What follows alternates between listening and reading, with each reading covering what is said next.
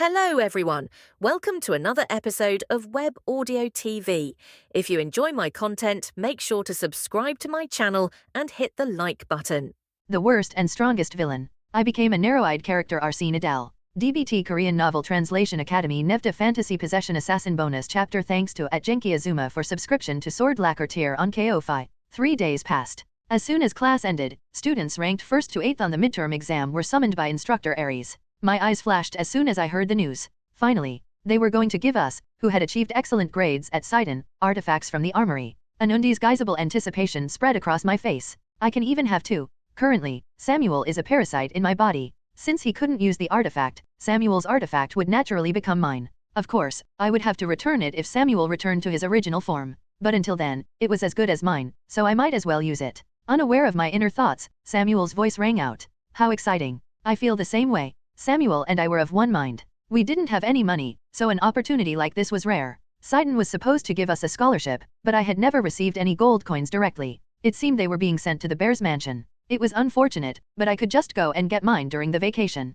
If only Crete would allow it. But Lady Fran is late. She was with us in the classroom until just now. Maybe something urgent came up. What are you talking about? Why would that frivolous girl be coming with us? Samuel asked, sounding incredulous. I couldn't help but be taken aback. Even after 3 days, Samuel still thought that Fran being first place was an illusion. But it was time for him to wake up from his dream. Please come back to reality. Lady Fran is indeed the top student in this midterm exam. It's truly a proud moment that a student from our class A achieved first place. Were my words too cruel? Samuel just kept quiet. Then, I suddenly realized that it was really time to go. We had waited quite a long time, but Fran never showed up. Where the hell is she and what is she doing? I wish she had at least told us why she was late. In the end, Samuel and I had no choice but to go. Let's go by ourselves. Lady Fran will come if we go and wait first. Humph, let's do that then. Samuel, who had come to accept Fran's position as the top student, replied. And so, we headed to the auditorium, the location of the entrance exam. *****. Meanwhile, inside the auditorium, the Class A students are late. Ares muttered as he looked around. In front of Ares were the children of the 7 deadly sins, excluding the Class A trio. They waited for a long time, but there was no sign of the Class A students. Aaron, who was showing signs of fatigue, raised his hand and asked, Instructor, I'm getting tired. When are those Class A guys coming? I agree. Punctuality is crucial, but is it because they're in a class with a half-breed and a descendant of an extinct clan? When Aaron expressed his dissatisfaction, Guwar snorted as if he had been waiting for that. Renee's eyes narrowed. Just before Renee could glare at him, thud dash. A dull thud echoed behind Guwar. The owner of the footsteps opened his mouth and sneered. Guwar is still as talkative as ever. The man's blatant provocation. Guwar's face turned bright red at those words. Guwar turned around roughly like an angry bull. Who dares? That moment, Guwar's eyes widened. In his sight was Baltan, who had narrowly missed the position of top student. Guwar realized that the one who had mocked him was none other than Baltian, and he immediately tucked his tail between his legs. Guwar's mouth was shut for a moment. Baltan chuckled at his cowardly appearance and strode towards Guwar, asking, Do you want to fight me again like last time, or are you going to run away? For a moment, Baltan's aura twisted. His face was clearly smiling, but the aura within it was far from ordinary. Ares, who had been watching the whole thing, let out a heartfelt exclamation at Baltan's aura. He's gotten stronger. It had not even been a week since he had seen the recording of the human world invasion. Baltan had grown again in that short amount of time. It was a truly unrealistic growth rate. He was already like a monster, but if he reached his prime, it was impossible to even guess how strong he would become. Eventually, sorry. Guwar, unable to withstand Baltan's aura, apologized to Baltan. Only then did Baltan withdraw his momentum and shrug. Ares let out a deep sigh at the two of them arguing. It's not going to do us any good if the commanders are on bad terms like that. Ares decided that he would have to make a suggestion to the headmaster about this. Everyone here would one day rise to the position of leading the students of Sidon. It was necessary to make the commanders friendly with each other in advance, because there was no benefit to fighting like this. Just then Oh, I'm quite late n/o/vel/b/in.c//om. A voice suddenly rang out. Ares slowly turned his head. When had it happened? A student with crimson hair was standing among the 7 deadly sins children. The crimson eyes between his narrowed eyelids scanned everyone present. It was Adel, the leader of Class A. Ares had to hide his surprise at the sight. I'm sure I didn't feel any flow of mana. If Adel had used his teleportation ability, he should have felt at least a little bit of mana flowing. However, there was no mana flowing here at all. In other words, Adel had not used his teleportation ability. He had simply walked here. He had deceived the senses of everyone present. Baltan was not the only one who had grown because of the invasion of the human world. Rather, it was Adel whose abilities had developed more significantly. Just then, showing up like a rat, you still lack manners and etiquette. Half-breed. The worst and strongest villain. I became a narrow-eyed character Arsene Adel. DBT Korean Novel Translation Academy Nevda Fantasy Possession Assassin. As Baltan's gaze turned to Adel, Gyuwar began to provoke him. The moment Adel's curved eyes narrowed. Swish dash. Dozens of thorns sprouted from Adel's hand, and 30 daggers floated in the air, surrounding Gyuwar's entire body. Gyuwar's eyes widened in surprise at the sight, which would not have been strange if he had turned into a hedgehog at any moment. At that moment, Adel, who had used teleportation, whispered in Gyuwar's ear from behind. Manners, what an interesting word for you to say. Adel, who had added an ominous remark, opened his mouth with a smile. If you move even a little, it will be quite painful. Why, you bastard. I told you not to move n/o/vel/b/in.c//om. Adel spoke with a hint of amusement. Flick dash. A single, black blade grazed Gyuwar's nape.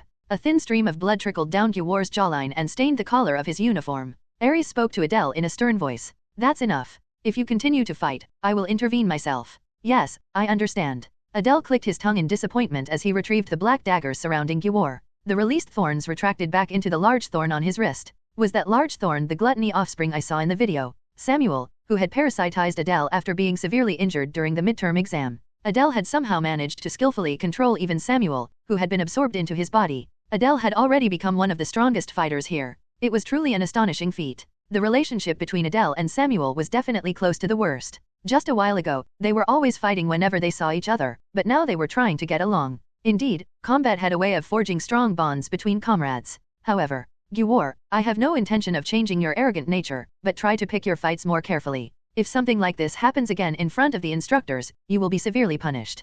Gyuwar didn't say anything directly, as if his pride had been hurt. He simply nodded his head. Ares let out a deep sigh. I wish Gyuwar would show even a fraction of the charisma he displayed during the midterm exam. Why on earth does he act like that normally? Adel looked at Ares with a puzzled expression as he rubbed his temples in frustration. Ares frowned at Adel and asked, "Why are you looking at me?" "It's just that I'm surprised." "About what?" "I thought you would scold me." "Are you feeling unwell?" "I'm fine." Ares shook his head. He had simply done his duty as an educator and judged right from wrong.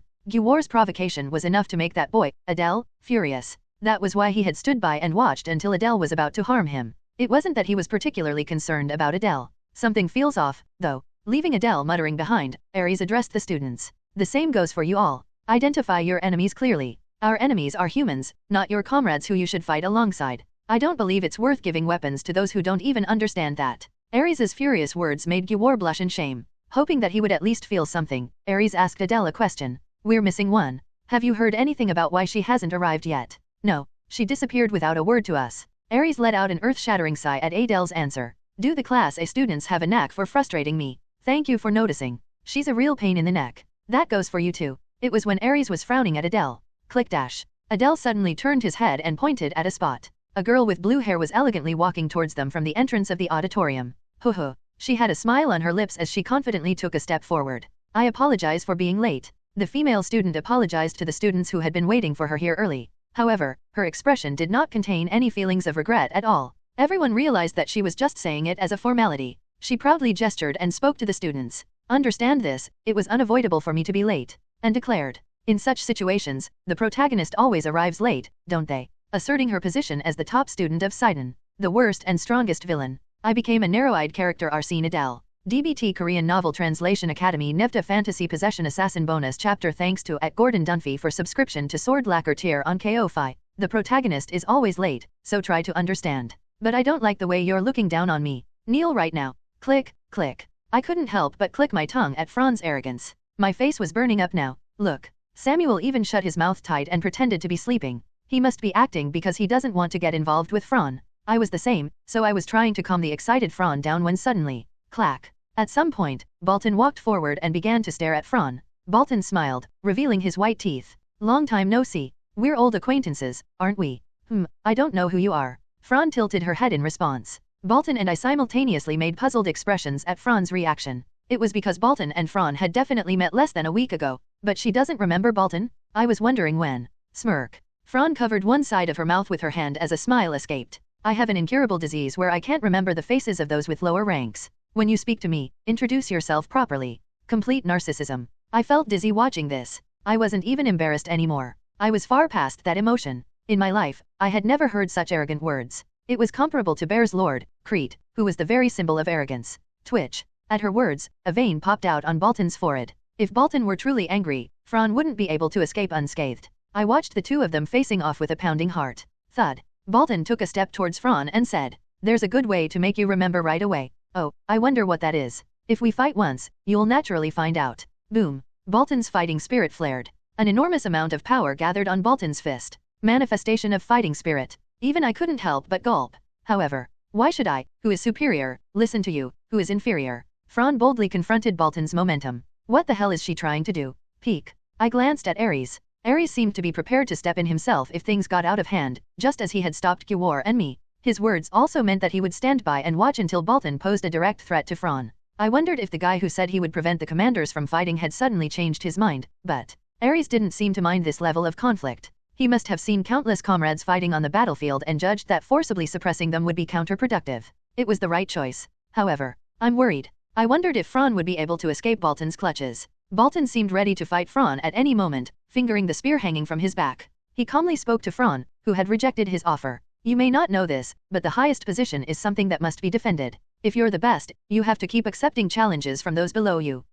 I don't really get it. She shrugged at Bolton's words. Fran's attitude was still relaxed. Fran's voice, tinged with mockery, flowed out. "Those are strange words coming from you, who only challenged those weaker than you." Bolton's eyebrows twitched at this, and he glared at Fran, his killing intent growing stronger. Fran calmly met Bolton's gaze and continued speaking. "If you were truly someone who challenges the best, you would have gone after the headmaster, not me. But haven't you been picking on my slave this whole time? You want to choose an easy target because you think you can't win against the headmaster." Fran's words felt like a breath of fresh air. For a moment, I had the illusion of drinking ice water. Why was Fran speaking such sensible words? Nov. L. B /JNN. But apart from that, Bolton's expression hardened noticeably. His initial smile was gone. He simply stared at Fran with a blank expression, holding his breath. This was how Bolton looked when he was genuinely angry. Bolton had fallen for Fran's provocation. The problem was, how is she going to fix this now? It was good that she had given Bolton a good jab. I was more than willing to applaud that, too. However, even if Ares blocked Bolton's spear, Fran would still be fatally wounded.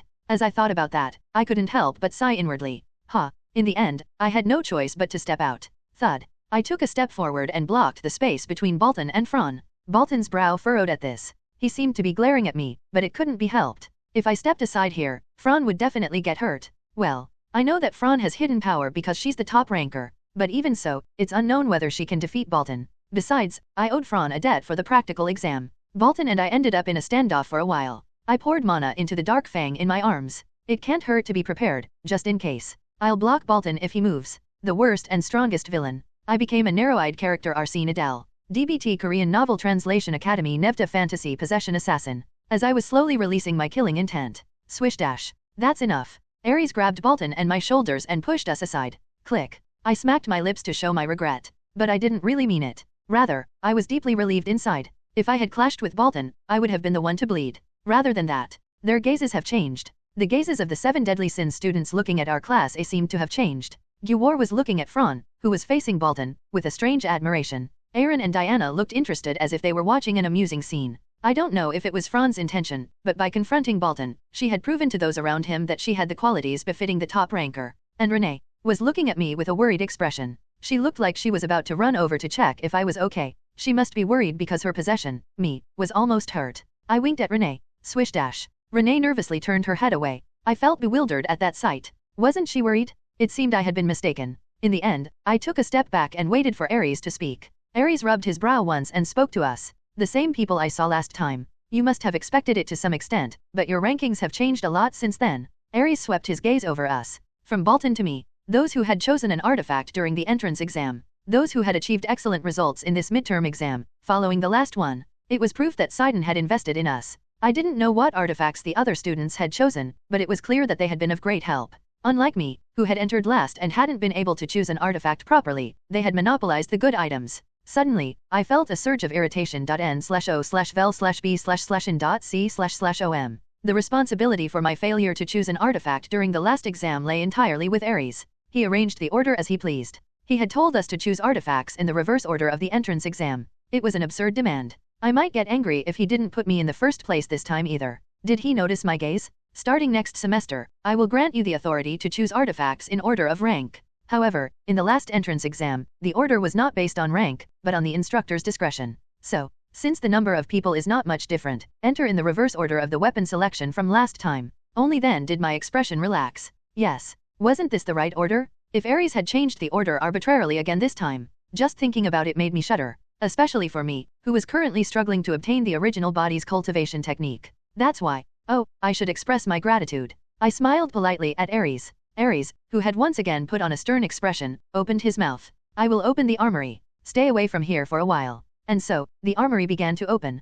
Thud dash. The armory appeared as before, with a dull thud. I looked at the stairs leading down to it. Adel, enter. Ah, since you're with the gluttony offspring, it can't be helped. Choose his as well. Ares nodded at me, who was to be the first. I nodded and took a step forward. In response, I nodded and took a step forward. Thump thump. My heart began to pound. If luck is on my side this time, I will obtain Adel's mana method. But Samuel, who was accompanying me to the armory, was unusually quiet. Is he pretending to be asleep, or is he really asleep? He was definitely awake when we were in the auditorium. How did he fall asleep so quickly? I shook my head excitedly. I would wake him up when we were about to leave after looking around the artifacts. As I walked down the stairs, we're here. I noticed an iron door, just like the one I had seen before. Unlike last time, I could easily open the iron door with my own strength. It must be thanks to the tremendous growth I've made. I let out a satisfied laugh and dragged my feet. And then, this is it. A smile spread across my face, wide enough to touch my ears. There were even more artifacts in the armory than I had imagined. The worst and strongest villain. I became a narrow-eyed character Arsene Adel.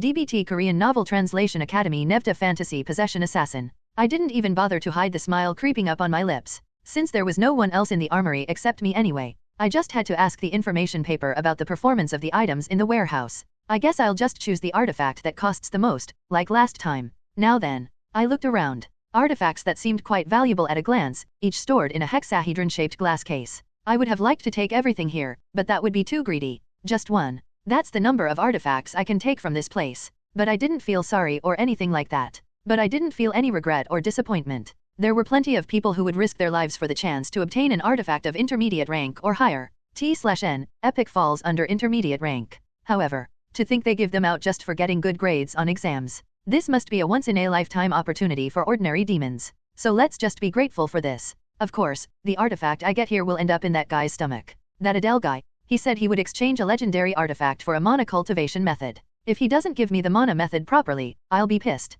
That's how rare and valuable legendary artifacts were. Even I, who had been in the demon realm for almost half a year, had only Fang of Darkness. Of course, I didn't feel the need to change it because it showed good efficiency with my darkness attribute. Still, I'll have to get one more soon. I felt a lot through my fight with Tyrias. Since I still couldn't manifest fighting spirit, I had no choice but to rely on other aspects. Well, if I master Adel's method, the problem with my strength will be solved. So for now, let's take a look. I wonder what kind of artifacts Sidon prepared for the excellent students in the midterm exam this time. Swish dash. With a relaxed expression, I read the descriptions of the artifacts in the warehouse one by one. Twin Serpent Spear. Starlight Crystal. Glimmering Sandbag. As expected, the first row was filled with artifacts that were not chosen in the previous reward. They were all shunned by the students because of their ambiguous performance. I also had no intention of choosing such artifacts. The only thing I needed now was a legendary artifact. I muttered as I glanced over the artifacts in the front row. Up to here, they were things I had seen before. Naturally, the artifacts chosen by the students hadn't been replenished. They must have been unique artifacts, so they couldn't be replaced. Now, I feel that Sidon is great for giving artifacts to students. I guess I'll have to face formidable monsters like Tyrias in the future since I received such an exceptional investment. So, let's look at other things. The artifacts in front of me are all useless, but the ones in the back must be different. At the time of the entrance exam reward distribution, Bolton came out with a unique artifact. It was a level slightly below a legendary artifact, but it was too much to give to a student. That's why I had no choice but to expect it. At that time, it was just an entrance reward, wasn't it? Then, there was a high probability that a legendary artifact existed in this reward, which I had to risk my life for. To be exact, it should exist. I swallowed my dry saliva with tension and moved forward. Let's see. The glass cases in the second row. Inside those glass cases were artifacts I had never seen before. There seemed to be more than 20 of them. As expected of the largest training institution in the demon realm, they had gathered a lot of artifacts. Wouldn't one of these be legend rank? I was thinking that when these are, my face hardened. Out of about 20 artifacts, several of them existed in my memory. These are spoils of war. The artifacts that the members of the student council had taken after killing Sidon's students. I had intentionally set it up so that the main characters could get opportunities and treasures. In the work, Sidon's students were nothing more than consumables used for the growth of the protagonist's party. It was a natural structure to defeat the enemy and get a reward. At the time of writing the novel, I didn't think about why students of Sidon were carrying high-level artifacts. But now I know. The plausibility of Sidon students possessing artifacts was established in this way. I'm starting to feel it again. If the original story goes as planned, not only Samuel and Fran, but everyone I just saw will die. Balton, Ares, Renee. There's no need to say more. All the demons remaining in the demon realm will either become prisoners of the humans or face death. / No. I shook my head in denial. I have to change it. The obscure, forgotten settings and the secrets hidden by the 6 families. I felt the need to save the demons in order to uncover the truth. That would be the most effective way to change the story from the original. The more the story deviates from the original, the further away I can get from death. The longer the demon realm exists, the more opportunities I'll have to increase my strength. The more hope the demon realm has, the more artifacts and elixirs I'll get. That's why I'll take the best artifact. I scanned the treasures in the glass cases. There are a total of 13 artifacts from the original story in Demon Realm. Most of them are high-level artifacts with legend rank. I looked down at them. If Fran and Samuel were alive in the original story, I would have known about more artifacts. I only remembered 13 because Fran and Samuel at this point didn't appear in the original story. The artifacts Fran and Samuel had when they were killed by Tyrese' hand weren't even mentioned in detail. The reward for the entrance exam the other day wasn't a high-level artifact, so it was just glossed over with a description like, "I got a useful artifact." So excluding the entrance exam, if they give out artifacts like this once a year, the remaining 5 would have had a total of 15.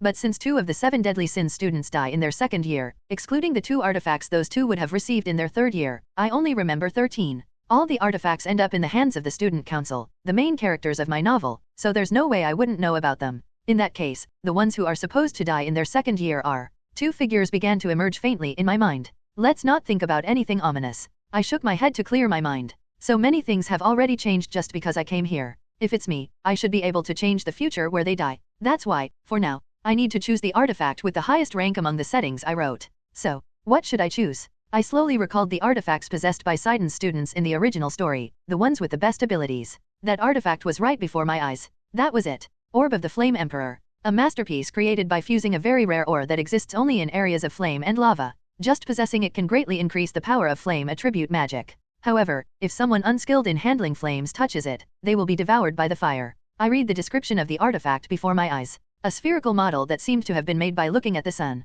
The sphere rotated clockwise, faintly scattering flames around it. Although it wasn't a legendary artifact, it was an object of immense value, an epic rank. It was probably the highest ranked among the 13 artifacts I knew. It means I can't get a legendary artifact. If that's the case, I'll have to postpone receiving the mana method from Adel. But this opportunity was too precious to pass up. When else would I get a legendary artifact if not now? It's not like I can get an artifact whenever I want. Well, if I could just go outside Sidon, it wouldn't be impossible. But that's impossible for now. If at all possible, I wanted to get my hands on a legendary artifact this time, so I couldn't make a choice easily. The Orb of the Flame Emperor was definitely a good artifact and also boasted a very high rank. Far superior to the artifacts here. So, Adel would obviously keep saying that the other artifacts in Sidon's vault wouldn't be enough. This is the best of the artifacts that appear in the original story. I had to choose an artifact better than the Orb of the Flame Emperor. I couldn't help but sigh. Then do I have no choice but to choose from the remaining 8 artifacts? Of the 8 artifacts, there were 7 with descriptions written and only 1 without.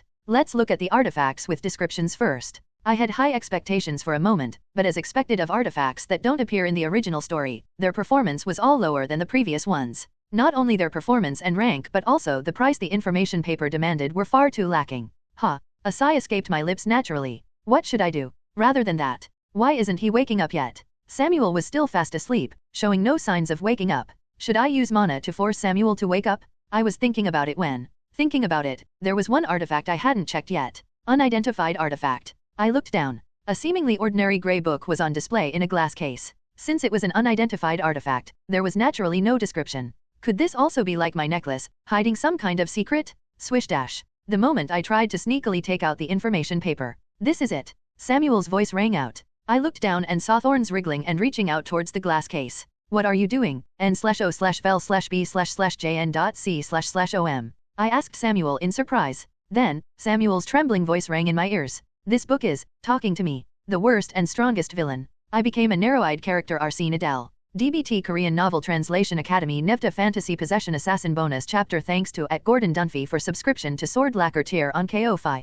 After selecting the artifacts, Samuel and I headed outside. The artifacts we ultimately selected were the Orb of the Flame Emperor and the grey book floating in the air. The Orb of the Flame Emperor was understandable, but what exactly was the book Samuel had chosen? I heard that it spoke to Samuel. Since it's not the artifact I had in mind, I don't know its capabilities. It wouldn't be impossible to find out through the information paper, but the price was too high. The book that Samuel chose. The information paper said that if I wanted to know its identity, I would have to pay a higher price than Adel's mana cultivation method, which I desired. In other words, the value of the unidentified book is equal to or similar to that of Adel's mana method. But there was no way to find out its identity. That's why I was frowning and staring at the book. You can look at it all you want, but I'm not handing this book over. I never said I wanted it. As I glared at the book, Samuel's curt voice rang out. I looked away. It seems he's quite fond of this book. I wanted to offer Samuel's book as payment for the mana method, but it bothers me that it costs more than the price of the mana method. It was hard to dismiss it as some kind of hidden piece when such a hefty price was involved.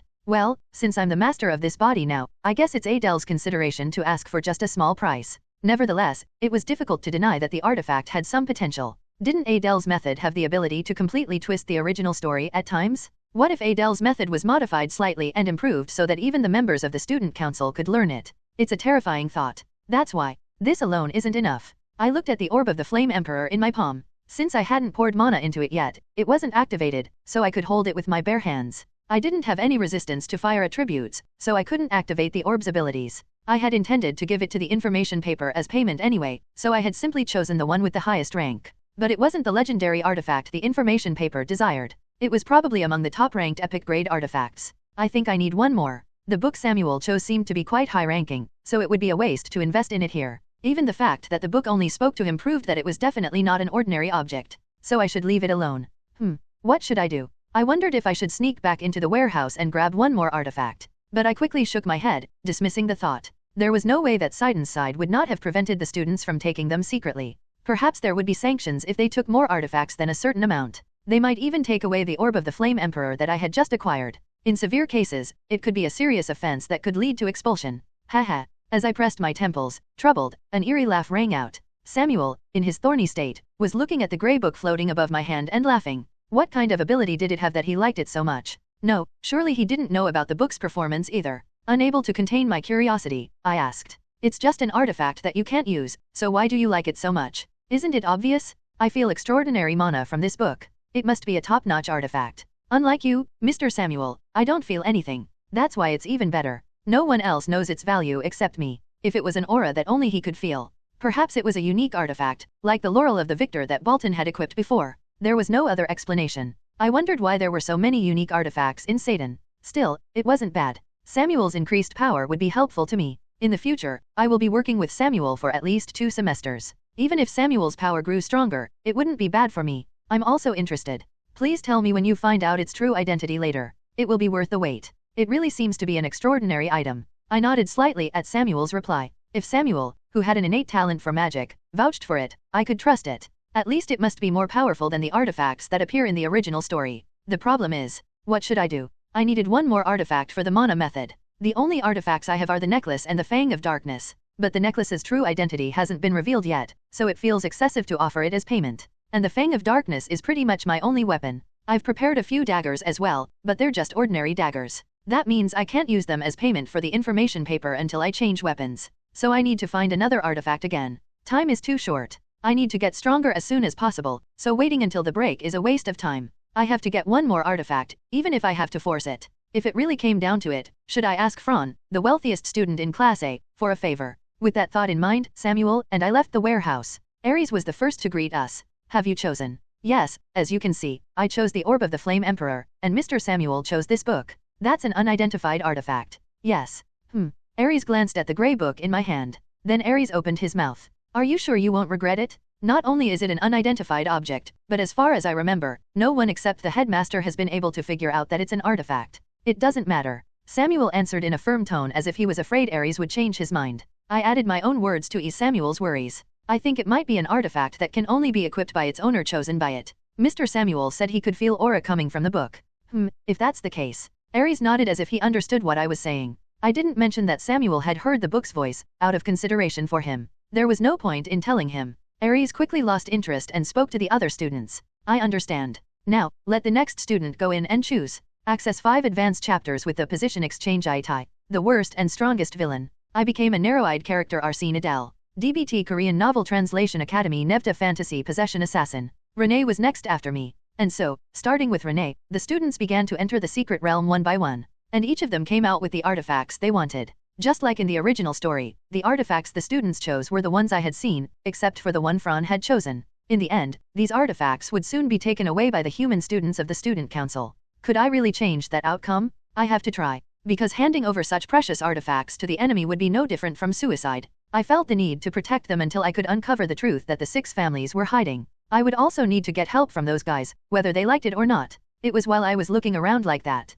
Have you all chosen? Ares asked, having gathered the students together. The students nodded in response. Each of them had brought the artifact they wanted from the secret armory. Most of the students were smiling with satisfaction. Except for one. This is a bit disappointing. Aaron grumbled in his usual languid voice, glaring at me. To be exact, he seemed to be looking at the orb of the Flame Emperor in my hand. According to the original story, Aaron was supposed to have obtained the orb of the Flame Emperor. I had no intention of handing it over. I needed to have the orb of the Flame Emperor, which was a fairly good grade, in order to get the mana method. Ares glanced at us and continued speaking. Then everyone is dismissed. And so, the midterm exam rewards ended with a slight sense of regret for me. At Ares's words, who had given the order to disperse, Renee approached me and said, "I'll be going. I hope you stay healthy." "Yeah, you too." After exchanging just a few words, Renee turned her head abruptly and disappeared from my sight. And the one who approached me next was Fran, with her flowing blue hair. "Hoo, can you see what belongs to me?" "Yes, I can see it clearly. As the top student, it would be fitting for me to choose 2, but I graciously left one for those weaker than me. N/O/vel/b/jn.c//om. In the first place, according to the rules of the demon realm, one could only take one artifact. I clicked my tongue inwardly and said goodbye to Fran as well. And just as I was about to head towards the dormitory, Adele, Ares stopped me. I turned my head slowly. Unlike usual, his mouth was slightly open, just like when he had spoken to me in front of the infirmary before. Did he have something to say? "Why have you called for me?" "I have something to give you." What could he possibly give me? I couldn't help but tilt my head.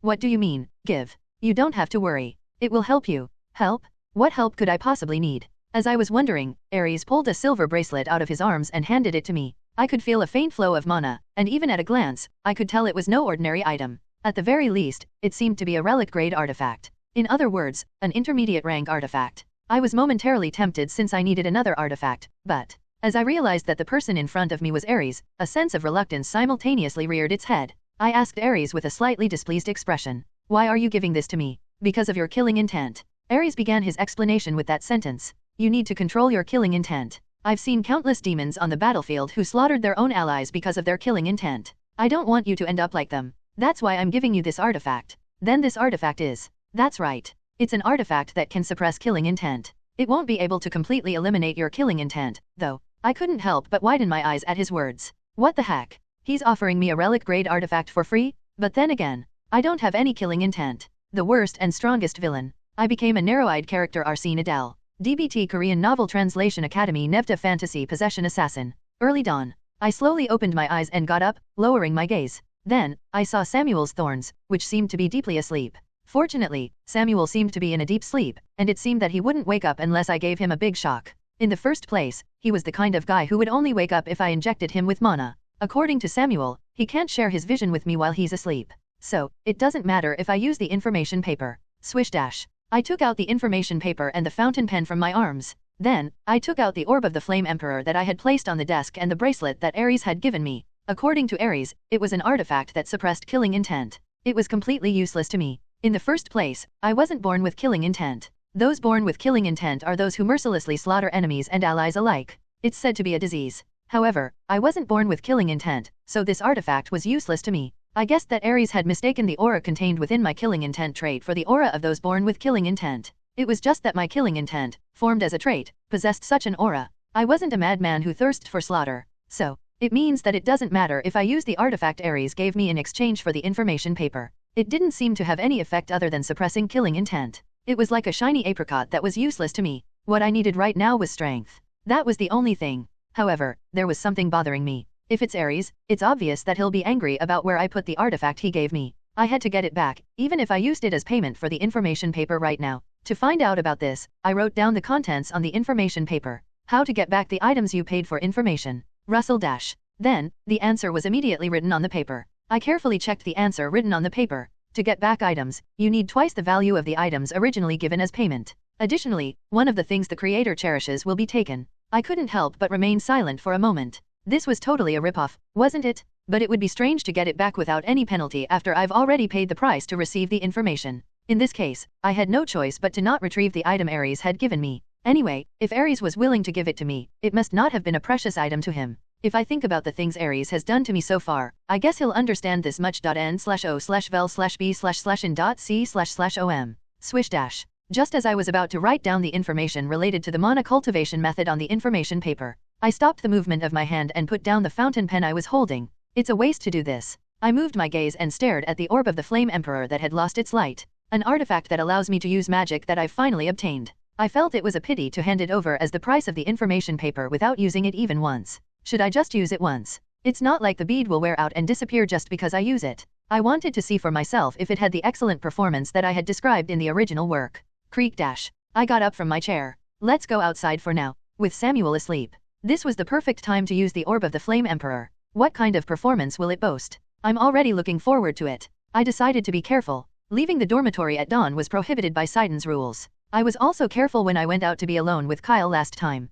Whoom dash. I circulated mana throughout my body and manifested the stealth skill. And I minimized my presence and sneaked out through the window. If it were before, I would have had to put darkness around Samuel. Now that Samuel is on my wrist, I don't have to do that anymore. He just couldn't see the outside if he was sleeping. I sighed in relief and stretched out an arrow. To go faster. Designate. Move dash. I used position exchange. That's how I managed to leave the dormitory to try out the orb of the Flame Emperor. ******. 5 minutes later. The place I headed to after leaving the dormitory was the place I had visited last time. It was the place where I had dueled with Kyle. It was also Kyle's secret base within Sidon. I didn't know before. I looked around the room with a newfound feeling. I realized why the Sidon instructors hadn't noticed this place. I had definitely arrived at the right location. It was the same place Kyle had used as his secret base. However, I can't see anything. There was nothing in the place Kyle had used, just a wall. This was a trick Kyle had used. He must have set up some kind of device to prevent Sidon's people from discovering his base. He put more effort into it than I thought.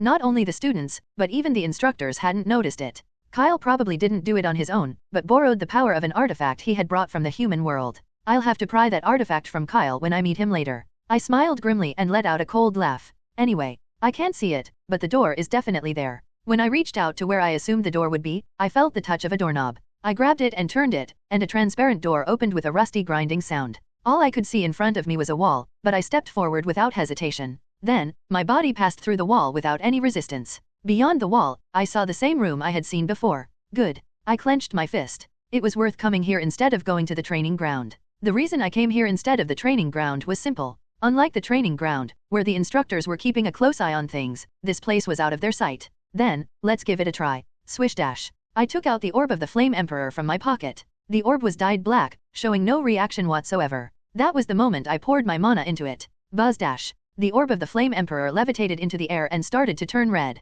A bright crimson light, as if it contained the sun, illuminated the surroundings. The bead began to resonate with my mana. In an instant, I felt my mana being sucked into the bead. It's consuming an enormous amount of mana. I had only used it once, and already 20% of my mana had been depleted. It couldn't be helped. I was a novice in fire magic, and I was using the bead's power to forcibly use magic. But, however, as expected of a high-rank artifact, its performance was outstanding. Goo dash. Soon, the bead surrounded by flames began to rotate counterclockwise and scatter flames. And the moment the flames were shot out, wow, I couldn't help but be impressed. A fiery gust swept past the surroundings. Fortunately, no sparks flew at me, but the surroundings were charred black. In that short time, I could fully feel how the mana flowed. The mana in my body began to gather in one hand and soon began to rotate like a typhoon. It was truly an overwhelming destructive force. It was a pity that such an artifact was being used in exchange for information paper. That's how This is definitely the feeling. I began to focus with interest on fire attribute magic. After activating the orb of the Flame Emperor once more, I accurately grasped the principles and usage of the compressed flame typhoon created by the orb of the Flame Emperor. However, what's the point? I couldn't help but let out a deep sigh in disappointment. Ugh. I scratched the back of my head. The attributes I possessed were only the unknown chaos attribute and the darkness attribute. Since I didn't have the fire attribute, even though I had figured out how to use the flame sphere through the orb of the Flame Emperor, I couldn't actually use it. I got the feel for it, but the attributes are different. Out of disappointment, I tried using the flame sphere once more. It was quite an addictive feeling. I might get attached to this. If I continued, I would have regrets. It would disappear as a sacrifice for the information paper anyway. It would be a good judgment to put it in the paper now. Just as I was about to extinguish the orb of the Flame Emperor and put it away, a sudden thought crossed my mind. Does it have to be fire attribute? I couldn't help but wonder. The orb of the Flame Emperor lends flames to a caster who doesn't have the fire attribute, allowing them to use magic. It's definitely good magic, but does it necessarily have to be the fire attribute? I think it will work. Let's try it once. I emitted dark attribute mana from my body and made it rotate on the palm of my hand.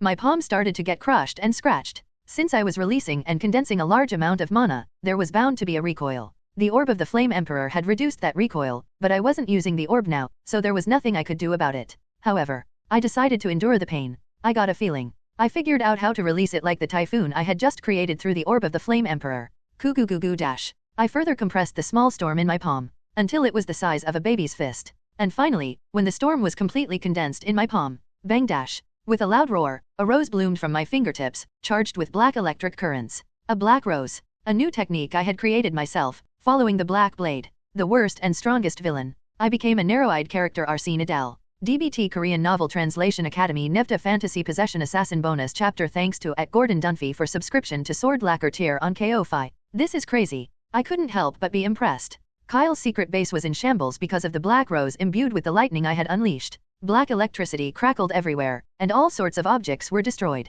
If I had used this on the training ground, there would have been traces left behind. No matter how hard I tried to erase the traces, I would have been caught. This is during the invasion of the human world. It was on par with the power of the last arrow Sicilla had shot. It was a technique that I hadn't yet mastered properly, yet it was as powerful as an arrow imbued with fighting spirit. I felt a chill run down my spine. At this level, it was an ability that could be used in actual combat. It was a formidable weapon that could become my ultimate technique. The Black Blade Rain was definitely a good skill, but it wasn't at this level. Its power was significantly weaker than the Black Rose I had unleashed. N/O/vel/B/in.C//om. If it was a situation where I had to deal with multiple enemies at once, the Black Blade Rain might have the upper hand, but in a one-on-one situation, the Black Rose would be superior. No, it was certain. My ultimate technique had sprouted. Perhaps it was due to the darkness attribute I possessed, but the Black Storm overlaid with deep darkness showed greater power than the flames created by the orb of the Flame Emperor. However, the Black Rose also has a penalty. It was true that it was an outstanding ability,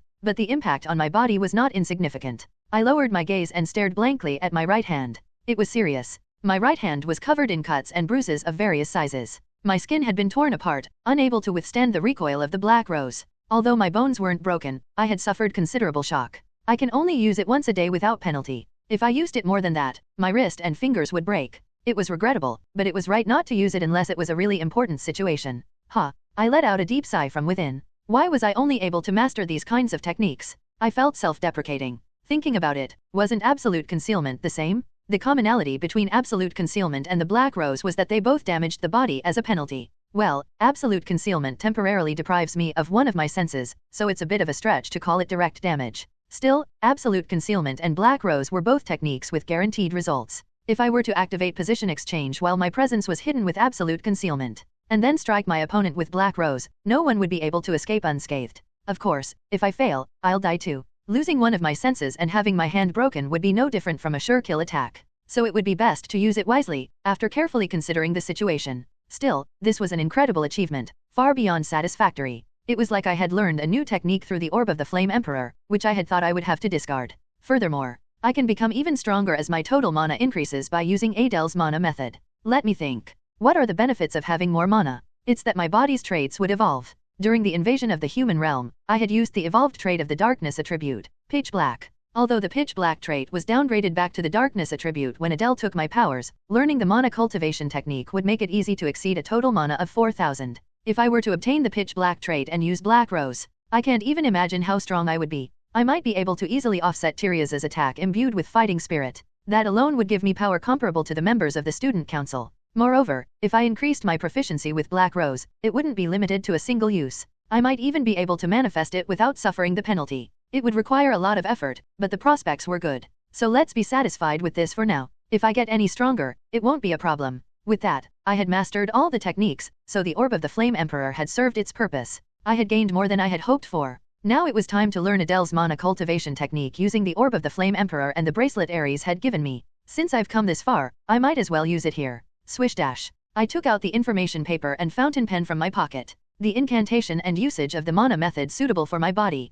Soon after, words began to be written on the information paper. This is information that requires a price. Please pay with a legendary artifact or higher, or 10,000 gold coins or more. Phew. I let out a sigh and calmed my racing heart. Has the time finally come? The question was whether these two artifacts would satisfy the price the paper wanted. If the information paper claims the price is insufficient, everything I've done so far will be in vain. So, please. Praying earnestly in my heart that the information paper would be satisfied, Orb of the Flame Emperor and Ares's bracelet on the paper. It was a short time, but it was fun. I said my final goodbyes to the Orb of the Flame Emperor and Ares's bracelet. Swoosh dash. The Orb of the Flame Emperor and Ares's bracelet were absorbed into the paper. Soon, they completely disappeared without a trace. Before the answer was written on the paper, I opened my status window. The worst and strongest villain. I became a narrow-eyed character Arsene Adel. DBT Korean Novel Translation Academy Nevda Fantasy Possession Assassin. Status window. Arsene Adel. Race, half-demon. Tendency, chaos. Talent, position exchange. Trait, interest absorption killing intent darkness mana manipulation eye of arrogance telekinesis sword lacquer Samuel.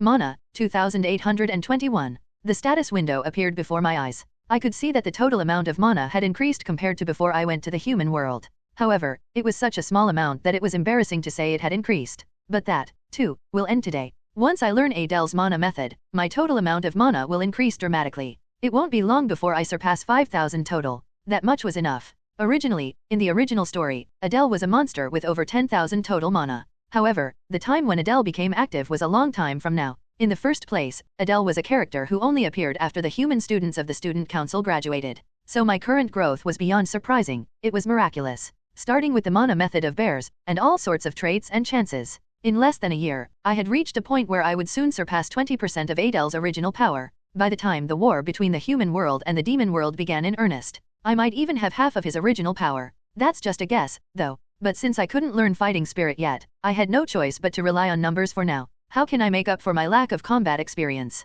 For the time being, there will be no invasion of the human realm. Now that the leaders of the Sidon's army have realized how strong the personnel of the Imperial Academy are, they will have to reassess the human realm's forces. Besides, in the original story, they didn't invade the Imperial Academy around the time of the final exams. For now, let's just train day and night. I put my regrets behind me and closed the status window. Then I looked at the information paper. Soon, words began to appear on the information paper, evaluating the adequacy of the price I had paid. Sufficient price received. Price judged to be greatly excessive. Recalculating. What? I frowned at the unfamiliar words written on the paper. It was the first time it had said that the price was not just a little excessive, but greatly excessive. Up until now, the paper had helped me more than enough, even when the price was just a little more than adequate. But, greatly excessive. Nov. L. B //JNN. In what way was the price excessive? I had only given an epic grade artifact and the artifact Ares had given me as payment. There was a huge gap between epic grade artifacts and legendary grade artifacts. Just because I had 2 epic grade artifacts didn't mean that their performance was better than a legendary grade artifact.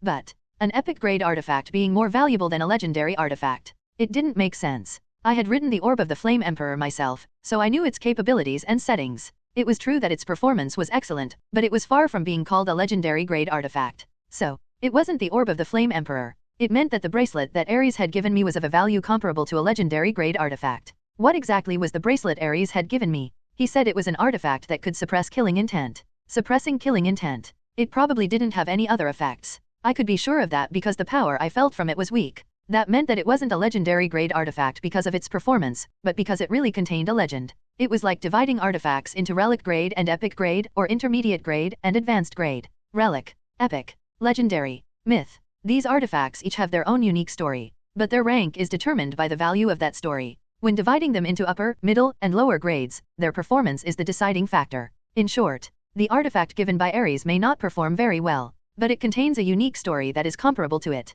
What kind of story could it contain? I was pondering this sudden question when the paper that had just finished the accounting began to display writing. And then, one of the artifacts given by the creator in exchange is being returned.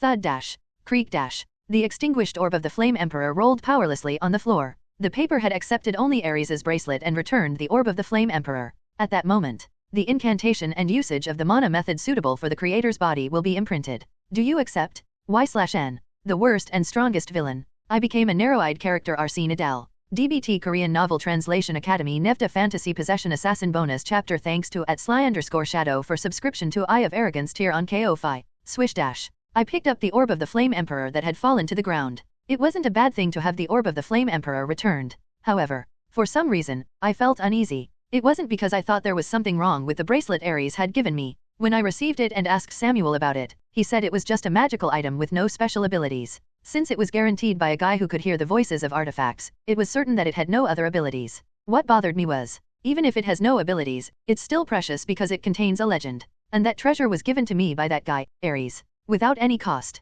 Did he suddenly develop a crush on me? Or, it could be that he judged my murderous nature to be dangerous. Well, it's definitely a good thing for me. I quickly turned my attention away from the bracelet that had disappeared and looked at the information paper. The incantation and usage of the mana method suitable for the creator's body will be imprinted. Do you accept? Y/N. The words written on the information paper. What a pointless question. I frowned. Of course, I'll accept it. Is there any reason for me to refuse? Swish, swish dash. Once again, I picked up the fountain pen and wrote Y on the information paper. In an instant, a voice echoed in my head. O darkness residing in the abyss, I command thee, by the power of darkness, banish the light. For all shall return to darkness. O abyss, gaze upon me. Open your maw and reveal your black teeth. Let the viscous darkness dwell within me. O abyss, dwell within me. Flinch. My body trembled at the ominous voice. It was an incantation that looked extraordinary at a glance. At the same time, I knew what posture and tone to use to recite this incantation. However, it's not easy. I frowned, feeling troubled.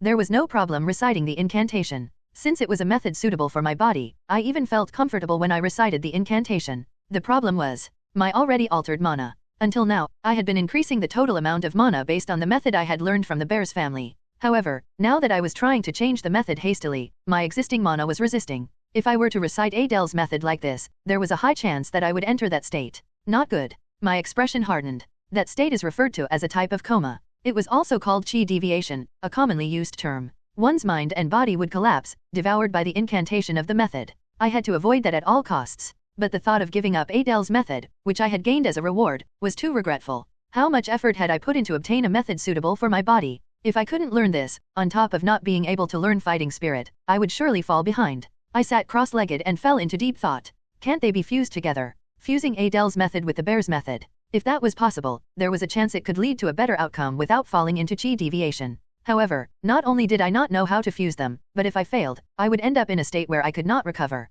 What should I do? For now, O darkness residing in the abyss, Nov, L, B // JNN. I decided to recite Adel's method. I would only fall into chi deviation if I ignored my body's resistance and forcibly changed methods. I knew that there was no problem with memorizing it for a short while, so I decided to give it a try. As I memorized the third sentence, I felt a strange sensation. My shoulders twitched. A mysterious sensation, as if I were floating in the void. It was definitely a feeling I had experienced once before. When was it? After thinking for a moment, I recalled the answer. That's right. It was definitely then, when I was using the stealth technique and suddenly manifested the chaos attribute, learning absolute stealth. The feeling at that time was very similar to this. No, it wasn't similar, it was exactly the same. I slowly closed my eyes and, while recreating the sensation from that time, I forced Adel's method and Bear's method to merge. The belief that Bear's and Adel's techniques were originally one. And then, my world was turned upside down. All the objects around me began to collapse. The moonlight that had been faintly illuminating this place was consumed by darkness.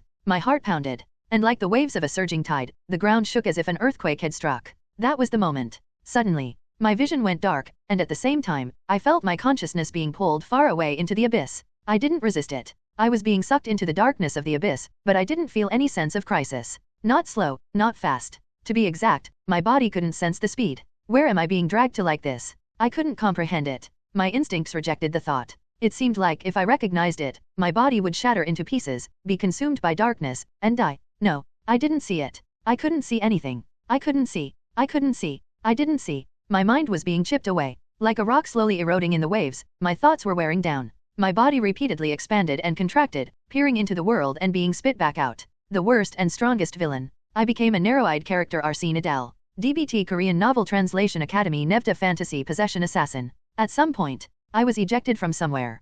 Clench dash. I covered my ears and shook my head. But something began to force my vision. The moment my head was lifted on its own, the whole world was covered in darkness. No, this isn't the world. It was some kind of space beyond comprehension. As I was about to be able to see the darkness within the darkness, I could perceive it because a darkness even deeper than the darkness was looking down at me. And the moment my vision became clear, my shoulders and eyes began to tremble uncontrollably with fear. Abyss. It was looking down at me gently, pushing away the darkness. It didn't make any move as it looked at me. It simply spoke to me through darkness, without moving. Why is it? The abyss looked sad somehow. It also looked faint and apologetic, and it seemed to show me some affection. Then I barely let out a sigh, close to a death rattle. The emotion the abyss was feeling reached my skin through the darkness. It was anger. The abyss was angry at me. Why is it angry? I've only just become aware of the abyss. The moment the abyss revealed its darkness and was about to rage. Thump dash, thump dash, thump dash, thump dash. Something unknown bound the abyss's body like chains. The darkness of the abyss began to shatter under the unknown force. However, the abyss tried to recover its darkness once more. At that very moment, whoom dash, a murky darkness began to flow from my wrist. It was neither the darkness that existed in this space nor the darkness of the abyss. The three-pronged stroke that the demon god gave me directly in the territory of bears. One of them disappeared and began to cling to the abyss. Then, the abyss, enveloped in the darkness of the stroke and the unknown chains, stared at me. This time, the emotion that appeared was not sadness or anger. This was a kind of resignation. An incomprehensible emotion was being sent towards me by the abyss. I also stared at the abyss without a word. At that moment, when I faced the darkness, crash dash. In an instant, all the darkness was drawn back, and I was thrown out of that space. Then, when I opened my tightly shut eyes, I returned to Kyle's secret base without any changes to my body. I blinked my eyes, lost in absurdity. What the hell happened? I glanced down at the stroke on my wrist. As if to prove that it was not a dream, one of the 3 strokes had disappeared. Why was the stroke suddenly used? If you use the stroke, you can temporarily borrow the demon god's power. I had never used it before. There had been many times when I needed strong power. There was only one reason why I hadn't used the stroke even though I had considered it every time. The penalty for the power was too great. If I were to use the demon god's stroke, my body would be possessed. Being possessed by a god meant the enslavement of one's soul. In a word, it would be no different from being a zombie that only followed the demon god's words. I didn't want that, so I hadn't used it before. But it was used without my permission, and no penalty was imposed. What did this mean? Did it mean that the way I knew how to use the stroke was wrong? My head started to hurt more and more. And what was it that I had just seen? Abyss. I don't know what that is. It's a setting that never appeared in the original work I wrote. I couldn't even understand why I had defined that darkness as the abyss. I just felt like I had to call it the abyss, because my body's instincts were telling me to. I pondered for a long time before I finally realized something and began to tremble.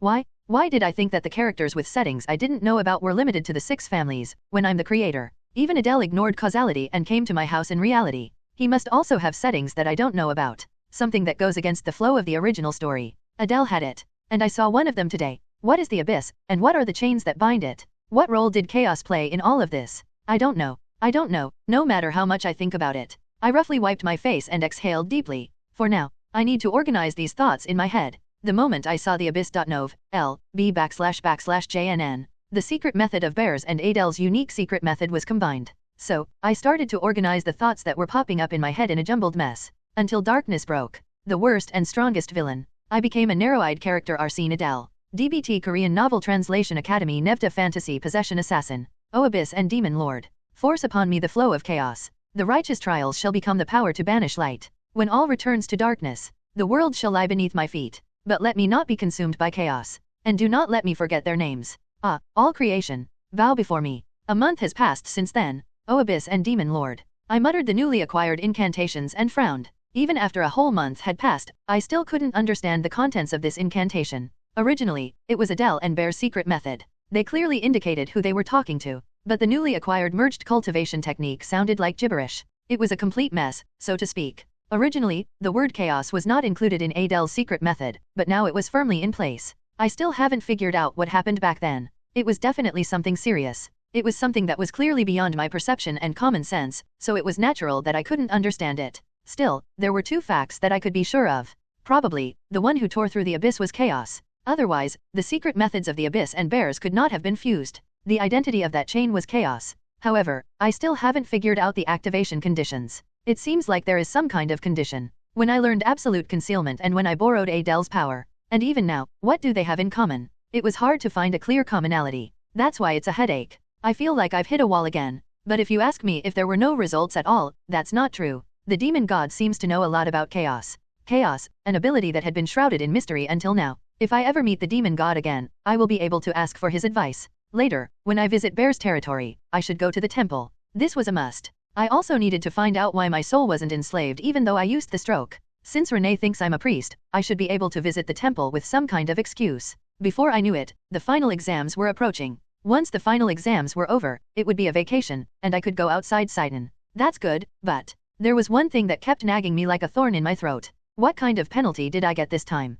Anything related to chaos takes something away from me. Absolute concealment is temporary, but it takes away one of my senses. When I borrowed Adel's power, it took something precious from me. I still don't know what it took. One thing for sure is that it's not my memories. The content of the discarded setting was something I didn't know from the time I became Adele, not when we invaded the human world. Perhaps it's something that was buried after being discarded for several years. That means Adele took something else. The important thing is that something else was taken away from me when I didn't even know what was taken before. So, this time, my body trembled. I shook my head to shake off my anxiety. I haven't noticed it for a month, so it shouldn't interfere with my daily life. Anyway, the important thing now was whether the new mana method was better than the mana method of bears. I can definitely feel a change. Rather, I felt it clearly. The moment I acquired the new mana method, I broke through a wall. It was similar to the feeling I had when I borrowed 20% of Adel's power. My 5 senses became sharper. In addition, I noticed that the mana I possessed had also increased significantly. I chanted the status window in my mind. Nov.b//JNN. Status window. Arsene Adel. Race, half-demon. Tendency, chaos. Talent, position exchange. Trait, interest absorption killing intent pitch black mana manipulation eye of arrogance telekinesis sword lacquer Samuel. Mana, 2821 4372. This is it. I exclaimed in admiration after checking the status window. First, the level of the killing intent trait increased. And then position exchange. It was the moment when a month's worth of effort shone. I wanted to cheer, but I held back and slowly looked through the status window. Perfect. It couldn't be more perfect. The darkness trait changed to the pitch black trait. I had finally achieved the evolution of the trait. Furthermore, after enduring hardships, both telekinesis and sword lacquer had risen by 1 level each. Even if sword lacquer reaches its final stage, it doesn't mean that fighting spirit can be mastered. Fighting spirit and sword lacquer are completely different areas. It meant that even if sword lacquer proficiency was cultivated to the extreme, the fighting spirit could not be mastered. It must be natural since some kind of enlightenment must be achieved. Still, if I continue to grow in this state, mastering fighting spirit won't be just a dream.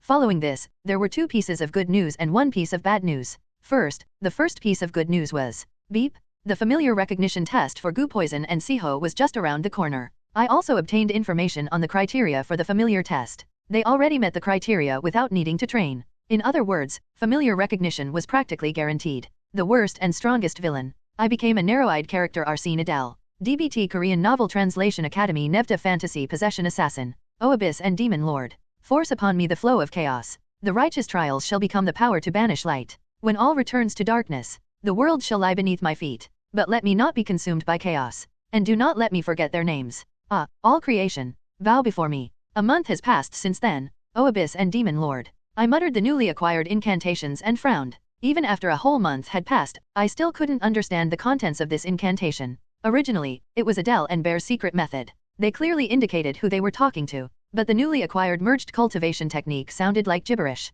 It was a complete mess, so to speak. Originally, the word chaos was not included in Adele's secret method, but now it was firmly in place. I still haven't figured out what happened back then. It was definitely something serious. It was something that was clearly beyond my perception and common sense, so it was natural that I couldn't understand it. Still, there were 2 facts that I could be sure of. Probably, the one who tore through the abyss was chaos. Otherwise, the secret methods of the abyss and bears could not have been fused. The identity of that chain was chaos. However, I still haven't figured out the activation conditions. It seems like there is some kind of condition. When I learned absolute concealment and when I borrowed Adele's power. And even now, what do they have in common? It was hard to find a clear commonality. That's why it's a headache. I feel like I've hit a wall again. But if you ask me if there were no results at all, that's not true. The demon god seems to know a lot about chaos. Chaos, an ability that had been shrouded in mystery until now. If I ever meet the demon god again, I will be able to ask for his advice. Later, when I visit Bear's territory, I should go to the temple. This was a must. I also needed to find out why my soul wasn't enslaved even though I used the stroke.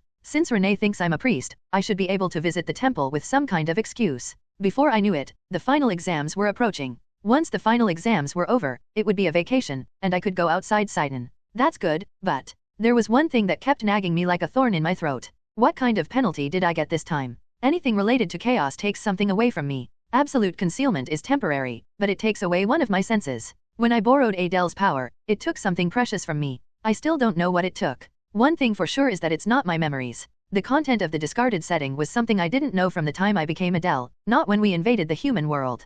Perhaps it's something that was buried after being discarded for several years. That means Adele took something else. The important thing is that something else was taken away from me when I didn't even know what was taken before. So, this time, my body trembled. I shook my head to shake off my anxiety. I haven't noticed it for a month, so it shouldn't interfere with my daily life. Anyway, the important thing now was whether the new mana method was better than the mana method of bears. I can definitely feel a change. Rather, I felt it clearly. The moment I acquired the new mana method, I broke through a wall. It was similar to the feeling I had when I borrowed 20% of Adel's power. My 5 senses became sharper. In addition, I noticed that the mana I possessed had also increased significantly. I chanted the status window in my mind.nov, /JNN. Status window. Arsene Adel. Race, half-demon. Tendency, chaos. Talent, position exchange. Trait, interest absorption killing intent pitch black mana manipulation eye of arrogance telekinesis sword lacquer Samuel. Mana, 2821 4372. This is it.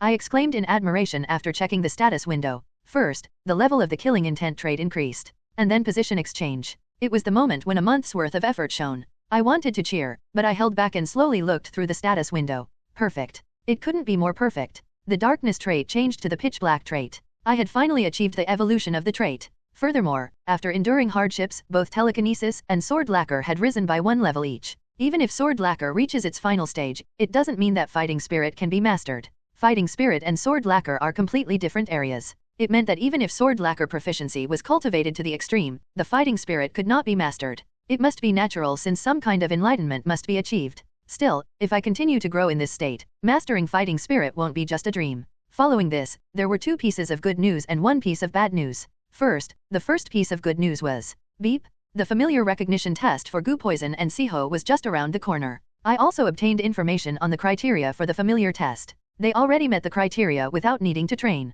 In other words, familiar recognition was practically guaranteed. The worst and strongest villain. I became a narrow-eyed character Arsene Adel. DBT Korean Novel Translation Academy Nevta Fantasy Possession Assassin. O Abyss and Demon Lord. Force upon me the flow of chaos. The righteous trials shall become the power to banish light. When all returns to darkness, the world shall lie beneath my feet. But let me not be consumed by chaos. And do not let me forget their names. All creation, bow before me. A month has passed since then, O Abyss and Demon Lord. I muttered the newly acquired incantations and frowned. Even after a whole month had passed, I still couldn't understand the contents of this incantation. Originally, it was Adele and Bear's secret method. They clearly indicated who they were talking to. But the newly acquired merged cultivation technique sounded like gibberish. It was a complete mess, so to speak. Originally, the word chaos was not included in Adel's secret method, but now it was firmly in place. I still haven't figured out what happened back then. It was definitely something serious. It was something that was clearly beyond my perception and common sense, so it was natural that I couldn't understand it. Still, there were 2 facts that I could be sure of. Probably, the one who tore through the abyss was chaos. Otherwise, the secret methods of the abyss and bears could not have been fused. The identity of that chain was chaos. However, I still haven't figured out the activation conditions. It seems like there is some kind of condition. When I learned absolute concealment and when I borrowed Adel's power. And even now, what do they have in common? It was hard to find a clear commonality. That's why it's a headache. I feel like I've hit a wall again. But if you ask me if there were no results at all, that's not true. The demon god seems to know a lot about chaos. Chaos, an ability that had been shrouded in mystery until now. If I ever meet the demon god again, I will be able to ask for his advice. Later, when I visit Bear's territory, I should go to the temple. This was a must. I also needed to find out why my soul wasn't enslaved even though I used the stroke. Since Renee thinks I'm a priest, I should be able to visit the temple with some kind of excuse. Before I knew it, the final exams were approaching. Once the final exams were over, it would be a vacation, and I could go outside Sidon. That's good, but there was one thing that kept nagging me like a thorn in my throat. What kind of penalty did I get this time? Anything related to chaos takes something away from me. Absolute concealment is temporary, but it takes away one of my senses. When I borrowed Adel's power, it took something precious from me. I still don't know what it took. One thing for sure is that it's not my memories. The content of the discarded setting was something I didn't know from the time I became Adele, not when we invaded the human world. Perhaps it's something that was buried after being discarded for several years. That means Adele took something else. The important thing is that something else was taken away from me when I didn't even know what was taken before. So, this time, my body trembled. I shook my head to shake off my anxiety. I haven't noticed it for a month, so it shouldn't interfere with my daily life. Anyway, the important thing now was whether the new mana method was better than the mana method of bears. I can definitely feel a change. Rather, I felt it clearly. The moment I acquired the new mana method, I broke through a wall. It was similar to the feeling I had when I borrowed 20% of Adel's power. My 5 senses became sharper. In addition, I noticed that the mana I possessed had also increased significantly. I chanted the status window in my mind.nov, /JNN. Status window. Arsene Adel. Race, half-demon. Tendency, chaos. Talent, position exchange. Trait, interest absorption killing intent pitch black mana manipulation eye of arrogance telekinesis sword lacquer Samuel. Mana, 2821 4372. This is it. I exclaimed in admiration after checking the status window. First, the level of the killing intent trait increased. And then position exchange. It was the moment when a month's worth of effort shone. I wanted to cheer, but I held back and slowly looked through the status window. Perfect. It couldn't be more perfect. The darkness trait changed to the pitch black trait. I had finally achieved the evolution of the trait. Furthermore, after enduring hardships, both telekinesis and sword lacquer had risen by 1 level each. Even if sword lacquer reaches its final stage, it doesn't mean that fighting spirit can be mastered. Fighting spirit and sword lacquer are completely different areas. It meant that even if sword lacquer proficiency was cultivated to the extreme, the fighting spirit could not be mastered. It must be natural since some kind of enlightenment must be achieved. Still, if I continue to grow in this state, mastering fighting spirit won't be just a dream. Following this, there were 2 pieces of good news and 1 piece of bad news. First, the first piece of good news was, beep, the familiar recognition test for goo poison and Siho was just around the corner. I also obtained information on the criteria for the familiar test. They already met the criteria without needing to train.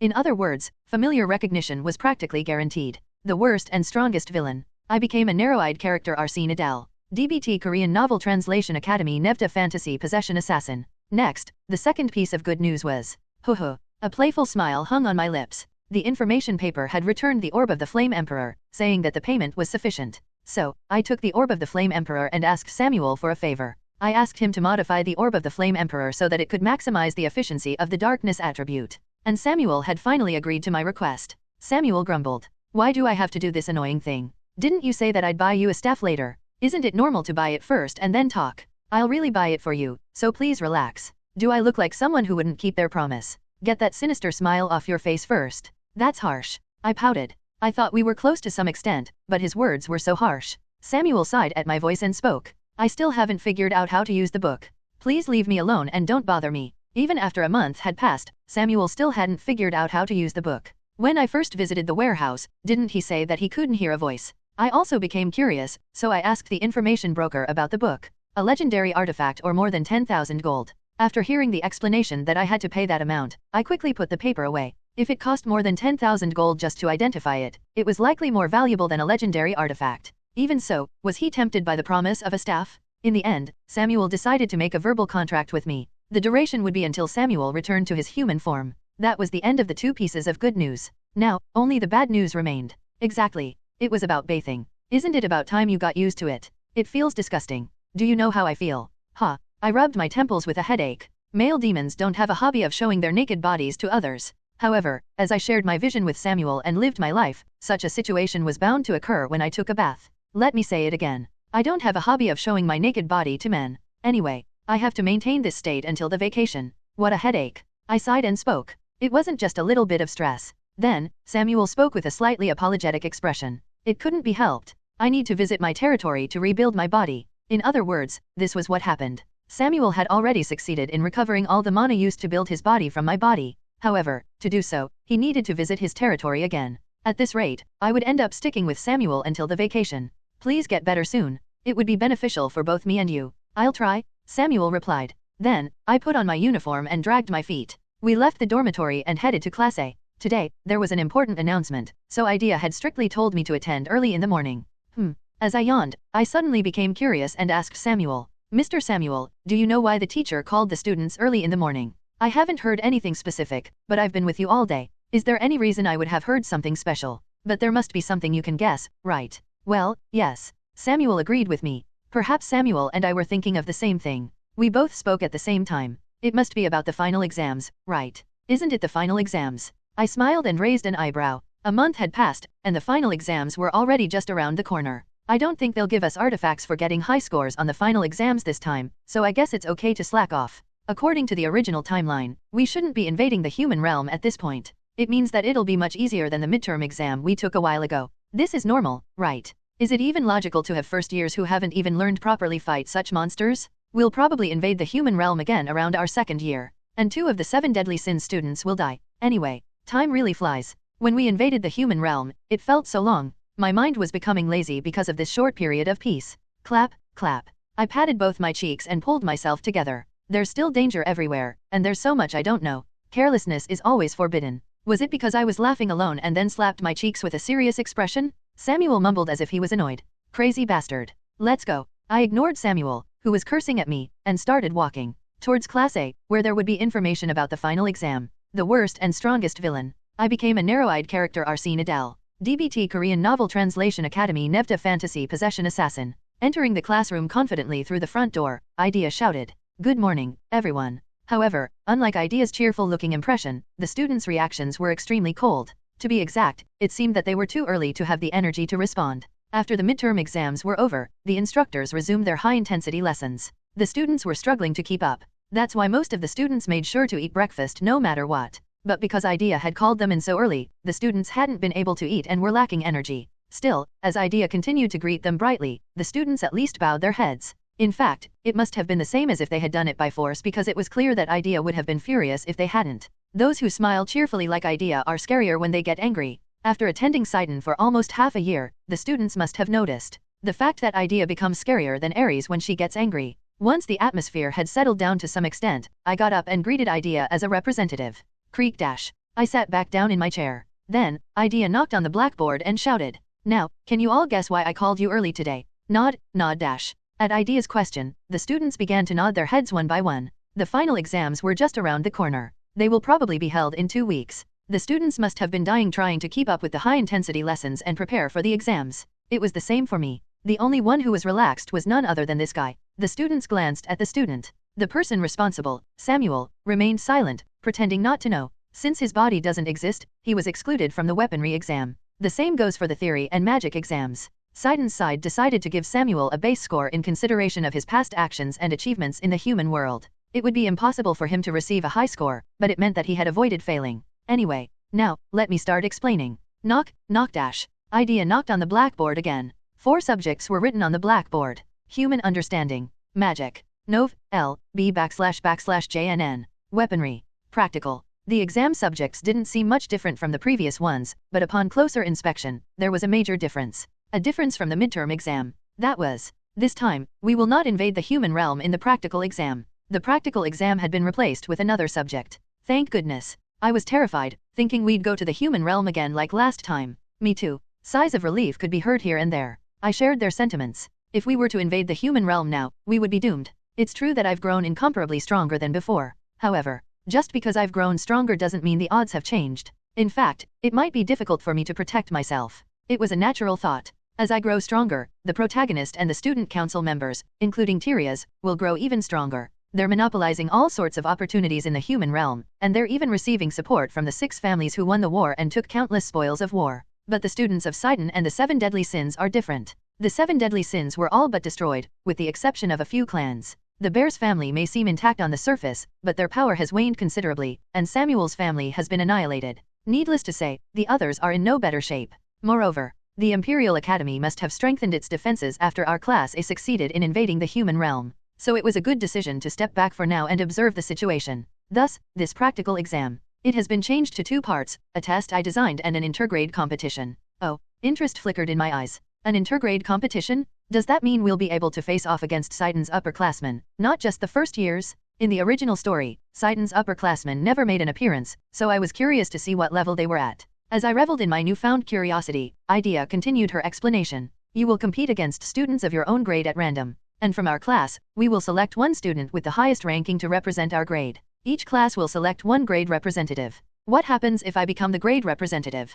Good question. Idea gave a thumbs up when a student raised their hand and asked a question. We'll be selecting a total of 5 grade representatives, and those 5 will face off against the representatives of the other grades. Oh, and by the way, the first-year students won't fight amongst themselves, but against the upperclassmen. Okay, good. I nodded my head. In any case, I'm already somewhat familiar with the strengths of first-year students. If my expectations are correct, Bolton and Diana will be the strongest. I was catching up to them quickly. After that, all of the students of the 7 deadly sins would be similar in strength. Of course, Fran. I don't know her exact strength. Since Fran was the top student, she must have some outstanding combat abilities. But for some reason, she hadn't shown her strength in front of us. So, it seemed that 4 of the children of the 7 deadly sins would participate. Me, Bolton, and there were 2 children of the 7 deadly sins in our class. However, one of them was in a state where he couldn't fight, and since there was a high probability that Fran wouldn't fight, it would naturally be me. And in the case of Class C, it would be decided between Diana and Renee. In terms of combat power, Diana was superior, but Renee was more likely to participate. The power that Diana possessed was extremely dangerous, so there was a chance that students could get caught up in it and die. That power was an ability that couldn't be properly controlled. The worst and strongest villain. I became a narrow-eyed character Arsene Adel. DBT Korean Novel Translation Academy Nevda Fantasy Possession Assassin. I was thinking about the participants when Idea continued her explanation. The grade distribution is the same as last time. The student who goes out as the grade representative gets full marks, otherwise, it will be decided according to the criteria. In that case, I'm sure I'll get full marks for now. Oh, if I don't get full marks on the theory test, it'll be impossible, right? In the case of weaponry, it's not yet time to consider fighting spirit, so it shouldn't be difficult to get full marks with just the power I currently possess. The magic test was called silence magic, wasn't it? That, too, is a type of assassination magic, so there should be no problem getting used to it. Good. It wouldn't be bad to prepare quite a bit this time. During the midterms, my rank was 4th. It certainly wasn't a low score, but it wasn't enough to face the protagonist in the human world with just that title. I need to be at least the top student in the grade.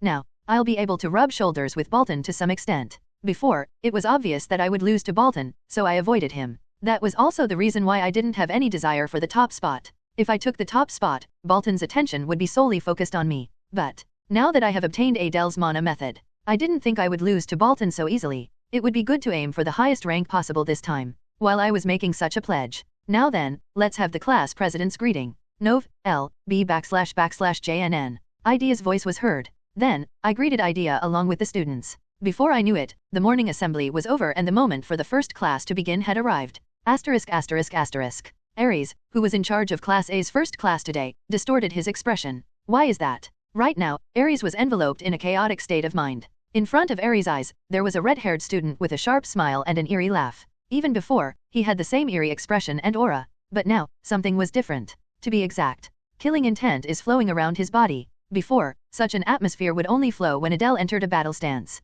But now, he was exuding killing intent with every step he took. It wasn't that he was intentionally exuding killing intent, but rather, he seemed to be consumed by it. This made Ares think that his killing intent had become even stronger. That's why it was strange. I gave him the bracelet that could suppress killing intent. Why is it that his killing intent has become even thicker, and to the point where he can't control it and lets it flow out into the surroundings? This was not a good sign. A great disaster could erupt at any moment, like an arrow shot from a bow. Surely not. Did the bracelet fail to suppress Adel's killing intent? It was a story that was hard to believe. Ares showed an expression of absurdity. There was a reason why Ares was so flustered. The bracelet he had given Adel. It was an artifact combined with a magical power that he had received from a comrade who had gone mad during the human-demon war. He was a good guy. Ares recalled that time. A guy with a cheerful and sharp personality. Unlike Ares, who always had a stern expression on his face, he was a man with a gentle charisma. However, after his killing intent had fully sprouted, everything changed. At one point, Ares' close friend turned the tip of his sword not towards his enemies, but towards weak animals.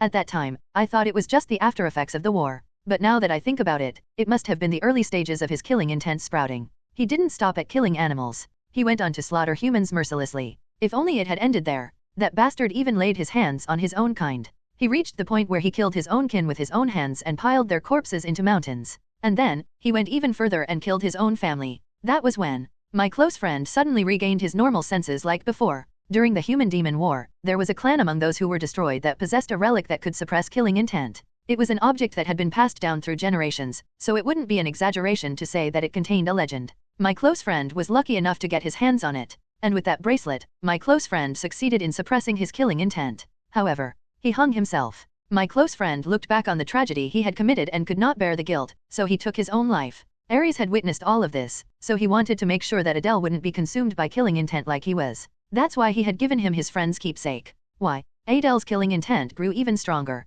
As the days passed, the pungent smell grew worse. Unaware of Ares's worries, Adel simply smiled with a cruel grin. The worst and strongest villain. I became a narrow-eyed character Arsene Adel. DBT Korean Novel Translation Academy Nevda Fantasy Possession Assassin Bonus Chapter Thanks to @Avarko for subscription to Sword Lacquer tier on KO-Fi. What the heck? I couldn't help but be bewildered. Ever since my total mana exceeded 4,000, the gazes of the students looking at me have been unusual. I wondered if they had noticed that I had become stronger, but that didn't seem to be the case. I was already one of the strongest in Class A, and even with the increase in my total mana, I wasn't strong enough to defeat Bolton or Diana. So there must be another reason. What is it? I couldn't figure it out at all. We always run around the athletic field before the start of our regular weaponry class. Ares always says that if we can't master martial arts, we should at least build up our stamina. For the time being, since my position was class president, I was mainly responsible for taking care of the students who fell behind. As I had always done, I reached out my hand to a student who had fallen today. Take my hand. I'll help you up.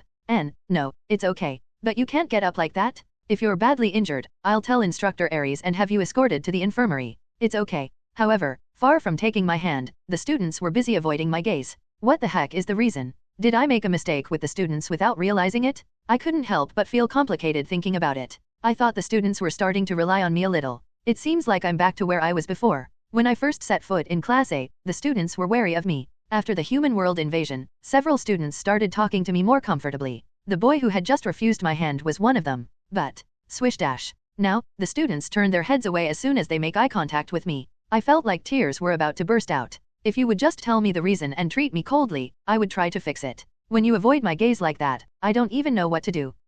I sighed, ruffling my hair in frustration. At this, the shoulders of the students running around the athletic field flinched again. Seriously, why are you doing that? Is my appearance that scary? It's true that I look gloomy. I didn't mean to disparage the body's owner's appearance, but his narrow eyes gave off an intimidating aura. There was a reason why I personally set the character to have narrow eyes. After all, characters with narrow eyes tend to look sinister. However, when their gazes were directed at me, I felt a bit uncomfortable. While I was making such a gloomy face, Adele, is something wrong? Luna brushed her hair away from her ear and asked me. I looked up at Luna from my crouched position. She was surprisingly gentle. I answered Luna's question. Well, lately, it seems like the students have been avoiding me. As their class president, I wish they would rely on me. That's. Cheer up. Even Luna seemed to be at a loss for words as she clenched her fists tightly. It seemed like she meant it as words of comfort, but I was rather hurt. Luna's regretful gaze said it all. It wasn't a misunderstanding after all. While I was feeling so depressed. Do you still not understand? Samuel's voice rang out. He was speaking to me in a tone that seemed genuinely disappointed. At that harsh tone, a curt voice involuntarily escaped my lips. What do you mean I don't understand? If your appearance is the problem, it could be a big problem. What the heck? Is this some new kind of nitpicking? I blinked in bewilderment and looked at Samuel. Then I twitched my right hand. It was to grab Samuel's thorn. At that very moment. Wait, calm down and listen to me. He shouted, trying to dissuade me. What should I do? I pondered for a moment over how to deal with Samuel. Adele, it's definitely wrong for Samuel to criticize your appearance, but let's hear him out for now. Alright. At Luna's intervention, I decided to listen to Samuel for now. Then Samuel's sarcastic voice rang out. Oh, thank you. I'm so grateful that I could cry. Explain yourself before I make you cry for a different reason. Alright. Just calm down. As I twitched my hand again, Samuel spoke in a fluster. And the moment I heard Samuel's explanation, I finally understood. So that's why. Do you get it now? The aura you're giving off is not ordinary. It seems like it wasn't this bad before, except when you were fighting. Now, you feel like a walking weapon.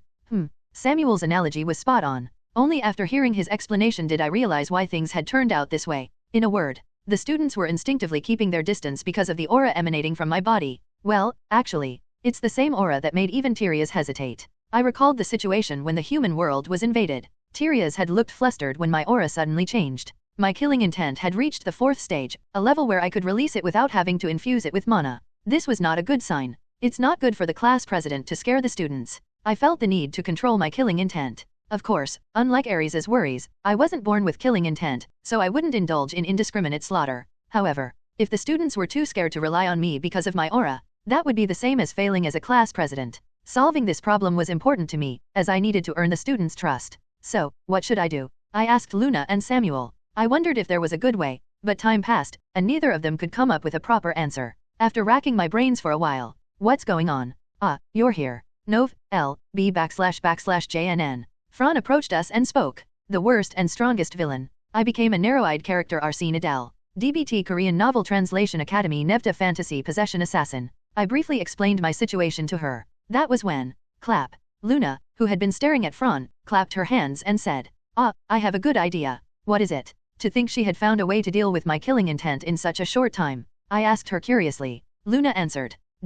Why don't you try smiling brightly like Fran? The students like Fran because she has a pretty smile. Hihi, I am quite charming. Yes, 4th place. Follow the example of the top student, me, just like Luna said. I ignored Fran's nonsense and pondered. It wasn't a bad idea. It was something easy to do, and Fran was indeed very popular with the students. Well then, let's give it a try. I quickly made up my mind and approached a student. Tap, tap, and tapped the student on the shoulder. The student turned their head at this. I couldn't say that we were close, but we had met a few times. I flashed a bright smile at that moment. Hello, but the student didn't react. They just blinked their eyes. So I turned away, feeling embarrassed, and headed towards Fran and Luna. Luna opened her eyes wide as if she was curious and asked, "What happened? Let's not talk about it." Sorry. Luna quickly frowned and hung her head. Is there really no way to resolve killing intent? A way to control the killing intent that flows even when I'm not using it? How would I know something like that? Maybe I should find a way through the information paper later. JNN. I was thinking about that when. By the way, isn't there a really good way to resolve killing intent? Samuel asked a question. A way to resolve the problem I'm facing right now. I tilted my head and asked back. What do you mean? When you were choosing an artifact in the warehouse last time, Instructor Ares said that you were born with killing intent, and gave you his artifact. Is that true? Yes, that's what happened. Fran's eyes opened wide at the words that Ares had given me an artifact. Ares had always made it clear that he didn't like me, so it was surprising to hear that he had looked after me behind my back. It wasn't a reaction I couldn't understand. I had been surprised too. Anyway, I had a rough idea of what Samuel was trying to tell me. I opened my mouth to answer before Samuel could continue speaking. You're saying that I should wear that artifact? Yes, if you can calm your killing intent, you'll be able to suppress your killing energy as well. Samuel agreed as if what I had guessed was correct. But I just shook my head at Samuel's words. You're right. But I didn't have the bracelet. I had already given it up in exchange for the information paper. But I couldn't tell Samuel that. In the end, it seemed like I had no choice but to solve this on my own. I'll try to solve it myself for now. I'm sorry for asking for your help with something so trivial. Oh, no. I'll help you next time too. Yes, it's only natural for the weak to be protected by the strong. At Fran's last words, I almost instinctively unleashed my trait-based killing intent. Seeing my eyebrows twitch, Fran and Luna quickly left the scene as if their shoes were on fire. Oh, boy. While I was watching their backs, a way to control my killing intent came to mind. This would be more than enough to solve the killing intent issue. The method was the worst and strongest villain. I became a narrow-eyed character Arsene Adel. DBT Korean Novel Translation Academy Nevda Fantasy Possession Assassin. The current problem is that I can't control my killing intent. To be exact, the killing intent that isn't locked up is leaking out. The solution was simple. Build a stronger fence around the killing intent or get rid of the killing intent, the culprit of this incident. However, I can't get rid of the killing intent. Although not as much as other traits, the killing intent trait had its uses. In a combat situation, a single mistake could lead to death. The killing intent trait is one of the ways to make up for my mistakes or induce mistakes from my opponent. In other words, losing the killing intent trait means a decline in my power. Even the smallest things should be cherished now. Then, assuming that I didn't get rid of the killing intent trait, there was only one solution left. That is, I need to level up the killing intent trait. If I can level up the killing intent trait, I will be able to control it. Leveling up means improving proficiency. However, it wasn't possible to simply increase its proficiency. It means that proper training is necessary. Then, how should I train my killing intent? I wasn't even sure if I could raise the level of a trait related to aura by diligently training it. When I first thought of it, it seemed like a good idea, but soon I realized that there was no specific way to do it and became depressed. No, suddenly, a method crossed my mind. Anyway, the killing intent in my body can be said to be in the realm of traits. Then what if I could control my mana better? Surely, it will be possible. N/O/vel/b/in.c//om. Besides, there was someone around me who knew a lot about mana. Swish dash. I looked down at my wrist. Samuel's thorn, which made my body flinch, came into view. Do you have something to say? Yes, I need your help. I'll listen to you first and decide. Actually, I told Samuel what situation I was in. Of course, I didn't mention anything about killing intent and mainly talked about how it became difficult to control mana. Indeed, the moment I finished explaining, Samuel nodded as if he understood. I knew that your mana had increased a lot lately. It was strange, but I pretended not to know because you were a strange guy anyway. Strange. I grumbled in dissatisfaction. I'd felt it for a while now, but Samuel gave the impression of speaking bluntly despite using fancy words. That's why he sometimes seemed like an idiot. Well, since he really is an idiot, I guess that way of speaking suits Samuel perfectly. As I looked at Samuel and twisted the corners of my lips, Samuel bristled. If you really don't want to hear how to solve the problem, then don't listen. I was joking. Oh, man. I sighed inwardly, but I continued to try to appease Samuel. Finally, Samuel opened his mouth. The method isn't difficult. Really? You fool. Of course, it's a lie. Do you think you can improve your mana control ability overnight? My mouth hung open. Lately, Samuel seemed to be full of anger. Why was this guy acting like this lately? Had I done something wrong to him? Actually, there were so many things that it would be hard to pick just one. Anyway, so you're saying there's no way to solve it? I had to ignore Samuel's provocation. The important thing in the current situation was to control my killing intent. It wasn't just my killing intent that was the problem. Lately, as the amount of mana in my body increased, my body was changing unevenly all the time. When I manifested my trait, I often ended up using too much mana, and as a side effect, my body would get hurt. Not only that, but this time it was even causing me problems in my daily life. So, if you have a way, please tell me. Fine. Samuel looked down at me as if he was considering something for a moment. Then he added, but on one condition. A condition. Yes, you already know that you have to visit the gluttony territory during this vacation to fix my body. Yes. Add one more thing to that. The worst and strongest villain. I became a narrow-eyed character Arsene Adel. DBT Korean Novel Translation Academy Nevda Fantasy Possession Assassinov, L, B / JNN. What are you talking about? He wanted me to add one more thing. Was he planning to use me like his slave during the vacation? But I didn't have time for that, so I was about to gently refuse when. It's not an unreasonable request. I have something to check, so I'd like you to visit the Temple of Gluttony once. It'll only take about a day. At the mention of the temple, I hesitated for a moment. In order to act even better in front of Renee, I needed to visit a real temple. But Samuel's territory had been trampled by humans, so did that mean the temple remained? Come to think of it, I wasn't able to see the temple in Bear's territory either. Perhaps the Temple of Gluttony is outside of Samuel's territory. Well, that's fine. But you have to teach me properly in return. It didn't seem like a difficult request, so I decided to accept. It will be a good experience for me too. As I agreed to the proposal, Samuel's voice rang out. The contract is established. Then, let me tell you what you need to do in your current state. What I need to do. I wonder how I can overcome this difficulty. Samuel's lecture began. I opened my ears wide and listened to his explanation. And my eyes widened at Samuel's explanation that followed. What Samuel pointed out to me was very fundamental. It was also common sense. Mr. Samuel, are you saying that my ability to use the mana I have is lacking compared to the mana that has increased in my body? That's right. Originally, if you had that much mana, you should have the ability to use mana that matches it. Did you swallow some kind of elixir somewhere? I did eat some during the invasion of the human world. The problem is that the effect of the elixir must have been great, but the performance of the new mana method I acquired was also outstanding. It was so powerful that it broke through the wall of 4,000 mana in an instant. That's why my mana control skills were inevitably lower than my total mana. Come to think of it, when other traits were growing rapidly due to the increase in my total mana, wasn't mana manipulation the only trait that hadn't grown yet? Putting aside the characteristics that affect personality, such as interest and absorption, sword lacquer is probably like that because I haven't realized it yet. What about telekinesis? It's such a fraudulent characteristic from the start that it can't help but grow slowly. But it seemed that the level of mana manipulation being lower than the amount of mana was a big problem. Because, if you continue to accumulate mana like that, your body won't have been able to withstand it and will explode. You will just become a pile of minced meat, Samuel said in a firm tone. Then I realized how dangerous my actions had been. Common sense dictates that if you keep pouring water into a small barrel, one of two things will happen. Water will leak out of a hole, or, if there is no hole, the barrel will burst into pieces. I could have died. I realized how dangerous my current situation was because of the killing intent trait. If I continue like this, something terrible will happen. So, I had to learn how to control mana to manage the sudden increase in mana. Then, how can I learn the right way to control mana for me? That was the problem. If it was a problem I could fix on my own, I would have already fixed it. But, how can I fix it when I've only just realized the problem?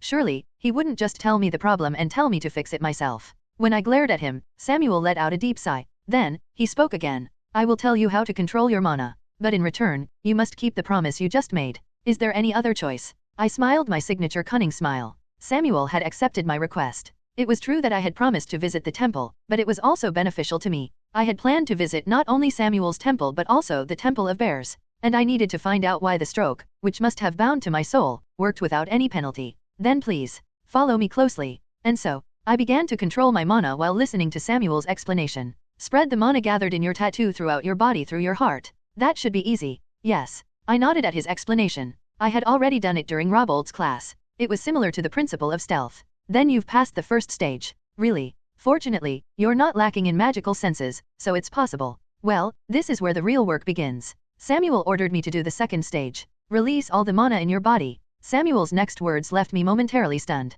Was he telling me to release all 4,000 mana? Perhaps it was a joke. I glanced at Thorn. However, hurry. Samuel simply forced my actions with a low, curt voice. All right, let me trust him for once. I hesitated for a moment before regaining my composure and doing as Samuel instructed. That moment, bang dash, with a tremendous roar, all the clothes wrapped around my upper body were torn off. The floor and ceiling began to vibrate violently, and the students were blown away by the shockwave.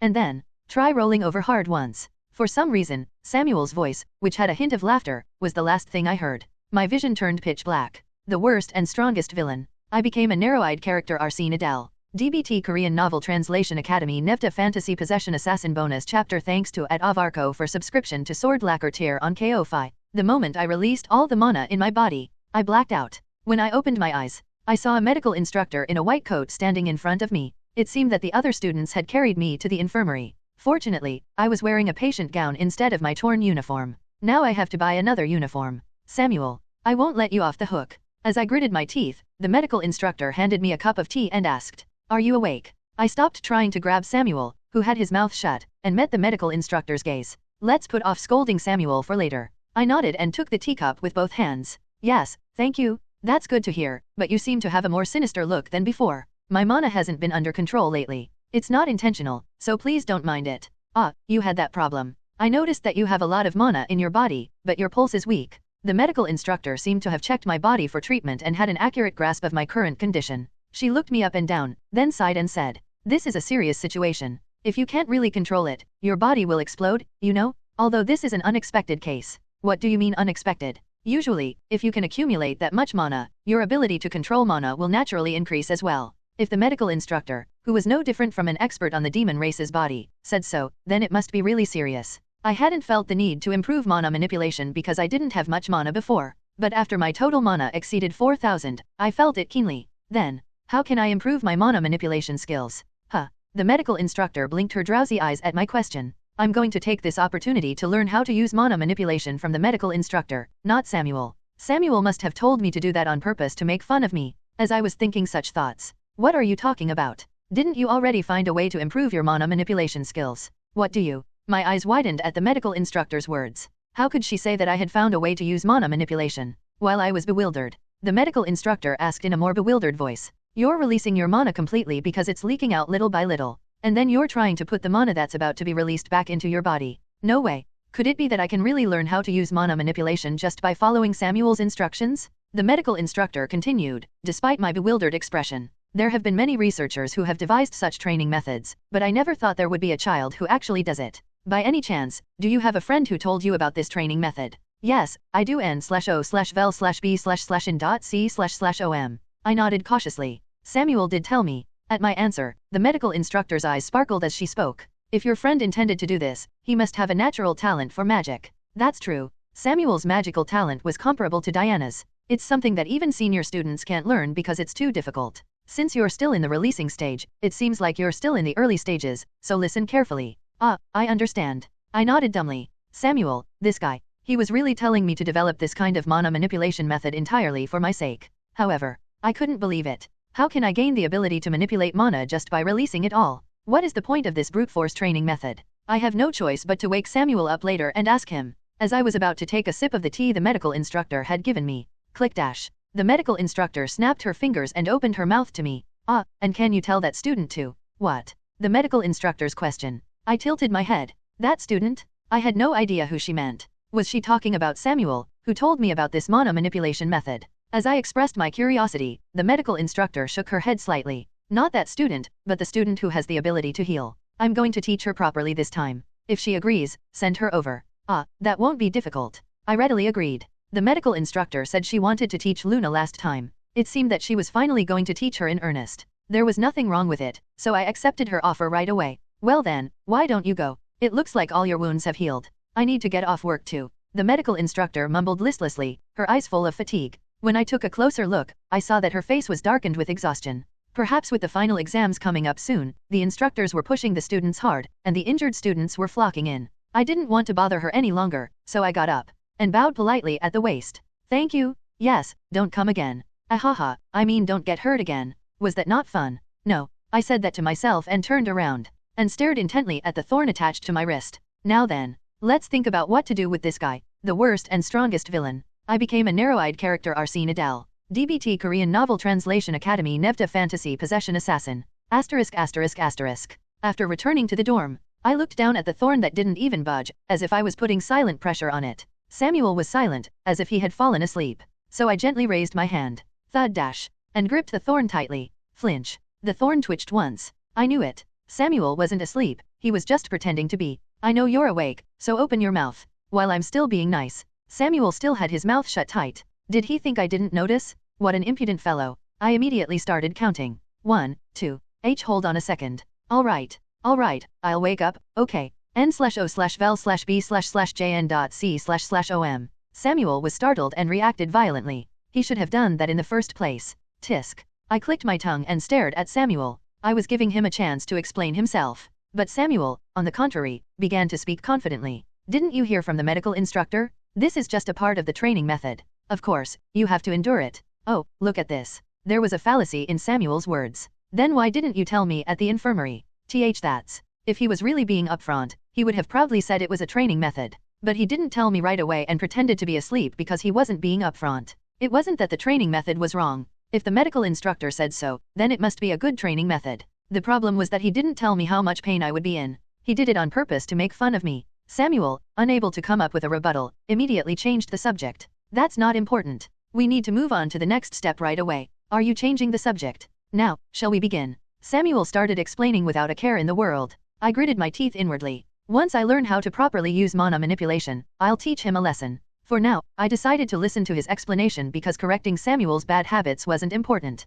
You've already heard that the training method is to release all your mana and then take it back in. That's right. The medical instructor had explained to me what Samuel had not. The problem was this. How does this help with mana manipulation? Samuel continued. If you keep releasing and absorbing your mana, you will naturally become proficient at it. But I'm sure you're wondering what that has to do with mana manipulation. You're right. I don't even know what effect it will have, except that it will put a strain on my body. That's true, but I'm sure you can do it with your talent. If you keep repeating this, you'll be able to master mana manipulation within 2 weeks. That's hard to believe. Despite Samuel's confident words, I couldn't hide the distrust that was growing in my mind. Common sense dictated that if I kept releasing and absorbing mana, my body would only be damaged, and it had nothing to do with mana manipulation. As I narrowed my eyes, Samuel clicked his tongue. Just trust me on this one. I have to live with your body for the time being. If something happens to you, I'll die too. In other words, we were in this together. Indeed. If he had really asked me to do something that wouldn't help me, the medical instructor wouldn't have said such a thing. Then, how long do I have to repeat this?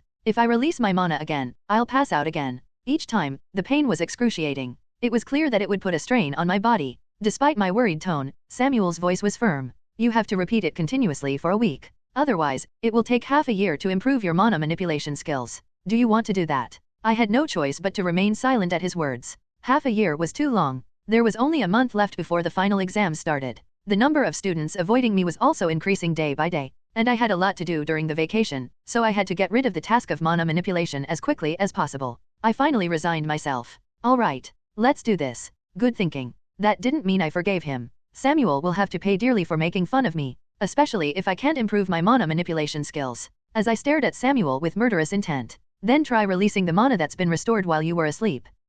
At his words, I took a deep breath and recalled the previous sensation. It was as if my body was a grenade, exploding and sending shrapnel flying. I didn't want to experience it ever again, but I had no choice. Bang dash! As I poured all my mana out. Smirk. An excruciating pain swept over me along with Samuel's sneering laughter. Even though my consciousness was fading, I could clearly hear the laughter, and I gritted my teeth. Damn it. I'll get back at him once I learn mana manipulation. The worst and strongest villain. I became a narrow-eyed character Arsene Adel. DBT Korean Novel Translation Academy Nevda Fantasy Possession Assassin. A week has passed. I repeatedly released my mana whenever it recovered, desperately trying to reabsorb it before losing consciousness. However, failure was more common than not. The number of times I had succeeded so far was 0. To begin with, reabsorbing released mana was no easy feat. Still, it was theoretically possible. It's not like I'm transforming it for any particular purpose. I'm just releasing pure mana and then reabsorbing it. It couldn't be reabsorbed if it was converted into magic or any other form of attack. It was only possible if I released pure mana. But just because it was possible didn't mean it was easy. Sigh dash. How long would it take to improve my mana manipulation to the next level with this brute force method? I looked down at my body. My entire body was covered in dark bruises, and my face was haggard. The final exams were fast approaching, but my body was getting weaker by the day. If I continued like this, there was a high chance I wouldn't be able to hold on to my 4th place ranking. My minimum goal was to maintain my current ranking, or even aim higher. That's why I had to master mana manipulation as quickly as possible. This is the 13th time today. I rubbed my forehead in frustration. I had released my mana 13 times already and collapsed every single time. My head ached because I hadn't succeeded even once. If I didn't succeed this time, it would be my 14th attempt. Anxiety crept in, but thankfully, I noticed something. The pain I feel in my body is lessening. I still lost consciousness after releasing my mana. However, the amount of time I could stay conscious was gradually increasing. When I told Samuel about this, he looked surprised. Already? That's impossible. What are you talking about? Didn't you say it would take about a week? Samuel had clearly said that I would adapt within a week of starting this training. He said I would be able to improve my mana manipulation by the 2nd week. Don't tell me you lied. That's absurd. It's true that repeating this will make it easier to use mana manipulation. Then why did you react like that? I've never taught this training method to anyone but you, so I was just guessing how long it would take. It was true that something felt off, but it didn't seem like he was lying. So, I put aside my doubts for now and decided to release my mana. I'll begin. Wait, where's Luna? She needs to heal you. I told her to stay away because it could be dangerous. She'll probably come when I collapse. I see. Luna had been using healing magic on me every time I collapsed during this training. She had just started learning medicine from the medical instructor, so she hadn't shown much improvement yet, but I was sure she would show her true potential when she actually had to fight. Anyway, let's do this. Go ahead. I took a deep breath and calmed my mind. Please, let me succeed this time. With that thought, I closed my eyes and released the lump of mana that was gathered inside my body. Bang dash! Along with an earth-shattering roar, excruciating pain slammed into me, threatening to tear me apart. My mind began to fade once again, and my head throbbed mercilessly. It hurts. The pain was more intense than anything I had ever experienced. If my mental strength was even slightly weaker, I would have completely collapsed. But I will overcome this. I will. I gritted my teeth and forced my eyes open. The shock would have killed an ordinary demon. I was resisting the pain with only my willpower. However, no matter how hard I tried, my body was overloaded, and I couldn't stop my consciousness from fading. I was about to give up, thinking that I would fail again. Thud dash. A sharp thorn pierced my forearm. And then, a hard voice cut through the deafening roar that was assaulting my ears. Get a hold of yourself. Samuel was trying to shock me back to my senses. Drip, drip. As I saw the blood dripping down my arm and onto the floor, my vision cleared. Was it because of the pain? My senses had become sharper. At some point, I became able to feel the flow of mana being released from my body in much greater detail. This was the opportunity that Samuel had created for me. Clench dash. I gritted my teeth. And then, I desperately tried to pull the pure mana that was lingering outside back into my body. At that moment, exhale dash. I gasped and succeeded in absorbing all of the mana. However, the pain that had gripped my body didn't go away. Cough dash. I coughed up a mouthful of dark blood as I got up.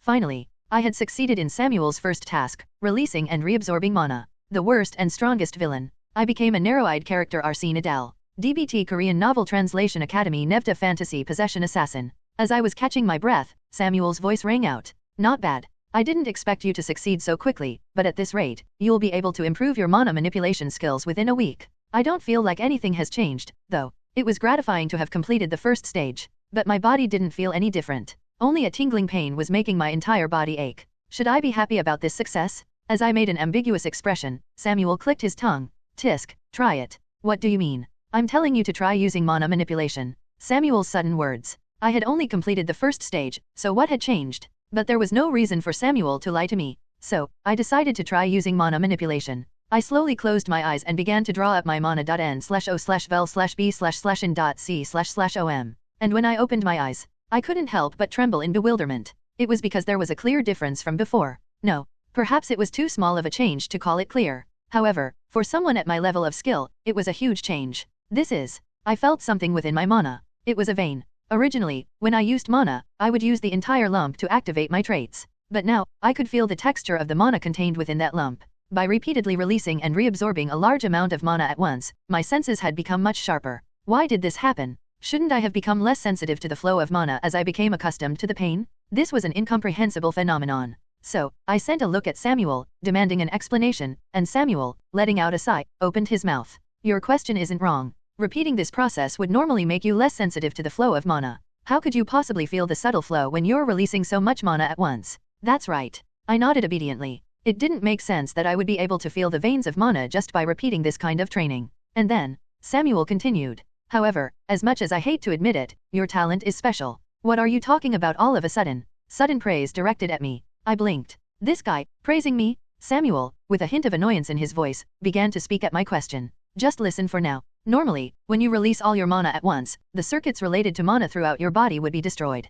That's why this training method is so difficult. You can't activate your powers if your circuits aren't strong, but the circuits in my body aren't destroyed. They're perfectly fine. That's what I mean when I say your talent is special. No matter how much mana you release, your circuits don't get destroyed. They only get damaged, and even that recovers with a little bit of treatment. And as they recover, your circuits become even more sensitive. Ah, I understand. I couldn't help but burst out in agreement at Samuel's simple explanation. Even I, who had no expert knowledge of mana, could understand his explanation. To put it simply, because my circuits are sensitive to damage, they've become able to read even the veins of mana. Precisely. This is unbelievable. Samuel really did create this mana manipulation training method for me. This meant that it was also true that I could improve my mana manipulation by 1 level if I trained for another week. I never would have dreamed that it was true. Scratch, scratch. As I scratched the back of my neck, feeling awkward, Samuel spoke. I went through all the trouble of explaining the training method to you, and all I get is suspicion. It's so unfair. Samuel's voice sounded like he was demanding an apology from me. So, I lowered my head and blushed. And then, I carefully opened my mouth. So, I can't hear you very well. If you're going to apologize, say it louder. Don't half demons these days know how to do that. Samuel sighed. In the end, I had no choice but to shout. You crazy bastard, you didn't give me any reason to trust you in the first place. This is entirely your fault. And then, I had to put in a lot of effort to appease Samuel. *****. Meanwhile, at the instructor's office, something was spinning rapidly. It was, come on, choose wisely, vote for your class president. The worst and strongest villain. I became a narrow-eyed character Arsene Adel. DBT Korean Novel Translation Academy Nevda Fantasy Possession Assassin Bonus Chapter Thanks to @Wakad for subscription to Sword Lacquer tier on KO-Fi. In front of the instructor's office, Ares, who was about to enter for work, stopped in his tracks as he heard a cacophony of noise coming from inside. What's going on? How could there be such a commotion otherwise? It was probably the headmaster's doing. The headmaster would often drop by the office, dump a mountain of work on the instructors, and then disappear. Another work bomb, I presume. Ares opened the door to the office with a stiff face, and at the sight before him, his face hardened even further. One vote for Bolton. I'm going with Diana. She's stronger than Bolton. What are you all talking about? It's obvious student Adele will be first place this time. How can a first year beat the senior students? I'm betting on the third year class president. Madness. It was pure madness. As Idea spun the roulette wheel, the instructors shook their pouches filled with gold coins. Among them, he could spot not only first year instructors but also a few third year instructors. What in the world? Why were they using the office for something like this? Ares rubbed his forehead, feeling a wave of dizziness. Idea, oblivious to Ares' presence, smiled brightly and shouted at the instructors. Now, everyone, calm down. Take your time and place your bets. The atmosphere was like a gambling den. No, it was definitely a gambling den. What were the instructors of Sidon doing? Ares felt anger surging through his veins. Bang dash! His fist, filled with rage, slammed against the office door. Only then did the instructors stop what they were doing and turn around. Ares' face was a mask of fury, like a wrathful god. The instructors scrambled to get away. Ahem, I should be going. It's time for the third year students class. I'll be on my way as well. I have to prepare for class. Let's go together. Whoosh dash. In no time at all, the senior instructors, except for the first year instructors, had all left. The only ones left in the office were the first year instructors. Stealthily, as Ares' gaze followed the departing third year instructors, Idea cautiously began to inch away. However, stop right there, or I'll cut you down. Idea froze in her tracks as Ares rested his hand on the hilt of his sword. Eventually, Idea turned her head with an awkward expression. Stealing a glance at Ares, she asked, Senior, you're not angry, are you? What do you think? I'm sorry n/o/vel/b/in.c//om. Tisk. Clicking his tongue in disapproval, Ares tore his gaze away from Idea and glanced around the room. Flinch dash. As if they felt guilty, the first year instructors trembled under his gaze. Ares sighed deeply, realizing that everyone present was complicit. Gambling on students. It would have been one thing if money wasn't involved, but this was clearly a gamble with gold coins at stake. Therefore, you better start thinking about what kind of punishment you're going to get. After threatening Idea, he turned to the other instructors, who were awkwardly avoiding his gaze. And that goes for the rest of you as well. We're sorry. The instructors apologized to Ares one after another. After calming the situation down, Ares turned to Idea and asked, Explain yourself. Why did you do something so reckless? The headmaster said it was okay. What? Ares couldn't hide his surprise as an unexpected name left Idea's mouth. Headmaster was the mastermind behind this commotion? Why? It was completely incomprehensible. At first, he thought Idea was lying. Nod. But as he saw the other instructors nodding in agreement, he realized it was the truth. Ares was dumbfounded. He couldn't easily accept this situation. In the end, unable to contain his curiosity, Ares asked Idea, Explain the exact situation. Idea hesitated for a moment before opening her mouth. Actually, Idea began to explain. Ares' expression shifted continuously as he listened. Even for someone who usually maintained an indifferent expression, this situation was too much for him. After all, you're telling me that the headmaster added a new evaluation criterion. Yes, she said there might be a tie for first place otherwise. She was curious who would receive the highest evaluation based on this new criterion, so she suggested a vote, and things just escalated. I understand, but Ares felt uneasy. The final exam scores consisted of 70% practical and 10% for each of the other subjects. The problem was the practical exam. This time, it was a competition between classes, and all participating students received a perfect score. So, the headmaster had personally stepped in to add a new criterion. I suppose it couldn't be helped. There was a precedent, after all. I also never expected a student to get a perfect score on the midterm exams. Ares and Idea murmured in unison, nodding their heads. This was because, for the first time in Sidon's history, a perfect scorer had appeared. Fran, who had taken first place among the first years. She was the only one in Sidon who achieved a perfect score. Aries' anger subsided, and he chuckled, turning to Idea. You must be pleased. The first perfect scorer emerged from your class. Hehe, I'm still a bit dumbfounded that a student I hadn't expected got a perfect score. Idea scratched her head. Even as their homeroom instructor, she hadn't expected Fran to take first place, and to achieve a perfect score in all subjects, no less. Aries spoke with a look of newfound respect. In the practical exam, all 3 from your class got perfect scores, didn't they? Yes. Their performance was amazing. Fran might have been overshadowed by Samuel and Adele, but if she hadn't been there, Class A would have been wiped out before Adele even arrived. Thanks to Fran's seduction, Sidon's students were able to fight against the human students with their strength amplified. That's how they were able to overwhelm them in the early stages of the battle. If it weren't for Fran's seduction ability, there would have been far more casualties. Moreover, she became a mental pillar of support for the students, and her unwavering care for her peers even in the most desperate situations was admirable. She had unexpectedly displayed the qualities of a true leader. Thus, Samuel, Adele, and Fran all received perfect scores on the practical exam. Then, the reason why Adele and Samuel's scores fell behind Fran's was the worst and strongest villain. I became a narrow-eyed character Arsene Adel.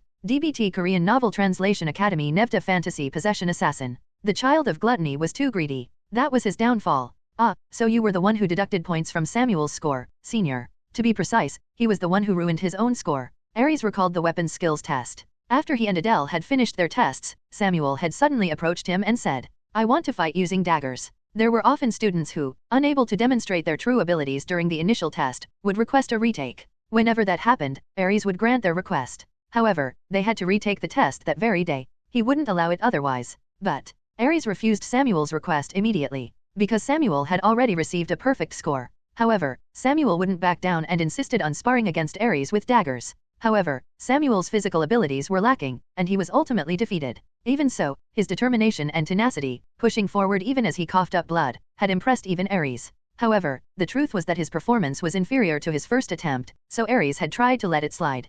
Please judge me by the same standards as him. Those were the only words Samuel left behind before turning away. Aries understood Samuel's feelings and felt it was a request worthy of respect, so he granted his wish. As a result, despite achieving perfect scores in theory, practical, and magic, Samuel was unable to claim first place. And Adele had achieved perfect scores in theory, practical, and magic. None of the instructors objected. Adele deserved those perfect scores. While his power might be inferior to Diana and Bolton's, those two were simply monsters. So what about Fran? I don't understand why she's so reluctant to fight in front of the other students. Fran, who had been soundly defeated by Aries during the first test. She had only approached him after all the other students had left. And then, she requested to be evaluated not as a student with support abilities, but by the same standards as those specializing in combat. At first, he thought she was crazy. However, the moment he witnessed the swordsmanship Fran unleashed, Aries had no choice but to give her a perfect score. Her swordsmanship was the epitome of beauty. Her skill was on par with the other children of the 7 deadly sins. It was baffling why she would hide her true abilities.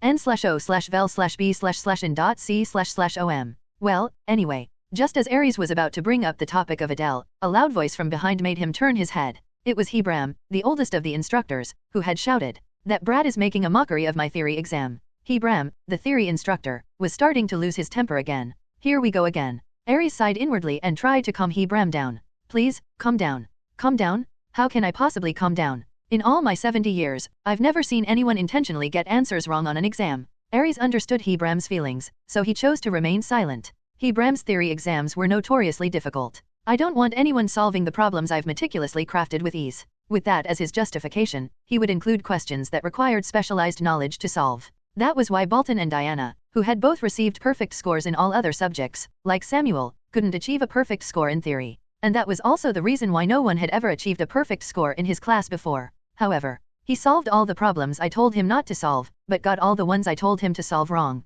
That's. Aries sighed in frustration. Adele had perfectly solved the problems related to humans, problems that even he, as an instructor, found difficult. That alone was enough to earn Hebram's admiration. But Adele had gotten all the basic questions wrong. Questions that any demon should know. He had marked incorrect answers for questions that he would have known if he hadn't been sleeping through class. It made Hebram think Adele was doing it on purpose. As a result, Adele received deductions in his theory exam and was unable to secure first place. As Hebram continued to vent his anger. "Ah, I get it." Idea raised her hand slightly. Hebram's furious gaze fell upon her. Idea winced and said, maybe he doesn't want to be the first place. What are you talking about? Think about it. If he gets first place, he'll get a lot of attention from the other students, and Bolton won't leave him alone. Come to think of it, she had a point. Bolton had been constantly pestering Adele, who was weaker than him, for a spar, and they had all witnessed Adele's displeasure at receiving so much unwanted attention. In reality, Bolton's attention had shifted from Adele to Fran. In the first place, apart from a small amount of financial support, there were no real benefits to being in the first place,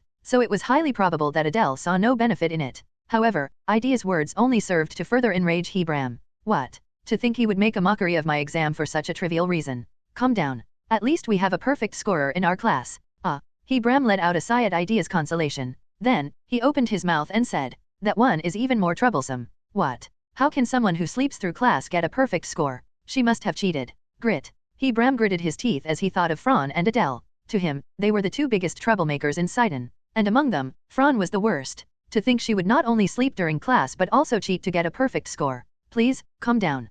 Calm down. And so, Idea and Aries had to work hard to soothe Hebram's rage. *****. Meanwhile, while Adele was busy appeasing Samuel, as Adele's training came to a successful end, Fran approached, scratching her ear. What's wrong? I feel like some bastard is bad-mouthing me. It's probably your imagination. Is it? Fran muttered, looking unconvinced, unaware that there was indeed an instructor who was directing his burning rage at her. The worst and strongest villain. I became a narrow-eyed character Arsene Adel. DBT Korean Novel Translation Academy Nevda Fantasy Possession Assassin. Inside the training room, I was still trying to placate Samuel. Shouldn't you be over it by now? Don't talk to me. Samuel's voice was stiff. I couldn't help but retort, feeling wronged myself. This training could have gotten me killed, you know? How could I have possibly trusted you so easily? Huh? You think I, residing within your very being, wouldn't have known? I only initiated this training after careful consideration and judgment. Ugh. He had a point. Samuel had imparted this training method at my request. I knew it wasn't an opportunity easily obtained. Thanks to Samuel's training, I had grown significantly stronger. I opened my status window. Mana Manipulation 2. As soon as the first stage was completed, I saw that my mana manipulation skill had leveled up.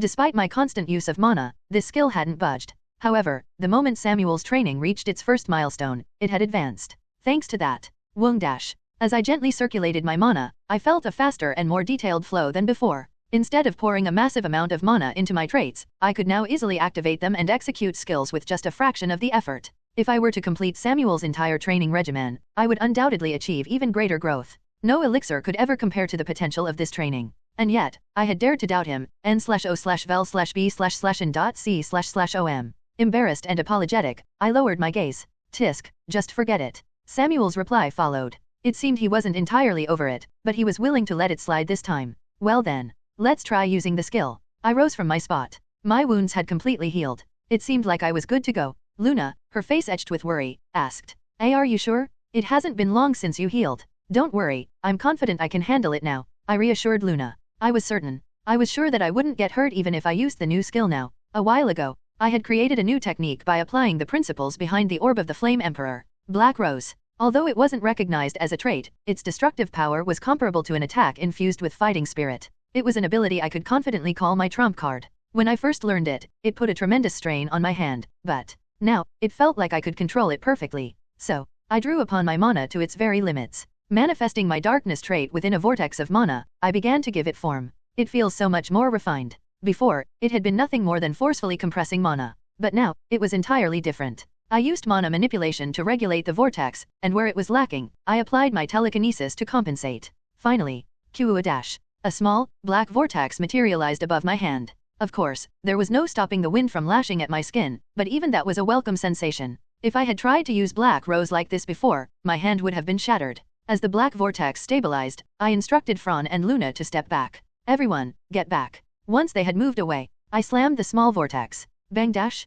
into the ground. And then, crackle dash, a giant, spiderweb-like crack spread across the floor as a black gale erupted, echoing throughout the training room. As the vortex subsided, boom dash, the black rose bloomed, unleashing another wave of devastating power. The completion of my new technique. I felt as if I could fly. I had successfully created a powerful technique without any drawbacks, unlike absolute stealth. The only downside is that it consumes too much mana. It wasn't a big deal. I could always replenish my mana using Adel's mana technique. Besides, I could reduce the output to conserve mana if needed. There were plenty of solutions. As I basked in my accomplishment, Samuel's voice, laced with admiration, reached my ears. Not bad. You think so too, Mr. Samuel? Indeed. You'll reach that level soon enough. At this rate, you might even become stronger faster by mastering magic than dagger skills. What level was he talking about? Come to think of it, just like swordsmanship's sword lacquer or fighting spirit, magic must also have its own levels of mastery. I was well versed in the standards that classified human mages, but I was clueless about the criteria for demon mages according to Samuel. It was only the first semester, and Robolt hadn't yet taught us everything about demon magic. As I was about to ask him about it, "Wow, that's amazing." Luna came running towards me, cheering. "You recognize its greatness too, Luna?" "Yes, it's amazing." "Disgusting." Samuel clicked his tongue. As I was about to tell Samuel about the student who had caught his eye, I felt a gaze upon me and turned my head. It was none other than Fran who was looking at me with that peculiar expression. Her face was a mixture of guilt and regret. Why was she making that face? As I tilted my head in confusion. "Well, it's only natural that you'd be able to do that much. But it's still far too inadequate to even dream of surpassing me," Fran suddenly exclaimed. Taken aback, I could only stare at her in bewilderment. The emotions that had flickered across her face moments ago had vanished without a trace. Could it be? Did I imagine it? Fran wouldn't make those kinds of expressions. Maybe I was just seeing things because I was pushing myself too hard lately. As I was shaking my head, "Strive harder, slave." Fran pointed at me accusingly, leaving me speechless. The worst and strongest villain. I became a narrow-eyed character Arsene Adel. DBT Korean Novel Translation Academy Nevta Fantasy Possession Assassin. ******.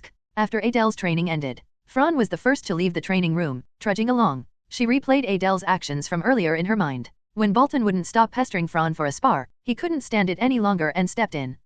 What a good little slave. Fran rubbed her nose. It was clearly because of her intervention that things had escalated. N/O/vel/B/jn.C//OM. Adel had no obligation to get involved, yet he had readily stepped forward to stop Bolton. He had fulfilled his duty as a slave. Fran felt a sliver of gratitude towards Adel. It was only natural for a slave to act that way. But Fran wasn't such a terrible master that she couldn't express gratitude to her slave. Or so she thought. I should give him a nice reward. Maybe an artifact would be nice. This is tough. Fran pondered over what kind of gift she should give Adel as a reward.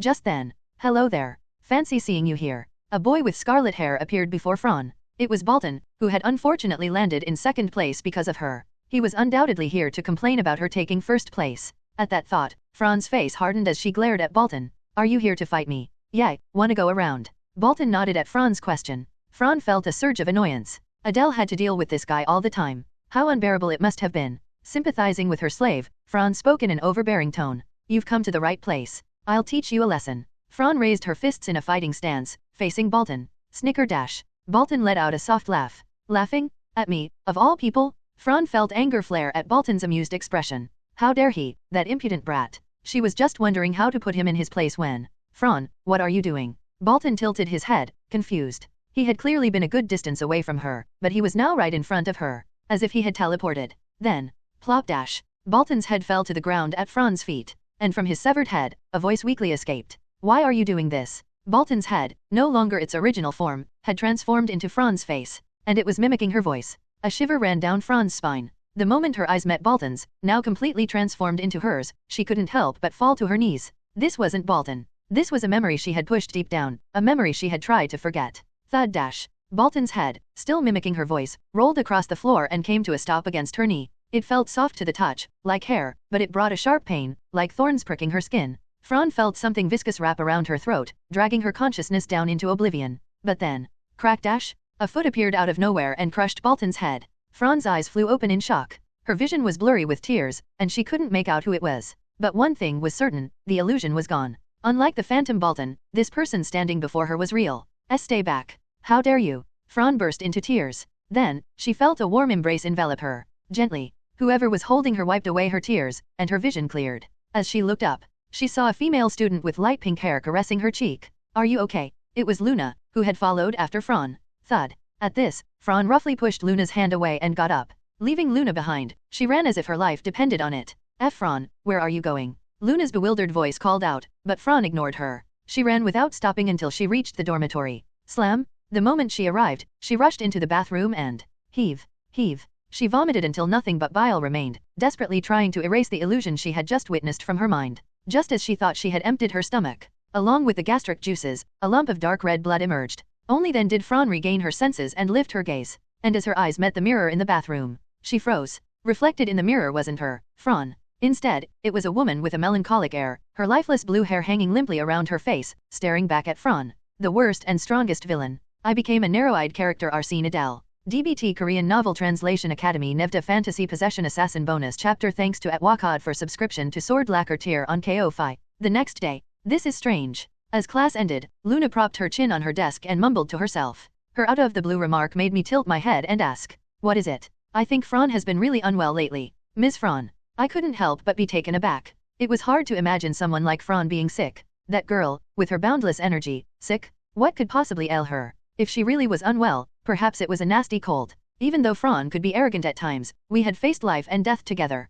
I couldn't help but feel a pang of concern. "Did you go to the infirmary with her?" "No, I don't think it's a physical ailment. She doesn't have a fever, and her body seems fine." "Then what do you mean she's unwell?" "No signs of illness, yet she seems sick." I wondered if Luna was mistaken about something. But then again, the way Fran had acted yesterday left me with an uneasy feeling. Fran had been watching me train when she suddenly got up and left. "I'm feeling sleepy all of a sudden, I'll be on my way." After Fran left, Luna, who had also been observing my training, followed suit. It was highly likely that Luna had noticed something then, but she said there was nothing wrong with Fran's body. As I struggled to grasp the situation, Luna raised a hand to her chest. "It's like, here. It hurts here." Which meant, Fran wasn't suffering physically, but emotionally. But there was a glaring inconsistency in Luna's words. Subtly, I turned my gaze towards where Fran was. I didn't know what Luna had seen in Fran. However, "You slaves? Come and worship me, your superior." When I turned my head, I saw Fran yelling at the other students in Class A. Judging by her current state, she seemed perfectly fine mentally. If anything, it looked like she had lost her mind. That being said, there was no way Luna would lie to me, so I decided to keep it in mind for now. If Fran showed any signs of distress or strange behavior, I would address it immediately. Right now, I had more pressing matters to deal with. Today's the day. I discreetly opened the top button of my uniform and glanced at Siho and Goo Poison, who were sound asleep. Beep. Siho must have found my embrace warm and comforting because he was fast asleep, oblivious to the passing of time. He might be a bird, but I could sense his emotions. Right now, Siho was radiating an aura of pure bliss. On the other hand, Goo Poison, as if sensing my gaze, he opened his eyes and stared back at me, his lower jaw jutting out. Luna flinched beside me. "Oh, hello there." But she quickly gathered her courage and slowly reached out to stroke Goo Poison. Goo Poison didn't seem to mind Luna's touch. He simply accepted her caress without biting her. It was an unbelievable sight compared to their first encounter. One day, Goo Poison, who had sprung out from within me, had slithered up Luna's arm. She had been terrified by the slippery feel of the snake, her eyes welling up with tears. But now, she could even touch him. How was that even possible? Even I still felt a tinge of fear when I looked at Goo Poison. He might have resembled a viper, but the venom he possessed was potent enough to take down Tyrias. I had been truly terrified when I first saw him back at the Bears family estate. Of course, back then, he had been a little cuter than he was now. But even so, he had been designed to kill me at any given moment. If I hadn't been able to use position exchange and Goo Poison had remained dormant within me, just the thought of it sent shivers down my spine. I shook my head to clear away the unpleasant thoughts. Then, I addressed Luna, who was busy handling Goo Poison. "You seem to have adapted well. Are you sure you're not scared?" "Yes, he might be scary, but he's also the one who saved us." It seemed like both Idea and Luna harbored no prejudice and readily accepted Goo Poison. Perhaps Goo Poison's appearance resonated with their demon sensibilities. Or maybe, their tastes were just a little unique. I wonder what Samuel thinks. He had encountered Goo Poison numerous times as well. After all, Samuel was the first student to ever lay eyes on Goo Poison. During the battle with Tyrias, Goo Poison had sprung out, so Samuel was naturally aware of his existence. Of course, Samuel hadn't shown any particular reaction back then, so I hadn't given it much thought. Well then, the moment I gestured towards Goo Poison with my chin, swoosh dash, Goo Poison coiled his body, covering himself with his own thorns. Simultaneously, I channeled a small amount of mana towards Samuel. Jolted awake, Samuel grumbled in annoyance. "What's going on?" I was just curious. "Curious about what?" "I was wondering if you dislike snakes, Mr. Samuel." My honest answer drew a dumbfounded response from Samuel. Snakes and insects are nothing new to me. I grew up surrounded by them every single day. Why would I be afraid of a mere snake? In fact, as Samuel trailed off, Goo Poison reacted strangely. It flinched. His movements suddenly froze, and he lowered himself to the ground. What was that? As I frowned at his incomprehensible reaction, Samuel's sleepy voice rang out once more. "I'm going back to sleep. Don't wake me up for a while. And stop bothering me." "All right." With that, Samuel fell silent once more. I was a little disappointed that I couldn't get the reaction I was hoping for, but what could I do? There was nothing to gain from messing with Samuel. As I clicked my tongue internally, Luna asked, "By the way, why did you bring out Goo Poison and Siho? What if someone sees them?" "Ah, don't worry about it." I cut off Luna, who was starting to look worried. Today was the day I could openly reveal Goo Poison and Siho. However, Luna simply tilted her head, looking even more confused. In the end, I explained. "Today's the familiar recognition exam." "Aha, Luna nodded in understanding. The reason I could bring out Siho and goo poison was that the exam was scheduled right after our next class. I had prepared meticulously for this day. Passing was a foregone conclusion. Clang dash. The bell, signaling the start of our final class, echoed through the hallway, and as the lesson drew to a close, I walked out with a smirk playing on my lips. The worst and strongest villain. I became a narrow-eyed character Arsene Adel. DBT Korean Novel Translation Academy Nevda Fantasy Possession Assassin. Asterisk asterisk asterisk. I made my way through the academy. My destination wasn't the first-year building, but the one designated for second-year students. The instructor responsible for teaching about familiars also happened to be in charge of a second-year class, hence my presence here. It was my first time visiting this part of the academy, and a wave of nervousness washed over me. But there was no need to lose confidence. I'm stronger than them. The second-year students at Sidon were generally considered to be inferior to their first-year counterparts. The same went for the third-year students, actually. Of course, the average ability of students naturally increased with each passing year. However, the children of the 7 deadly sins, including myself, were an exception. We possessed abilities that far surpassed those of even the senior students. It was a fact that didn't require any further confirmation. I glanced at the second-year students chattering amongst themselves. A student sporting the first-year uniform, strolling through their domain, was bound to attract attention. Perhaps it was due to my mana manipulation skill leveling up, but my senses had become incredibly sharp. I could accurately estimate the total amount of mana each second-year student possessed just by being near them. There were a few students with a significant amount of mana. They were probably the ones we would face in the upcoming inter-year competition. However, not a single one of them came close to my own reserves. It was only natural. Among the first years, only the children of the 7 deadly sins possessed a mana capacity exceeding 4,000. I might have slightly less mana compared to the others, but it was still far greater than that of any second year. The children of the 7 deadly sins were an anomaly, possessing an absurd amount of mana. My own capacity was nothing to scoff at. Moreover, thanks to Adel's mana technique, my reserves were growing at an alarming rate. It wouldn't be long before I could rival the other children in terms of sheer mana capacity. Therefore, with a confident stride, I continued on my way, and as I reached a particular door, I paused. The sound of the door creaking open reached my ears. Growl, screech, kaye, hiss. Inside, I was met with a sight I had never witnessed before. Creatures I had never laid eyes on were imprisoned within cages, their roars and screeches echoing throughout the room. This was the research lab of Instructor Tammy, the one responsible for teaching us about familiars. Nov. L. B //JNN. Should I turn back? For a moment, I considered retreating, my face contorting in disgust at the sight of this menagerie. But I quickly composed myself. This was, after all, the research lab of an instructor specializing in familiars. It stood to reason that it would house such creatures. Besides, the magical beasts were safely locked away in sturdy cages. There was no way they would keep them here without taking proper safety precautions. I could proceed without worry. As I navigated through the lab in search of Instructor Tammy, my eyes widened as I spotted a familiar creature, one I had only read about in the original story. It was just a newborn, far from its full potential, but it was a creature I had always wanted to see in person. Yelp. A 3-headed beast, its gray fur matted against its small frame, whimpered from within its cage. The Cerberus, a creature said to guard the gates of hell, inspired by the mythical guardian of the Demon King's castle. And here it was, a mere pup, residing in Instructor Tammy's lab. Its unexpectedly adorable appearance piqued my curiosity. How intriguing. I lowered my gaze to get a better look at the Cerberus pup.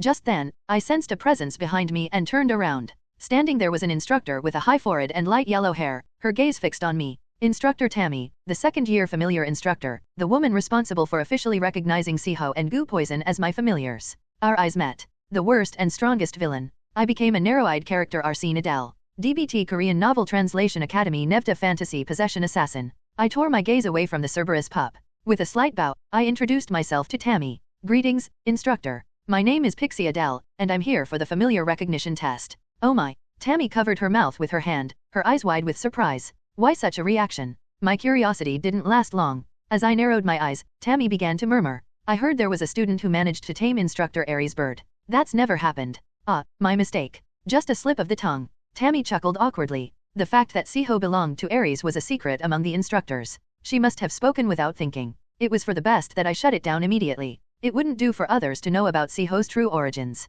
In any case, her reaction piqued my curiosity. To think that someone with such a ditzy air could be an instructor. Perhaps this test would be easier than I anticipated. Not that it mattered. I was confident in my familiar's abilities, but an easy pass wouldn't hurt. In fact, it would be quite welcome. Passing is as good as guaranteed. If we succeeded, Siho's ownership would be officially recognized, and I could freely utilize Goo Poison in front of the other students. My only concern was Renee. Would she recognize Goo Poison? Goo Poison's appearance had completely transformed after consuming the homunculus. He barely resembled his original form anymore. This gave me the confidence to bring him out openly. Thus, when shall we begin the test, instructor? Oh, right. Let's get this started. I'm a very busy woman, you see. I hadn't even asked. Suppressing a flicker of doubt, I followed Tammy as she began leading the way. As we walked, she turned to me. You are familiar with the test procedures, yes. Indeed, I am well informed. I nodded in response. The familiar recognition test. It consisted of 3 distinct stages. First, the ability to communicate with one's familiar. Of course, this didn't necessarily mean engaging in verbal conversations. While some magical beasts possessed the ability to speak, the majority could not. Therefore, this stage assessed whether the familiar could understand and act upon its master's intentions. In other words, it tested the connection between master and familiar. This was crucial, as an agitated familiar could easily lose control and wreak havoc. Second, the familiar's combat capabilities. Goo Poison would excel in this stage without a doubt. His venom, potent enough to bring down Tyrias, spoke for itself. Siho, however, was a different story. His abilities lay in reconnaissance and shared vision, not exactly combat-oriented skills. However, Sidon was preparing for war. Siho's unique talents would surely be recognized as valuable assets. The most crucial stage, however, was the third. If we failed this final stage, both Goo Poison and Siho would be disqualified as my familiars. A sliver of anxiety wormed its way into my heart. I tried to maintain my composure, but I couldn't shake off the unease completely. I have to trust them. They had helped me countless times before. All right, let's begin. First, please take out your familiar. Tammy instructed, snapping me out of my thoughts.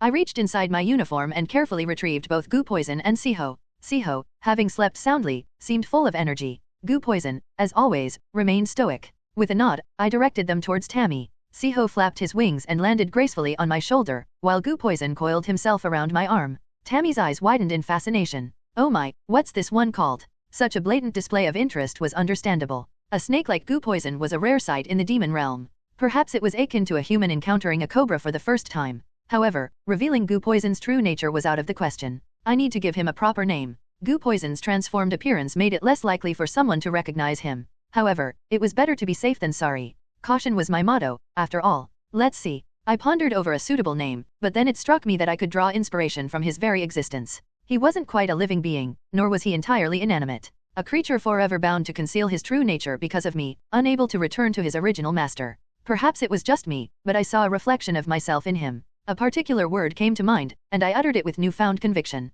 Hyoxal. A name that embodied darkness and death. It seemed fitting, considering my own fate was intertwined with those very concepts. Like master, like familiar. The name suited his appearance perfectly. That's a rather chilling name, Tammy commented, shuddering slightly. I, however, was rather pleased with Goo Poison's new alias. I wonder if he liked it. I glanced at Goo Poison, who was staring back at me intently. As always, his thoughts remained a mystery. At least he wasn't angry. I suppose that was a passing grade in his book. Anyway, let's begin. First up, we'll assess your connection. Judging by how well they listen to you, it shouldn't be a problem, but we have to go through the motions, you see. What would you have me do, instructor? Let's start with something basic. I want you to order your familiar to attack me. Excuse me. Tammy, who had been stroking Siho, made a rather absurd request. Attack her? Even if she wasn't aware of Goo Poison's true nature, it was a preposterous demand. If Hyoxal were to bite her, the mere thought sent shivers down my spine. As if sensing my apprehension, Tammy shook her head. Don't worry, I have safety measures in place. Just tell him to stop right before he reaches me.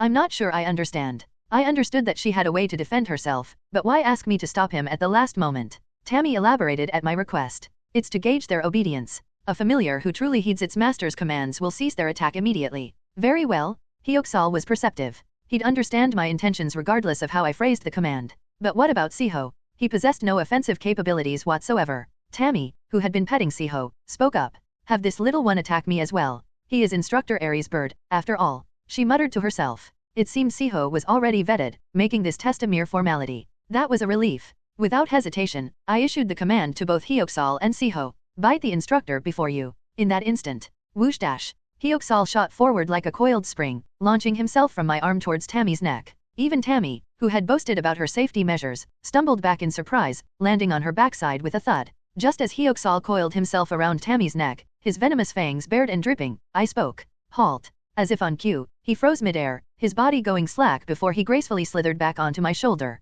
Chirp, chirp. Siho, who had been pecking playfully at Tammy's arm, also ceased his assault at my command. Peep. He fluttered back onto my head, chirping triumphantly. Hyoxal's performance had been nothing short of convincing. One moment he was a deadly predator, the next a docile companion. As if nothing had happened. Wow. Tammy, still recovering from the shock, stared at Hyoxal in awe. You passed the first stage. That snake is intense. I prefer my familiars on the fluffier side, to be honest. Now that she mentioned it, most of the magical beasts in the lab seem to be of the furry variety. I share your sentiment. Hyoxal had proven invaluable, but I had to admit, I had a soft spot for cute creatures like Siho. As if understanding our conversation, Hyoxal flicked his tongue out in response. Hiss, hiss. My bad. I quickly averted my gaze, pretending I hadn't noticed. Turning back to Tammy, I inquired about the first stage. Well then, instructor. I trust that was sufficient to demonstrate their obedience. Yes, I'd say so. But we've only just finished the first stage, she replied, holding up 2 fingers. The second stage is the combat assessment.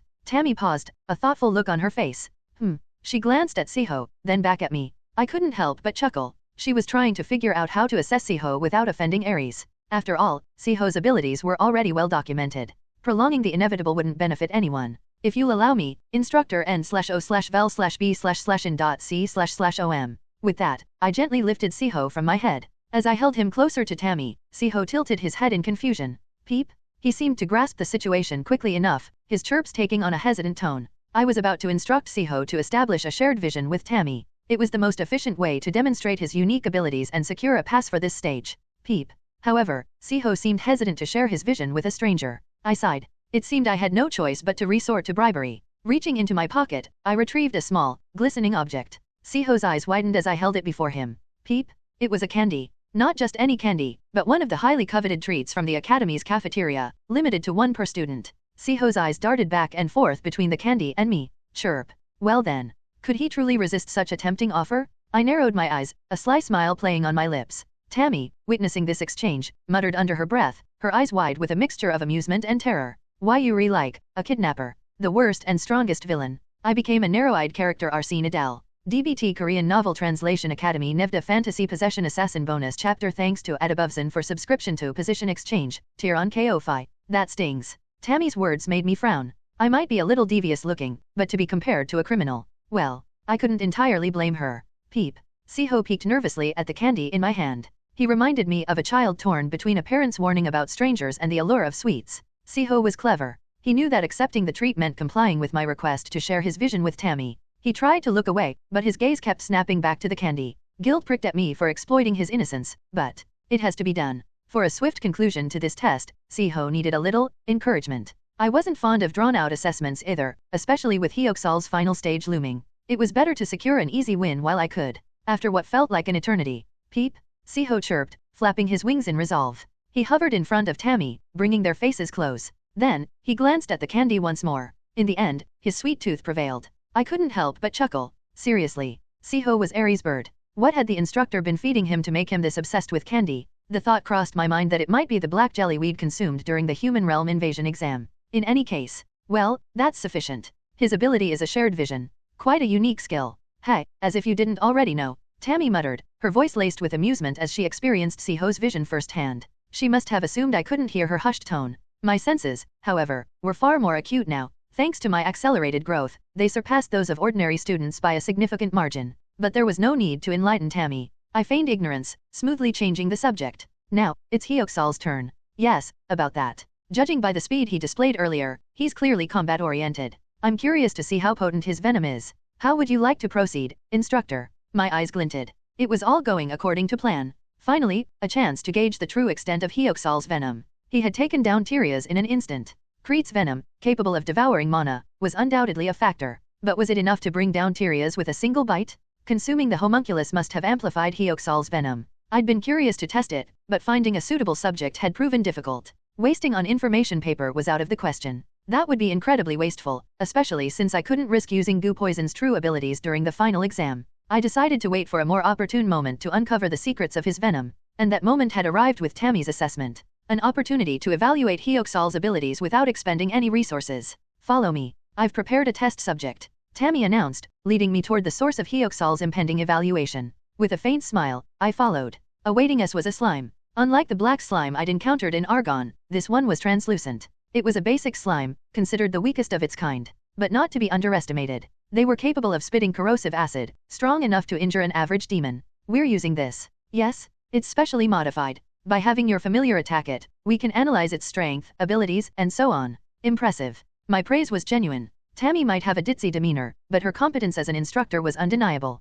Such ingenuity was essential for the role. So, should I instruct Hyoxal to attack the slime? Yes, just give me a moment. Tammy set aside the lamp, rolling up her sleeves as she carefully extracted the slime from its container. Despite its acidic nature, she handled it with bare hands. Her gloves must have been treated with a protective layer. Doesn't look very sturdy, though. Hyoxal's venom could probably melt through it with ease. Not that it mattered. He wouldn't be attacking Tammy directly. I shifted my gaze from her to the slime. Caillou. It stared back at me, emitting a strange, high-pitched sound. But I wasn't fooled by its somewhat adorable appearance. It was still a wild magical beast. If I let my guard down, it would attack. Bite it. I commanded Hyoxal. In a flash, Hyoxal shot forward, sinking his fangs into the slime. Venom pulsed from his glands, flooding the creature's translucent form. Caillou. The slime convulsed, its gelatinous body trembling uncontrollably. It collapsed, dissolving into a puddle before expelling its core. Then, crack. The core hardened, transforming into solid stone right before our eyes. Time seemed to stand still. The slime showed no signs of regeneration. I stood frozen, struggling to comprehend what I'd just witnessed. Slimes were supposed to die when their cores were destroyed. So why did it perish the moment Hyoxal injected his venom? And why did its core turn to stone instead of shattering? I wasn't the only one taken aback. Huh. Tammy let out a gasp of disbelief. She seemed just as perplexed as I was. What kind of transformation did Hyoxal undergo after consuming the homunculus? This is incredible. It didn't just die from the venom, its core petrified. Her voice trembled with excitement. A shiver ran down my spine. Even I had to admit, this power seemed excessive for a mere familiar. What if they deemed it too dangerous for a student to handle? N/O/vel/B/in.C//OM. Doubt not at me. What if they disqualified goo poison because of this? The worst and strongest villain. I became a narrow-eyed character Arsene Adel. DBT Korean Novel Translation Academy Nevda Fantasy Possession Assassin. But then. Amazing. Excuse me. Tammy's enthusiastic outburst snapped me out of my thoughts. This specimen, it's invaluable for research. Would it be alright if I studied Hyoxal's venom? She scooped up the petrified core, her eyes practically sparkling as she turned to me for permission. I had no objections. Quite the opposite, in fact. This was a golden opportunity to gain insight into Hyoxal's abilities without sacrificing an information paper. Still, I couldn't let my guard down completely. I've been relying on the information paper too much lately. While undeniably helpful, becoming overly dependent on them was dangerous. If the information paper stopped providing assistance, I'd be in a precarious position. I needed to hone my own judgment, to make decisions without relying on external sources. Well, I suppose this time, I'll indulge in a little shortcut. Researching Hyoxal's venom would require significant effort. Having Tammy volunteer her expertise was a stroke of luck. However, you must not divulge anything about Hyoxal's abilities. Should you break this agreement? I narrowed my eyes, my gaze piercing through Tammy. Stage 2 Mana Manipulation. It not only granted me greater control over my killing intent but also allowed me to focus it with laser precision. An invisible wave of pressure washed over Tammy. She flinched, her eyes widening slightly. I'm not sure what the consequences would be. I left the threat hanging, unspoken. Uncertainty often bred greater fear than explicit threats, especially when dealing with a superior. Besides, I couldn't very well threaten an instructor outright. Understood. I won't breathe a word. Tammy nodded curtly, her face pale. Judging by her expression, she wouldn't dare defy me. And if she did, well, there was no need to dwell on such unpleasant possibilities. So, does this mean Hyoxal and Siho have passed the second stage? Why yes, absolutely. I can't deny them after that performance. Relieved of my killing intent, Tammy nodded vigorously. I allowed myself a small sigh of relief. Siho and Hyoxal. They had both cleared the second stage. All that remained was the final test. The one I considered the most daunting. Anxiety gnawed at my insides, but I couldn't afford to back down now. I had to trust Hyoxal and Siho. Shall we proceed with the third stage immediately, instructor? Yes, of course. Just one more to go. You've got this. Tammy's attempt at encouragement only made my expression stiffen further. It wasn't that I disliked her. It was the situation itself that filled me with a strange sense of dread. Ironically, the third stage was widely regarded as the easiest of the familiar recognition test. For me, however, it felt like the most insurmountable obstacle. Now, you're familiar with the objective of the third stage, correct? Indeed. The familiar recognition test, stage 3. Its purpose was to assess the bond between familiar and master. I glanced at Hyoxal and Siho. Peep. They stared back, their gazes filled with confusion. A wave of unease washed over me. Our relationship hadn't blossomed under normal circumstances. Hyoxal was initially a venomous seed implanted by Crete to control or kill me. Siho was a bird dispatched by Ares to monitor my every move, a creature I'd coerced into obedience. How could I possibly feel confident about this? Especially after subjecting them to hardship and danger, with little to offer in return. As I struggled to quell my anxiety. Let's begin, Tammy announced, brandishing a peculiar object. It was a lamp designed to enthrall magical beasts, emitting a mesmerizing blend of light and fragrance that stimulated their senses. The objective was simple, to resist the lamp's allure and choose their master instead. That was the crux of the third stage. Please place Hyeoksal and Siho on the ground. Very well. With trembling hands, I gently set them down. I then stepped forward, taking my position beside the lamp Tammy had placed on the ground. If they gravitated towards the lamp, they wouldn't be recognized as my familiars. The thought sent a chill down my spine. Begin. As Tammy's voice rang out. Peep. Siho hesitated, his tiny body trembling. Then, with a flap of his wings, he soared towards the lamp. So, he didn't choose me after all. A pang of sadness struck me. I lowered my gaze to Hyeoksal. He met my gaze for a moment, his expression unreadable. Then, he slithered towards the lamp, following Siho's lead. N/O/vel/B/in.C//om. They had both chosen the lamp over me. I suppose it's to be expected. I closed my eyes, a heavy sigh escaping my lips. I had taken so much from them, offering little in return besides mana-infused water and the occasional candy. Of course they would choose the alluring lamp. Just as I resigned myself to the inevitable. Open your eyes. Tammy's voice startled me. I slowly opened my eyes, already anticipating the sight of both Hyeoksal and Siho entranced by the lamp. But what I saw instead took my breath away. Peep. Both Hyeoksal and Siho were gazing up at me, their eyes locked on mine. They had chosen me, the worst and strongest villain. I became a narrow-eyed character Arsene Adel. DBT Korean Novel Translation Academy Nevta Fantasy Possession Assassin. In the end, both Gu Poison and Siho chose me over the lamp. They sat there, staring up at me with wide eyes. While I was relieved, confusion outweighed my joy. Why would they choose me over the alluring lamp? Silence stretched between us. I didn't understand. Was our relationship not purely transactional? Slowly, I extended my arms and gently stroked them both. In that instant, a warmth spread through my chest, a sense of familiarity washing over me. It was a connection. Without realizing it, we had formed a bond. Not as master and familiar, but as companions. Words failed to describe this newfound feeling. I had countless acquaintances back in Sidon. Luna had even confessed her love for me. But this was different. It wasn't as intense or passionate. It was comforting. Thank you. I scooped them both into my arms, holding them close. They squirmed for a moment, their movements muffled against my chest, before settling down and nuzzling me affectionately. I glanced up at Tammy. Well, instructor. Men/O/vel/B/in.C//om. She observed us with a thoughtful expression before breaking into a wide smile. I suppose they pass. Though, under normal circumstances, I'd have to fail them. Our eyes met. Beneath her usual cheerfulness, I saw a flicker of seriousness in her gaze.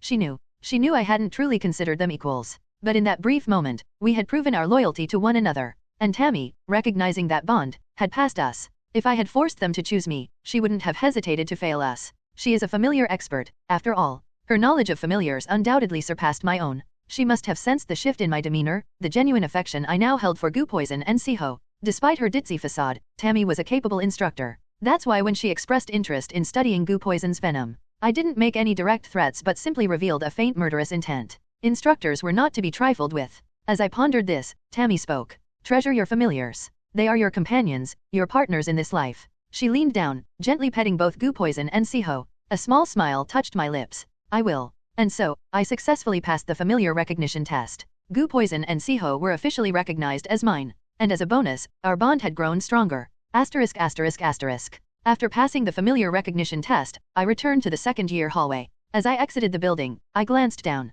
Sleeping, I see. Both Gu Poison and Siho were fast asleep. While I had officially named Gu Poison Hyeoksal, the name Gu Poison felt more natural. Perhaps I would introduce him as Hyeoksal to others, but in private, I would continue to call him Gu Poison. He also seemed to prefer his original name, the one I had given him when we first met. He didn't seem to dislike Hyeoksal, but what is this feeling? The comforting warmth I had felt during the test was gone. Instead, a wave of fear washed over me. My gaze snapped up, drawn to a figure standing before me. It was a beautiful woman, a vision of elegance and grace. She was like a character straight out of my novels, embodying all the ideals of beauty I had strived to capture in my writing. Her hair was a cascade of snowy white, crowned with a circlet of thorns woven from rose stems. The thorns dug into her pale skin, a painful reminder of her lineage. Our eyes met. I froze, unable to speak. I knew this woman. How could I not? We had crossed paths many times before. As I stood there, speechless, she broke the silence. Mr. Escort. It's been a long time. Greetings, Your Highness. I finally managed to speak, my voice strained as I addressed Diana, daughter of the Demon King and the source of my current predicament.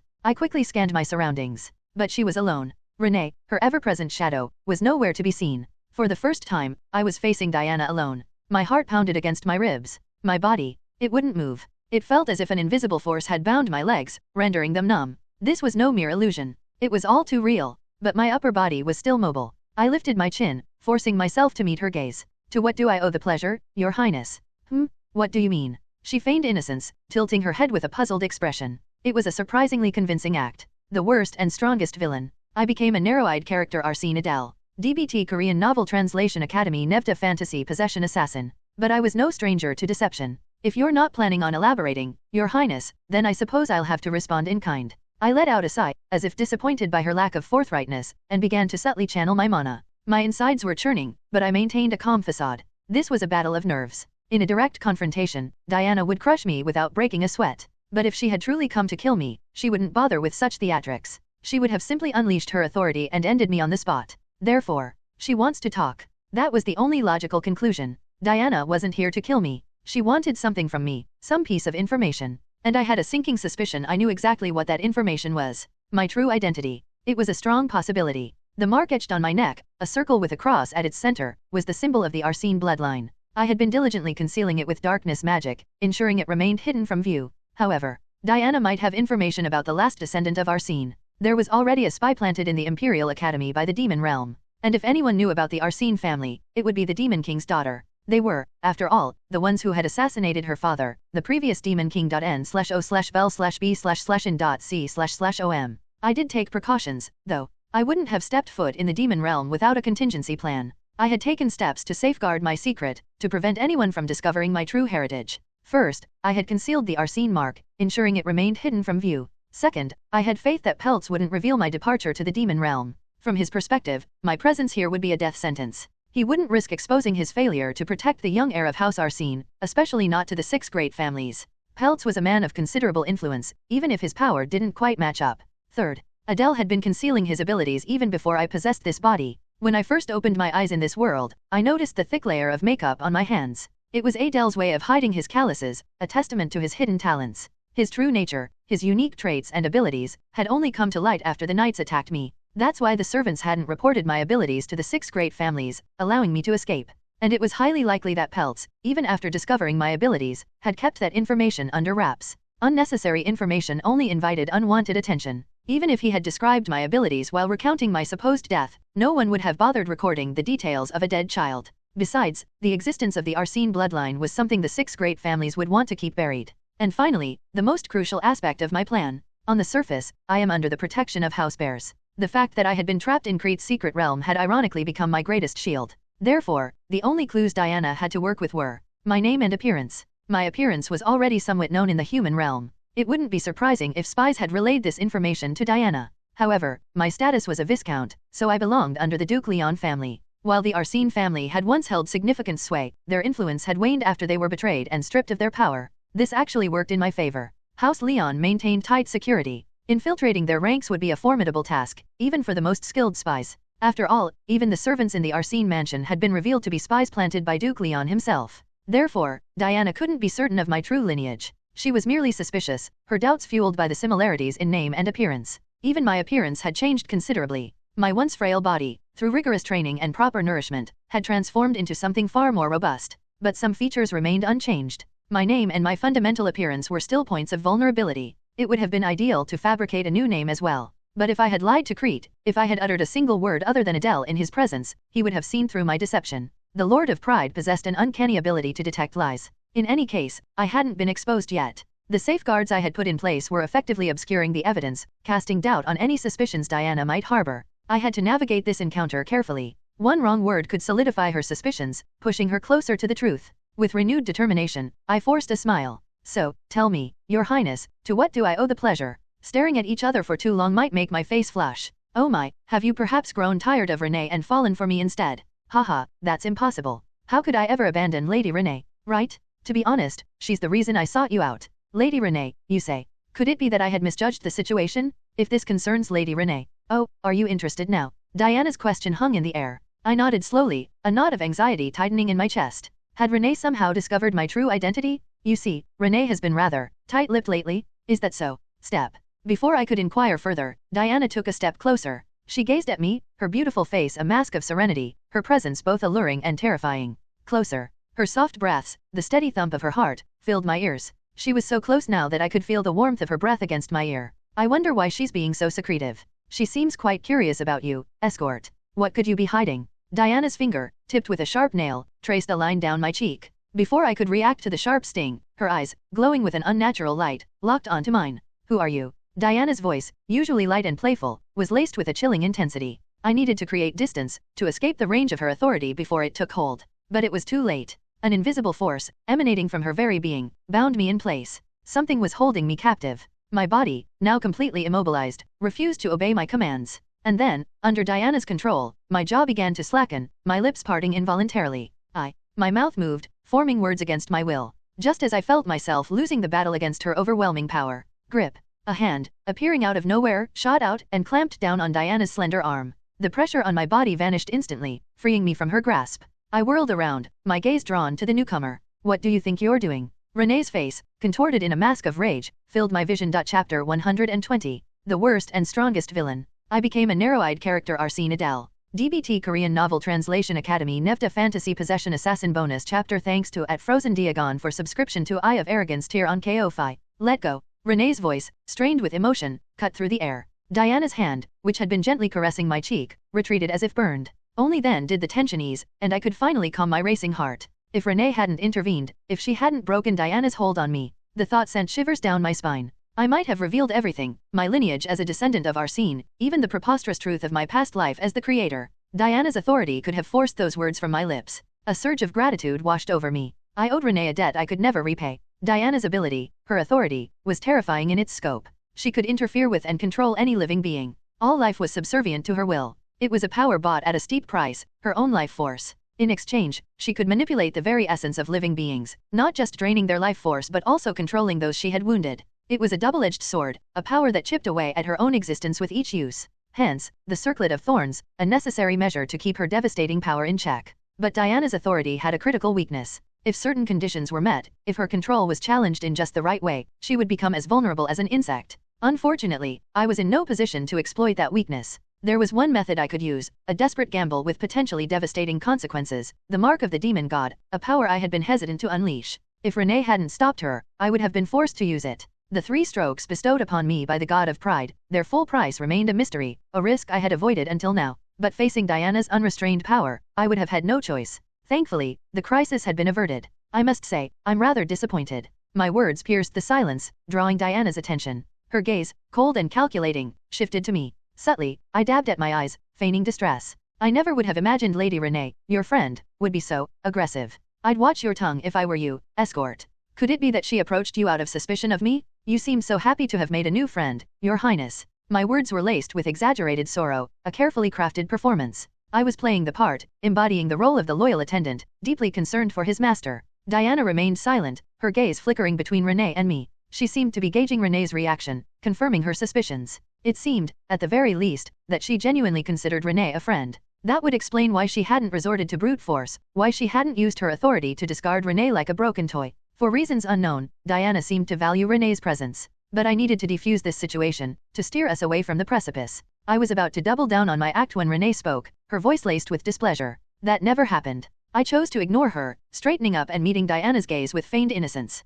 Diana remained frozen, caught between her suspicions and her apparent regard for Renee. One wrong move, and they might come to blows. Finally, she spoke, her voice heavy with resignation. Renee, you know we need to uncover his true nature. Renee remained silent, refusing to acknowledge Diana's words. But they hung in the air, sharp and pointed. I'll back down for now, but be careful, Renee. Escort is hiding more than you realize. With those parting words, Diana retreated, her gaze lingering on me for a moment longer. I couldn't respond. I couldn't agree. Diana was right. I was deceiving Renee, and the potential consequences of my actions were still unknown. Diana turned back to me, a bright smile on her face. My apologies, escort. With a swish of her white hair, she disappeared down the hallway. I stared after her, my mind racing. If she truly felt remorse, she wouldn't show her face here again. At least for a while, I wouldn't have to worry about her using her authority on me. It would take time for her to recover, to replenish the life force she had expended. As expected, Renee would likely be participating in the final exams. But such trivial matters seemed insignificant in light of the current situation. I turned to Renee, who stood there, her expression unreadable. She seemed lost in thought, her lips moving silently as if trying to find the right words. And then, she spoke. Adele. Her voice, barely a whisper, sent a shiver down my spine. Something had shifted in that brief exchange, a subtle change in her demeanor. Yes, Lady Renee. Do you remember this? She held up her left hand, her index finger extended, drawing attention to the ring she wore. I nodded slowly. Of course, I remembered. the artifact we had obtained in the territory of the Undying, the full moon spirit. I had entrusted it to her, a fair exchange for the fang of darkness I now possessed. But she wasn't asking about the ring's nature, was she? I'm afraid I don't understand, Lady Renee. I feigned ignorance, choosing my words carefully. She wasn't asking about the full moon spirit itself. She was asking, why? Why had I placed the ring on that finger? At the time, it had seemed insignificant, a trivial act of convenience. But it was clear that Renee had given it a great deal of thought. What did it mean to her? I had learned a thing or two about the customs of the demon realm, including the significance of rings worn on specific fingers. It wasn't a symbol of romantic love, as it was for humans.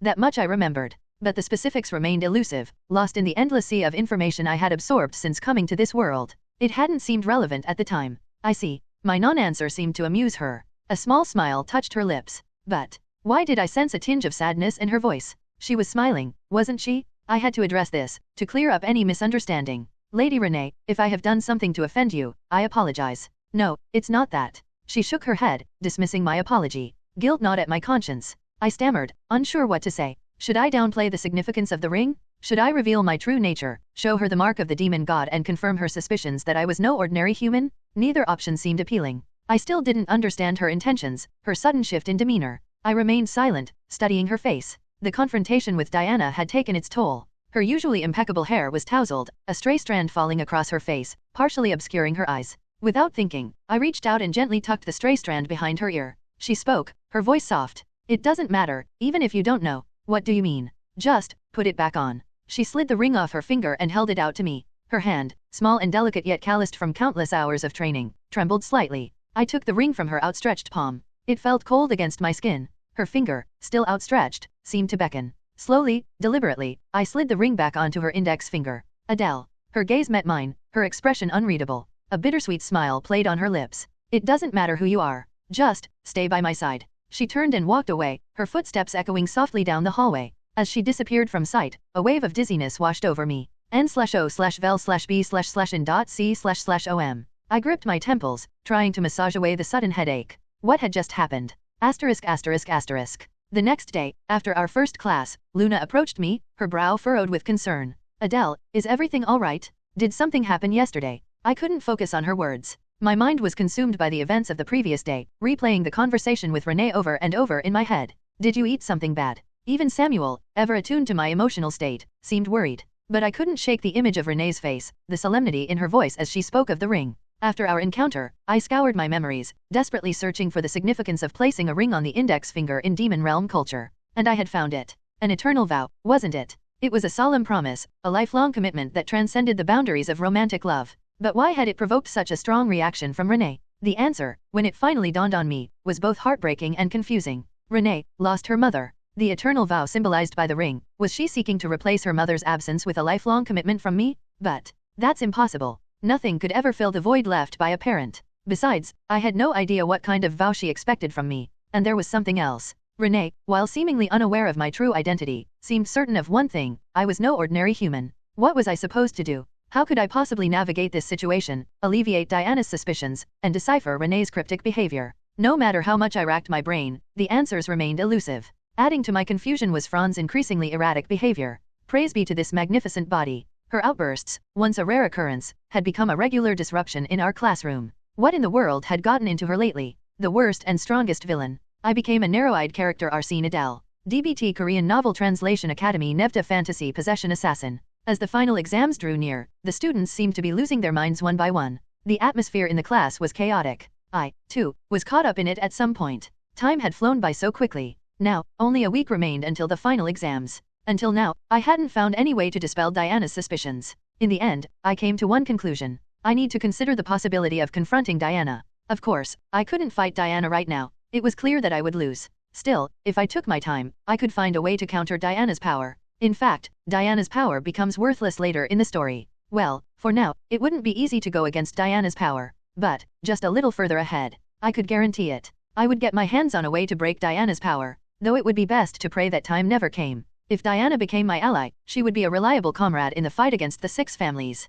Well, judging from the fact that she wasn't looking for me, it seemed like she was planning to gather information about me for the time being. Could it be that the demon clan spies in the human realm were strong enough to interrogate Peltz, the witness from that time? By this time, Peltz would have reached the point where he had mastered fighting spirit. Or at least, he would be close. It's not like I can erase the evidence that Diana knows. What could I do about having the same face and name? All I could do was pray. Pray that Crete and Renee wouldn't abandon me. Well, for some reason, I didn't know why, but they didn't seem to have any intention of abandoning me. That's why I hadn't dropped out of Sidon, even though I was under Diana's suspicion. For some reason, they're both being nice to me. Now I knew for sure. Crete and Renee both wanted something from me. It must be something that no one else but I could do. Otherwise, Crete wouldn't have kept such a suspicious person like me around just because of goo poison. Or maybe it was just his arrogant nature as the head of the Bears family. Anyway, my safety would be guaranteed for the time being. I had already finished all the calculations. As long as my identity as a Bears protects me, even Diana can't touch me. The arrogant Bears. The pressure that name brought was undoubtedly the greatest among the 7 deadly sins.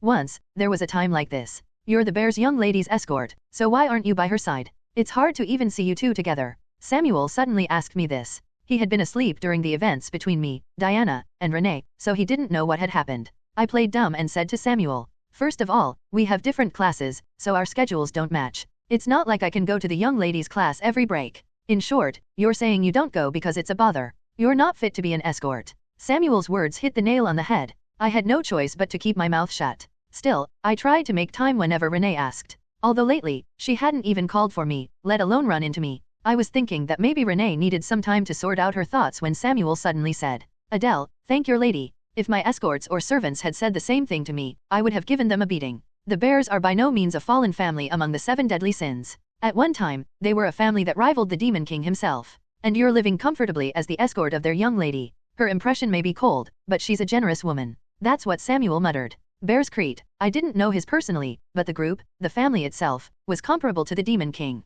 That's why I was even more curious. Renee and Crete must know that I wasn't truly loyal. No, how could they not know? They didn't trust me, so they put goo poison in me so they could kill me at any time. Then, what did the Bears want from a half-demon like me whose identity they didn't know? Judging from their reactions, it seemed like Renee and Crete wanted different things from me. They were a truly unreadable father and daughter. I frowned and let out a sigh. In the end, there was only one thing I had to do. To become strong, and keep getting stronger, so that no one could use me. First goal. Bolton. He was the second-ranked student in the first year. However, the content of this final exam wasn't for the first-year students to fight amongst themselves. It was to select representatives from each grade level and hold an intergrade competition. Around the time Sidon's final exams were held, the Imperial Academy's final exams would also begin. Come to think of it, the way things were going was similar. Well, the details of the procedures would be different. The members of the student council would also make their mark through the intergrade competition. The instructors already knew, but the upperclassmen were unaware of the student council's strength. However, this would reveal the true strength of the first-year students from both Sidon and the Imperial Academy.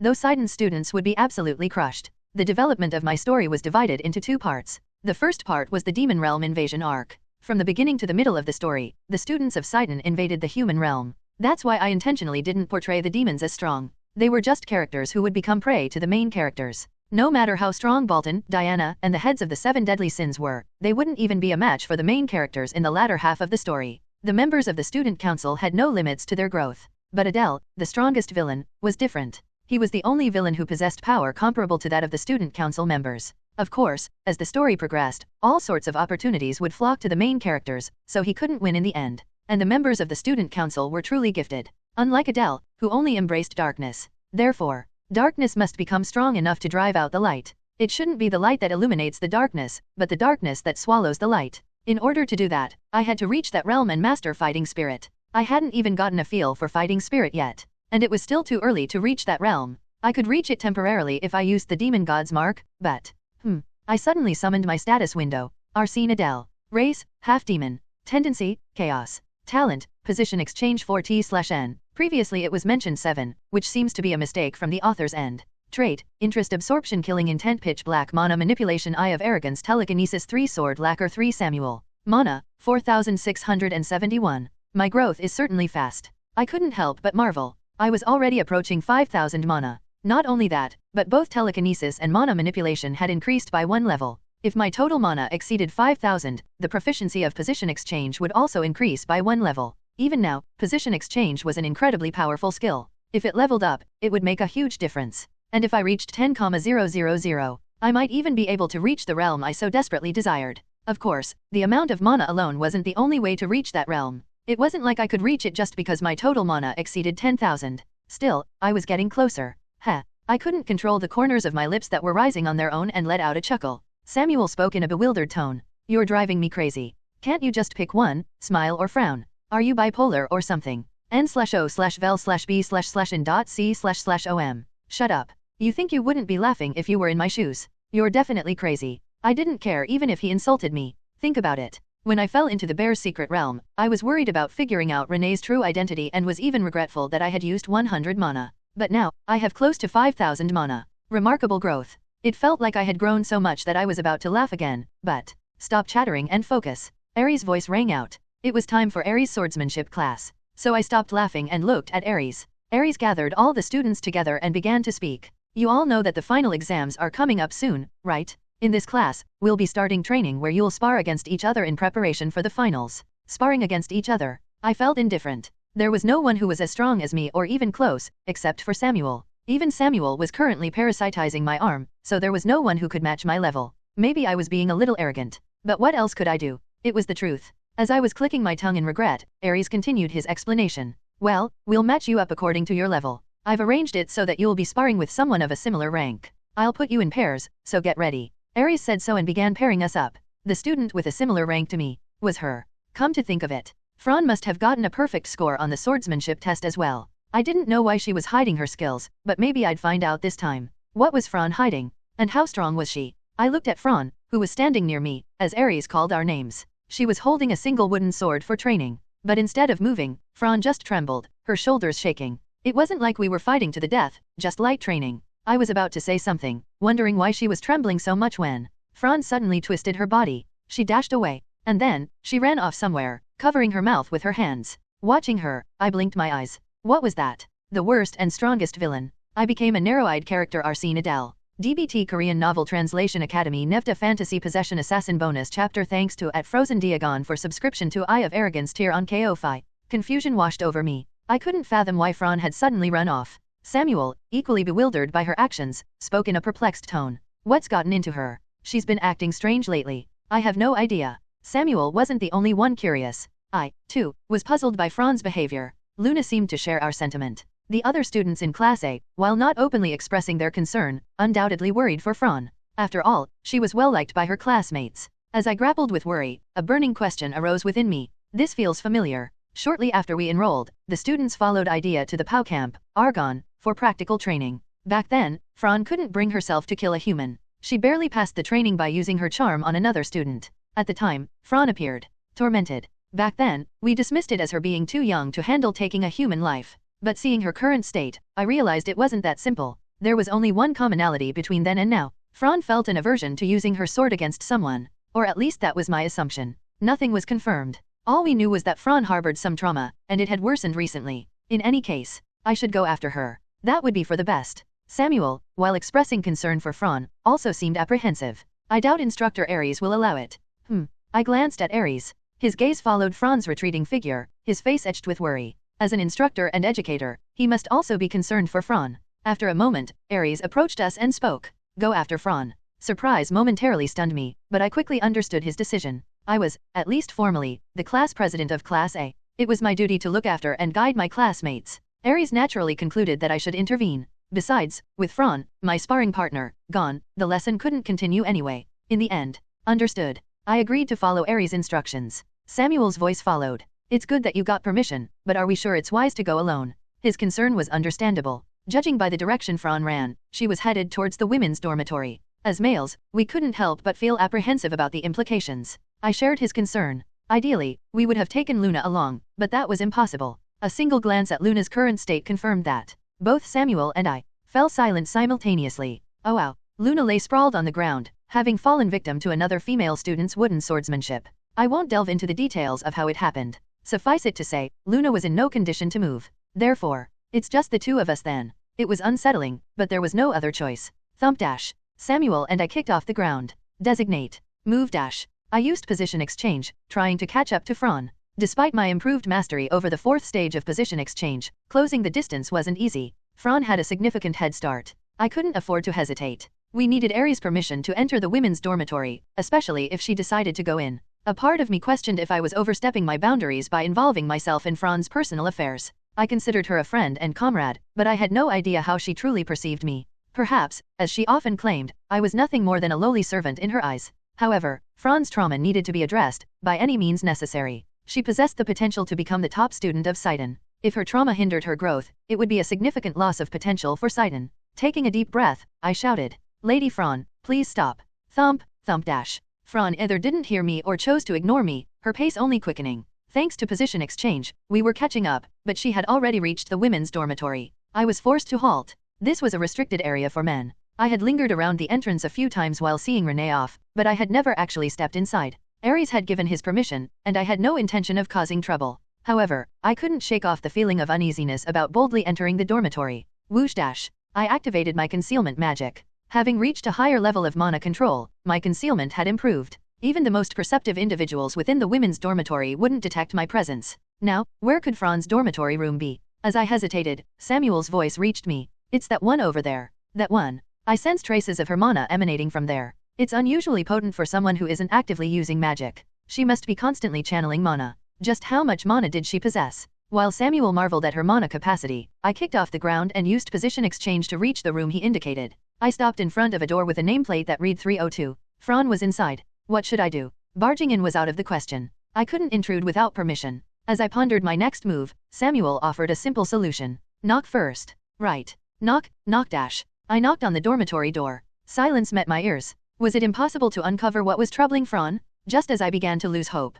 Creak dash. The dormitory door suddenly swung open, startling me. I stumbled back a couple of steps, wondering if Fran had opened the door. However, it seemed the door hadn't been latched properly and had swung open from the force of my knock. This presented me with a dilemma. Should I go in? What if my intrusion only served to alienate Fran further? As much as I wanted to ask her what was wrong, her silence suggested a desire to keep her troubles private. But I owe her. During the Human World Invasion exam, she ensured the safety of the Sidon students, including myself. She even went out of her way to help me when I was incapacitated. Of course, she would have met the same fate had I not intervened. Therefore, I couldn't ignore this situation. What was the right thing to do? At that moment, I gasped in shock. Through the partially opened door, I caught a glimpse of Fran's room. It was initially ordinary, but it suddenly transformed into something entirely different. As I stood frozen in surprise, Samuel's calm voice reached my ears. The illusion magic has dissipated. Illusion magic. Fran had been maintaining an illusion over her dormitory room, likely to conceal its true appearance from her roommate. For some reason, the illusion had dropped, revealing the room's true state. And what I saw inside shocked me to my core. Countless papers, meticulously filled with notes from every single theory lesson, lay scattered across the floor, plastered on the walls, and even stuck to the ceiling. But that wasn't all. Blood-soaked bandages and several broken wooden swords lay discarded in a corner. They served as a testament to the sheer effort Fran had been putting in. Then why? Why would she? Had Fran been pretending to be incompetent all along? Was everything an elaborate act? No, that couldn't be true. Fran was genuinely clumsy and forgetful. She would often forget things I had told her moments prior. Then what was the meaning of this room? Words failed me as I stood rooted to the spot. Then, swoosh-n/o/vel/b/in.c//om. Fran darted out of the room, her hand clamped over her mouth, and rushed towards what I assumed was the bathroom. She must have been overcome with nausea. At that moment, whoosh dash. The necklace around my neck began to glow. The light had completely filled the pendant. It seemed the cool-down period since our glimpse into Samuel's past had ended. As if in a trance, I uttered a single word. Activate. Click dash. Click dash. The sound of clockwork gears turning filled my ears once more. Asterisk asterisk asterisk. When I opened my eyes, my vision was met with a completely different scene. The thorn, Samuel's conduit, was gone from my wrist. It meant I was no longer in my own body, but inhabiting another's. Given the circumstances, it was highly likely that I was now experiencing the world through Fran's eyes. It was the same when I witnessed Samuel's past. However, while I could tell that I was experiencing Fran's past, I had no idea where I was. Thousands of iron bars and young children filled my vision. Every single child had the same blue hair, just like Fran. As I blinked in confusion, a voice rang out. "Ha ha, bow before this body." It was Fran, or at least a young girl who looked strikingly similar to her. While she resembled Fran, there were subtle differences in her appearance and speech. Who was this girl? Before I could dwell on it any further, whoosh dash. My body was suddenly ejected from the scene, sending me sprawling onto the ground. It seemed I hadn't witnessed the entirety of Fran's past. As I sat there in a daze, I met Fran's gaze. Her eyes, usually bright and lively, were now cold and distant, sending a shiver down my spine. The worst and strongest villain. I became a narrow-eyed character. Arsene Adel. DBT Korean Novel Translation Academy Nevda Fantasy Possession Assassin. Fran's gaze was as cold as ice, sending shivers down my spine. I couldn't help but flinch and tremble under her piercing stare. I knew I had to get up from the hallway floor, but the atmosphere around her was so frigid that I couldn't bring myself to move. Just then, Click. Fran closed her dorm room door and offered me a twisted smile.n/o/vel/b/n.c//om. What are you doing in front of my room? Well, don't just sit there looking pathetic. Let's go to class. Her voice held the same playful tone as before. If I only focused on that, I might have been convinced that nothing was wrong. But I knew better. Swoosh. As I watched Fran walk past me. Adele, that girl. Yes, I saw it too. Samuel's voice was grave, and I had to agree. Fran's eyes weren't the lifeless, vacant orbs I had seen before. They now shone with a strange, bright light, brimming with life. However, her lips weren't smiling. Tisk. Frustrated, I let out a sigh and scratched the back of my head, replaying the memories of Fran's past that I had witnessed through the necklace. Hundreds of children were imprisoned behind thousands of iron bars. Their faces were etched with a melancholic gloom. And among them, she stood out the most. A girl who looked strikingly similar to Fran. Unlike the other children, she had a bright and cheerful demeanor. Could it be that Fran and that girl were sisters? Or perhaps, maybe everyone there. What are you talking about? It's nothing. I shook my head at Samuel's question. The fact that I could see the past through the necklace was still a secret. Moreover, I was the only one who could see the light emanating from it. Even Samuel, residing within my very being, couldn't peer into Fran's past with me. Anyway, this is troublesome. Indeed, it seems so. Both Samuel and I were disheartened. If only Fran had reached out for help, expressing her pain, it would have been different. But her recent actions were a clear rejection, a silent plea to leave her alone. There was very little we could do for her now. All we could do was wait for her to overcome this on her own. The question was, could she? We had no choice but to trust in her. At least we succeeded in getting her back to class. Instructor Aries shouldn't give us any more trouble about it. Knowing Instructor Aries, he might just scold you for not being able to handle this even as the class president. I doubt that will happen. It was true that Aries had been strict with me before, expressing his disapproval. But that was back when I was suspected of being a spy. After the midterm exams, his vigilance had shifted solely towards Bolton. And ever since I had advanced in mana control, suppressing my killing intent, Aries no longer regarded me with suspicion. Unlike Idea, he didn't treat me any differently, but at least he acknowledged me as a student. And that was perfect. Too much attention, like Idea's, would only make me uncomfortable. I suppose Aries is the most instructor-like among the instructors. You can say that again. He was a man with much to teach, even if he sometimes displayed a colder demeanor than Idea. But even that seemed calculated. For instance, he never interfered in conflicts or disputes between students, unless their lives were at stake. He left the resolution and mediation entirely up to them. In other words, Instructor Aries must believe that we can handle this ourselves. Even though she's tight-lipped and refusing to talk about it. How exactly are we supposed to resolve this? Samuel's point was valid. It was true that without Fran opening up, resolving the issue seemed impossible. However, that didn't mean there was no way. There is one. If I delved deeper into Fran's past through the necklace, I might find a solution. The necklace would be active again around the break. It had activated about 2 months after I saw Samuel's past, which meant I needed to see Fran again during the break. The problem was, is it worth investing my break time for this? I already had a lot on my plate during the break. I had to investigate the information Kyle had shared and conquer the hidden dungeon. I also needed to return to the Bears family estate and speak with Crete. On top of that, I had to visit Samuel's temple. Was it worth sacrificing that precious time to uncover Fran's past? It was clear that if Fran overcame her trauma, she would become a much stronger asset. However, the process was sure to be anything but smooth. But, if what I'm thinking is true, then helping Fran was absolutely necessary. If my suspicions were correct, it could be the key to getting one step closer to the level needed to face Diana. So, let's wait until the break to decide. There was no need to rush into a decision. Besides, nothing I did now would help Fran overcome her trauma. All I could do for now was watch and wait. And so, we left, having gained little to no progress. The worst and strongest villain. I became a narrow-eyed character Arsene Adel. DBT Korean Novel Translation Academy Nevda Fantasy Possession Assassin. ******. Aries class ended. Fran didn't spar with me in the end. She just sat under the shade of the awning at the edge of the training grounds until it was time to leave. I wanted to approach her, to talk to her, but the atmosphere around her made it impossible to even take a step in her direction. Luna, who had heard from both Samuel and me about what we had seen, tried to approach Fran, but Fran remained cold and distant, completely ignoring Luna. The memory of Luna's tearful face after that encounter made my chest ache. In any case, I decided to set aside the issue with Fran until the break. My priority now was preparing for the final exams. Aries class was followed by Robold's magic class. We were learning the silence spell, which was going to be on the final magic exam. Thanks to Adel's talent, I was able to master the silence spell perfectly, but I couldn't help but feel a tinge of regret. N/O/vel/b/n.c//om. Because it's not easy to combine. The stealth magic that Robold had taught me. I was curious to see what would happen if I could combine it with the silence spell, which seemed like a perfect synergy. However, combining the two magics and applying them to my body simultaneously was proving to be a challenge.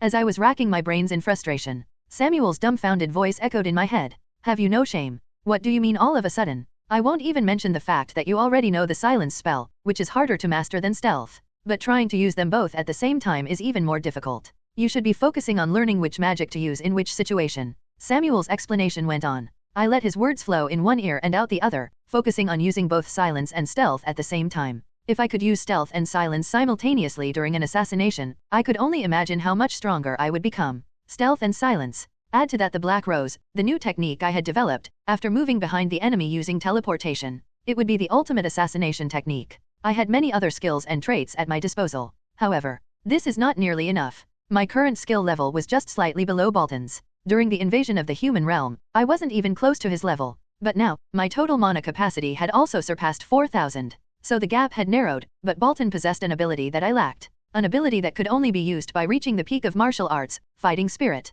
Unfortunately, I hadn't learned fighting spirit yet. The power of the Black Rose was comparable to an attack infused with fighting spirit. But fighting spirit only consumes mental strength, while Black Rose requires an immense amount of mana. It couldn't be helped. In the end, I had to focus on honing my assassination skills rather than engaging in a full frontal assault. Not that it was a bad thing. My abilities were originally geared toward assassination anyway. As I was alternating between silence and stealth, a sudden question popped into my head, and I asked Samuel. By the way, Mr. Samuel, you make strange gestures when you use magic. Strange gestures. Yes, like extending your hand forward. You don't just flick your fingers like this, do you? Samuel always moved his hands when he cast magic. Of course, it was normal to move one's hands when using magic, but his hand movements were peculiar. I showed Samuel exactly how he moved when he used magic. Then Samuel said, I see what you're asking. It's not just me, but a kind of preliminary motion that mages do. Some don't do it, but I find it more comfortable. It helps me concentrate. I understood immediately. He really had a knack for explaining things. In short, you're saying it's similar to the incantations used by human mages. You catch on quick. Just like the incantations Basaha used in the human realm, Samuel used movements as a preliminary preparation for his magic. Come to think of it, didn't Robold also snap his fingers every time he used magic? As I was thinking about this, don't you have any such motions? Some mages even set those motions as activation conditions for their magic. Well, it's not like I don't have any. I did have a gesture like that. Or rather, it wasn't mine, but the original owner of this body's. The villain with the narrow eyes. As I tried to think of a gesture that would suit him best, a certain movement naturally came to mind. I hadn't tried it myself, so I wasn't sure what would happen, but the movement was already ingrained in my body, so there was no harm in trying. Let's give it a shot. A smirk played on my lips as my eyebrows arched, and a playful smile spread across my face. Swish. I raised my index finger and placed it against my lips. T/N, pose in the novel poster. And the moment I activated both silence and stealth simultaneously. Thrum. Even I couldn't hear my own breath or heartbeat. For a fleeting second, through my blurred vision, I saw Robold's shocked face staring back at me. He had momentarily lost sight of me, and the surprise was evident on his face. Perhaps sensing the sudden shift in my mana flow, Samuel's breathless voice whispered in my ear. You're insane. The worst and strongest villain. I became a narrow-eyed character Arsene Adel. DBT Korean Novel Translation Academy Nevta Fantasy Possession Assassin Bonus Chapter Thanks to @Talos Fanboy for subscription to Sword Lacquer Tier on KO-Fi. Preliminary motions. By simply recalling the habits of my original body, I was able to simultaneously cast both silence and stealth. Not only that, but the two spells seemed to have become even more robust. With this, I'm guaranteed a perfect score on the magic exam. Well, even if I hadn't mastered the preliminary motions, acing the magic exam was a given. Still, it felt good. It was clear that my assassination techniques would work against even stronger opponents. The only regret I have is, some spells didn't show much improvement even after I performed the preliminary motions. This was to be expected. For example, when wielding a dagger in battle, I couldn't exactly put my index finger to my lips, could I?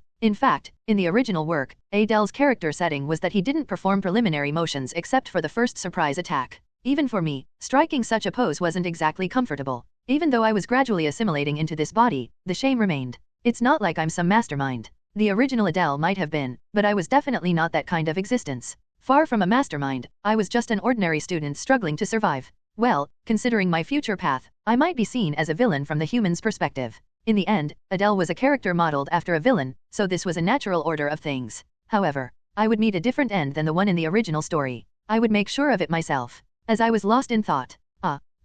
Suddenly, both silence and stealth were released simultaneously. I had succeeded in activating them by mastering the preliminary motions, but the moment my concentration wavered, they were immediately dispelled. Was this a sign to focus solely on casting the magic? Let's try again. I had to perfectly cast silence and stealth at the same time. Since each technique required a tremendous amount of concentration, it demanded a great deal of effort. I decided to clear my mind. Swish. And I lifted my index finger to my lips. At the same time, silence, stealth. I cast the two spells. Since silence originally meant silence, the presence, movements, and sounds emanating from my body were all reduced until nothing could be heard. If I focused my senses, as the caster of silence, I could hear the faint sounds coming from my body, but the sound was so faint that unless it was someone with extremely developed senses, they wouldn't notice. And stealth was, Student Adele, perfect. Enough to draw admiration from Robold, who was watching me. It was only natural since my stealth had already reached its peak. Robold wasn't just impressed by stealth alone but amazed by the silence magic combined with it. Swish. I flashed a smile at Robold, who was bursting with admiration.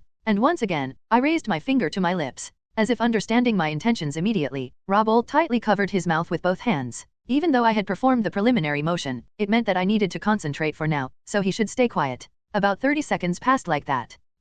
I released silence and stealth from my body. Finally, I got the hang of it. Easy, I muttered under my breath. 2 spells that required a high level of proficiency to conclude the semester. Not only did I master them, but I also achieved the feat of perfectly combining them into a single technique.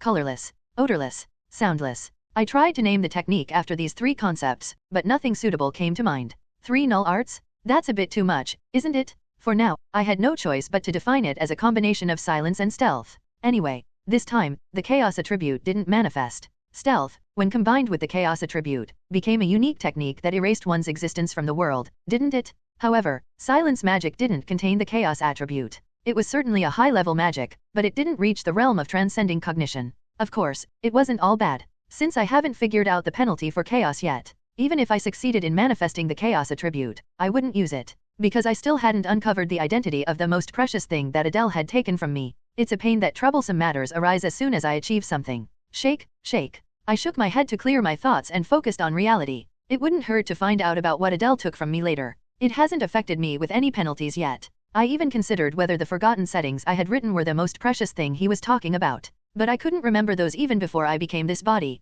I don't know since when n/o/vel/b/in.c//om. But at least it wasn't because of Adele's penalty that I forgot. If only he had told me exactly what he took, it would have been so much easier. However, it was no use crying over spilled milk. For now, let's rest a bit. Aside from me, there were no other students who had properly manifested silence magic yet. So, Robold, who was looking at me with intrigued eyes, was busy helping other students. As I leaned back in my chair, I quickly turned my head as I felt a silent gaze upon me. Swoosh. The student who was looking at me turned their back. Fran, who had been glancing at me, tried to avoid my gaze when we were about to make eye contact. Why is she acting like this again? As I was looking at her with a puzzled expression. Ding, dong. The bell signaling the end of magic class rang out. The worst and strongest villain. I became a narrow-eyed character Arsene Adel. DBT Korean Novel Translation Academy Nevta Fantasy Possession Assassin. *****. Monster. That was the only way Samuel could define Adele. Since he was sharing Adele's vision, he couldn't fully grasp his appearance. But one thing was for sure. If he had seen the stealth and silence magic that Adele had cast simultaneously, he would have made the same expression as Robold. Lately, Samuel had been plagued by various emotions. Negative emotions like inferiority and jealousy tormented him. Samuel, who had survived by devouring his own mother, to him, revenge was the most important thing, and for that, he needed immense power. Therefore, Samuel envied Adele. He didn't know what kind of past Adele held in his heart. Perhaps he had experienced even greater pain than himself. Now he knew that Adele was striving to become stronger than anyone else. Until recently, he was just a child who couldn't define his purpose and merely expressed the power he had gained. But hadn't he changed completely from those days? On the other hand, he himself was at a standstill. Samuel had already realized that he was weaker than Adele. Unlike Adele, he couldn't master both magic and swordsmanship. Samuel's talent was solely focused on magic. As he suffered from a terrible sense of inferiority, he went to Ares. He asked to be evaluated by the same standards as Adele. But he was no match for Ares in a dagger fight like Adele. Unlike him, he didn't deviate from the average in any physical aspect. His physique wasn't particularly large either. He was short, about the same height as a girl in a ditch. Therefore, Samuel was experiencing an intense thirst for power. Furthermore, he wished to surpass Adele. However, Samuel had lost his body and was bound to Adele's. He didn't show it on the outside, but Samuel felt ashamed of himself. Inferiority. That bitter emotion clung to him and wouldn't let go. At that moment, while choosing an artifact from Sidon's secret vault, a certain book spoke to him. I will give you power. What kind of power was it going to give him? Samuel couldn't easily answer the book's voice, but he couldn't ignore it either. The presence he felt from the book was too intense. As Samuel pondered, the power to devour everything, make a pact with me, and you will be able to consume all. The book's voice echoed. There was an irresistible force in its voice. While Adel was asleep, Samuel reached out his thorns towards the book. Sharing Adel's vision, Samuel was able to memorize the location of every object in the room with his genius-like memory. The moment he opened the book, "Accept me," a powerful energy emanating from the book entangled Samuel's soul. If it were a physical body, Adel might have been harmed, but the book had accessed Samuel's soul. Samuel shuddered at the feeling of indescribable power enveloping him. If it was the power of the book, he could definitely surpass Adel. The mysterious book possessed such power. However, there was a price to inheriting the book's power. The more he used the power, the more of his soul would be eroded by the book as payment. If he truly wanted to defeat Adel, it wouldn't be a bad deal. Samuel had been honing his blade solely for strength and revenge. However, Samuel resisted the book's power. "You, the unknown entity that desires my soul," Samuel calmly uttered towards the book that emanated intense power. Somewhere along the way, Samuel had developed a deep affection for Adel and the other students in Class A. Therefore, he didn't want to abandon his ego and gain power. Suddenly, his mother's last words echoed vividly in his ears. "My child, you must survive."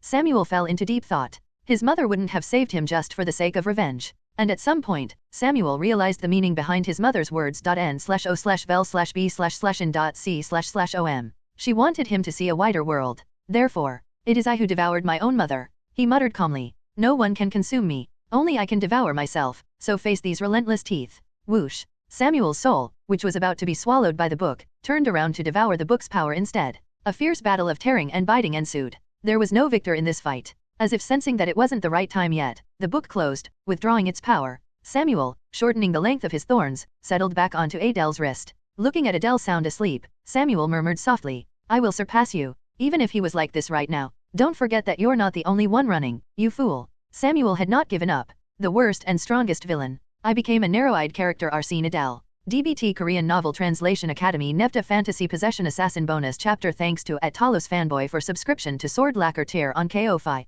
The next day, as I sat up in bed, I couldn't help but narrow my eyes. A strange sensation emanated from my wrist, where Samuel resided. "What is this?" I looked down at my wrist. A distinct power pulsed from it. To be precise, it didn't feel like my power, but Samuel's. Could it be? Did he finally find a way to return to his original body? No, Samuel had made it clear that wasn't possible at the moment. He had stated that his recovery was solely dependent on visiting the gluttony territory, and that was the reason he wanted to take me there. Then, what was the cause of this foreign sensation emanating from my wrist? It doesn't feel like Samuel's mana has amplified. The amount of mana Samuel possessed was minuscule. He had depleted a significant amount while recovering his form. Indeed, the amount of mana I could sense from him wasn't substantial. Therefore, the cause had to be something else entirely. What in the world? The mana signature radiating from Samuel's side was extraordinary. It was a transformation of its very nature. Fundamentally, the mana of humans and demons possessed distinct energies. That was how one could easily distinguish between the two races. Moreover, prolonged exposure to these differing energies led to an accumulation of that specific energy within an individual.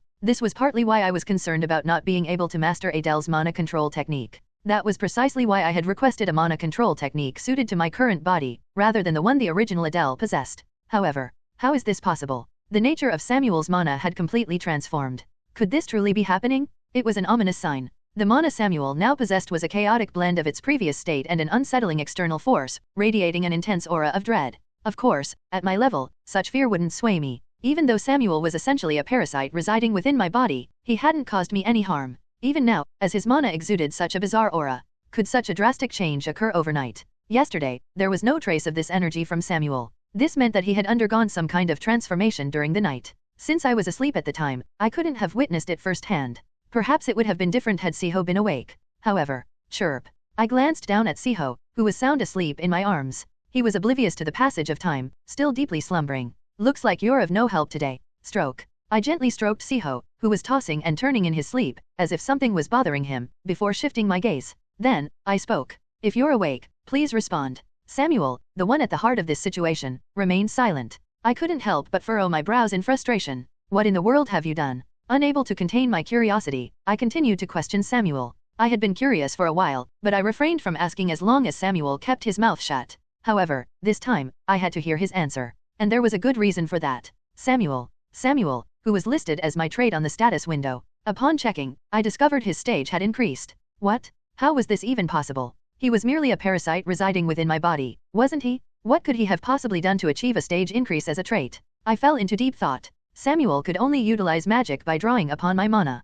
However, there had been no recent battles, so he hadn't used any of my mana. Furthermore, he had even recovered most of the mana required for his physical restoration. He had mentioned that all he needed was to visit the temple within the gluttony territory. It seemed unlikely that Samuel had advanced his stage using my mana. In that case, did he achieve this stage increase through some other means? Could he have attained some kind of enlightenment while residing within my body? Nothing immediately sprang to mind. Samuel's magical talent far surpassed mine, so he couldn't have learned anything from me. This meant that he had achieved this stage increase through some external factor. There was only one possibility that aroused my suspicion. Could it be the influence of that book? I glanced at the grey book resting on my desk. As always, it remained silent, showing no reaction towards me. However, Samuel had mentioned that it had spoken to him, so there was definitely something peculiar about it. If the book posed any danger, it would undoubtedly affect me as well. That was precisely why I had to question Samuel and get some answers. Sigh. Letting out a sigh, I muttered towards Samuel. If you refuse to speak, I'll have no choice but to resort to force. Flinch.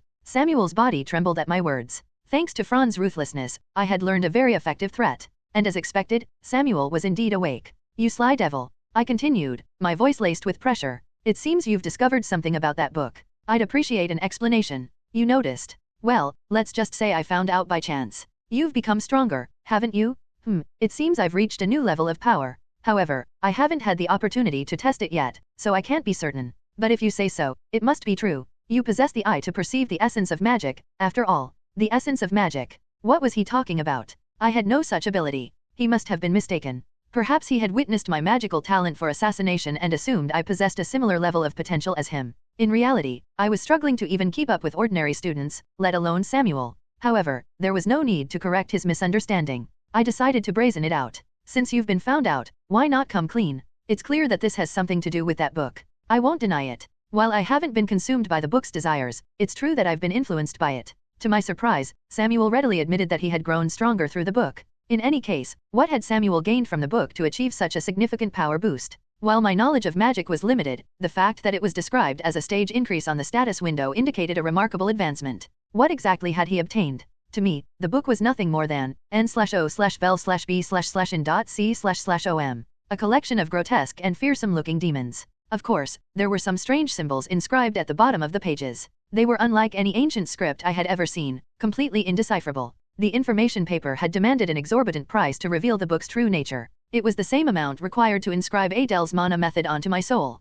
I could confidently say that the mana method I possessed was among the most powerful in both the human and demon realms. Yet, simply uncovering the book's identity warranted the same price. For a book filled with illustrations of demons, it seemed absurdly overpriced. Samuel had claimed to hear the book's voice, so he must have sensed something I hadn't. Driven by curiosity, I questioned Samuel once more. What is the true nature of that book? To me, it appears to be nothing more than a collection of powerful-looking demons. I couldn't sense anything from it. Could it be a unique artifact? But among all the unique artifacts with the unique artifact setting, could there really be one more valuable than this magic book? My curiosity knew no bounds. As I stared intently at Samuel, who had taken the form of thorns, he finally spoke. As you said, to an unknowing demon, it would appear to be an ordinary book. At first, it was the same for me. I couldn't comprehend its contents. According to Samuel, descriptions of each demon were written beneath their illustrations. However, as if someone had intentionally erased them, several pages, including both illustrations and descriptions, were missing. All that remained were symbols similar to those found in Bisaha's laboratory.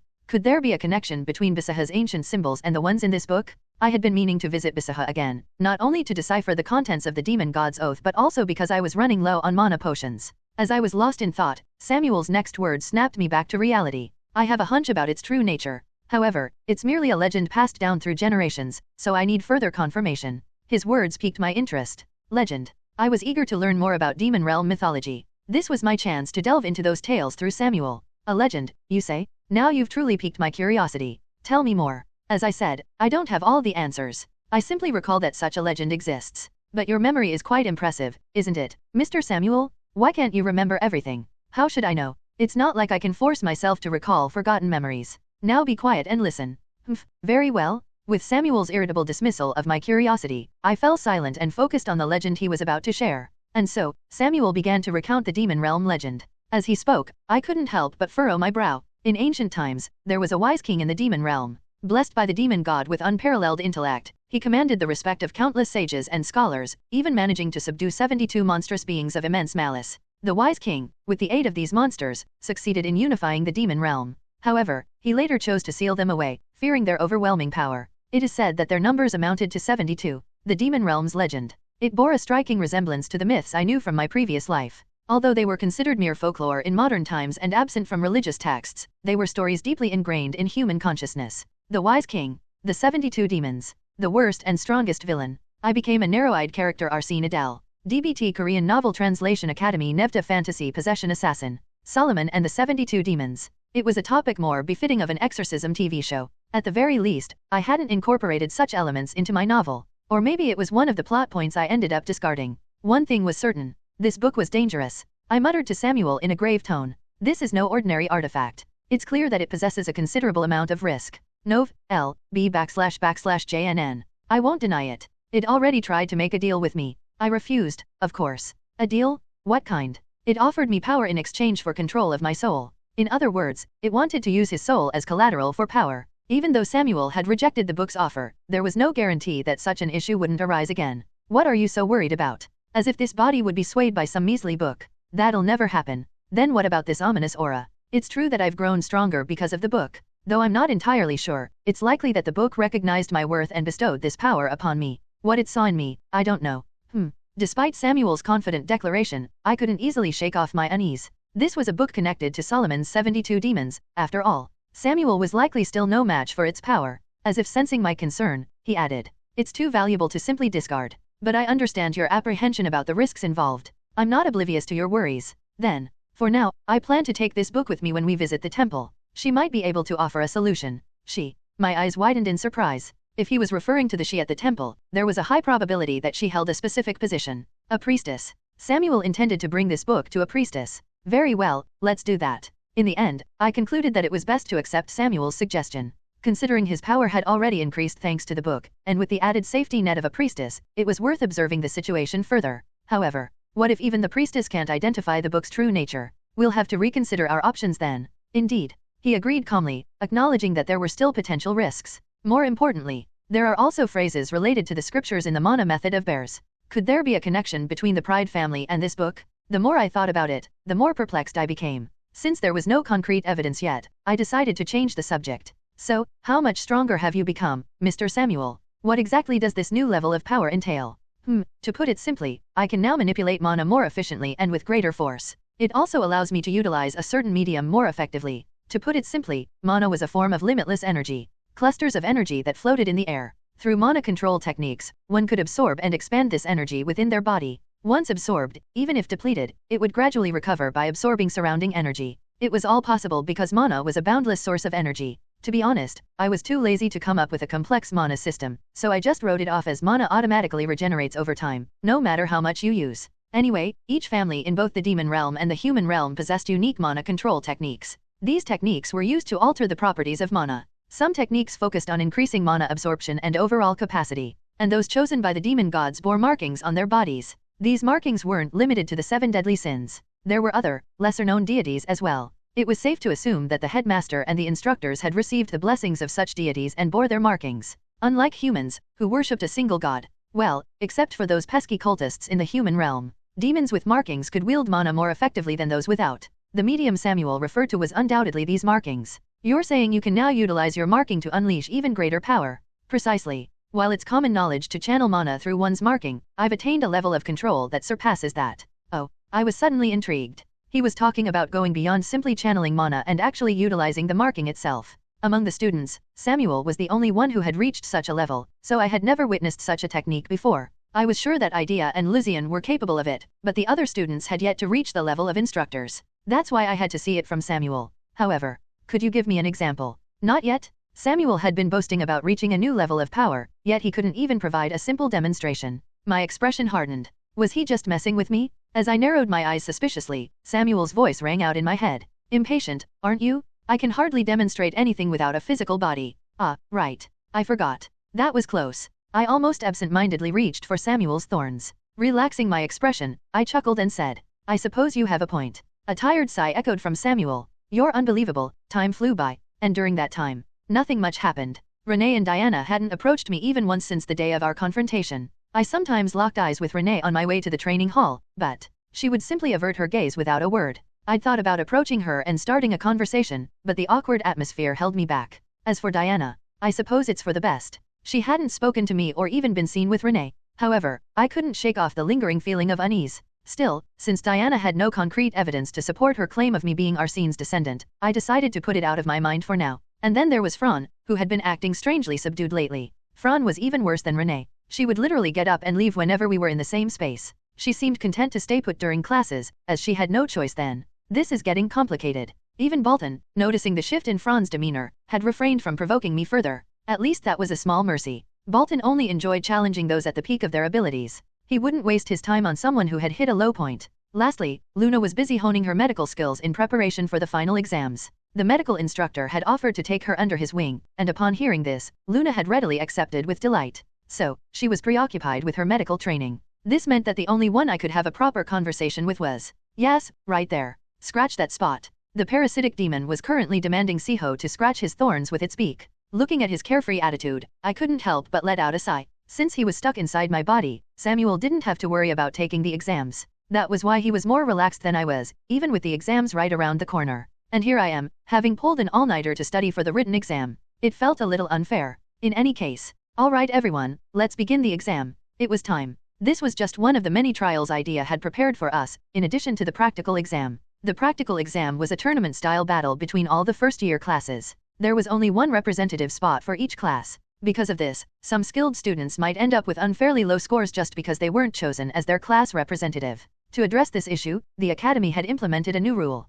Idea would personally observe the matches and assign scores based on individual performance. This way, even if a student lost against a stronger opponent, they could still earn a good score based on their skills and effort. So, Idea had drawn up a tournament bracket for all the students. Here it is, check who you'll be facing. Thwack. Idea posted the bracket on the board. The students immediately crowded around it, eager to see who their opponents would be. You're going down. How dare you challenge me? I'll reunite you with your dear old dad today. Isn't that a bit too harsh, even for you? Why, I'm simply granting your wish to see your beloved father again. You should be thanking me. Thud thud. Ow, my ribs. I was just kidding. The students exchanged taunts and declarations of war with their respective opponents. The atmosphere in the classroom was electric with anticipation. Now then, who will I be up against? As I scanned the bracket for my name, my eyes fell upon Luna's. And her opponent was Luke. The name rang a bell. He was one of the delinquents who used to hang around Kyle. After that incident, though, he had apparently turned over a new leaf. He hadn't caused any trouble since then, so I didn't pay much attention to him. I heard he even apologized to Luna for his past behavior. Anyway, in terms of skill, he was about average for Class A. He'll be a tough opponent for Luna. I can't believe I'm not up against a support class student. I offered a sympathetic look to Luna, who was clearly in denial, before turning away. It wouldn't be easy for her, but I was confident she would excel in the other exam subjects. Luna was a model student, after all. The important thing was my own opponent. Besides Fran, there weren't any other students in our class who could match my level. But I still had to be cautious, as there might be some hidden talents I wasn't aware of. As I searched for my name on the bracket, Samuel spoke up. This is a good opportunity to see how much you've improved. I've been rather curious to witness your newfound strength after sensing your mana growth. Me too, actually. I was also curious about my own progress. I had been training diligently on my own, but it was difficult to gauge my true strength without a proper benchmark. This was because I had experienced rapid growth without going through the fighting spirit stage. At this point, I wasn't even sure if I was stronger than Bolton. It wasn't that I lacked the skills or the power. I simply didn't know where I stood. That's why it was crucial for me to objectively assess my abilities, and this final exam would be the perfect opportunity to do so. Lost in thought, I continued scanning the bracket. And then, I froze. My eyes were glued to a particular line on the bracket. My name was there, but it was the name of my opponent that made both Samuel and me freeze in our tracks. A moment later, haha, this is going to be fun. I couldn't help but burst into laughter, my voice laced with a hint of madness. Samuel, however, sounded less than pleased. What's so funny? You don't find it amusing? Not in the slightest. Well then, allow me to make it more entertaining for you. I couldn't resist teasing Samuel, who was clearly on edge. And for good reason. Adele versus Eris. My opponent was none other than the female student who harbored feelings for Samuel. I threw my head back and let out a hearty laugh. The festival of madness has just begun. Let's see if your beloved can withstand the might of my blade. Enraged, Samuel lashed out with his thorns. Whoosh whoosh. With a few swift movements, I dodged the thorns that came flying towards my face from my wrist. A sly grin spread across my face as I uttered, "This will be the end of your arrogance, Mr. Samuel." So it begins. What fate awaited Samuel and Eris, the worst and strongest villain? I became a narrow-eyed character Arsene Adel. DBT Korean Novel Translation Academy Nevda Fantasy Possession Assassin Bonus Chapter. Thanks to @JRWVF6 for subscription to Sword Lacquer Tier on KO-Fi. We stepped out of the classroom and headed towards the training grounds for the practical exam. Since it wasn't my turn yet, I decided to chat with Luna while we waited. The first match was between a female student and a male student. Both held wooden swords, their expressions serious as they faced each other. Luna, who was watching the match with me, asked, "Who do you think will win, Adele?" That's a tough one. They both seem quite skilled. They're both support class students. Luna's flat tone made me cough awkwardly. No wonder the energy they were emitting felt so ordinary. Then why do they look so serious? They looked like they were about to fight to the death, not participate in a simple sparring match. They were acting even more serious than Samuel and I did during our spar. Anyway, the match between the two unusually serious support class students began. The female student dashed forward, thrusting her sword towards the male student. However, too slow. The male student effortlessly parried her attack. His movements were as smooth and flowing as a stream. Then, with a mocking smirk, he swung his sword at her. The same leisurely movements from before were gone, replaced with a swift and powerful strike. Clack. The female student quickly raised her sword to block, but her arm trembled from the force of the blow. Seeing this, the male student grinned and raised his sword for the finishing blow. His sword sliced through the air, aimed directly at her neck. It's over. Just as the sword was about to connect. Whoosh. The female student twisted her body, narrowly dodging his attack. Then, she swiftly moved past him, hooking her leg behind his. Thump. The male student crashed to the ground, landing hard on his back. He struggled to get up, but it was too late. The female student's sword was already pressed against his throat. Deeming it unnecessary to continue, declared the winner. The victor is Heron. Better luck next time. As the first match concluded. Thud thud. The female student leaned down towards her defeated opponent, her fingers brushing against his ear as she whispered, "I win?" His eyes widened in shock. "Why you?" She stuck her tongue out playfully before turning to leave. And as I watched the male student walk away, his ears noticeably redder than before, I couldn't help but feel a surge of bewilderment. I'm pretty sure Sidon wasn't designed to be a dating site. I muttered under my breath. Then, I glanced down at the thorn attached to my wrist. Twitch. As if sensing my thoughts, the thorn vibrated slightly. "Just you wait, Samuel. You'll get your turn soon enough." Samuel didn't reply, but I could practically feel his irritation radiating from the thorn. I chuckled softly. Samuel's arrogance would be his downfall. I would personally make sure that Sidon remained a place where romance was forbidden. Lost in my evil plotting, I didn't notice Luna speaking up until she was right beside me. Still, there's nothing wrong with a little romance, right? She fidgeted nervously, her cheeks slightly flushed. Samuel snorted. "Look who's talking." What was that? I pretended not to hear them, choosing instead to focus on analyzing the previous match. The two support class students had displayed a decent level of combat ability. It was slightly below average for Sidon students, but still, not bad. I was actually rather impressed. Individually, they might not be that strong, but there were over 100 students with similar abilities. If they continued to improve at this rate, the support class students would eventually reach the level of knights in the human realm. And with Fran's charm ability, they would surpass even the average student at the Imperial Academy.N/O/Vel/B//in.C//OM. After all, even without Tyria's, Class A had managed to defeat the human students during the midterm exams. If they continued to grow stronger, they would become valuable assets to me. However, there was one small problem. I need to make sure all the Sidon students are at least as strong as the theoretical instructors. Only then would they stand a chance against the protagonists group. But that was a problem for another time. They've already come so far. In the past, I wouldn't have even bothered watching these sparring matches. But now, they were actually quite entertaining. It was a welcome change. Sure, they would experience pain and suffering as they fought their way to the top. But that was a given the moment they stepped foot in Sidon. Lost in my thoughts, I almost missed Samuel's next words. "It's your turn, Luna." "No way. Don't tell me you're planning on failing." And no, of course not. Samuel was clearly enjoying teasing Luna. I rubbed my temples, trying to ignore their banter. "Just go out there and do your best, okay?" I said to Luna, forcing a smile. Alright." Luna's shoulders slumped as she trudged towards the arena. I waved encouragingly after her. Samuel clicked his tongue. "I don't get you. Why are you so nice to her?" "Well, there's a reason for that." It wasn't like I had any romantic feelings for Luna. It was more like, she reminded me of a helpless little bird, always on the verge of falling apart. And then there was that incident during the midterm exams. No, don't think about that. Your heart rate just spiked. I quickly covered my ears, hoping Samuel hadn't noticed my sudden discomfort.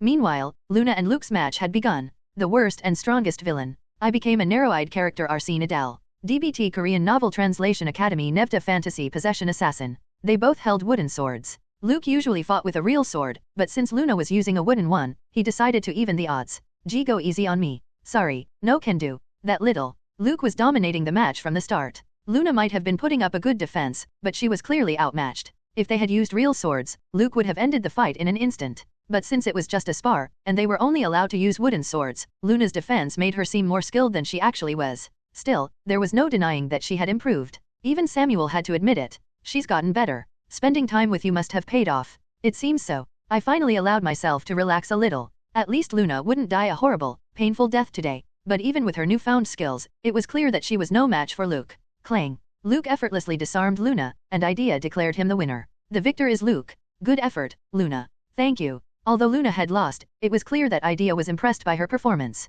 As Luna made her way back towards us, I could tell that she was disappointed. Sorry, I lost. It's okay, Luna. You did great. You've improved a lot. Just keep practicing and you'll be unstoppable. We showered her with praise, hoping to lift her spirits. Unlike the midterm exams, the final exams were being held within Sidon's grounds, which meant that we could relax a little and enjoy each other's company. However, I knew that this wasn't the time to let our guard down. You did a good job focusing on defense when you realized you were outmatched. But your vision was too narrow. In situations like that, you need to remember what instructor Ares taught us about sacrificing a pawn to gain an advantage. I don't really understand. Luna looked even more confused than before. I was about to explain further, but then, Adele, you're up. Idea called my name. I stood up, excusing myself from the conversation. Good luck, Adele. Luna called after me. Haha, don't worry about me. I've got this. You. Adele, be nice. Luna and Samuel said in unison. I just chuckled and made my way towards the arena, my every step radiating villainous intent. Eris was already waiting for me, her expression a mixture of determination and apprehension. I know you're strong, class president. But don't underestimate me. I'm not that weak. I later found out that Eris was ranked in the mid-20s, which meant that she was actually stronger than Luna. Of course, it wasn't fair to compare a support class student to a combat class student, but still, Eris was nothing to scoff at. However, she was no match for me. I stretched my arms theatrically, adopting a fighting stance. Let the games begin. I could practically feel Samuel's anxiety radiating from the thorn. He was worried about what I was about to do to Eris. Don't worry, Samuel. I'm not going to kill her. This was just a spar, after all. And besides, I had no reason to be cruel to Eris. She was simply a means to an end. A way for me to test out my newfound abilities. SHHH. I pressed a finger to my lips. And then, I cast two spells simultaneously. Invisibility and silence. The moment the spells took effect. What the? Eris's eyes widened in surprise as my figure blurred, vanishing from sight. She quickly recovered, however, and began swinging her wooden sword wildly, hoping to catch me off guard. I easily evaded her attacks, my movements silent and swift thanks to the spells I had cast. Then, with a thought, I activated position exchange. Instantly, dozens of glowing arrows materialized around me, each one pointing towards a different location within the arena. This was one of the benefits of my improved position exchange. I no longer needed to rely on Adel's power to activate it, nor did I have to specify the destination. The spell automatically calculated the optimal locations based on my surroundings and my intentions. Move. I muttered under my breath, selecting the arrow that pointed directly behind Eris. In the blink of an eye, I was standing behind her, the distance between us non-existent. Our positions had been reversed. She was now the one standing vulnerably, while I held the wooden sword in my hand. You're too fast. Eris exclaimed, her eyes wide with disbelief. N/O/vel/B/jn.C//OM. Before she could react, I swiftly brought the wooden sword down on the back of her neck. Thwack. Eris crumpled to the ground, unconscious. I caught her before she could hit the ground, a triumphant smirk spreading across my face. Now, was that so ungentlemanly? I asked Samuel, my voice laced with amusement. Samuel didn't reply, but I could sense his frustration. He wanted to scold me for knocking out Eris, but he couldn't deny that I had been holding back. And so, the victor of the match was. The winner is Class President Adel. Me, of course. The worst and strongest villain. I became a narrow-eyed character Arsene Adel. DBT Korean Novel Translation Academy Nevda Fantasy Possession Assassin. Thus, after the training ended, Elise was taken to the infirmary with the help of the students who were around. I whispered to Samuel, who was silent for some reason. It seems it's Fran's turn now. Fran's sparring match was about to begin. She was holding a wooden sword that she had never held before us. For some reason, compared to Fran's usual image, it felt somewhat out of place. Naturally, anticipation welled up. Just how skilled in swordsmanship was she to have scored full marks in her spar with Ares, N/O/vel/B/in.C//OM? Because it was a grade obtained through a re-examination, we did not know what level Fran's swordsmanship was at. We could only roughly guess. Perhaps she's mastered sword lacquer. She must be at least at that level to have received full marks from Ares. Since mastering fighting spirit was beyond the realm of common sense, that level would be enough. Of course, sword lacquer was a difficult skill that some people could not learn even after a lifetime. Still, compared to fighting spirit, it was not impossible to learn depending on one's excellent sense of mana and proficiency in swordsmanship. Above all, Fran possessed a vast amount of mana. It's strange when you think about it. However, it didn't make sense that she couldn't use offensive magic like Samuel and couldn't even use sword lacquer. Therefore, I guess it'll be revealed today. As much as she had prepared a wooden sword that she did not normally use, I was quite curious to see what kind of swordsmanship she would show. She might even show us swordsmanship so outstanding that we would be surprised. But why haven't you answered me from before? Ah, I understand. You must be regretting that you couldn't save Elise, who was in danger after being attacked by a villain. Despite my deliberate provocation, Samuel remained silent. I wondered if he was angry that I had defeated Elise. But Samuel wasn't the type to get angry over something like that. Was there a reason? As I was feeling puzzled, Samuel began to explain. She seems to be preparing something. Is that girl planning on not using her sword this time either? Knowing her. Thump, thump dash. At Samuel's words, I looked at Fran, who was walking out to the training grounds. Normally, cheers from the students would have poured out toward Fran, but because her atmosphere had become much darker lately, only a suffocating silence lingered. As expected, the brighter a person was, the more noticeable it was when they became dark. Silence fell over the training grounds. At the center of it, Fran was silently staring at her opponent. Soon, the spar began. However, neither Fran nor her opponent hastily attacked, maintaining a confrontational stance for a while. On top of that, she's not even drawing her sword. Fran's wooden sword was tied to the belt around her waist. I thought she might be planning to use a quick draw technique, but seeing as she wasn't even budging, it seemed that wasn't the case either. As such a boring confrontation was about to continue. Thwack dash. Suddenly, her opponent began to strangle their own neck. Just as the student's face turned white. Stop. The winner is Fran. Idea declared Fran the winner, and only then did the opponent remove the hand that was strangling his neck. Cough, cough. Fran passed by the student who was coughing painfully and left the training grounds, subduing the student in an instant without using swordsmanship.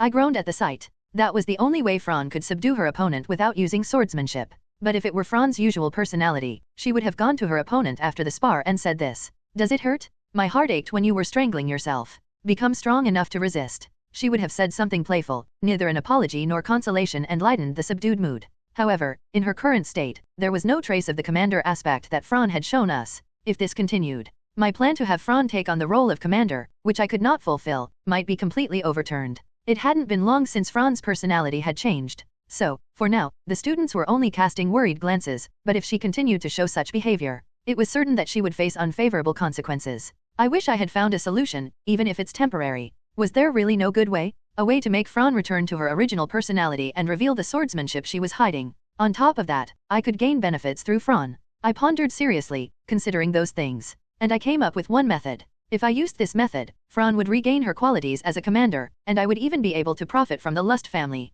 Scoot dash. I got up from my seat. Adele, where are you going? I suddenly thought of something to say to her. By her, you mean Fran? Yes. You're not going to say anything harsh to Fran, are you? What do you take me for? Luna's gaze was full of suspicion. I had no choice but to put on a troubled expression. She was probably wary after seeing me play pranks on Eris and Samuel. Even I knew that now was not the time to say anything harsh to Fran. Anyway, I'll be back. Okay. Luna nodded her head with a worried look on her face. With that, I started to walk. Fran was wiping her sweat-drenched face with a wet towel. I opened my mouth to address her. Ms. Fran, do you have a moment?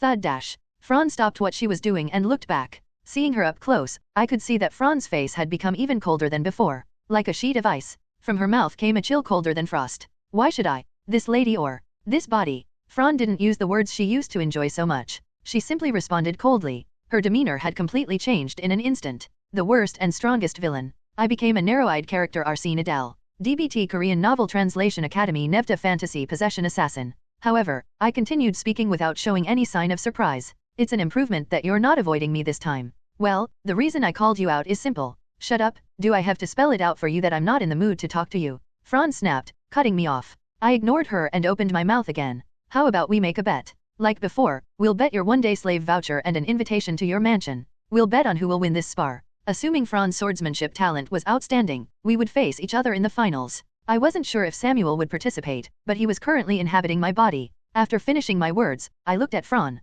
Was she interested? Or did she think it wasn't even worth responding to? Fran didn't answer and just shook the water off her towel. Was it going to be in vain after all? If Fran had accepted this proposal, I would have been able to entrust her with the role of commander and obtain a treasure that would allow me to reach that realm. Just as I was about to click my tongue in regret. Hey, I know you don't want to talk to us, but at least answer this question. Samuel spoke up. Fran, who was about to turn away, looked back. As if to say, spit it out if you have something to say. Her cold eyes met mine. Then, Samuel's voice rang out again. Do you consider us your comrades? Samuel's last question. Twitch. Fran's shoulders trembled at that. However, she quickly regained her composure and scoffed. You're delusional. I see. Samuel replied in a low voice to Fran's words. And, you said you wanted to make a bet? Fine, I'll accept. But if you lose, don't ever talk to me again. Leaving those chilling words, Fran turned away from us and walked away. Watching her retreating figure, I muttered to Samuel, "She's like a completely different person." "It seems so. But how did you plan on provoking her anyway? I don't understand."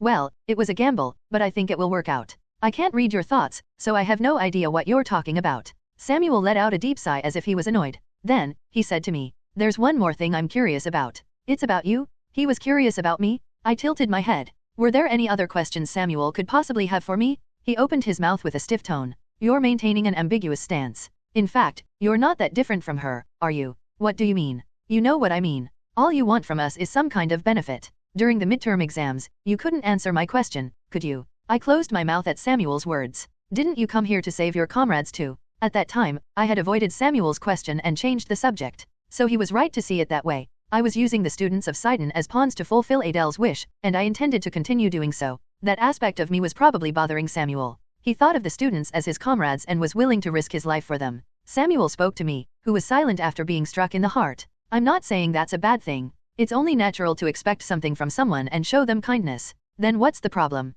Make up your mind about whether you're going to act based solely on your own benefit. At the very least, don't take advantage of others' kindness and expect something in return." Samuel finished speaking. I barely managed to open my mouth. "I'll think about it." "Tisk, whatever." Samuel clicked his tongue and fell silent as if he had fallen asleep.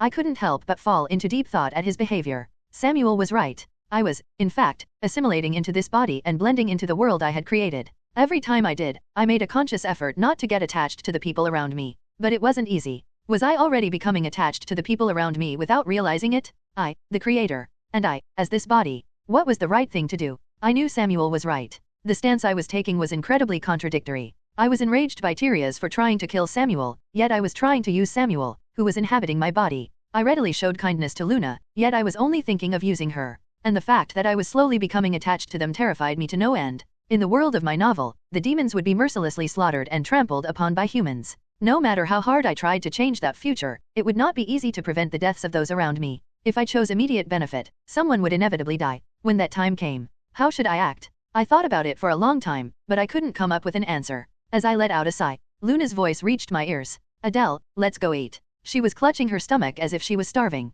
For some reason, I felt a laugh escape my lips. "For now, let's think about the benefits of helping Fran." It was still too early to worry about that. The worst and strongest villain. I became a narrow-eyed character, Arsene Adel. DBT Korean Novel Translation Academy Nevda Fantasy Possession Assassin Bonus Chapter. Thanks to @JRWVF6 for subscription to Sword Lacquer Tier on KO-Fi. We're running out of time, so we'll resume the remaining spars after the other exams. Good work, everyone. With those words, Idea dismissed half of the students, sending them back to their dorms. After finishing my meal with Luna and returning to my room, I collapsed onto my chair, exhausted. It was time to prepare for the next exam. The second exam. The bane of my existence, the sole reason I hadn't achieved the top spot in the midterm. The written exam. Questions about humans are meant to test our knowledge of the enemy. As a human and the author of this world, I should have aced it. Any minor details I wasn't familiar with could easily be gleaned from a quick skim of the textbook. The problem was the demon-related questions. Lacking even basic knowledge about demonkind, I couldn't formulate the correct answers. Even the simplest questions tripped me up.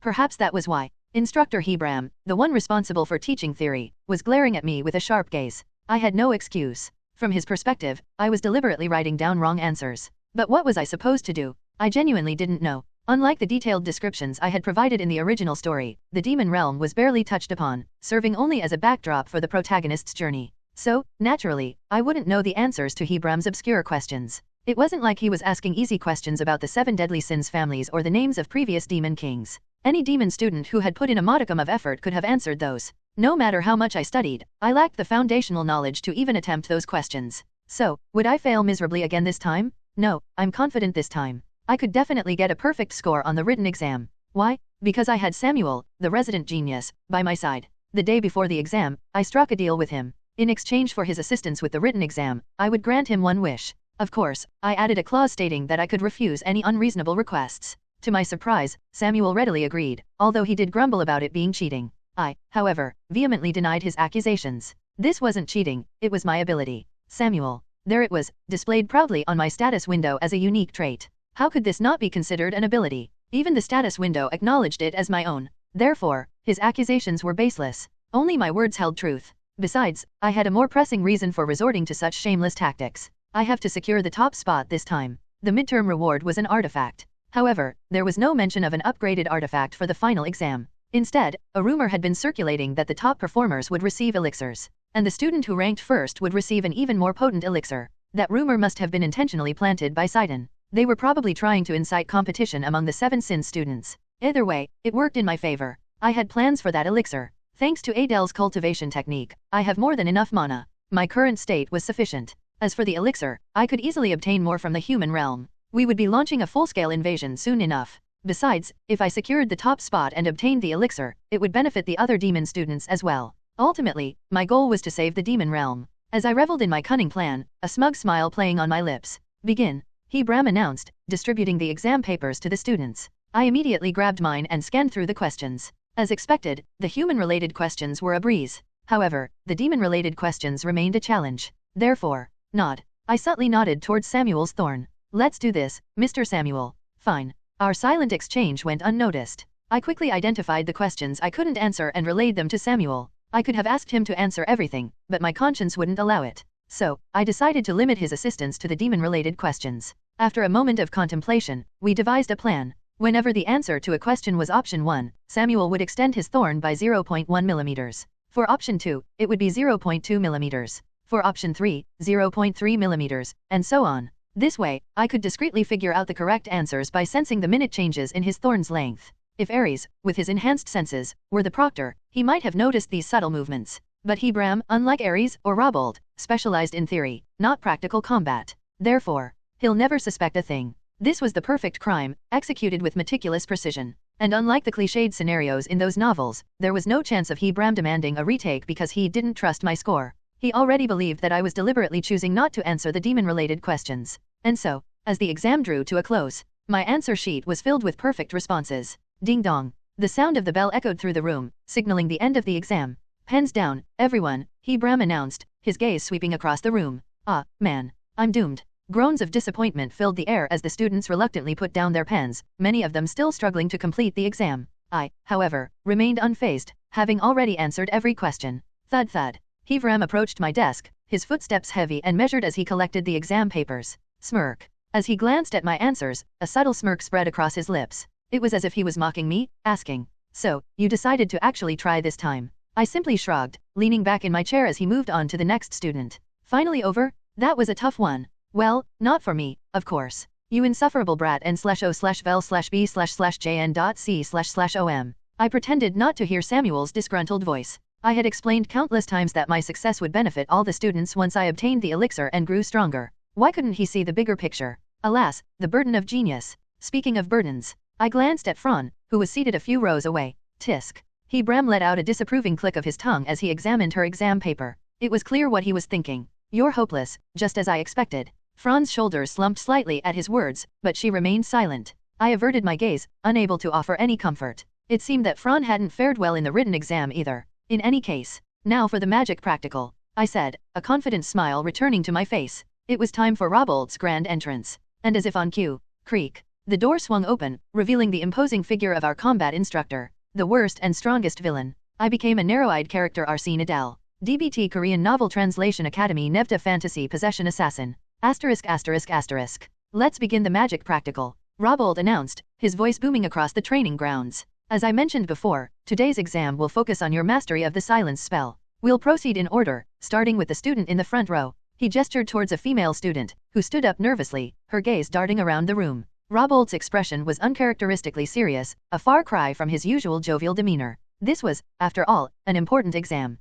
The student took a deep breath and began to cast the silence spell. For a moment, everything seemed to fall silent. However, Robold activated his mana, enhancing his senses. Immediately, he could hear the faint sound of her breathing, the steady thump of her heart. The silence spell she had cast was nothing more than a flimsy illusion. With a disappointed shake of his head, he scribbled a score on his clipboard. 3 out of 10. You may return to your seat, he said, his voice devoid of emotion. Why yes, sir. The student shuffled back to her seat, her shoulders slumped in defeat. The first student had set a low bar. The second student approached with even greater trepidation. He cast his silence spell, but it too fell short of Robold's expectations. One by one, the students took their turn, but none of them managed to impress their instructor. Finally, it was Luna's turn. Go ahead. All right. Luna stumbled over her words, her nerves getting the better of her. But she quickly composed herself, focusing on the task at hand. She took a deep breath and began to weave her mana, her movements fluid and controlled. A moment later, a wave of silence emanated from her outstretched hand. Robolt's eyes widened in surprise.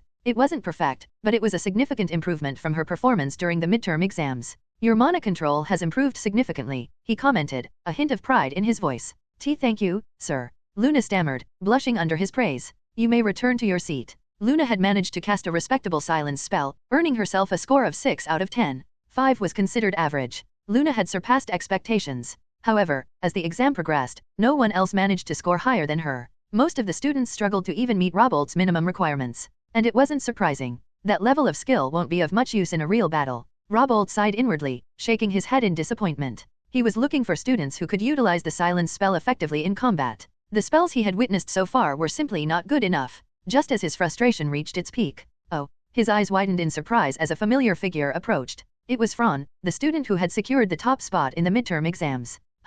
She activated her mana, and for a fleeting moment, she seemed to vanish from sight. Robolt's jaw dropped in astonishment. She had cast both the stealth and silence spells simultaneously. It was a flawless execution, worthy of extra credit. Even though, of course, there was no such thing as extra credit in his class. As he watched in amazement. Fran took a step back, and Robolt could once again sense her presence. The other students remained oblivious, their gazes scanning the empty space where she had been standing just moments ago. But Robolt's enhanced senses allowed him to track her movements, even with the dual spells active. It was still a perfect score. A satisfied smile spread across his lips as he nodded in approval. You may return to your seat. He jotted down a perfect 10 next to Fran's name on his clipboard. However, none of the students who followed managed to achieve the same feat. One by one, they took their turn, their spells falling short of Robolt's high standards. And then, finally, it was Adel's turn. He approached the center of the training grounds, his expression calm and composed. Robolt watched him expectantly, a flicker of anticipation in his eyes. He had already witnessed Adel's impressive display of simultaneous spellcasting previously. It was only natural that he would excel in this exam as well. Nevertheless, he had to maintain his objectivity as an instructor. As Adel activated his mana, casting both stealth and silence spells in perfect unison, Robolt focused his senses, ready to track his movements. But he couldn't sense anything. Not even a flicker of movement, a whisper of sound. Robolt frowned, his brow furrowing in confusion. Was Adel deliberately remaining still to conceal his presence? Could you please move around a bit? Silence. Adel remained undetected, his presence completely erased. Was he defying his instructor's orders? Robolt sighed inwardly. It wasn't uncommon for strong students to test the boundaries, to challenge authority. He would deal with Adel's insubordination later. You may dispel your magic now, but still, nothing. Adel remained invisible, undetectable. I understand you possess exceptional magical talent and /o/vel/b/jn.c//om. However, the exam is over. Please dispel your magic and return to your seat. He had to admit that Adel's invisibility spell was remarkable, even surpassing his own abilities. But why was he still concealing himself? As Robolt pondered the situation, a strange phenomenon occurred. The students' eyes began to dart around the room, their gazes filled with confusion and a hint of fear. What was going on? Robolt followed their gazes, his own curiosity piqued. Sir, a student spoke up, his voice trembling slightly. Be behind you. He pointed a shaky finger towards Robolt's back. Robolt turned slowly, his heart pounding in his chest. A gasp escaped his lips as his eyes fell upon the figure standing behind him. It was Adel. But something was different. He was smiling, a mischievous glint in his eyes. His eyes, usually narrowed to thin slits, were wide open, revealing two distinct colors. One eye glowed with an eerie crimson light, while the other shimmered with an abyssal black. As if telling him not to be surprised, he put, "The worst and strongest villain. I became a narrow-eyed character Arsene Adel. DBT Korean Novel Translation Academy Nevda Fantasy Possession Assassin. The written exam and the magic exam. The scores weren't out yet, but I could already tell. I would get a perfect score on both. With Samuel's help, I had managed to write perfect answers for the written exam. And in the magic exam, no other student could surpass my magic. Only 2 steps remained until I reached the top. It seems really possible." According to Samuel, this written exam was quite difficult. He even said that he couldn't solve the questions about humans. Of course, I had solved them all. On the contrary, the questions about the demons were so easy that I was scolded by him for not being able to solve them. It's impossible to understand. Are you sure you're not human? I didn't respond to Samuel's words. I was just going to move on to the next exam. Excluding the practical exam that Idea was temporarily in charge of, this was the 3rd exam. Ares's weaponry skill exam. I was confident in this one too. I had already acquired a technique comparable to a strike imbued with fighting spirit. So, no matter how high Ares set the standard, I would be able to achieve a perfect score in the weaponry skill exam as well. All I had to do was maintain my current state until then. It's not like I can learn fighting spirit anyway. It was a shame, actually. But there was no need for me to learn fighting spirit right now. It would be nice to learn it, but it wasn't as easy as it sounded. Let's just go. I headed to the training ground where Ares's weaponry skill exam would take place. It felt somewhat similar to the recent practical exam, but Ares would be carefully observing the fighting styles. It was different from the practical exam, where the rankings were determined solely based on strength. And so, Luna and I started walking. Luna trudged along with a sullen look on her face. I bet I'm going to get hurt a lot again. I'm sure you will. I replied playfully to Luna's worried words. Luna narrowed her eyes and glared at me. I was just kidding. Well, maybe half of it was true. No, it might all be true. In the last weaponry skill exam, Ares made Luna crawl on the ground. I have a feeling the same scene is going to repeat itself. Thinking back on that time, I wondered if it would be better to offer my condolences in advance. Of course, there was no chance that Ares would cripple a student by failing to control his strength. It might hurt a lot, but that was just the way it was. If you wanted to complain about it, you should have been stronger than Ares. Come to think of it, a thought suddenly occurred to me. Could I beat Ares now, or would I still be unable to defeat him? It was quite an intriguing subject. I had been acknowledging the fact that I was weaker than Ares. How could there be a student who could defeat Ares, who was considered one of the most skilled instructors? However, things had changed now that I was on the verge of reaching the final mana capacity of 5,000. It was hard to deny that Ares was an outstanding former soldier with a lot of experience. Even in Sidon, there were only a handful of people who could match Ares in terms of combat experience. But in terms of sheer force, I might be stronger. In fact, the stronger one became, the more difficult it was to determine the superiority or inferiority of strength. A slight misstep could lead to death in a battle between strong individuals. It was not easy to guarantee someone's victory in such a situation. N/O/vel/B/jn.C//OM. Of course, it would be easy to rank them based solely on their physical prowess. Therefore, it seemed like I wouldn't know until I actually fought him. There was no way to know until we actually fought. That was my assessment. Still, it was possible to roughly estimate my current level and Ares's level. Right now, Ares is most likely on par with Tereus. But if they were to fight each other in a battle, Ares would be the victor. They were both at similar levels of mastery. Although humans and demons had different specific criteria for classifying the strong, there was such a thing as intuition. Unlike the young Tereus, Ares had experience on his side. I had learned that through countless sparring sessions with him. Ares's experience was not to be underestimated. Even Bolton, before he invaded the human world, had asserted that he would lose if he fought Ares. But as time passed and he learned fighting spirit, he reached a similar level. Ares could beat both Tereus and Bolton. In terms of pure strength, Ares might be inferior to the two, but his combat sense more than made up for it. So, if I wanted to beat Ares, I had to be stronger than them. It's still impossible, but I didn't think I would lose without putting up a fight. It felt like it would be a close call. My goal for this vacation would be to reach a level where I could defeat Ares. While I was lost in thought, he is already waiting. Samuel's chilly voice echoed in my ears. I looked up and saw Ares standing before us, his face stern. He rebuked the students. You're all late. Make sure to arrive earlier for exams from now on. You need time to warm up, don't you? Yes. The students obediently responded to Ares's words, as he wasn't wrong. I, too, realized he was right and nodded. Time was precious. The students had wasted it unnecessarily for the sake of resting. It was common sense to warm up before taking the weaponry skill exam in order to achieve good results. So, it was only natural for Ares to scold them. However, it was right after we had taken 2 exams. Ares knew that, so he let it slide. It was out of consideration for the students who were exhausted from the exams. Of course, I wasn't tired at all. Both the written exam and the magic exam were a piece of cake for me. Anyway, let's begin the weaponry skill exam. The student at the front will spar first. The worst and strongest villain. I became a narrow-eyed character Arsene Adel. DBT Korean Novel Translation Academy Nevta Fantasy Possession Assassin. At Ares's words, a student walked out with a sullen face. It was the same student who had to take the magic exam first because she was number 1. I couldn't help but feel a little sorry for her, but it wasn't as if his score would be lower just because she went first. Her true abilities would be revealed. Moreover, in Ares's exam, students could retake the exam if they wanted. However, the criteria for the retake were very strict, so unless a student truly had an objection to their score, they wouldn't take it. By the way, didn't Samuel say he took the retake? He would have gotten a perfect score on all the exams. So why did he get a rather low score of 7th place? It would be impossible unless he got a low score on the retake. What are you staring at? When I frowned and stared at Samuel, he grumbled as if he was offended. I shook my head and looked away. I thought that there must have been a good reason for Samuel to do so. Considering even Fran had gotten a perfect score through the retake, it wasn't surprising that Samuel had gotten a low score on the retake. With that, I turned my attention away from Samuel and focused on observing. Whoosh! Ares dodged the sword swung by the student with a twist of his head. His eyes gleamed with a strange light. You've improved a lot. The students had been training alongside their practical experience, so they couldn't help but grow rapidly. However, it was still impossible to defeat Ares. Most of the students had yet to master sword lacquer. That's why they couldn't defeat Ares. After all, sword lacquer wasn't a technique that first-year students could learn.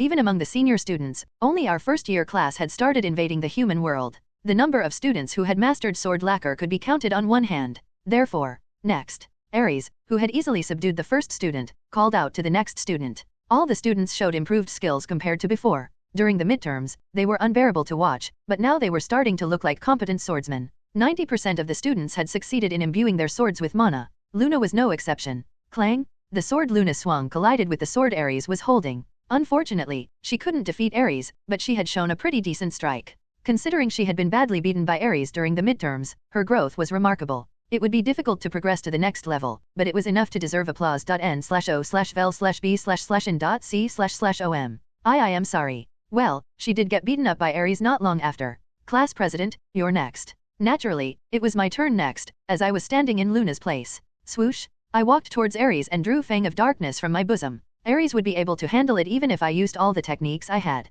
Even Ares, who was ranked 20th, couldn't withstand 3 moves. I wondered how Ares would fare. So, just as I was about to attack Ares, I stopped in my tracks. Hold on a moment, please. This feels familiar. What is it? Ares lowered his sword for a moment and asked me. I put on an awkward smile and opened my mouth. Could you show me how to use fighting spirit? Thump thump. The blood vessels that had been bulging on Ares's forehead throbbed at my words. It seemed like my request had angered him. However, contrary to my worries, Ares let out a sigh and opened his mouth. Now that the suspicion that I might be a spy from the human world had disappeared, and he was able to control his killing intent, he was treating me in a more amicable manner. I acknowledge your talent. But fighting spirit is not something that can be easily learned. You said the same thing when I asked you to show me sword lacquer. I cut off Ares, leaving him speechless. Ares stared at me, his gaze filled with astonishment. I shrugged. It would be hard to refute my words. Because what I said was true. Even before the midterms, I had asked Ares to show me sword lacquer. Ares had boasted that I wouldn't be able to learn it, but what was the result? With a relaxed smile, I gave Ares a definite answer. I'll bet on it this time too. Bet on what? Swoosh! I raised my index finger at Ares, who asked back with a bewildered expression. Just once. If you just show me, I'll demonstrate it for you. For some reason, I was filled with a strange sensation. I had a hunch that if I could see Ares's fighting spirit, I would be able to manifest it as well. The worst and strongest villain. I became a narrow-eyed character. Arsene Adel. DBT Korean Novel Translation Academy Nevta Fantasy Possession Assassin Bonus Chapter. Thanks to @sly_shadow for subscription to Sword Lacquer tier on Ko-Fi. You think that's possible? Ares growled in a hardened voice at my outrageous statement. It was only natural for him to think I was joking. The fact that I had mastered sword lacquer in one go was probably beyond his comprehension. And yet, on top of that, I had the audacity to guarantee that I could even demonstrate fighting spirit. Of course, he was pissed. But I wasn't joking, not in the slightest. I really felt like I could replicate it if Ares showed me his fighting spirit just once. What is fighting spirit? It's the manifestation of one's will, based on the intent to kill and crush the opponent. In a way, it could be described as the ability to mold abstract emotions into a tangible form, bringing them into reality. No matter how extraordinary my physical talents were, this wasn't something I could learn. If it were related to mana or technique, I could have managed it somehow with my physical abilities, n/o/vel/b/jn.c//om. But I couldn't just manipulate the psychological aspects at will. That's why, unlike sword lacquer, I couldn't get a grasp on it and kept going in circles. However, why was it that? If I could just see Ares's fighting spirit, a feeling that I could use it, a thrill, washed over me. That's why I asked him to unleash his fighting spirit right before my eyes. If there was any other student around who could use fighting spirit, I would have asked them. In Sidon, only the instructors and one other student could use fighting spirit. Among the first-year instructors, Ares was the only one. And among the students, only Bolton could. But if I were to spar with him, I would be severely injured. Ares was the only one who could control his strength. That's why I was pushing it, asking Ares for this favor. Come on, show me. I gestured to a dumbfounded Ares with my chin. Perhaps my demeanor seemed arrogant, as the veins on Ares's forehead throbbed once more. I decided to play dumb for now. It wasn't like I was trying to bother Ares on purpose. I was asking because I was confident that I could actually use it. The thought that fighting with just sword lacquer wouldn't be efficient, no matter how much I increased my mana capacity, was slowly creeping in. Furthermore, the advantage of fighting spirit wasn't just its sheer power. It was the fact that it doesn't consume mana. A technique that could be unleashed without mana. That was fighting spirit. It wasn't about generating powerful force using mana like sword lacquer, but rather embodying the determination to kill the opponent. It demanded only the consumption of a kind of mental strength. That's why, even though I referred to fighting spirit as the next level after sword lacquer, I distinguished them as separate realms. Because it didn't use the most crucial element, mana. Come to think of it, could there be a more broken ability than this? What was I thinking when I wrote about such an ability back then? Anyway, are you going to show me, or are you just going to talk? I'm starting to get bored. Fine. But don't regret it, you brought this upon yourself. As I lightly provoked Ares, he reacted immediately.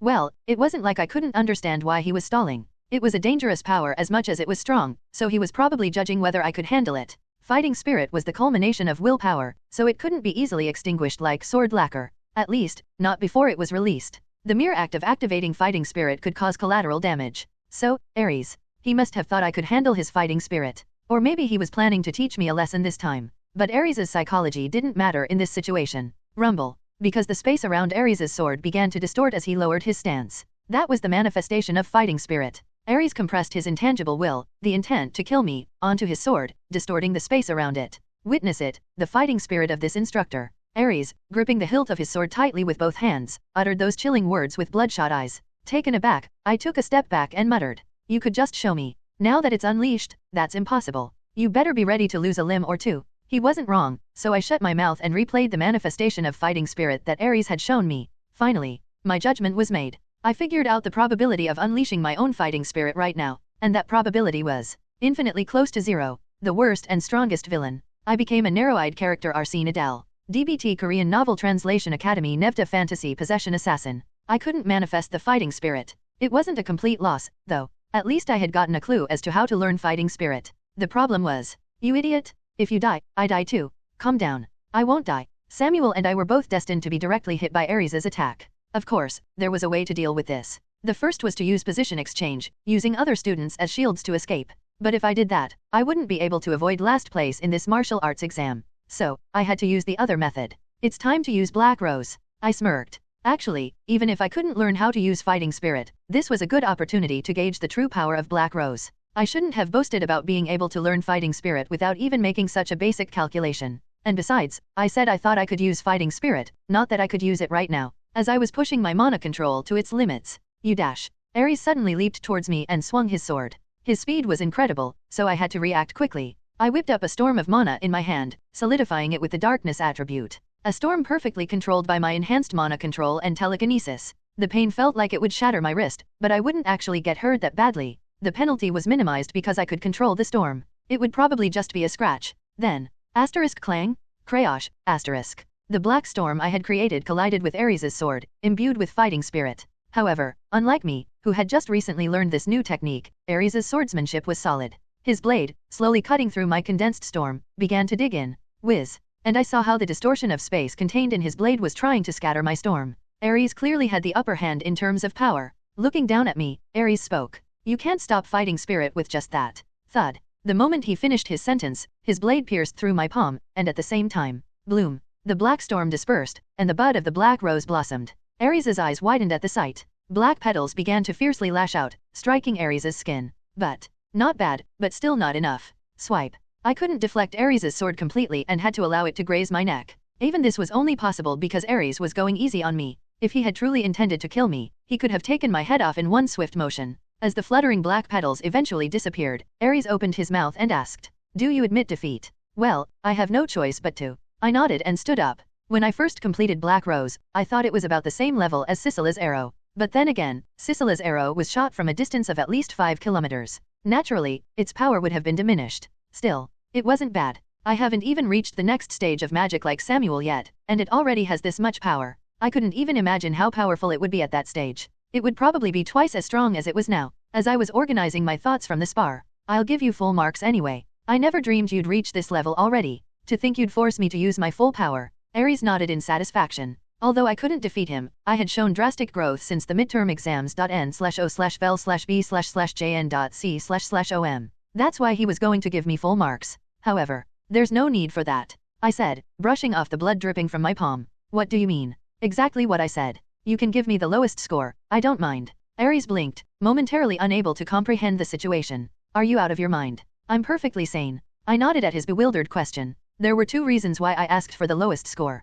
The first was that I was confident I could get a perfect score even if I retook the exam. With Black Rose, even if the standards were raised for a retake, they'd have no choice but to give me full marks. Moreover, I can spar one more time. Unlike Bolton, who posed a risk, there was no danger of getting hurt with Ares. With that thought, I formed a smirk and said, "Let's have a rematch tonight, with me having mastered fighting spirit." A smile filled with strange exhilaration and conviction. Huh. Ares let out a scoff, flabbergasted. It was understandable. I had just said I thought I could use fighting spirit, but I couldn't unleash it. The reason Ares didn't rebuke me was that fighting spirit couldn't be learned just by observing it. Even Adel himself couldn't do that. And yet, there was a reason why I was so confident that I could use fighting spirit. Originally, fighting spirit was about embodying the determination to destroy something. Materializing this and applying it to a weapon was the concept of fighting spirit. As I said before, I could act out the motions, but it wasn't easy for me to genuinely harbor such feelings. And materializing it was even more difficult. However, don't I already have it? The will to kill someone like fighting spirit, and the ability to realize it in reality.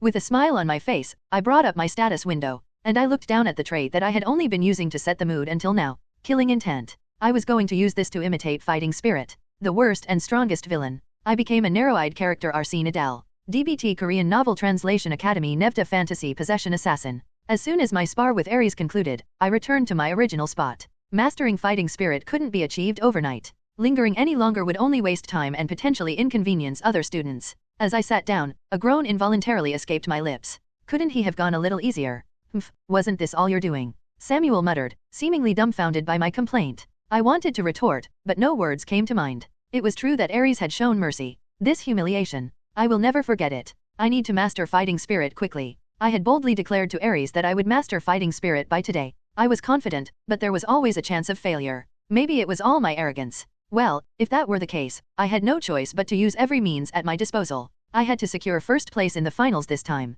As I was making this resolution, Adele, don't push yourself too hard. Luna approached and spoke. I turned my gaze to her. Her face was etched with worry. I seem to have caused you concern. Of course, I can't help but worry. But why provoke instructor Ares? What if you had gotten hurt even worse? There was no other way to learn fighting spirit from the instructor. It was unavoidable. Who else but Ares, who could control his strength while wielding fighting spirit, could have helped me? I needed to see fighting spirit in action again, and ultimately, things hadn't turned out badly. In fact, the situation was unfolding exactly as I'd hoped. However, Luna still seemed worried about me. Was there really no one else but the instructor? It looked so dangerous. Well, there is one other person. But as you know, he's not a demon who can control his strength. Who? You know, the one who narrowly missed out on first place. Ah, Ares was definitely the better choice. Luna seemed to understand, nodding her head with a hint of resignation. Perhaps it was his notoriety. Bolton's infamy was widely known in Sidon. Bolton never backed down from a challenge. Not that the indifferent weaklings would dare to challenge him in the first place, intimidated by his aura.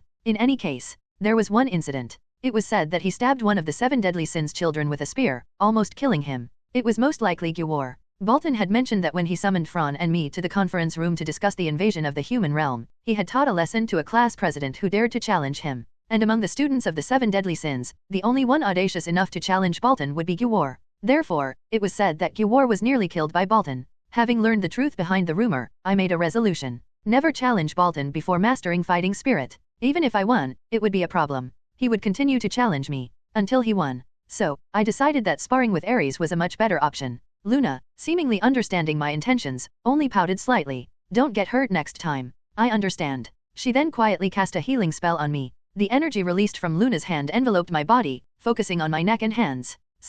The wounds began to heal. Thanks to Luna's treatment, the stinging pain completely subsided. I expressed my gratitude to her. Thank you, as always. If you know that, then don't get hurt. I'm really not going to heal you next time. That would be a bit difficult. Luna puffed out her cheeks, seemingly displeased that I still didn't seem to value my own body. The sight of her puffed up cheeks made me want to poke them, but just then. You two, enough playing around. Focus. At Samuel's words, Luna and I turned to each other. Fran had walked out and it was her turn to spar with Ares. Ares, his face grim, asked Fran, who was standing stiffly. Are you going to use your sword this time? At his question, Fran fidgeted with her scabbard but ultimately couldn't bring herself to draw her sword. Instead, she raised both hands. A preparatory motion for casting her charm magic. Ares clicked his tongue at her stance. I don't know the reason, but it won't do you any good to hold back like that. If you keep using your sword only during re-examinations, I'll have no choice but to raise the bar even higher. There's a limit to my leniency. Despite Ares's warning, Fran remained silent. Or rather, she couldn't speak. Her mana control was no match for Ares's.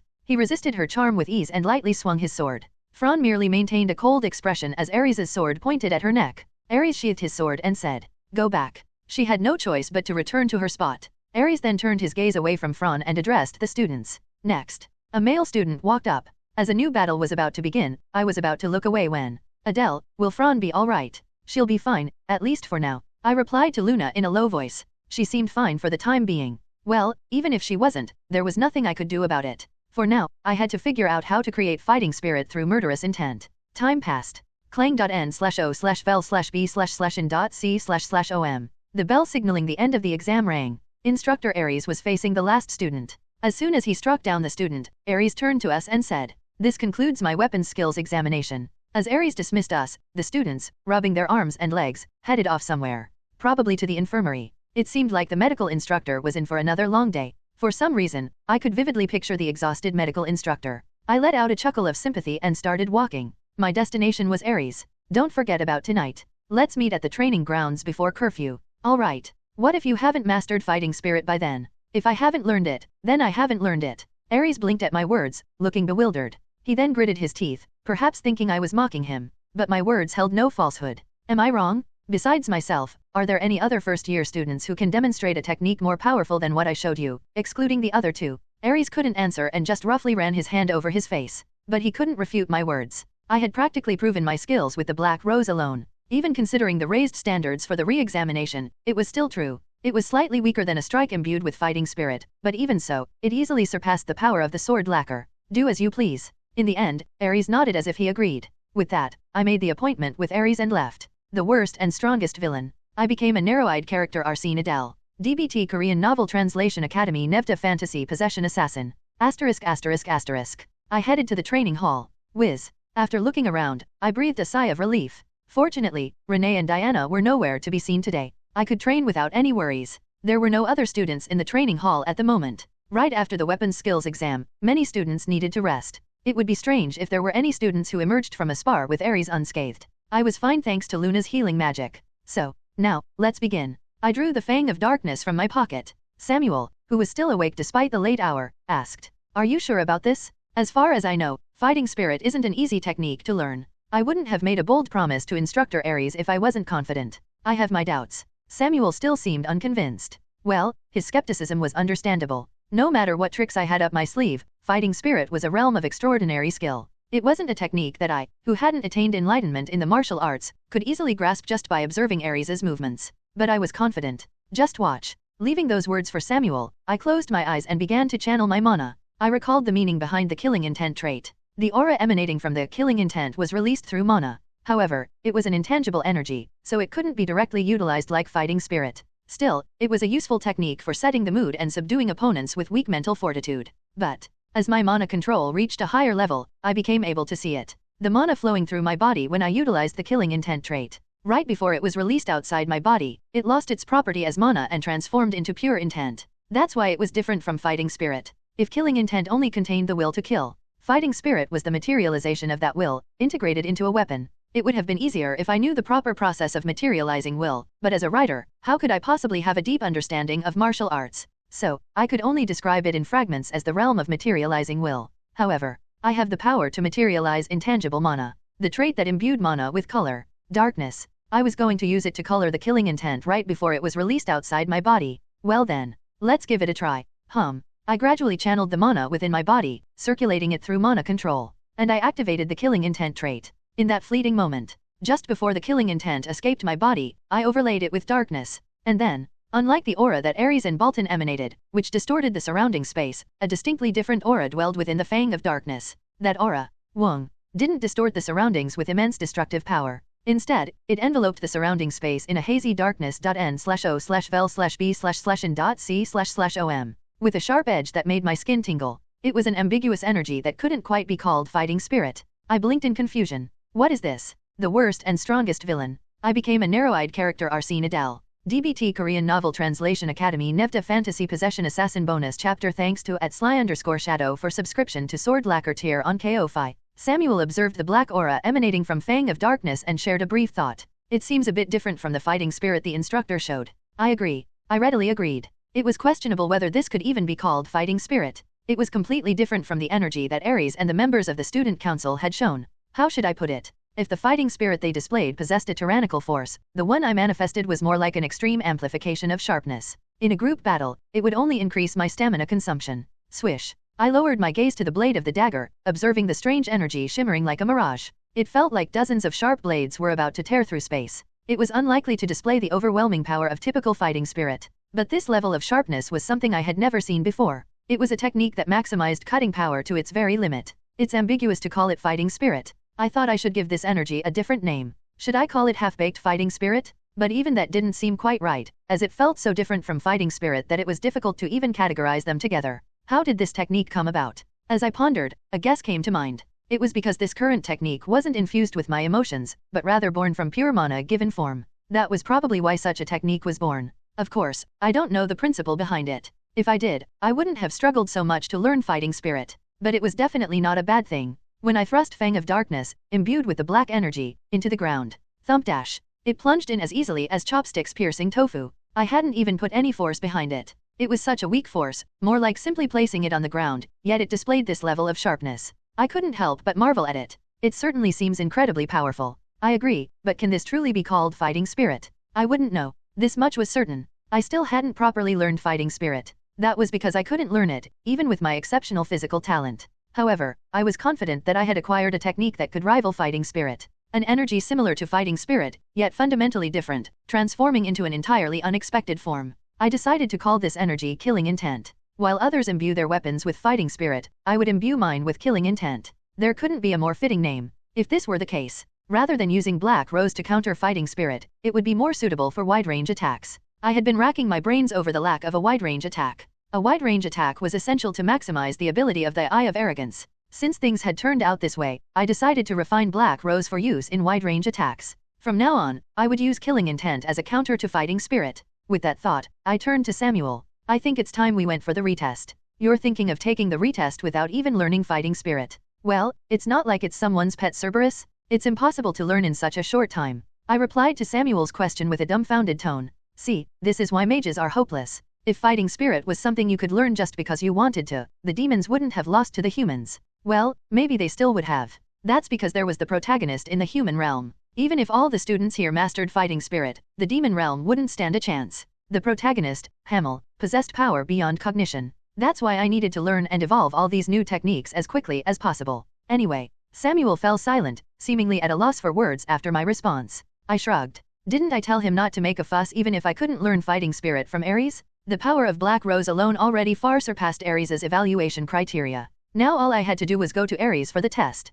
Thump, thump. As I walked, a thought occurred to me, and I glanced down at my wrist. Mr. Samuel, did you notice? What are you talking about? Samuel responded to my sudden remark with curiosity. A smile spread across my face as I spoke. You said you've leveled up as a mage, right? Well, yes. I've done the same, in the way of martial arts. And what's your point? Samuel still didn't grasp the meaning behind my words. To think that someone so intelligent couldn't understand something like this. I'm saying, stop thinking about getting stronger on your own. You and your gluttony, always so greedy. What is this monster babbling about? Samuel muttered under his breath, clearly baffled. I couldn't help but chuckle at his reaction. And so, we eventually arrived at the training ground where Ares was waiting. I stopped talking to Samuel and looked around for Ares. At that moment, clang, clang n/o/vel/b/jn.c//om. The sound of clashing blades drew my attention. It was difficult to see clearly as the sunlight had faded, leaving only the faint glow of the moon, but it seemed Ares was sparring with someone in the center of the training ground. As I approached to get a better view, the sparring session had already ended. Ares was speaking to the student he had been training with. Your sword is filled with resentment. Ares uttered those perplexing words. The student, taken aback by his words, abruptly turned and fled. Swoosh. With a swift movement, I dodged the student who was now charging towards me. It was Fran, who had come to retake the test. Thud, thud. I watched her retreating figure for a moment before turning my head at the gaze I felt from behind. If you're here, draw your sword. How long do you intend to waste this instructor's time? As you wish. The worst and strongest villain. I became a narrow-eyed character Arsene Adel. DBT Korean Novel Translation Academy Nevda Fantasy Possession Assassin. At Ares's irritated tone, I had no choice but to draw Fang of Darkness from its sheath. When the instructor tells you to do something, you do it. Besides, I was the one who interrupted his personal time, so I had no room to argue. Chuck. As I grasped the dagger, Ares frowned and asked, have you learned fighting spirit? Well, it's a bit ambiguous. Ambiguous. I think it would be best for you to see for yourself. Ares furrowed his brow at my cryptic response. But I had nothing else to say. It was the most accurate way to describe my current situation.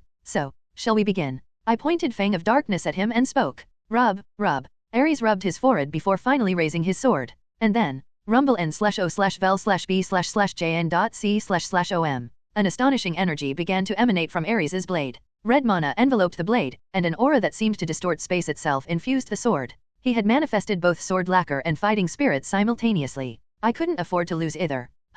I channeled Sword Aura, which had now become one of my inherent traits, into Fang of Darkness, Rumble, and then, I infused the dagger with killing intent. A sharp, all-consuming cutting power surrounded the dagger. Thud. Without another word, both Ares and I leaped into action. And then, clang, clang, clang, my dagger clashed against Ares's sword. As expected. As we locked blades in a brief struggle for dominance, I couldn't help but bite my lower lip. I couldn't overcome Ares's strength. Furthermore, unlike my killing intent, which only enhanced cutting power, Ares had imbued his sword with true fighting spirit. It was only natural that I would be outmatched in terms of raw force. However, that didn't mean I was going to lose. When I first arrived in Sidon, Ares had seemed like an insurmountable mountain. Now, the thought that I could surpass him had taken root within me. I partially revealed one of my red eyes and spoke. Wouldn't you say this is enough to pass? My killing intent was fiercely slicing through Ares's fighting spirit. It began to cut through the very fabric of space that Ares's fighting spirit had warped. While I couldn't deny that it was inferior to fighting spirit in terms of sheer power, it was more than enough to counter it.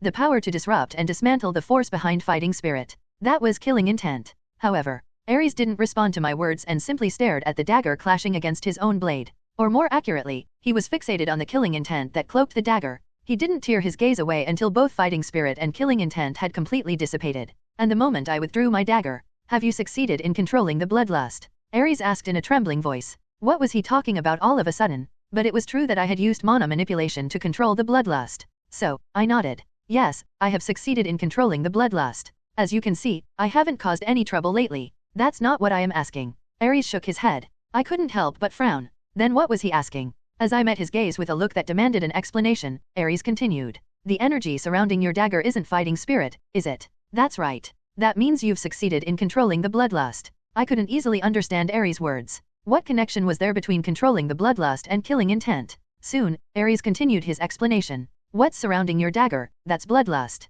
Then, did succeeding in controlling the bloodlust mean that I had literally imbued my dagger with it? No way. Was he going to demand I return the bracelet he gave me because of this? I couldn't help but be afraid. It was a situation where he could misunderstand, thinking I had used bloodlust despite having the bracelet to suppress it. As I flinched, swoosh, Ares, with a look of reminiscence, began to observe my surroundings. Seeing this, I panicked for a moment. Thank you. At the sight of Ares, a side of him I had never seen before, I was speechless and frozen in place. Ares, who had always shown us a stern and unyielding demeanor, was now, at this very moment, weeping. What could have moved him to tears? I couldn't offer any words of comfort and simply waited for Ares to speak. The moonlight, having completely chased away the sun, now bathed the training ground in its gentle glow. The worst and strongest villain. I became a narrow-eyed character Arsene Adel. DBT Korean Novel Translation Academy Nevda Fantasy Possession Assassin. Ares wiped his eyes, and as I stared at him blankly, Samuel suddenly scoffed. There's nothing more pathetic than a grown man crying. It was a remark that could easily brand Samuel as someone with a personality disorder. But I didn't argue. It wasn't entirely wrong. After all, we didn't even know why Ares was crying. We just waited for him to stop because it felt like there was a story behind it. However, seeing Ares like that made me curious. Why did he give me a legendary artifact, and why did he constantly monitor me, all because of killing intent? He said he wasn't monitoring me these days, but his anger hadn't completely subsided yet. Well, it was a good thing that I obtained Siho thanks to Ares' suspicion and surveillance. But that was a separate matter. Debts and favors had to be settled clearly. I thought it would be better to hear what Ares had to say first. Ares, who had returned to his usual expression, opened his mouth. I apologize for showing you such an unsightly scene. It's just that it brought back old memories. I had a friend who was born with the bloodlust, just like you. So what? Was he saying there was a connection between his friend having the bloodlust and him harassing me? I listened to Ares' words with an indifferent expression. That's when it happened. Swoosh dash. Ares suddenly took off his shirt and threw it away. My eyes widened at this, because a large scar that reached all the way to one eye came into view on top of his sculpted upper body muscles. A mark that clearly showed he would have died if he hadn't been treated in time. Ares caressed the large scar and opened his mouth. This is a wound, my friend, consumed by the bloodlust, inflicted upon me. He was crying as he swung his sword at his family and comrades. And he, too, was a half-demon. Just like you, Adele. Ares said so and turned his gaze to me. My friend succeeded in suppressing the bloodlust using a bracelet. However, he took his own life because of the karma he had accumulated. He endlessly loathed his own constitution. Swoosh dash. Perhaps because he was overcome with emotion. Ares looked up at the sky and continued. But you succeeded not only in suppressing it but also in controlling it. Perhaps this instructor saw a reflection of my friend in you. Ares' friend, who was consumed by the bloodlust and took his own life due to the atrocities he committed. Judging from Ares' words alone, it certainly seemed plausible. I wasn't actually born with the bloodlust, but in Ares' delusion, I possessed it and was a half-demon like his friend. So he was saying that he monitored me because he didn't want me to end up like his friend. Did he really think I'd be okay with that? How amusing. I simply scoffed at Ares. I understood that Ares saw an overlap between me and his friend. However, that didn't erase the fact that he harmed me and held me back. It was enough to sound like self-justification to me. There were plenty of other ways, weren't there? This could have all been resolved if you had simply given me the bracelet beforehand. If Ares had purely been wary of me because of the bloodlust and his friend, he could have just given me the bracelet that suppressed it. It would have been that simple. But Ares not only misunderstood the killing intent but also suspected me of being a spy from the human world. This part was Ares' fault. Ares, with a firm expression, opened his mouth. I admit that it was my mistake. Therefore, I will give you two things. Two things. I will give you the dagger that my friend used.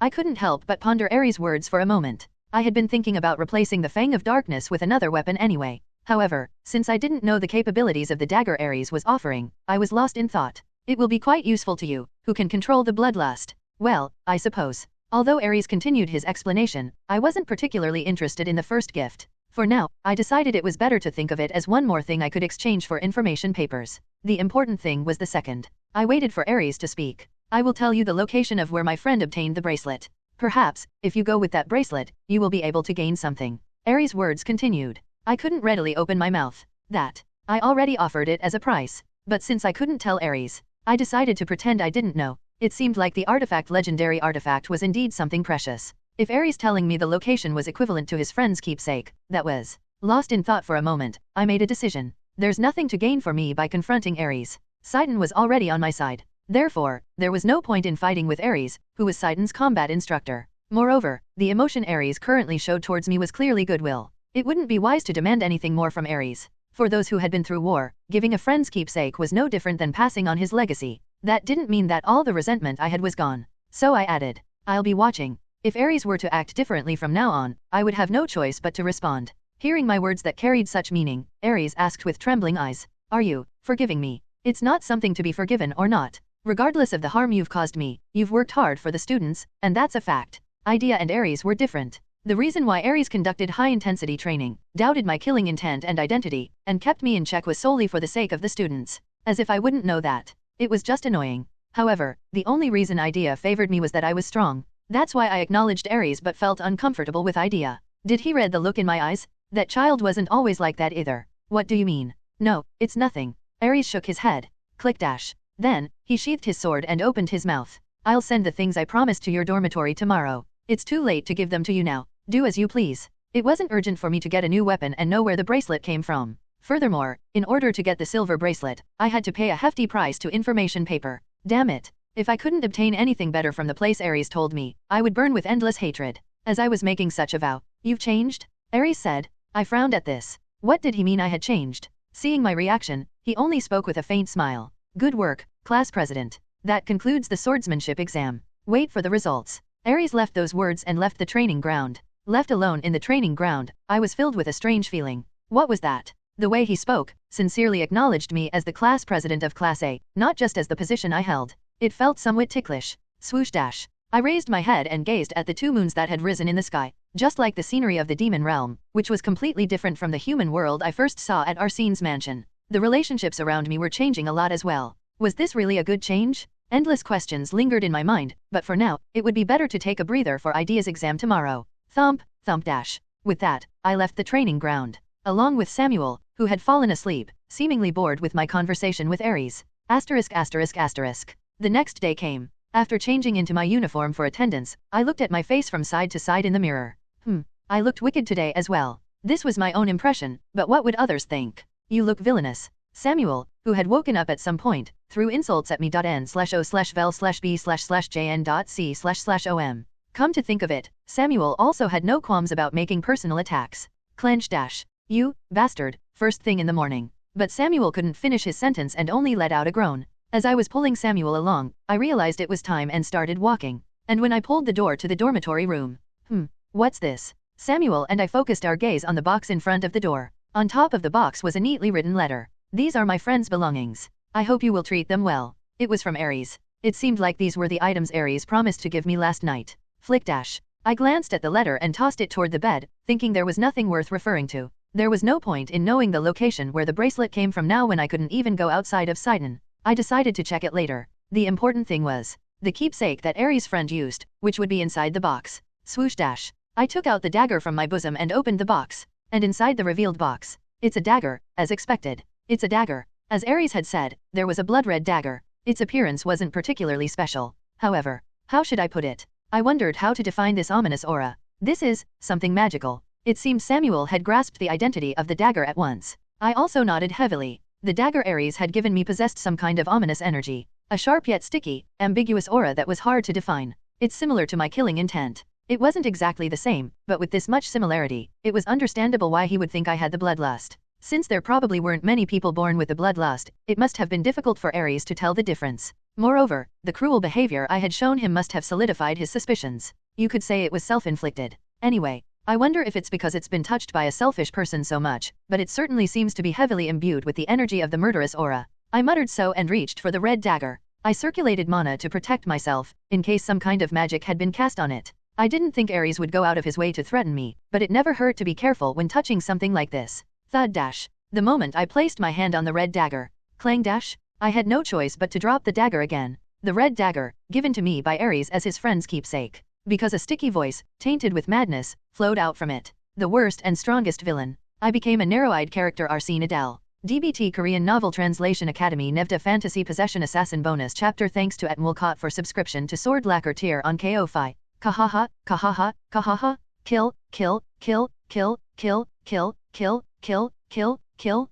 The moment I touched the red dagger, voices pierced my mind. At the same time, I was struck by a wave of dizziness. Nausea and disgust welled up within me. It was a kind of residue. It must be because the bloodlust is still lingering. An aura of bloodlust, similar yet different from my own. Even though only remnants of its original power remained, the dagger induced auditory and visual hallucinations. At the same time, I realized the exact method of using this dagger and its capabilities.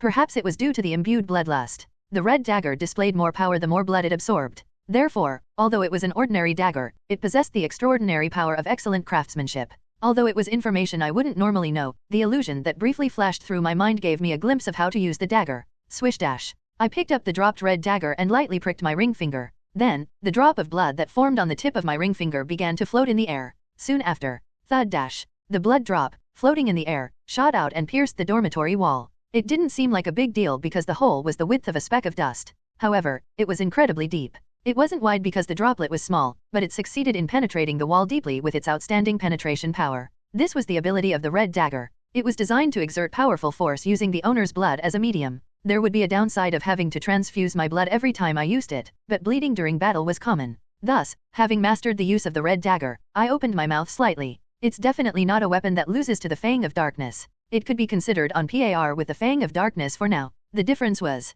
prove it, prove it. I hate confinement, hate it, hate it. The red dagger hasn't revealed its full power yet. The thoughts that were asleep inside the dagger were demanding something from me. Of course, I didn't know what they were demanding. I wondered if it was related to the location where I got the bracelet Ares gave me. Both the bracelet and the dagger were relics of his friend. Of course, the potion was different, but still. Anyway, I'm satisfied n/o/vel/b/jn.c//om. I smiled, lifting the corners of my mouth. Although the hallucinations and voices ringing in my head were annoying, they were at a tolerable level. The reason I dropped the dagger earlier was because it was so sudden. Really. As if I would drop a dagger because I was scared. I was just flustered. Swish dash. So, I sheathed the red dagger. As soon as the red dagger left my hand and went into my bosom, the hallucinations and voices that were ringing in my head faded away and eventually disappeared. I've obtained a useful weapon. I was just wondering how I was going to get a new weapon. I don't know the exact performance yet, so I'll decide after trying it out. If it shows similar efficiency to the Fang of Darkness, it wouldn't be bad to use dual swords.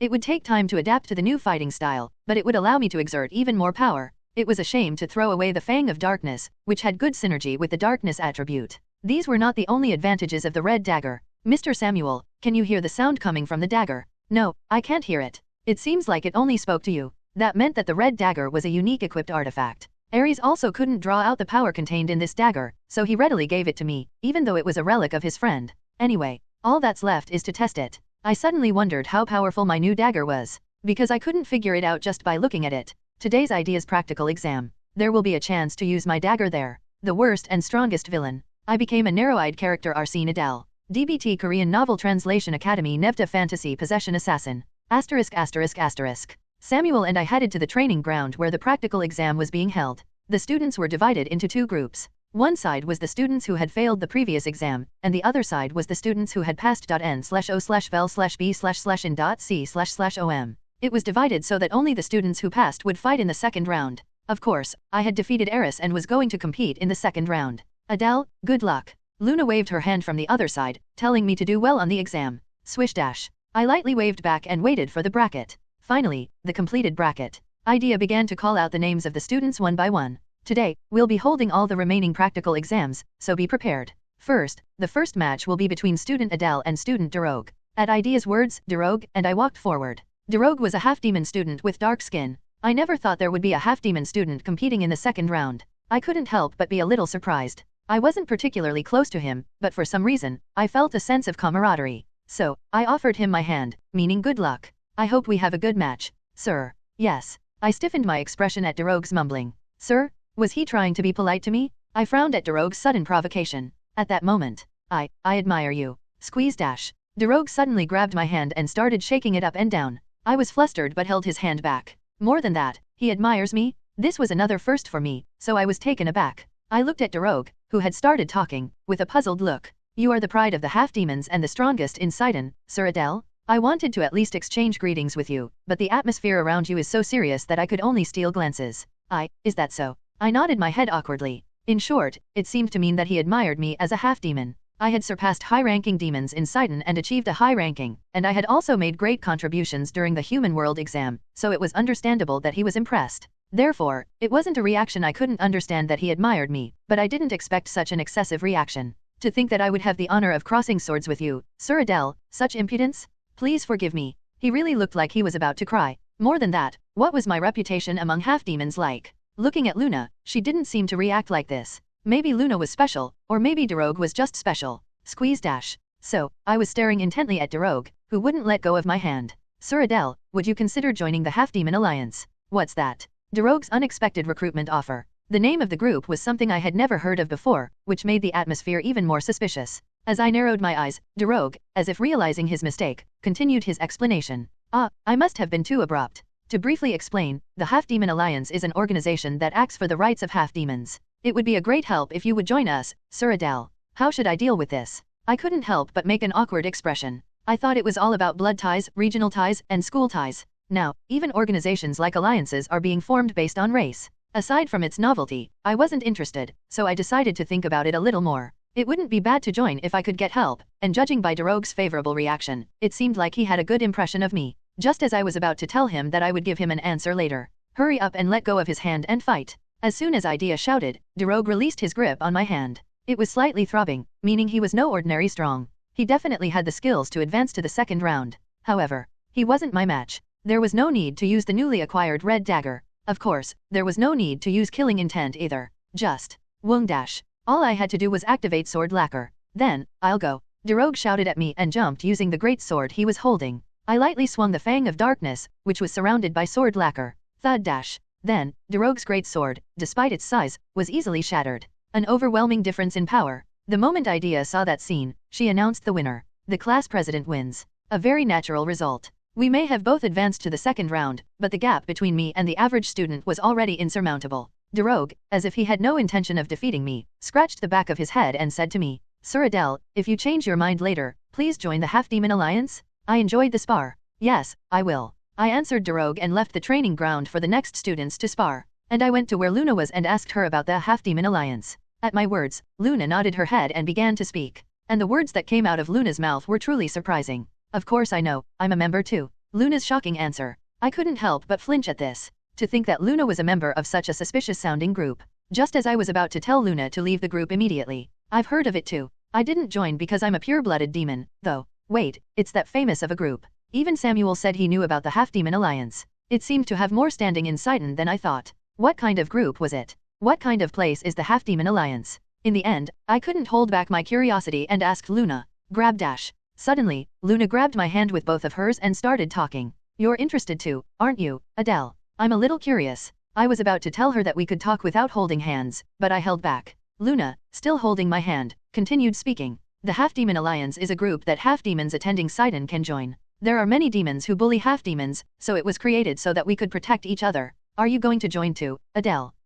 After hearing the explanation, I got a rough idea of what kind of place it was. In a way, it seemed like a gathering of overseas compatriots. However, I'll think about it a little more. I decided to refuse for now because I didn't have the time to spare for a group. Right now, I was busy enough preparing for the practical exams. But what was this ominous feeling? Half-demon alliance. I had a feeling that I would be frequently involved with this place. The worst and strongest villain. I became a narrow-eyed character Arsene Adel. DBT Korean Novel Translation Academy Nevda Fantasy Possession Assassin. The Half-Demon Alliance. A somewhat intriguing group, but not enough to pique my interest just yet. It wasn't that I desired membership in any particular group, even with Samuel's knowledge of them and Luna's membership. My current affiliations with Bears and Sidon were more than enough. Therefore, I pushed aside the thoughts of the alliance and focused on the ongoing sparring matches. Most of the fights had reached their conclusion. Only 6 students remained. A few more matches and it would be over. The final victor, representing each class, would be decided. And so, next, class president and student Pinal, you're up.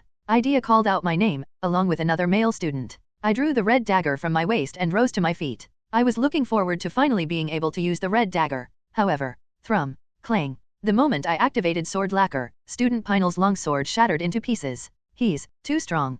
Pinal, with tears welling up in his eyes, stepped down from the sparring arena. All I could do was let out a sigh of disappointment. I had wanted to test out the red dagger's new capabilities, but my opponent was weaker than expected. It seemed I would have to postpone using the red dagger. It was a shame, but on the bright side, the red dagger consumed my blood, limiting its use. It wouldn't hurt to save it for a future match. In any case, now for the final match. Idea's announcement drew my attention to a particular woman. She stood there, her face stoic, her gaze fixed on me with an icy intensity. The final 2 contenders were myself and Fran.N/O/Vel/B/JN.C//OM. Fran had successfully subdued all her opponents using her exceptional charm ability. It was to be expected. Not many students could resist her allure. Perhaps only Samuel and I could. For the other students, Fran's charm was an irresistible force, a disaster waiting to unfold. It would be a truly formidable ability if it worked on humans as well. However, Fran's charm only affected demons. If I recall correctly, the head of the Lust family could use it on humans. Perhaps Fran's ability is weaker, or maybe she's still inexperienced.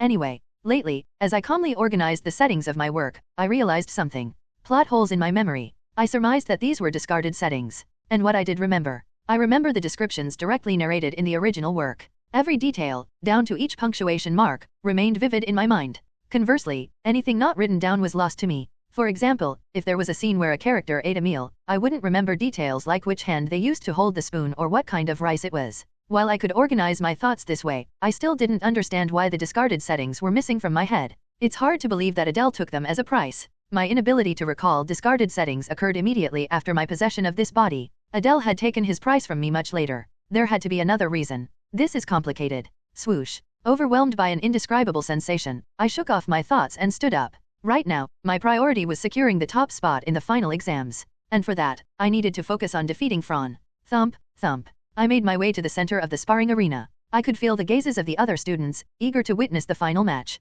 Finally, as my feet landed on the arena floor, let's begin. Swoosh. I pointed the red dagger at Fran and spoke. Instead of drawing her sword, Fran extended both her hands towards me, the preliminary motion for activating her charm ability. As we faced each other, Luna's voice reached us from afar. Oh, what do I do? She seemed conflicted about who to cheer for. Finally, she squeezed her eyes shut and shouted, "You both better win." Hearing Luna's words brought a smile to my face. She was eccentric and naive, but that was part of her charm. That must be why even though she was a half-demon, the other students in Class A accepted her as one of their own. However, let's begin. I don't want to waste any more time. Fran maintained her icy demeanor as she spoke. Normally, she would have been brimming with confidence, boasting about her inevitable victory. But that Fran was nowhere to be seen. Well, I had grown accustomed to this side of her lately. Just then, begin. Idea shouted towards Fran and me. Thrum. I could feel mana gathering in Fran's hands. She was channeling her mana to cast her charm on me. However, as expected, it doesn't work on me. My body showed no reaction whatsoever. Not even a hint of resistance. It was as if Fran's charm hadn't been used in the first place. Therefore, I, thump, thump, casually walked towards her, thud, and landed a punch right in her gut. Fran's body crumpled instantly. She collapsed before me, her knees hitting the ground as she let out a pained groan. There was no need to use Fang of Darkness. Without her charm, Fran was as vulnerable as a newborn chick. Ugh. The sheer force of the impact caused Fran to vomit. Fran was completely incapacitated. The match was over. The worst and strongest villain. I became a narrow-eyed character Arsene Adel. DBT Korean Novel Translation Academy Nevda Fantasy Possession Assassin. It was a meaningless victory, considering this was supposed to be the final showdown. Swoosh. I bent down to get a closer look at her. Her eyes were glistening with tears. Her usually pristine blue hair was now disheveled. Vomit stained the floor beneath her. She was a far cry from the composed and confident Fran we were used to seeing. But this was just a competition. There was no reason for me to feel guilty. Besides, everyone who entered Sidon did so prepared to face death. Several students from Class A had already met their demise. However, Fran, despite possessing considerable skill, relied solely on her charm ability. The reason I chose to completely incapacitate her, rather than simply subdue her, was to reiterate the terms of our bet. Lady Fran, are you sure you won't draw your sword? I asked, my voice barely above a whisper, directed at the sobbing Fran. However, she remained silent, her body racked with sobs. Undeterred, I leaned in closer and whispered in her ear, if you're not willing to fight even after being humiliated like this, then I suppose victory is mine. Fran didn't respond. She continued to weep silently. Ignoring her silence, I continued. As per our agreement, I'll be taking your invitation. Swoosh. At my words, Fran finally looked up at me, her eyes bloodshot. I spoke to Fran, who was staring at me with a fierce gaze. I'll kill your mother there. Like a pebble thrown into a calm lake, large ripples appeared on Fran's face. The eyes seemed to be asking, what do you know? But I had no reason to answer her right now. The less people knew about my plan, the better. Especially Fran. If she were to find out the specifics of my plan, it would significantly increase the chances of failure. As I feigned indifference, Fran slowly rose from the ground and spat out. You don't know anything. That may be true. I gave her a faint smile and shrugged. Fran wasn't wrong. Despite being the one who created this world, there were still countless things I didn't know. The secrets held by the 6 noble families, the forgotten settings, all remained a mystery to me. However, based on the information revealed in the original work and the fragments of my memory, I was certain of one thing. Killing Fran's mother. That was the only way to both strengthen Sidon and force Fran to take up her sword again. As Fran and I stared at each other in silence. The winner is. Idea walked towards the center of the arena and raised my hand. The class president. And so, I was chosen as the final representative of Class A for the interclass competition. This meant that Fran would lose her position as the top student. But it wouldn't be a bad thing for her. Smirk. I offered a faint smile to Fran, who still seemed clueless, her expression unreadable. As we were heading back to Class A after the first practical exam.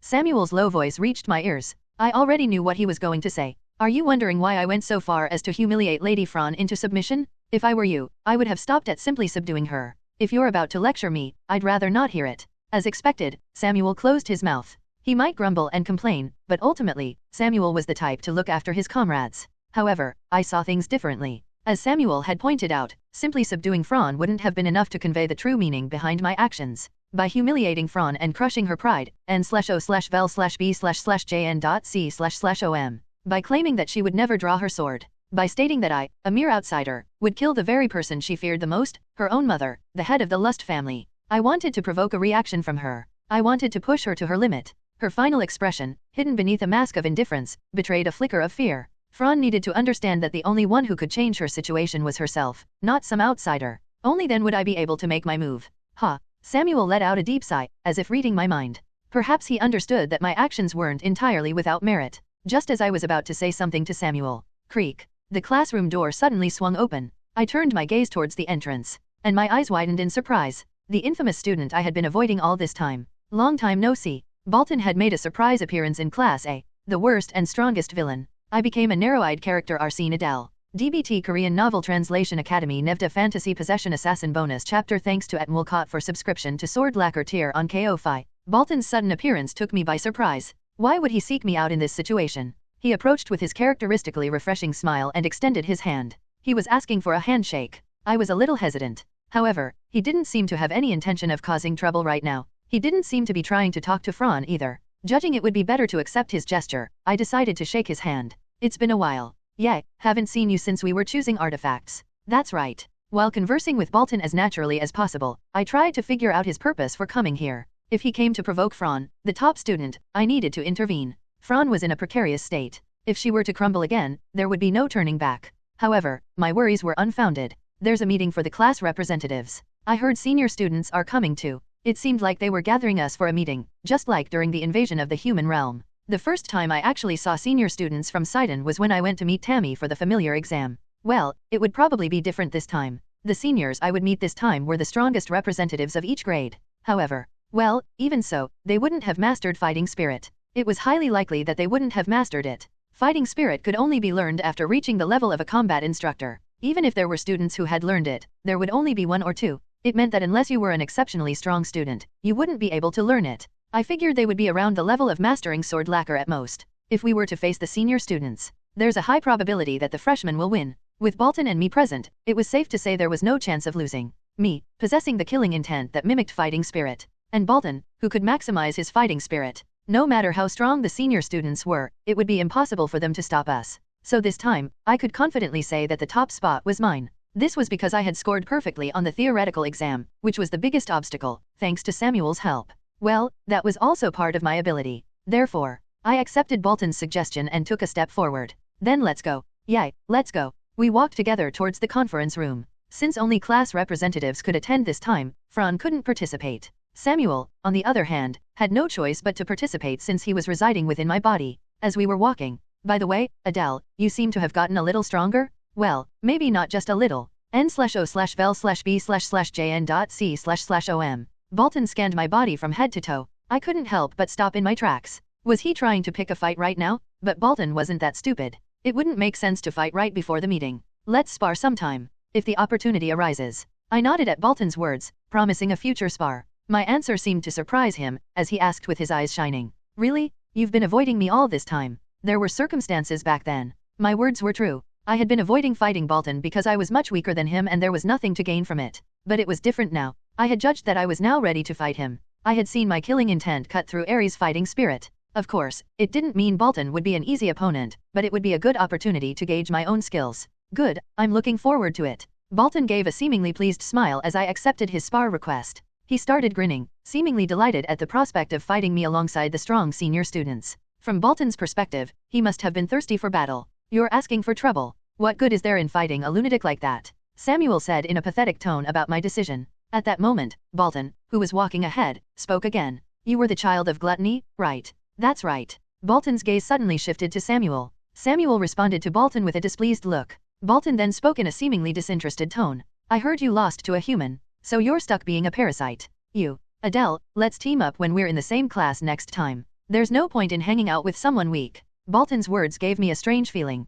He acknowledged me as strong enough to be considered his equal, no less. However, I couldn't help but feel uncomfortable with the way he was looking down on Samuel. So I opened my mouth to address Bolton. Mr. Samuel is not as weak as you think. Oh yeah, from what I see. Perhaps. I cut Bolton off, and continued speaking. He might even be stronger than you. Haha, you're kidding, right? No, we won't know until we actually fight. As I answered. SHWK. Bolton's demeanor turned cold. Was it because he was being compared to Samuel? However, I had no intention of taking back what I said. Samuel had actually jumped a level as a mage thanks to that mysterious book. I didn't know exactly how much stronger he had gotten, but he must have achieved tremendous growth. His innate talent for magic made it more than likely. Click. At my answer, Bolton shrugged and opened his mouth. Then I guess I'll have to have a go at you two. Good. I accept. Samuel, too, readily accepted the fight with Bolton, as if to show that he hadn't taken the insult lightly. Just how strong was he now, to be accepting Bolton's challenge so readily? I, too, became curious about how much Samuel had grown. As we continued walking towards the conference room while conversing. Here it is. Bolton stopped walking and pointed at the conference room. It was a space I had been to before. It was where the principal, Lysian, had sat during the meeting about the invasion of the human realm. SHWK. I closed my eyes and focused on the energy I could feel within the room. As before, there was someone with immense energy. It was Lysian's energy. And around her were several others with considerable power. They must be the senior representatives. I was looking forward to seeing what the senior representatives were like. I pulled open the door to the conference room. The worst and strongest villain. I became a narrow-eyed character Arsene Adel. DBT Korean Novel Translation Academy Nevda Fantasy Possession Assassin. As the conference room came into view, an intrigued expression appeared on my face. I had expected the senior students to be similar to, or perhaps slightly weaker than, the children of the 7 deadly sins. However, upon actually facing them, the aura they possessed was extraordinary. Of course, this didn't mean that the senior students were stronger than Bolton or me. They were probably around the level of having mastered sword lacquer. Each of them must have learned some secret techniques, coming from families known as prestigious names in the demon realm. Nevertheless, what do you think? Well, haha, as if you haven't already figured them out. Bolton and I were relaxed. Bolton, too, realized that these senior students were no match for us. But the senior students didn't seem to be aware of my strength. A half-demon as the freshman representative. And with those words as a start, the freshman must be worthless. I heard the children of the 7 deadly sins enrolled in droves. Looks like their families sent all the rejects. Perhaps they thought their families were being disregarded. Guwar, who was sitting opposite the senior students, rose from his seat. Looking closely, I saw that Renee and Aaron were also seated there. As I expected, Diana must have overused her powers and couldn't participate as a representative, so Renee took her place. However, Renee simply stared at me silently, without a word. As the atmosphere grew awkward, I nodded my head in greeting to Renee. However, she just looked away without responding. Just then, how dare you? Gyuwar was about to unleash his mana and lash out at the senior students. But there was no benefit in clashing with the seniors right now. After all, we needed to make them our allies. However, that didn't mean we could just ignore their mockery. This was simply a matter of proving how strong I was. Only then would they consider me a reliable ally. Besides, it's also my fault that we're being treated this way. It was because I was a half-demon. The freshmen didn't treat us this way because they knew my strength, but it was different for the senior students. Therefore, nov.l.b//jnn. I needed to prove myself. However, I shouldn't engage in a direct confrontation like I did with Gyuwar. Guys like him needed to be subdued with force. Just like how Gyuwar readily yielded to Bolton. But the senior students would be different. I had no idea what their personalities were like, or what kind of power they possessed. Therefore, it would be enough to just show them that I was a cut above. SHH. I put my finger to my lips, signaling Gyuwar with sword lacquer. I was telling him to be quiet, that I would handle it. The moment Gyuwar, who was about to yell at the senior students, tilted his head in question. Whoosh! A sharp killing intent emanating from me swept through the conference room. Thump! As if a snake had coiled around their necks, a chilling killing intent washed over the senior students, forcing them to rise from their seats. Some even reached for the hilts of their swords. Everyone in the room reacted to my killing intent. Their gazes were now solely focused on me. Step, step. Without any confrontation with the senior students, I walked forward. My steps led me to the empty seat beside Gyuwar. Screech. Pulling out the chair, I smiled at Gyuwar and asked, "May I sit next to you?" Gyuwar responded with a shaky voice. Sure, go ahead. The worst and strongest villain. I became a narrow-eyed character Arsene Adel. DBT Korean Novel Translation Academy Nevda Fantasy Possession Assassin. The upperclassmen's gazes were glued to me. I stretched languidly in my chair, arms crossed behind my head, trying to ignore their scrutiny. The very picture of nonchalance. Scoff. A few of the seniors began to chuckle. But it wasn't malicious. It wasn't mockery I sensed in their laughter, but acknowledgement. Just by releasing a fraction of my energy, I'd managed to make my presence known. And as a bonus, I'd prevented a potential clash between Gyuwar and the upperclassmen. Well, except Gyuwar, who seemed rather displeased that I'd defused the situation he'd almost escalated. I could have won that. He muttered. Of course. I replied with a smile. Gyuwar, though frowning, didn't display any hostility toward me. He'd finally acknowledged, after numerous encounters, that I was a demon worthy of being here. As expected, the best way to deal with someone like Gyuwar was to show him strength. The moment he recognized power, his attitude changed. Actually, it wasn't just Gyuwar. The seniors had reacted similarly. And Bolton, you've gotten stronger, haven't you? I can't wait to fight you, he said, rubbing his shoulder as if itching for a fight. Typical. I looked away from Bolton and towards Renee. She was completely ignoring me, as usual. Flinch. Or so I thought, until I noticed the slight twitch of her black horns. Why had Renee been reacting this way lately? Despite my confusion, I decided to break the ice, hoping she would respond. Lady Renee, it's been a while. Indeed. Finally, a response. It was the first time she'd spoken to me directly since rescuing me from Diana. A strange feeling washed over me. She finally responded. Taking a step closer, I leaned towards her and whispered, "I trust you've been well. You've been rather elusive lately." She didn't reply. Instead, flush. For some reason, her ears turned bright red. What is going on? Her reaction only deepened my confusion. There was definitely something she wanted from me, I was sure of it. But since she didn't seem keen on talking, I backed off. The murmuring in the meeting room gradually subsided. After the display I'd given, the upperclassmen no longer dared to taunt us. n/o/vel/b//n.c//om. And so, everyone waited with bated breath for the headmistress, seated at the head of the table, to speak. Finally, let the meeting commence. Headmistress Lysian began. As the instructors have explained, this practical exam will be a series of matches between representatives of each year. And as you know, you will all receive full marks regardless of the outcome. The students nodded. In a way, this practical exam was more of an exhibition. Hence, all participating representatives would receive full marks. The point was to show the other students how strong their representatives were. There was no better way to earn the trust of soldiers than to demonstrate the might of their general. As I was pondering the practical exam, however, there's a slight change of plans. There's a possibility of a tie for the top spot. Lysian's voice took on a serious tone. It was a valid point. If there was a tie, the rewards would have to be shared. And those rewards couldn't exactly be cut in half, could they? So, was she planning to change the criteria for the exam? Unable to contain his curiosity, a student in a second-year uniform raised his hand. The second-year uniform, like ours, was designed for combat and practicality. But unlike the plain first-year uniform, it featured some embellishments. They weren't too flashy or distracting, though. Just enough to add a touch of flair without hindering movement in battle. I'll be wearing that uniform next year, huh? As I thought that, the second-year student spoke. Does that mean our scores will be lowered from perfect marks? No, not at all. Those who demonstrate exceptional skill during the exam, based on the new criteria, will receive an additional point. Only one student from each year will be chosen. An extra point? Not bad for me. Smirk. Hey, is there something on my face? Bolton asked, noticing my confident expression and reaching up to touch his own face. I let out an internal sigh. To those who didn't know him, Bolton might seem like a simple-minded battle maniac. However, Bolton was a cunning strategist with a sharp mind. He'd lost the top spot in the last midterm, so he would have prepared thoroughly for all subjects. Just like me, he had a high chance of scoring full marks in theory, weaponry, and magic. If he earned the extra point, he could secure the top spot. But there was no way to know what the criteria for that extra point were. The headmistress had made it clear that she wouldn't reveal them. The students, predictably, began to protest. However, do you have a problem with that? The moment they saw the headmistress's deceptively gentle smile, every student fell silent.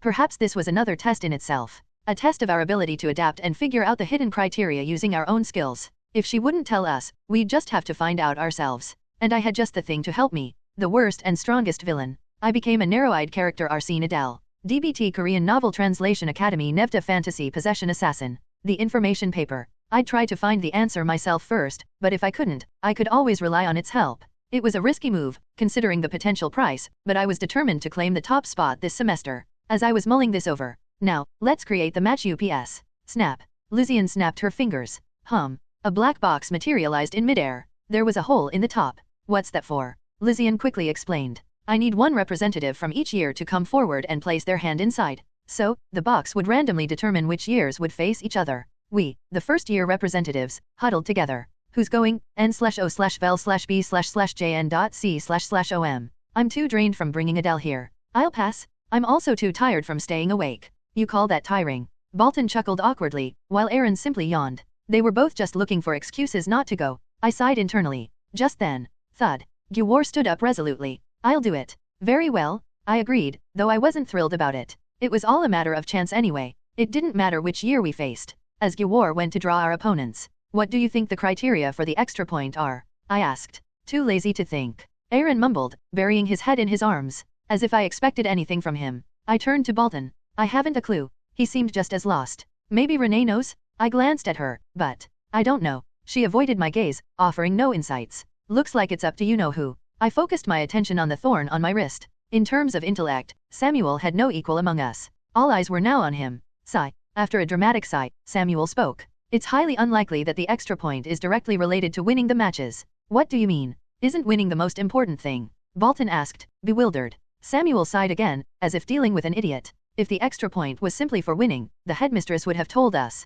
There's no reason for her to keep it a secret. Maybe she just chose not to tell us? To keep things interesting. Ha, you fool. If that were the case, then everyone who gets perfect scores in theory, weaponry, and magic would end up with the same final score. Why? Because they would all get the extra point for winning their matches. Then, what if the extra point is given to the student with the most wins? It sounded plausible. Instead of awarding it by year, the extra point could go to the individual with the highest number of victories. However, Samuel merely scoffed. Do you honestly believe there will only be one student who wins all their matches?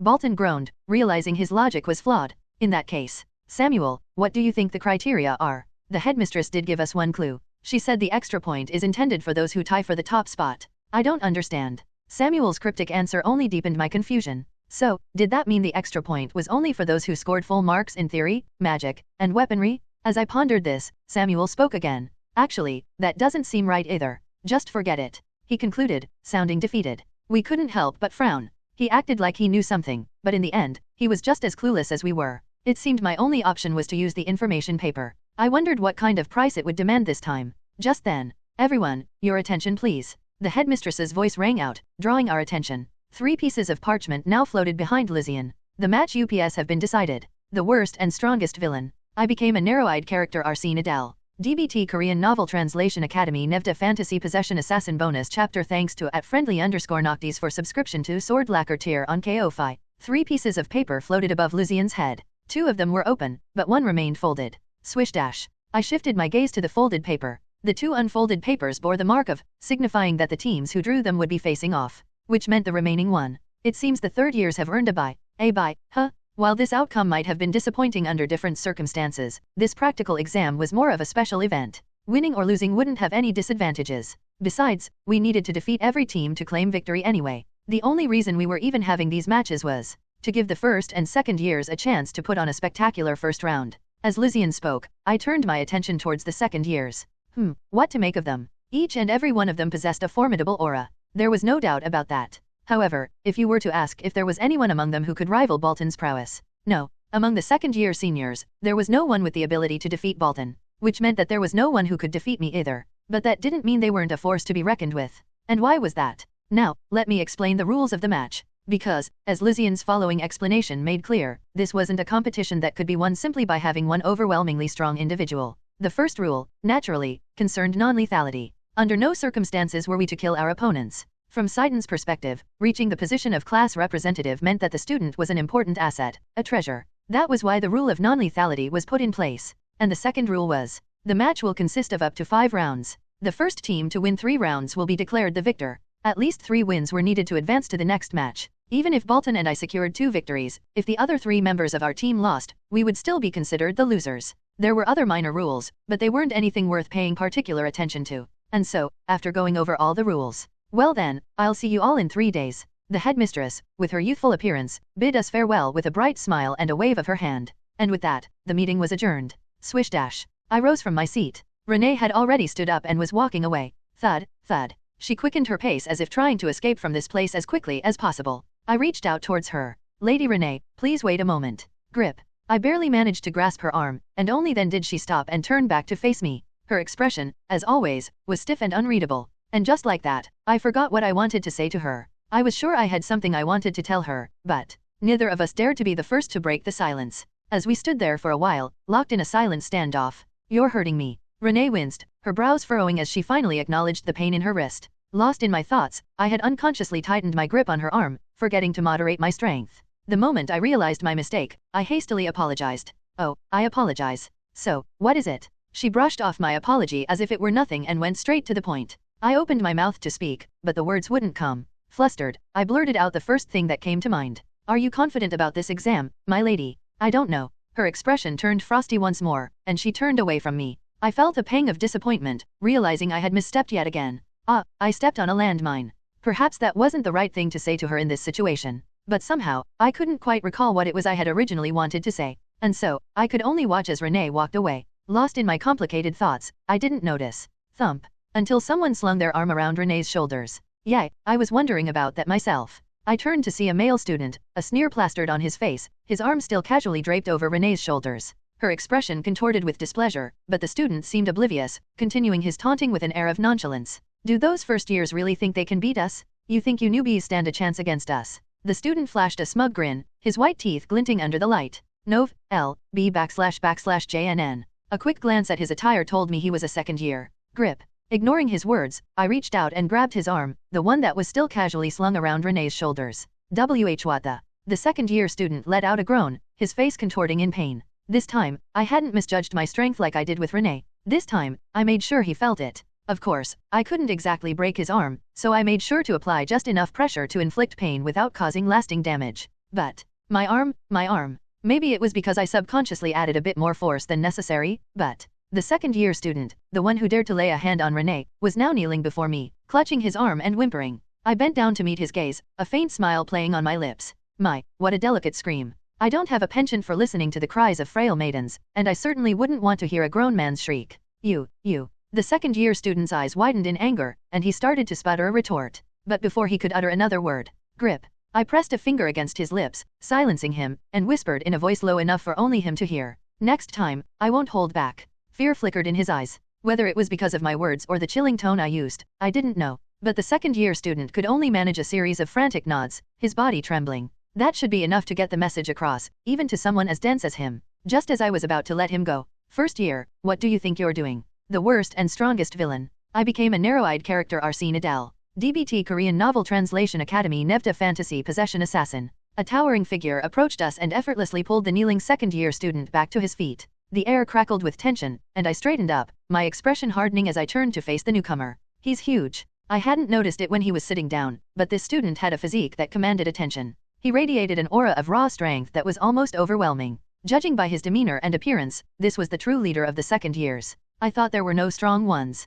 Contrary to my initial assessment, there was indeed a powerful student among the second years, and a highly skilled one at that. While I couldn't be certain without actually crossing blades, it was clear that he possessed abilities beyond those of an average knight. Based on his physique alone, he didn't seem to specialize in magic like Samuel, but none of that mattered at this moment. I forced a relaxed smile and said, "As you can see, we were just shaking hands, fostering camaraderie between seniors and juniors." He shifted his gaze to the second-year student who had been kneeling before me, as if silently demanding an explanation. "Why yeah, that's right. We were just shaking hands." The student stammered, nodding his head vigorously. He couldn't exactly admit that he had cried out in pain from a simple handshake with a first year, could he? Swish dash. The tall student, however, didn't seem convinced. He continued to stare at me, his brow furrowed in suspicion. Just then, "Please, let it go." An unexpected voice broke the tense silence, and a figure stepped between us. Startled by the deep, yet strangely shaky voice, I turned to see who dared to intervene. It was Gyawar, his face pale, his voice trembling slightly as he addressed the towering second-year student.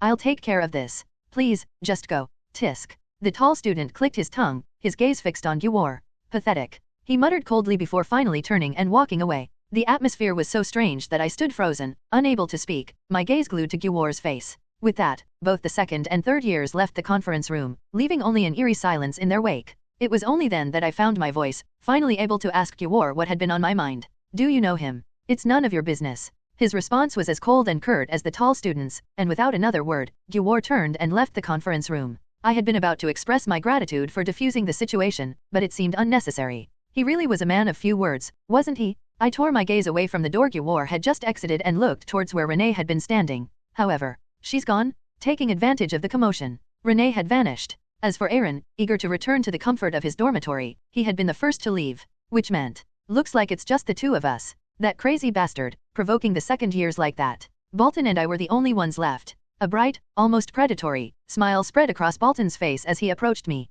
I couldn't help but offer a wry smile in response. "So it seems. Well, in that case." Swish dash. Bolton pulled out a chair and settled back into it, his smile widening. "How about we discuss the criteria for those bonus points?" "That sounds like a good idea." I was all for it. While I could always use the information paper to figure it out, it was always better to get insider information without having to spend any points. Bolton, in addition to possessing formidable strength, also had a sharp mind. His intelligence was often overshadowed by Samuel's vast knowledge, but from the perspective of an average student, Bolton was also considered a genius. However, "Adele, do you think this exam is fair?" The question that Bolton posed was so unexpected, so utterly baffling, that I couldn't help but frown. Fair? Sidon's exams were known for their fairness. Nov. L. B//JNN. Unlike some academics, there were never any leaked questions or answers. Even a half-demon like myself could reach the top ranks if I had the ability. So, I initially assumed Bolton was joking. But then, personally, I don't think this practical exam is fair at all. What do you? Before I could voice my confusion, Bolton cut me off. "That's all the explanation you're getting for now." He stood up abruptly and brushed past me, heading towards the door. "Ask him about the rest. He's already figured it out, anyway." With a cryptic smile, Bolton left the conference room, his words hanging heavy in the air. He was, after all, a descendant of jealousy, and wouldn't divulge all his information so easily. Thump. The door slammed shut behind him, leaving me alone in the now silent conference room. I stared at the closed door, my brow furrowed in confusion. What was Bolton talking about? Just then, as expected, "He's caught on." Samuel's voice echoed in my mind. I turned my attention to the silver bracelet on my wrist. "Are you and Bolton thinking of the same criteria for the bonus points?" Most likely. He wouldn't have brought up the concept of fairness otherwise. Both geniuses seemed to understand something that eluded me. I must have had a confused expression on my face, because Samuel elaborated. "There were never any criteria for bonus points to begin with. The worst and strongest villain. I became a narrow-eyed character Arsene Adel. DBT Korean Novel Translation Academy Nevda Fantasy Possession Assassin." What did that mean? There was no criteria for bonus points? Did this mean that the headmistress lied to the students? No, that seemed unlikely. There was no reason for the headmistress to deceive us about bonus points. Then, was the concept of bonus points itself not applicable to this exam? That can't be right either. It was a fact that bonus points existed. As the headmistress had said, if there were no rules for bonus points, there could be a tie for first place. Therefore, rather than assuming there were no bonus points, I had to think about what it meant that there were no criteria for them. Stroke. I calmly stroked my chin, lost in thought. First, I needed to recall the hints given about how to figure out the criteria for bonus points. The first was, only one student per grade level is selected. There couldn't be multiple students receiving bonus points. Otherwise, there could be another tie for first place. Furthermore, only the top candidates were eligible. And the second hint was that it wasn't related to winning. As Samuel said, if it were related to winning, all I had to do was win this exam. If that were the case, the headmistress wouldn't have added the walkover rule, which could be seen as unfair. And lastly, the third. What Samuel and Bolton both mentioned. It was about fairness. Samuel and Bolton both said that this exam might not be fair. When all this information was put together, the answer was clear. You're saying that the student who receives the bonus points has already been decided. That's highly likely. I didn't say it in front of them because it's such a ridiculous story. Samuel didn't deny it but agreed with me. I knew something was fishy about the headmistress, but I didn't think she'd stoop to this level. But there were still questions. What good would it do to pre-select a bonus point recipient? I agree. I can't fathom what the headmistress is aiming for. Samuel and I, exchanging opinions, couldn't help but face this unexpected obstacle. Why did the headmistress decide on the bonus point recipient beforehand? Did it benefit her in some way? No matter how much I thought about it, I couldn't find an answer. My desire to use the information paper grew stronger. I have no choice. I had to use it. It was necessary for me, someone who needed to receive the bonus points. At the very least, I had to figure out who the pre-selected student was. That way, even if it wasn't me, I could increase my chances of receiving the points. All I had to do was figure out why the headmistress had chosen that student. Still, it's too early to decide to use it. The practical exam was still 3 days away. I had nothing else to do until then, so it wouldn't be too late to find the answer slowly. Let's go for now. Organizing my thoughts, I got up from my seat. It seemed like I wouldn't be able to sleep tonight anyway. ******. The next day, back in Class A, I had no choice but to tell Luna, who was persistently questioning me, about what had happened. I hadn't slept well last night, thinking about the pre-selected student for the bonus points, so I had dark circles under my eyes. I had no choice but to open my mouth due to her overly worried gaze. Luna must have already been exhausted since the exam had just ended. It warmed my heart that she was worried about me in her condition. She must have been tired from learning from the medical instructor anyway. Something like that happened. So, I told Luna about my encounter with the second-year seniors and the bonus points. Then, Luna reacted. You're saying there was a really strong person among the second-year seniors. That's right. I think I know who it is. Oh, it seemed Luna knew about the large man. My eyes sparkled as I asked Luna. He seemed to be connected to Gyawar. Do you know who he is? I think I do. As soon as Gyawar's name left my mouth, Luna nodded confidently. Could it be that she really knew? Who is he? He seemed like the strongest among the second-year seniors. It's probably Senior Gurk. Gurk. A name I didn't recall. That meant it was either a character that didn't appear in the original or one that was part of a setting I had discarded. If my guess was correct, Gurk was a master of fighting spirit. There was no way someone that strong wouldn't be mentioned in the original. Well, he could have been a hidden master, but it was more likely that he died for some reason before the main story of the original unfolded. Anyway, what's his relationship with Gyawar? They're brothers. I heard Gurk is a year older. IN/O/VEL/B/in.C//OM. No wonder their names sounded similar. So they were brothers. I heard they're not on good terms. Rumor has it that it's because of the competition to be the successor. Luna's explanation made things a bit clearer. Gurk was far stronger than his younger brother, Gyawar. Perhaps Gyawar felt inferior. It didn't seem like Gurk thought highly of Gyawar either. As expected of the children of Sloth, even brothers were cold to each other. Not that it was any of my business. But, how do you know so much about these things, Luna? I agree. How do you know so much about the children of the 7 deadly sins? Samuel, also seemingly curious, asked Luna a question. He wasn't trying to ignore her, he was genuinely curious. Thinking back, Luna had explained many things I didn't know in detail. It wasn't normal for Luna, an ordinary half-demon student, to have such information. Luna, as if it were nothing special, opened her mouth. Hihi, it's nothing special. It's the power of our group. Group?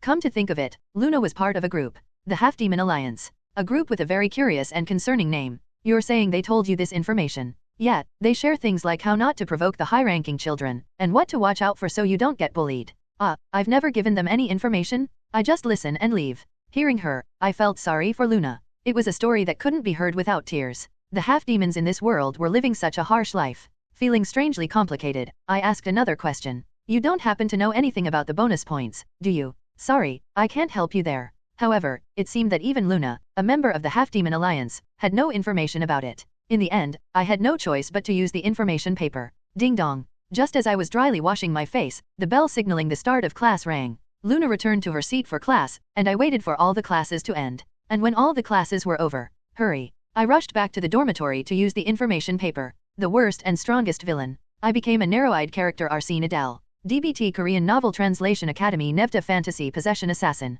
******. Late at night, while Samuel was asleep. Creak. I got out of bed and took out the information paper. After placing it on the desk, I picked up my fountain pen. And I prayed earnestly. Please. I prayed that it wouldn't ask for a high price this time. I didn't have many possessions left. Actually, except for a few gold coins, I had nothing. The rest had immediate uses, so I couldn't offer them as payment. Scribble. With a desperate heart, I began to write on the information paper the name of the pre-selected student who will receive bonus points on Sidon's final practical exam. This seemed like a clear enough question. I was always careful when writing on the paper, as I might make a mistake and the paper might misunderstand my question. Anyway, soon, writing began to appear on the paper. 200 gold coins. I had to erase the question I wrote as soon as I saw it. It was too expensive. I only had a little over 100 gold coins. I couldn't afford to pay more than 200 gold coins. So I decided to change the question. It could be considered a bit of a cheat. The name of the pre-selected first-year student who will receive bonus points on Citan's final practical exam. I drastically narrowed down the scope to the first year. I was only asking about the most crucial information, the pre-selected student from the first year. As I wrote the question on the information paper again, writing began to appear. Russell. The paper was now filled with the answer. The moment I saw the name written on it. What the? I couldn't help but frown. And for good reason. It's Arsene Adel. Because something utterly absurd was written there. What in the world did this mean? I was the pre-selected student? The headmistress hadn't said a word to me about it. But there was no reason or possibility for the information paper to lie to me. That meant it was true that I was the one chosen for the bonus points. I could only stare at the name written on the information paper in silence. If what was written on the information paper was true, I would be able to secure first place among the first years at Citan. However, I felt an ominous feeling for some reason. There was no reason for the headmistress to give me such an opportunity out of mere favor. That meant the headmistress wanted something from me. Damn it. But no matter how much I thought about it, I couldn't find an answer. It only served to confuse me. I closed my eyes and pictured the headmistress in my mind. She also wanted something from me, but I couldn't figure out what it was that she desired. What could it be? The reason the headmistress gave me the privilege of pre-selecting me for bonus points. I had to spend the entire night pondering this. N/O/vel/B/in.C//OM. The worst and strongest villain. I became a narrow-eyed character Arsene Adel. DBT Korean Novel Translation Academy Nevda Fantasy Possession Assassin Bonus Chapter. Thanks to @friendly_noctis for subscription to Sword Lacquer tier on Ko-Fi. 3 days had passed. Until the final exam, the inter-year competition, I worked tirelessly to figure out the headmistress's true intentions. And I had a rough answer. Though not all my questions were answered, I could at least be sure of one thing. The headmistress would give me extra points. However, the condition was that the freshmen had to win this inter-year competition. Otherwise, the headmistress's decision to choose me as the recipient of the extra points would be all for naught. Therefore, I'm nervous. I'm feeling the tension too. Samuel and I felt more pressure than ever. We were on our way to the inter-year competition. Students who weren't participating in the inter-year competition had already moved to the venue, and the students who were participating were heading to the waiting room. Could it be that they even trained in a place like this? I let out a small exclamation. While it couldn't be compared to the Imperial Academy of the Human Realm, Citan was still the group that possessed the best technology in the Demon Realm. As if to prove it, an arena reminiscent of a coliseum was set up on one side of the site. N/O/vel/B/in.C//OM. I hadn't seen it before because it was quite far from the main building of Citan. Amazing. The moment I stood in front of the arena, I couldn't help but express my admiration. And it wasn't just me, other participants felt the same. The first-year students who were moving to the waiting room with me, Balton, Renee, Guwar, and Aaron. They were accompanying me for the inter-year competition that would take place today. Renee, who was still giving me the cold shoulder. Even so, her two horns twitched as if she found the massive arena in front of her fascinating. This is going to be fun.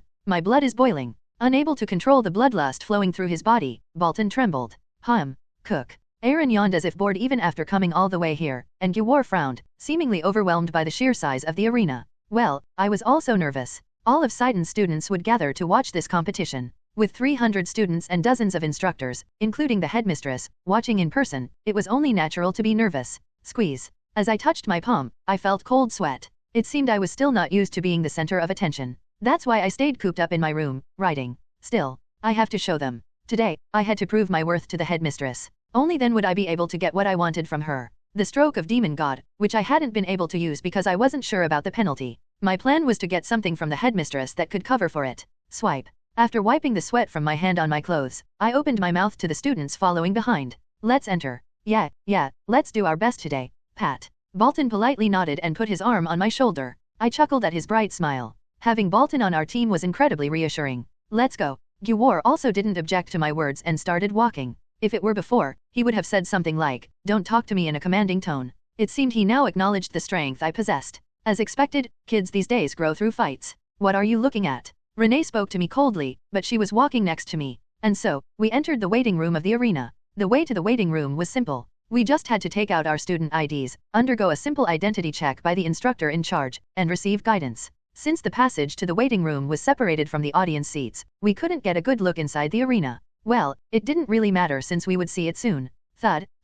After following the instructor in charge for a few minutes, Wong, a hologram-like image appeared in front of us, sitting on the chairs. Of course, it must be a magical device. It seems they've set up a device so that those waiting can watch from the waiting room. Samuel and I focused on what was being shown in the hologram. A woman was holding something that looked like a microphone and speaking. Why is that woman there? As I was staring at the translucent window with a dumbfounded expression. Hello everyone, this is Idea, the instructor in charge of Class A, freshman year, and I'll be your host for today, the highlight of the final exams. Idea, who had become the host for the day, shouted. She scanned the audience with her trademark bright smile. I could see 300 students and dozens of instructors sitting in the audience. All of them had come to see this inter-year competition. For some reason, I started to feel thirsty. Thank you for waiting. Before we begin the inter-year competition, we have a special performance prepared by the instructors. A special performance? That piqued my interest. I got up from my seat and moved to the front row to get a better look at the video. As I did so, my cheek brushed against Renee's, who was watching the video from the front of the waiting room.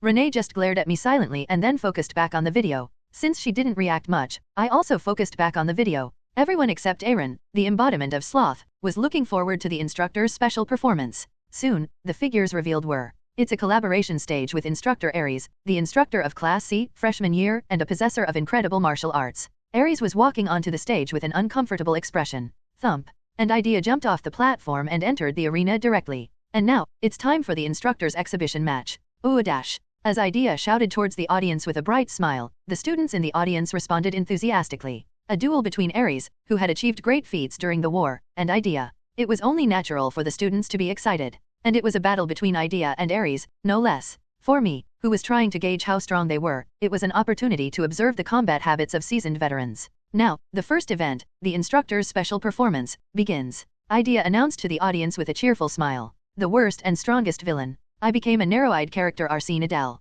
DBT Korean Novel Translation Academy Nevda Fantasy Possession Assassin. Meanwhile, Aries, who was on the stage with Idea for their joint performance, had a hesitant look on his face. You always make me do these troublesome things. Come on, what's the big deal? At least try to smile for the students. Stop making that grumpy face. Aries sighed again at Idea's sharp words. He was often tempted to punch Idea in the head. And today, Aries was going to teach Idea a lesson. Of course, this match was orchestrated by the headmistress to boost the students' morale. Aries, who was nothing more than a powerful instructor, had no choice but to obey her orders, even though he didn't understand why she would arrange such an event. And inwardly, that incident. He was also curious to see how much Idea had grown since then. Let's just start. Okay. Aries drew his sword from its sheath. It wasn't the sword he had used before, but a newly prepared one. His previous sword had been broken during his spar with Adele, so he had no choice but to get a new one. Aries didn't usually draw his main weapon unless it was an emergency. The precious sword was given to him by his close friend. He had given one to Adele, but Aries still kept the sword his friend had used before being devoured by the bloodlust.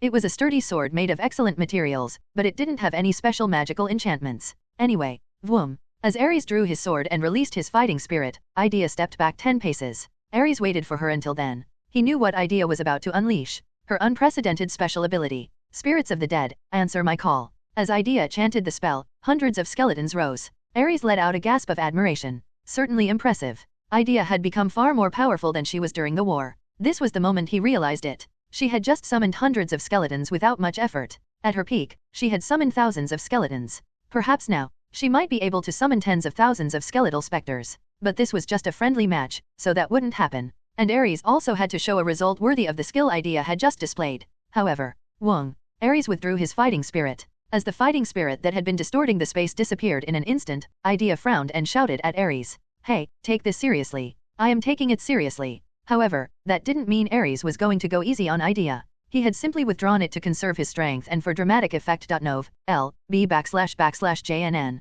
With a faint smile, Aries moved his feet. In that split second, clang, the head of a skeleton in front of Aries fell to the ground. Thud, thud, thud. The heads of all the skeletons began to fall to the ground. He intended to subdue all the skeletons without using his fighting spirit or coating his sword with it. Unwilling to back down, Idea released her mana, floating black spheres in the air. The spheres rained down on Aries, who was swiftly cutting down the skeletons. Boom. The ground shook as the spheres Idea had launched crashed down. What was that? Who's winning? The students in the audience struggled to regain their balance as they stared at the arena, now filled with black mana. Soon.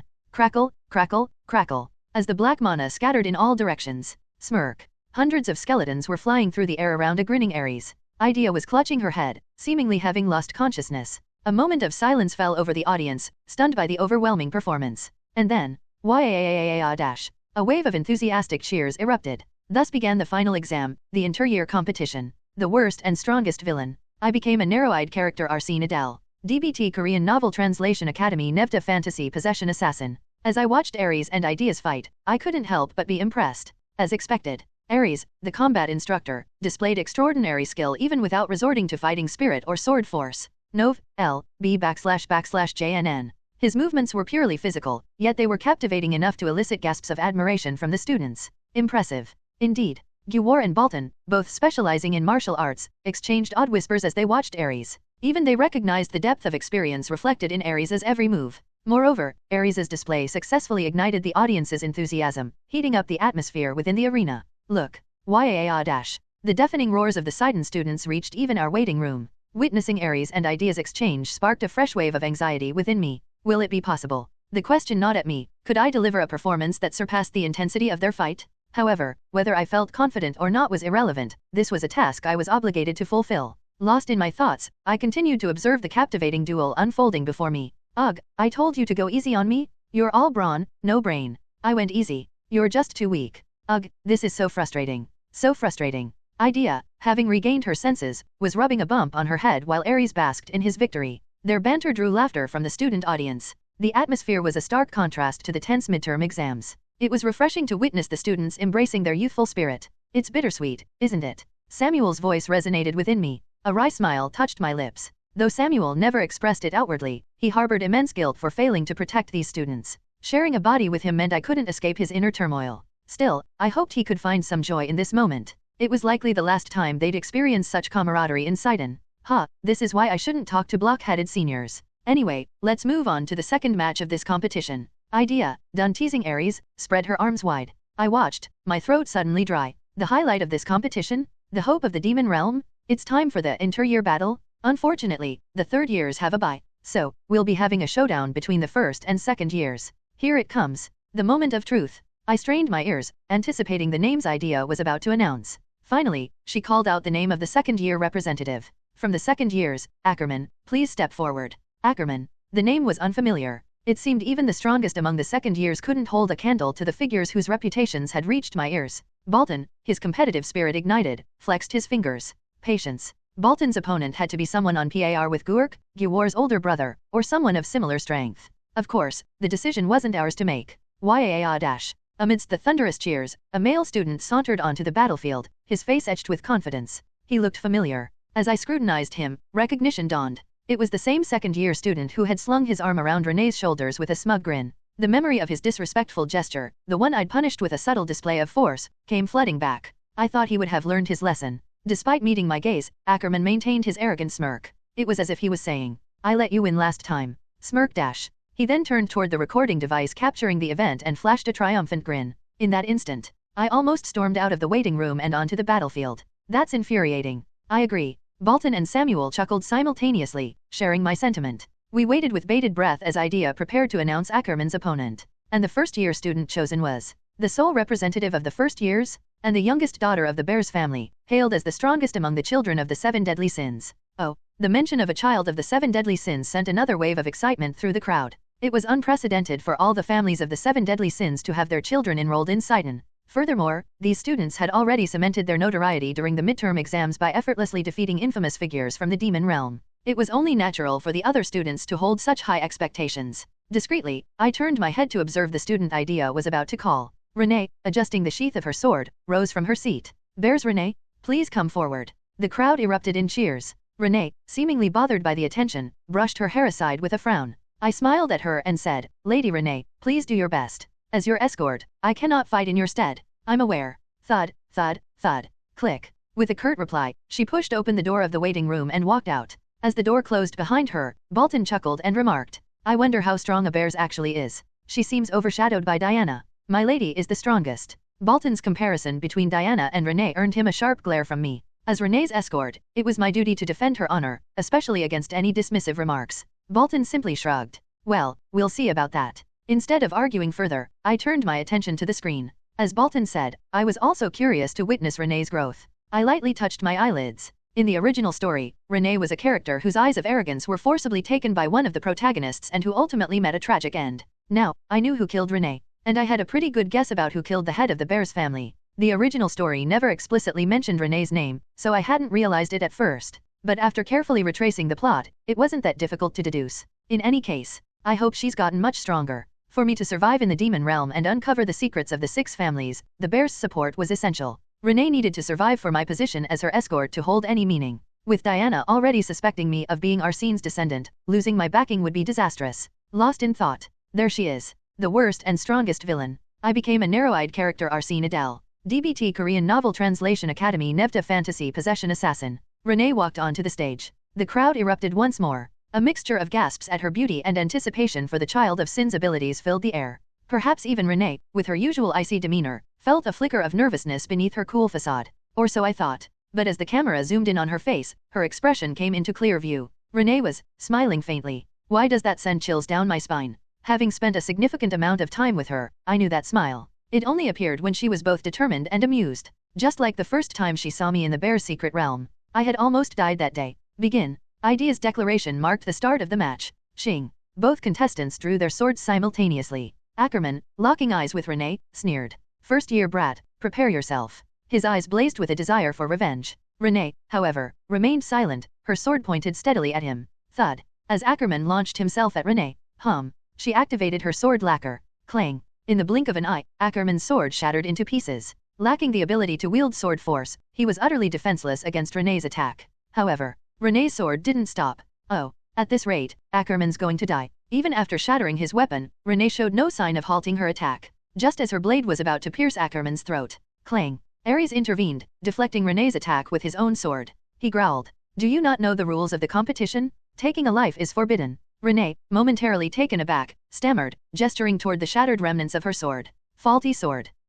Ares sighed deeply at her response. Perhaps realizing he couldn't dampen the already charged atmosphere, he retreated from the arena without further ado. Idea approached Renee and raised her hand. The winner, Renee. YAA-. The first years had secured a swift victory against their seniors. The students in the stands roared their approval. Renee, her black bob swaying, exited the arena. Ackerman remained, utterly alone. Ugh. He clutched his neck, stemming the flow of blood trickling from a shallow wound. Had Ares not intervened, it would have been a fatal blow. If Renee's sword had been aimed at me, the mere thought sent shivers down my spine. Eventually, Ackerman, unable to stand on his own, was helped to his feet and escorted away by nearby instructors. While I initially felt a sense of satisfaction at his misfortune, seeing him in such a state sparked a flicker of pity within me. But that was neither here nor there. Right now, we have to celebrate earning a point for the first year. Not bad. Although it seems she can't use fighting spirit n/o/vel/b/n.c//om. Miss Renee would never lose to someone who isn't even the strongest among the second years. Haha, I suppose you're right.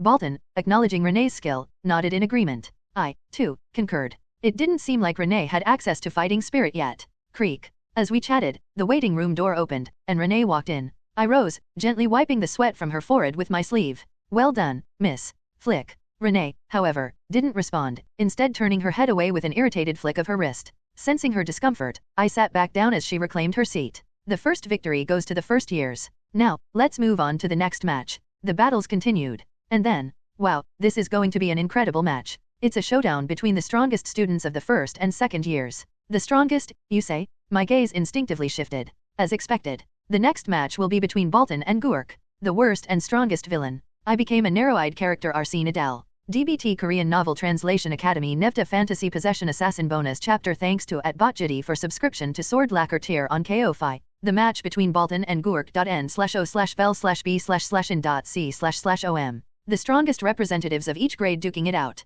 I had thought that it would be the best strategy for Bolton to take on Gurk, but I hadn't expected it to actually happen. It was certainly not a bad turn of events. If Bolton could just hold Gurk back, we would only need to defeat one more person in the next round to secure our victory. This is getting exciting already. Bolton rose from his seat with a smirk on his face. It seemed like he wanted to get to his duel with Gurk as quickly as possible. Anyway, I didn't have any information on Gurk either, so there was no other advice I could give him. I could only hope that Bolton would defeat Gurk and return. I hope you win. Don't worry about it. Bolton patted me on the shoulder. Looking at his confident face, I couldn't picture Bolton losing. Who was worrying about who, anyway? Bolton was a character who would grow to be as strong as Diana in the original story. There was no way he would lose here. Creak. With that, Bolton opened the door to the waiting room and waved. Well then, I'll be back. Thud. Soon, the door to the waiting room closed. And then, the image of Bolton entering the arena appeared on the screen. Bolton, his crimson hair fluttering brilliantly. It was a moment that made me feel strangely reassured. Just how strong had Bolton become? As I gained more combat experience, I was beginning to realize just how powerful Bolton was. Perhaps Bolton would be the first to reach the next realm beyond fighting spirit. Of course, he would die without ever fully realizing his talent, killed by one of the members of the Imperial Academy's Student Council. This time will be different, though. I had succeeded in saving the Class A students, including Samuel and Fran. So I can save Bolton from the jaws of death too. The difficulty would undoubtedly be unimaginable, but I had to do it. That was what I was thinking when the student who will face the strongest first year, Gurk, the undisputed strongest of the second years, please step forward. Soon, towards the arena. Clank, clank. Gurk, exuding a ferocious aura, walked out confidently, his hair swaying. His body, with his white hair contrasting with his tanned skin, was like a weapon, his massive muscles twitching. But I couldn't help but look at Gurk with cold eyes. Why is he shirtless? He was shirtless. He had been wearing his uniform when we first met. But now, what? He was walking out wearing only his pants, shirtless. Bolton's laughter echoed, as if he thought Gurk's appearance was funny. You came here without clothes? Are you out of your mind? This garment is invisible to the weak, but visible to the strong. Ah, I can see it now. I see, it's a really cool outfit. Gurk and Bolton exchanged unexpected words. Their conversation was childish, unlike the powerful aura emanating from their bodies. Well, it's understandable, as this competition is mainly a friendly match. They had no reason to hold any ill will towards each other, apart from their burning desire to win. If they had fought with only ill will, the instructors and the headmaster wouldn't have liked it. Like Ares, who gave Renee a displeased look. He repeatedly emphasized that commanders don't need to fight each other, unless it's a necessary argument. There's no need to cause conflict in these kinds of situations. They're smart to think that far. As I was thinking that. Begin. Gwar shouted, and thump dash. Gurk and Bolton collided. Bolton's spear was imbued with fighting spirit that distorted space, and Gurk's fist was also imbued with fighting spirit and reinforced with magic power. Aik? The wind? I got dust in my eyes. A single clash. As their fists collided, the enormous gust of wind that was created left the battleground and began to cause damage to the audience seats. Some of the students who were nearby were even desperately holding on to keep their bodies from flying away. The intense heat was so strong that it reached me in the waiting room. I wasn't actually swept away by the wind, to be clear. 1, 2, 3, 4. But it was true that the vibrations could be felt even here. The Earth's axis was shaking because of Bolton and Gurk's fierce battle. Their spear and fist continued to collide without any sign of stopping. Impressive. Gwar, who had been watching the whole thing, let out a gasp of admiration. I nodded my head in agreement. Who could possibly look down on those two's fight? The two of them handled their fighting spirit freely. It wasn't a skill that ordinary students could display. Among the instructors there, how many of them would have had the same level of skill as Bolton at his age? Well, I don't think there would be any. If I were Bolton. I stared at the screen showing Bolton and Gurk's battle, lost in thought. If I had been there, would I have been able to defeat Gurk? For some reason, a sense of pressure washed over me. Among the second years, I had come to learn of an unexpectedly powerful student. I don't know why he didn't appear in the original story, since I didn't describe him properly. Like Gurk, there must be someone among the third years who possesses fighting spirit. Of course, I can't be sure. When I looked around the conference room with my senses, there was no one who had such a strong aura. But what if they were hiding their aura with their sensory abilities? In the case of the headmaster, it would be to that extent. This is a pain in the neck. It gave me a headache, as I had to earn additional points. And all of this was gradually becoming intertwined with the principal's criteria for additional points that I had deduced. The moment I sighed in frustration. Oh, the two players. They're preparing something big. Whether Bolton and Gurk thought that they wouldn't be able to decide the winner or loser at this rate, they stopped fighting for a moment. Then they began to maximize their fighting spirit. Soon, Bolton's spear grew larger. No, but it wasn't actually larger. It was just an optical illusion. Bolton had maximized his sharp will, creating an illusion. This was a skill that only those who were close to the peak of fighting spirit could use. On the other hand, Gurk is lacking compared to Bolton. The fighting spirit that Gurk released was overwhelmingly inferior to Bolton's. It wasn't that I had seen it wrong, it was actually like that. Bolton will win. Ares, who was watching the fight with idea, nodded in agreement. He said it was a fact, and his expression was indeed serious. But then, the crack on Bolton's spear began to spread, and then, the spear shattered into pieces. Ares, who had predicted Bolton's victory, looked at idea with a stunned expression. Both of them were having a hard time accepting the situation. Not just them, but the spectators in the stands were also struggling to comprehend what had happened. Only Bolton's triumphant laughter echoed throughout the arena. Ahaha, it's over. If you want, I'll give you another chance to get a new spear. Gurk, seemingly upset that he hadn't been able to finish the fight, left a parting remark for Bolton. But, can you do as you please? Who's deciding things around here? Idea's retort made Bolton awkwardly scratch his head and leave the arena. And so, the winner was determined. The disappointing result left me and the others in the waiting room sighing in dismay. Well, it looks like it's going to be tough. It looks like we're one-on-one, thanks to your master's victory, right? That's true, though. Since we each took 1 point, the outcome of the match was still unclear. But with the uncertain card, Bolton's defeat, the variables increased, and we couldn't afford to be careless. 2 of us need to win to advance to the next match. Among those who hadn't been called yet were me, Gyuwar, and Aaron.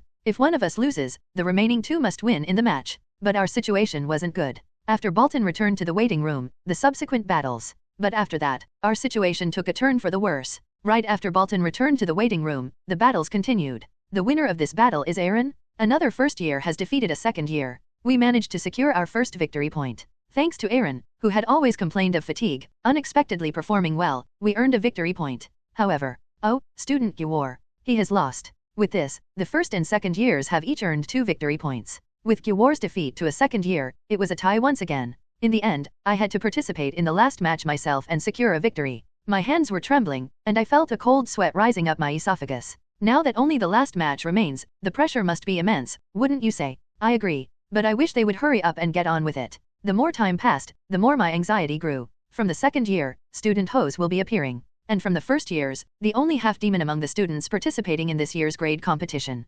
Half-demon. With those words, the audience began to stir. A half-demon here. What, did he bribe someone? The students gossiped about me and questioned my qualifications. Thud dash. Aries slammed his foot on the ground and spoke. This student was appointed as a participant in the grade competition by the head instructors of Sidon after a fair examination. Do you dare question it? The audience fell silent at Aries' words. But my anxiety only grew. Can I really do this? The worst and strongest villain. I became a narrow-eyed character Arsene Adel. DBT Korean Novel Translation Academy Nevta Fantasy Possession Assassin. Gyuwar entered the waiting room. Flick. He couldn't meet our eyes and just lowered his head. Was it because of the guilt of losing? Or maybe he was ashamed of the fact that he had lost to his opponent. Still, I didn't feel like blaming him. It was true that I had to step in because of Gyuwar, but it was difficult for a first-year student to beat a second-year student in the first place. Even though we gained a lot of experience through the invasion of the human world, the second years would have learned more skills from Sidon's instructors. Haha, this is going to be difficult. Imagine someone coming back after losing. Bolton teased Gyuwar with his signature bright smile.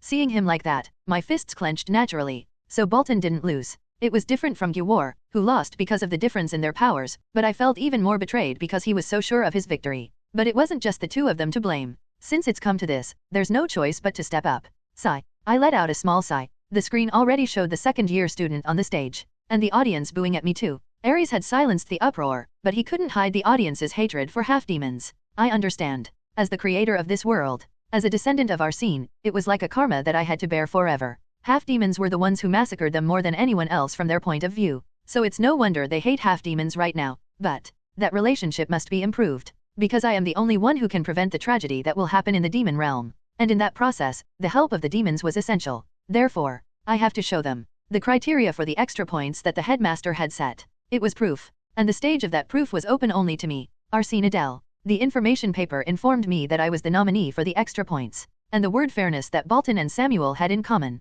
Extra points were only available to the top candidates. It wasn't something you could get just by participating in the inter-year competition. The closest to the top spot are me and Bolton. The headmaster would have been able to see my and Bolton's scores in other subjects by using her authority. So she would know that I got perfect scores in all subjects. The same goes for Bolton. I know that Bolton worked hard to take the top spot this time. The exception was Diana, who was deprived of the opportunity by not being able to participate in this inter-year competition because she used her powers indiscriminately. Then, why me and not Bolton? For what reason did the headmaster choose me over Bolton, the undisputed strongest of Sidon? The reason was easier to guess than I thought. The headmaster would have heard about my potential and power countless times from the recordings of the midterm exams and the testimonies of the instructors. This alone proves that my value is not significantly lower than Bolton's. Decisively, there was one difference between me and Bolton. It didn't mean skill or talent. Thump, thump. I left the waiting room, pondering the headmaster's intentions, and headed out to the battlefield. I didn't hear any cheering behind me. It seemed like Bolton had already figured out that I was the nominee for the extra points.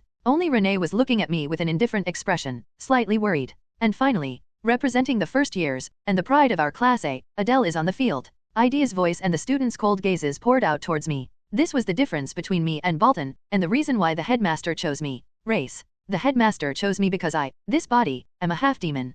Dash. I raised my head and looked at the headmaster, who was looking down with a strange smile on her face from the stands. She, with a physique that was hard to believe she was old, smiled at me. There was a kind of greed in her eyes. I'm sure of it. Seeing the headmaster's face, I was convinced. Bolton has the backing of the Legion of Envy. On the other hand, what about me? Even though the Bears family had proven my identity, I was still nothing more than a foreigner. Did the headmaster really not investigate me, who excelled in all areas in Sidon? There's no way she didn't. So the headmaster would have been certain. I am no different from a pet dog of the Bears family, that she would be able to subjugate that pet dog at her feet. From the headmaster's point of view, there is no beast easier to handle than a half-demon. To her, I would be no different from an obedient dog. A dog that wags its tail when you pet it, and rolls over when you feed it. The headmaster would try to make me her dog by treating me like that. She must have excluded Bolton, the child of envy, because she judged that he would not be easy to tame. That's why she created this opportunity for proof. The overwhelming ability that I, a half-demon, possess. She told me to show it in front of the audience who were ignoring me. N/O/vel/B/n.C//n.C//OM.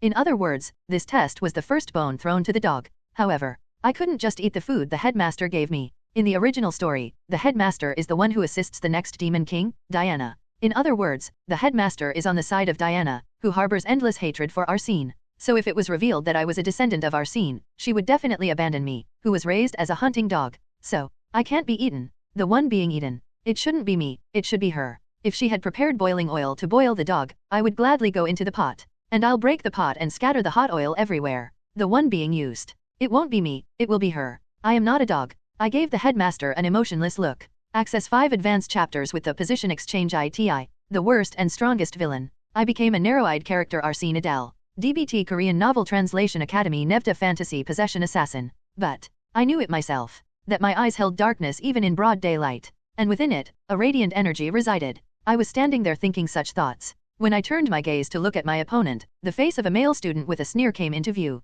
Is it because you're a half-demon? You can't even make eye contact. At the student's words, laughter erupted from the stands. The voices of the audience were clearly filled with contempt and ridicule. Their size was enough to make my skin tingle. A place where hundreds of people ridiculed me. Even I couldn't be calm in this situation. Adele. Samuel's worried voice. He must have gotten used to it by now, but he seemed worried about me being in this situation. But I didn't answer Samuel's call. Just thump. I took another step toward my opponent and onto the battlefield. Kill the half-demon. A dirty traitor race is the representative of the first years. I heard that the children of the 7 deadly sins were in that class. You can tell their level if they're being pushed back by a half-demon. Then the voices mocking and despising me grew even louder. Still, I ignored them and walked to the position where the student had to stand before the match began, where the opponent student was within reach. As I took my place. Then, let's begin. Idea announced the start of the match. But I still stood there without moving. And I smirked slightly. The opponent student, thinking that my attitude was some kind of trick, let out a hollow laugh and opened his mouth. This is ridiculous, are you laughing right now?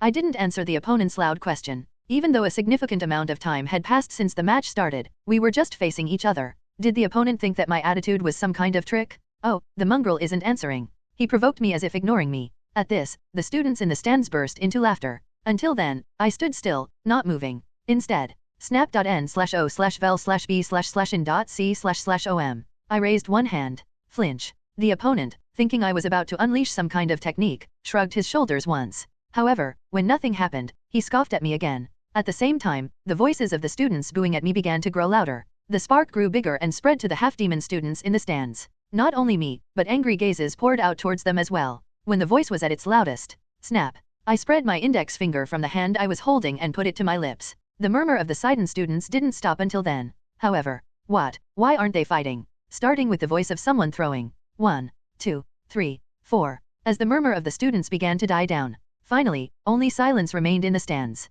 And at the end of their gaze, only I, with my index finger to my lips, gesturing for silence, and the opponent student frozen in place, would be visible. The moment all eyes were focused, I opened my eyes languidly, and boom. I unleashed a killing intent that reached not only the arena but also the stands. All the students, unable to even react to the force, shut their mouths. Even Aries and Idea, who were relatively close in the VIP seats, seemed to shrink back from the killing intent, sweating coldly and lowering their bodies as they watched me. The air in the arena changed in an instant. In the suffocating silence, I began to move my feet once more. Thump, thump. In an instant, I reached the opponent student. You. The opponent, overwhelmed by the killing intent, barely managed to lift a finger and point at me. With an emotionless look, I drew a dagger from my bosom, and swoosh. With a simple movement, I slit his throat. PSSH. Blood began to flow from the thin slit on the student's neck. It was a shallow cut, so his life wouldn't be in danger, but, he had already lost the will to fight, and his face was drained of color. Victory had already been decided. I looked away from him and looked at the headmaster, and so that only she could see, I moved my lips and spoke without a sound. Did you enjoy the show? and the corners of her lips, curled up in a faint smile, told me this. She was very satisfied. The worst and strongest villain. I became a narrow-eyed character Arsene Adel. DBT Korean Novel Translation Academy Nevta Fantasy Possession Assassin Bonus Chapter Thanks to @botjidi for subscription to Sword Lacquer tier on Ko-fi. As per the headmaster's request, I showcased an overwhelming victory. I succeeded in silencing the chaotic audience and left a strong impression with my killing intent. However, unlike the previous matches, there were no cheers from the audience when it was my turn. A half-demon had won the final match, defeating a second-year student. Perhaps there was some resentment, especially from the second-year students. But no one could argue with the victory I had achieved. Some students even fainted, overwhelmed by the killing intent emanating from my body. Subduing an opponent with sheer presence was an ability the headmaster had demonstrated during the entrance exam. Of course, my skill paled in comparison to hers, but by borrowing the power of my trait, I succeeded in making several students lose consciousness. Now I can use it in real battles too. By the way, my total mana was currently at 5,000. If it exceeded that number, my killing intent trait would evolve once more. If that happened, I would be able to subdue even ordinary humans and demons with my presence alone. Anyway, she seems quite satisfied. As I deepened my senses and focused on the audience, I saw the headmaster with a satisfied smile. Riding this momentum, if I continued like this and defeated the third-year students, I would be able to secure additional points and secure the top spot. As much as I was being ignored by the demons and doubted by Diana, I had to show them an overwhelming performance. I had to make sure the demons couldn't easily dismiss me. For some reason, was it just my imagination that this situation seemed to overlap with the female leads in the original story? While I licked my lips with a strange bitterness. Against all odds, student Adele has defeated the second-year student? Will the medical instructors please take the collapsed student away? Idea, who had been dumbfounded after witnessing the overwhelming display, instructed the medical instructors. A familiar instructor stepped onto the battlefield and lifted the collapsed student. It was the medical instructor who taught Luna. Subtly, I nodded to her, apologizing for causing her trouble. At my gesture, she smacked her forehead with a sigh and shook her head. Then, she took the unconscious student and headed to the infirmary. However, the bottom of his pants seemed a bit damp. It wasn't intentional, but I guess he'd be teased a bit when he returned to his class. I took my eyes off him, and focused on Idea, who had started speaking again. With this, the winner of the final match is Pixie Adele. The next match will be held between the third and first years. The match between the first and third years. With Idea acknowledging my victory, our first years were able to advance to the next round. Those arrogant brats, this is why they were a problem. Renee and Aaron usually didn't act strong, yet they still won, didn't they? On the other hand, Guwar and Bolton, whose brains seemed to be made of muscle, were defeated. If it hadn't been for me, we wouldn't have made it to the next round. I'd have to tease them about it when we got back to the waiting room. As I thought about it, I looked around. Despite Idea's declaration of my victory, the audience remained silent. Breaking the silence, I heard applause from somewhere. It was a group waving a flag with strange sentences written on it. The Half-Demon Alliance wholeheartedly supports student Adele. A flag with such a phrase written on it. I couldn't help but feel embarrassed for some reason. Even Luna was a member of the Half-Demon Alliance. I knew you would win. Luna sniffled, clapping her hands with all her might. And so, starting with Luna and the Half-Demon Alliance, the instructors who had been watching the match began to applaud. Well, it was a bit bland, but a decent match. It seems the first-year representative wasn't chosen by luck. Haha, didn't I tell you? I said student Adele would be strong. Seeing them like that, I was overcome with a strange feeling. It was the instructors, not the students, who hated half-demons. The instructors had experienced war firsthand, so it was inevitable. They must have witnessed the Arsene family who killed the Demon King and the half-demons who betrayed the demons. For them to applaud meant that they acknowledged me. As a representative of Sidon, it meant that I deserved to be recognized. As I watched them, suddenly, the headmaster's smile flashed through my mind, sending chills down my spine. I felt a sense of pride as I saw the instructors' changed attitude towards me. If I hadn't known the headmaster's intentions, I would have been lost in the momentary happiness of being recognized and ended up as a discarded hunting dog, betrayed after serving my purpose. As I reached that thought, my head started to ache again. The brief happiness of being recognized had completely evaporated, leaving only suspicion and vigilance in its place. Still, I need to finish this properly. I placed my hand on my chest in a polite yet relaxed manner and bowed slightly. With a smile on my face, I opened my mouth. Thank you, everyone. It was a pleasure performing for you. At this, the applause that had been limited to the Half-Demon Alliance and the instructors began to spread widely. The students in the audience began to applaud one by one. As Idea saw that I was being acknowledged, she seemed pleased and spoke in a louder voice than before. N/O/vel/b/in.c//om. Now, the next match between the first and third years will be held in 2 hours, after the students have had enough rest. Break time? It was true that none of us were particularly exhausted, but we couldn't just keep going without a break. For now, let's head back to the waiting room. I straightened up, gave a slight bow, and left the arena. The worst and strongest villain. I became a narrow-eyed character Arsene Adel. DBT Korean Novel Translation Academy Nevta Fantasy Possession Assassin. Asterisk asterisk asterisk. As I returned to the waiting room. Good job. It's a shame it ended so quickly, though. Good work. It's important to rest up for the next match. Everyone in the waiting room congratulated me on my victory. I was about to give Bolton a piece of my mind but changed my mind when I saw his signature bright smile. However, there was one student who reacted strangely. I never thought we would beat the seniors. Gyuwar was trembling, his face full of emotion. I couldn't help but feel exasperated. He couldn't even win against an ordinary second-year student, let alone a Gurk, could he? Well, I didn't want to spoil the mood, so I let it slide. With nothing else to do until the next match, I was sitting in a chair, resting, when Bolton clicked his tongue. Well, that's too bad. I blinked and asked him. What do you mean? There weren't any particularly strong students in the third year.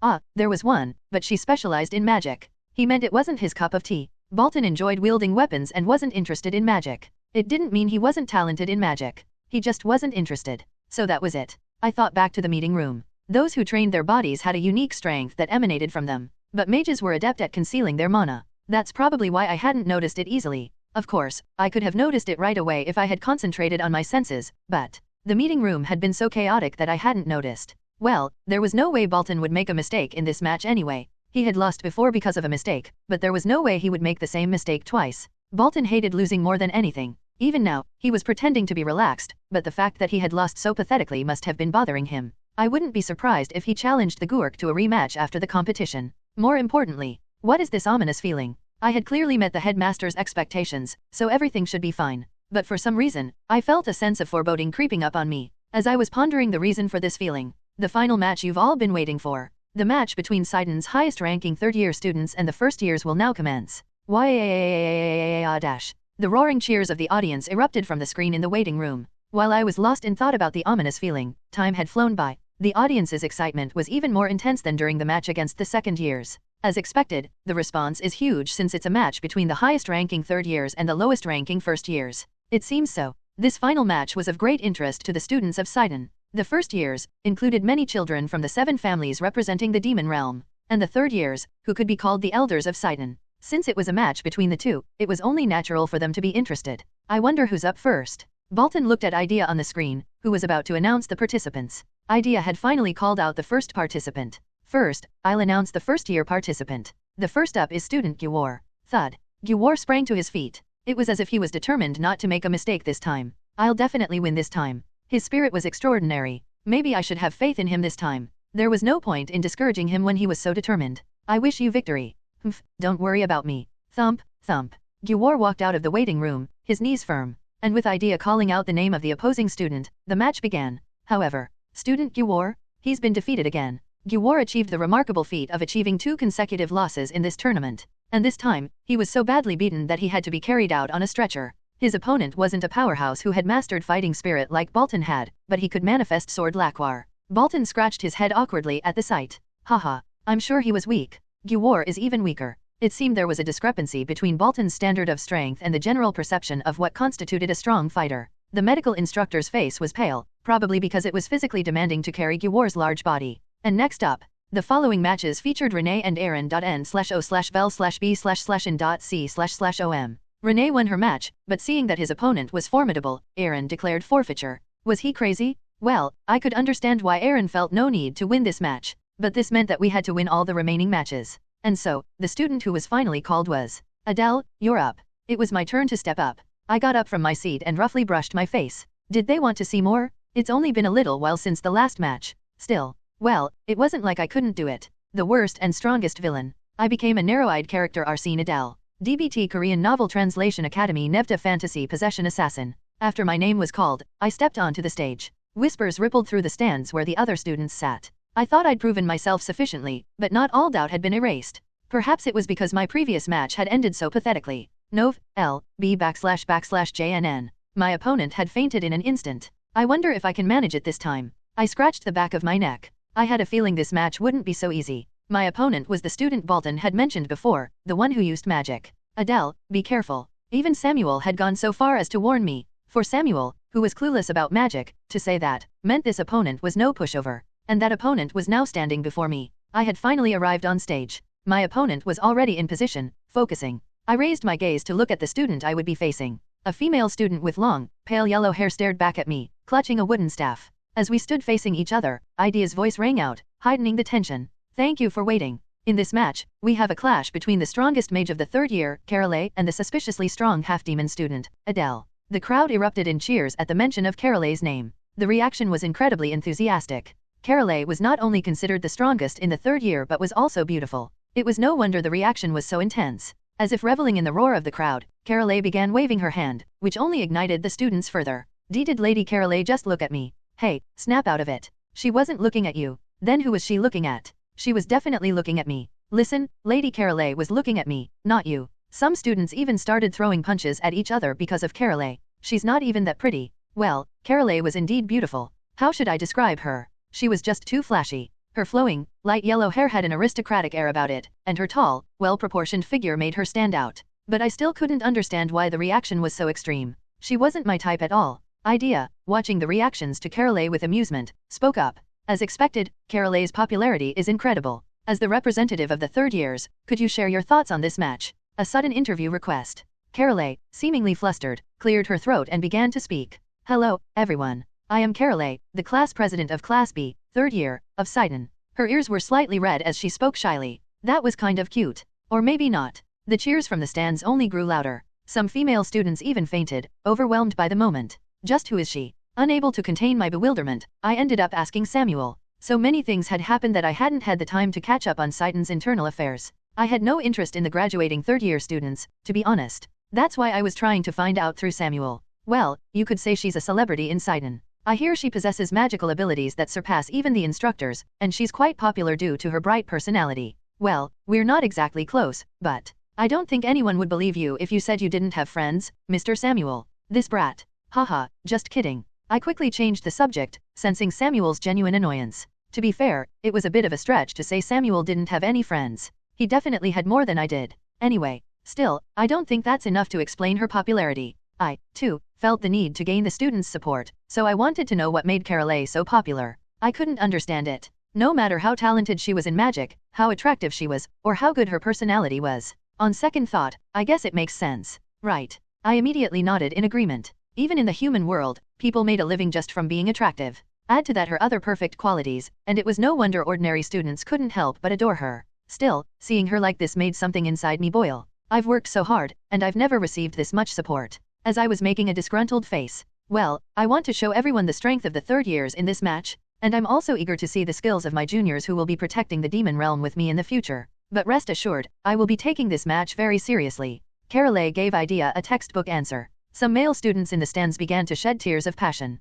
I really couldn't understand. As I was staring blankly back and forth between Carolee and Idea. Go, Carolee. Show those first years what you're made of. Death to the half-demon. I thought I heard something strange at the end there. I turned my head to look for the source of the voice. You, Four Eyes. You're dead meat if I ever see you again. As I was grinding my teeth in hatred, Idea announced the start of the match. Let the match begin. With that, Idea descended from the stage and headed for the judges' table. Carolee and I faced each other. The worst and strongest villain. I became a narrow-eyed character Arsene Adel. DBT Korean Novel Translation Academy Nevda Fantasy Possession Assassin. I took a slow, deep breath and went over the information I had on Carolee. According to Bolton and Samuel, she specialized in magic. Even Bolton had acknowledged her as strong, so there was a high probability that she possessed some kind of powerful ability. Perhaps. Are you on the same level, Mr. Samuel? It's not a realm that can be easily categorized, but perhaps she's similar. Samuel had achieved a new level of power after obtaining that suspicious book. He hadn't fully recovered and was still residing within me, so he couldn't show me the full extent of his power. But I might be able to see it this time. Samuel had said that Carolee was on a similar level to him. That meant she was worth getting excited about. And so, the tension mounted. Although Sidon had implied that the order of the matches was random, there was a high probability that this was the headmaster's second criterion at play. Carolee was said to be the strongest of the third years, wasn't she? It was uncertain whether she was stronger than Bolton, but there was a high chance she was on par with Bisaha, whom I had fought in the human world. That's why I couldn't help but be nervous. Back then, I wouldn't have been able to defeat Bisaha without absolute stealth. And now, I was in a situation where I couldn't use any chaos attribute skills like absolute stealth. This was going to be tricky. Therefore, neither Carolee nor I made a move, locked in a stalemate. She probably wasn't going to rush in blindly, not without a good grasp of my abilities. In my previous match, I had ended things swiftly using only my assassination characteristics. As a result, the third years who had gained the privilege of a bye but had also missed the opportunity to gather information on me. As the standoff dragged on, Carolee was the first to break the silence. N/O/vel/b/in.c//om. You first, Junior. She tapped her staff on the ground as she spoke. Her tone was slightly provocative. After a moment of contemplation, I made up my mind. Very well, and with that, I unleashed my unique talent. I targeted the staff in Carolay's hand. And then, move. In an instant, I dove into Carolay's space. Her blue eyes widened in surprise. But mixed in with that surprise, there was another emotion in her eyes. The emotion Carolay revealed was, "You fell for it." A kind of elation. Crackle. Before I could even attempt another exchange, electricity surged from the ground. But I had come prepared. Black rose. I swiftly formed a black vortex in my hand and slammed it into the oncoming current. Crackle. Boom. Electricity and black petals clashed, creating a raging storm. I winced at the tingling sensation that ran up my arm. And then, this is bad. I quickly turned my head, sensing an immense energy behind me. While I was busy blocking the electric current from the ground, Carolay had begun casting a new spell. But the way she was casting it was completely different from usual. It's the same realm I've achieved. Samuel's confirmation. My shoulders trembled slightly. Carolay wasn't casting magic in the conventional way. She was using the tattoo engraved on her body. The tattoo was on the back of her hand. But that same tattoo had appeared on her back. This was the next level of magic that Samuel had spoken of, a level beyond the conventional methods. Magic cast through the use of tattoos. And then, whoosh. The clouds that had been floating peacefully in the clear blue sky began to distort and break apart, transforming into a bolt of lightning that shot down towards me. She's insane. Frozen in place, I could only manage a single word. Was she expecting me to block that lightning bolt? A battle against the strongest of the third years. As expected, it wasn't going to be easy. What should I do?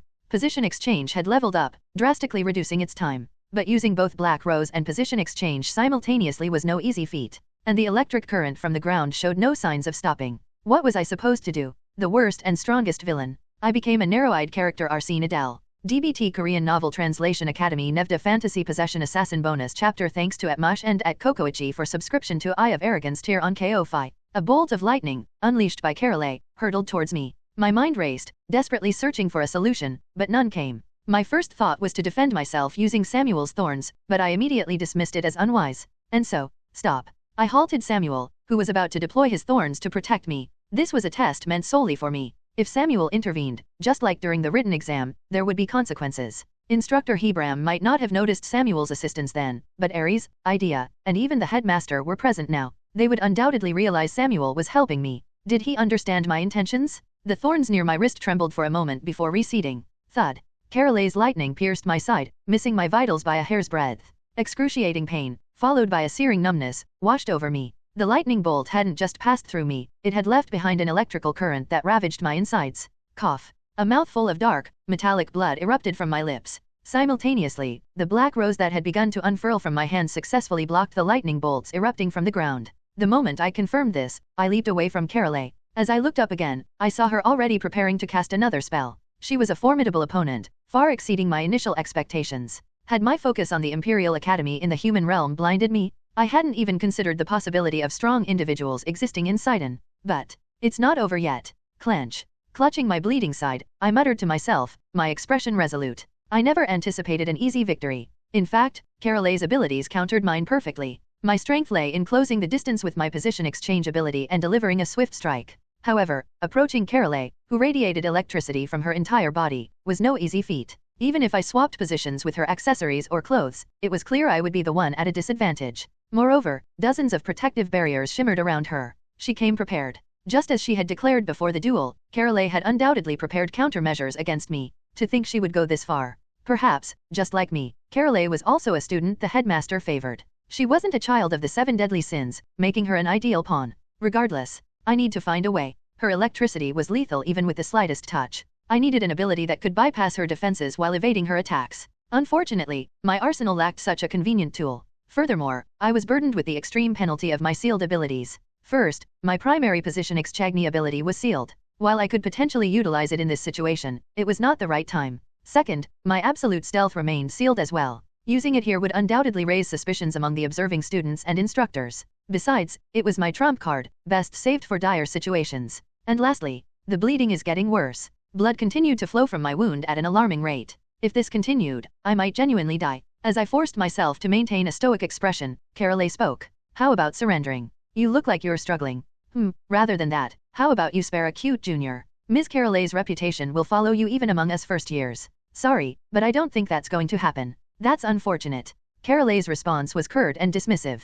I clicked my tongue in disappointment, but, in that instant, an idea struck me. This might be my chance to fight Carolee from a distance. But before I could act on this newfound hope, lightning, swift as the wind, a tattoo on Carolee's back flared to life, and 5 balls of electricity began to swirl around her. Asterisk crackle, crackle, crackle, crackle, crackle dash asterisk. The lightning bolts shot towards me, leaving me no time to execute my new strategy. I had no choice but to focus on defending myself. Black blade rain. Each of Carolee's lightning bolts possessed immense power, rendering 5 black blades insufficient. Hence, I used black blade rain, summoning dozens of black daggers to intercept the attack. However, it wasn't enough. Bang, bang, bang. Despite 10 black daggers clashing against each lightning bolt, one managed to break through and hurtle towards me. Adele. I know. As Samuel cried out in alarm, I swiftly activated Killing Intent. The moment my will to cut through space with Fang of Darkness took hold.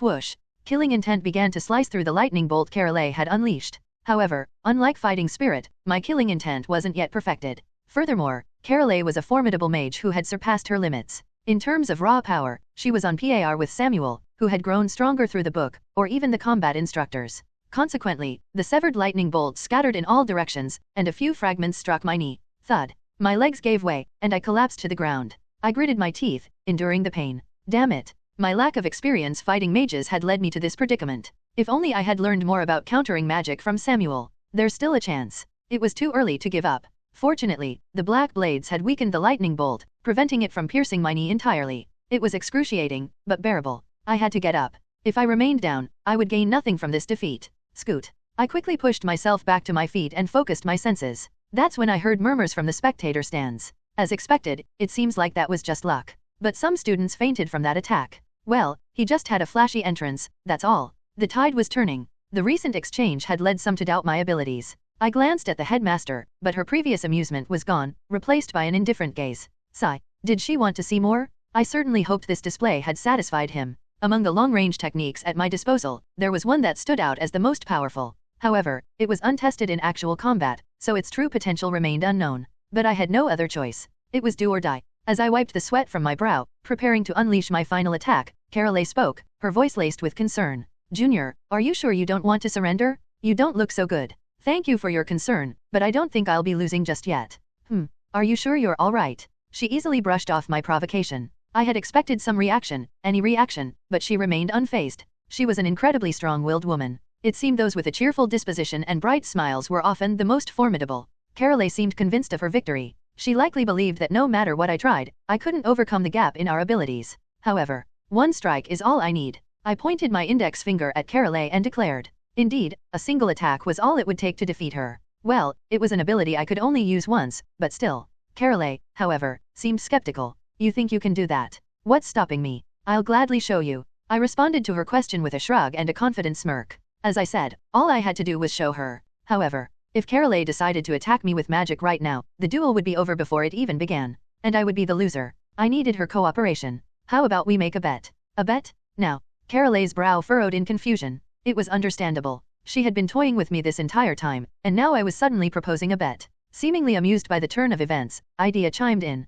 It seems our two contestants have stopped to have a little chat. And the topic seems quite intriguing? A wager, you say? Idea's words ignited a frenzy among the students. What kind of bet is it? Carolee, just finish him off already. The crowd was divided. Some urged Carolee to end the duel swiftly, while others were curious about the bet. However, it seemed Carolee was already hooked. I seized the opportunity and continued. Nov. L. B //JNN. Here are the conditions of our wager. From this point forward, I will only attack once. If that one attack manages to defeat you, I win. If you block it, I lose. You think you can defeat me with a single attack? Do these mana shields look invisible to you? I can see them perfectly. Wait, hold on. You're saying you can break through dozens of mana shields with a single attack? Precisely. Carolee suddenly lowered her head. Her shoulders began to shake uncontrollably. She was laughing. Interesting. Very well, I accept. But if you swing your sword or attempt to attack more than once, I'll consider it an immediate forfeit. Don't worry, that won't be necessary. I smiled, relieved that she had agreed.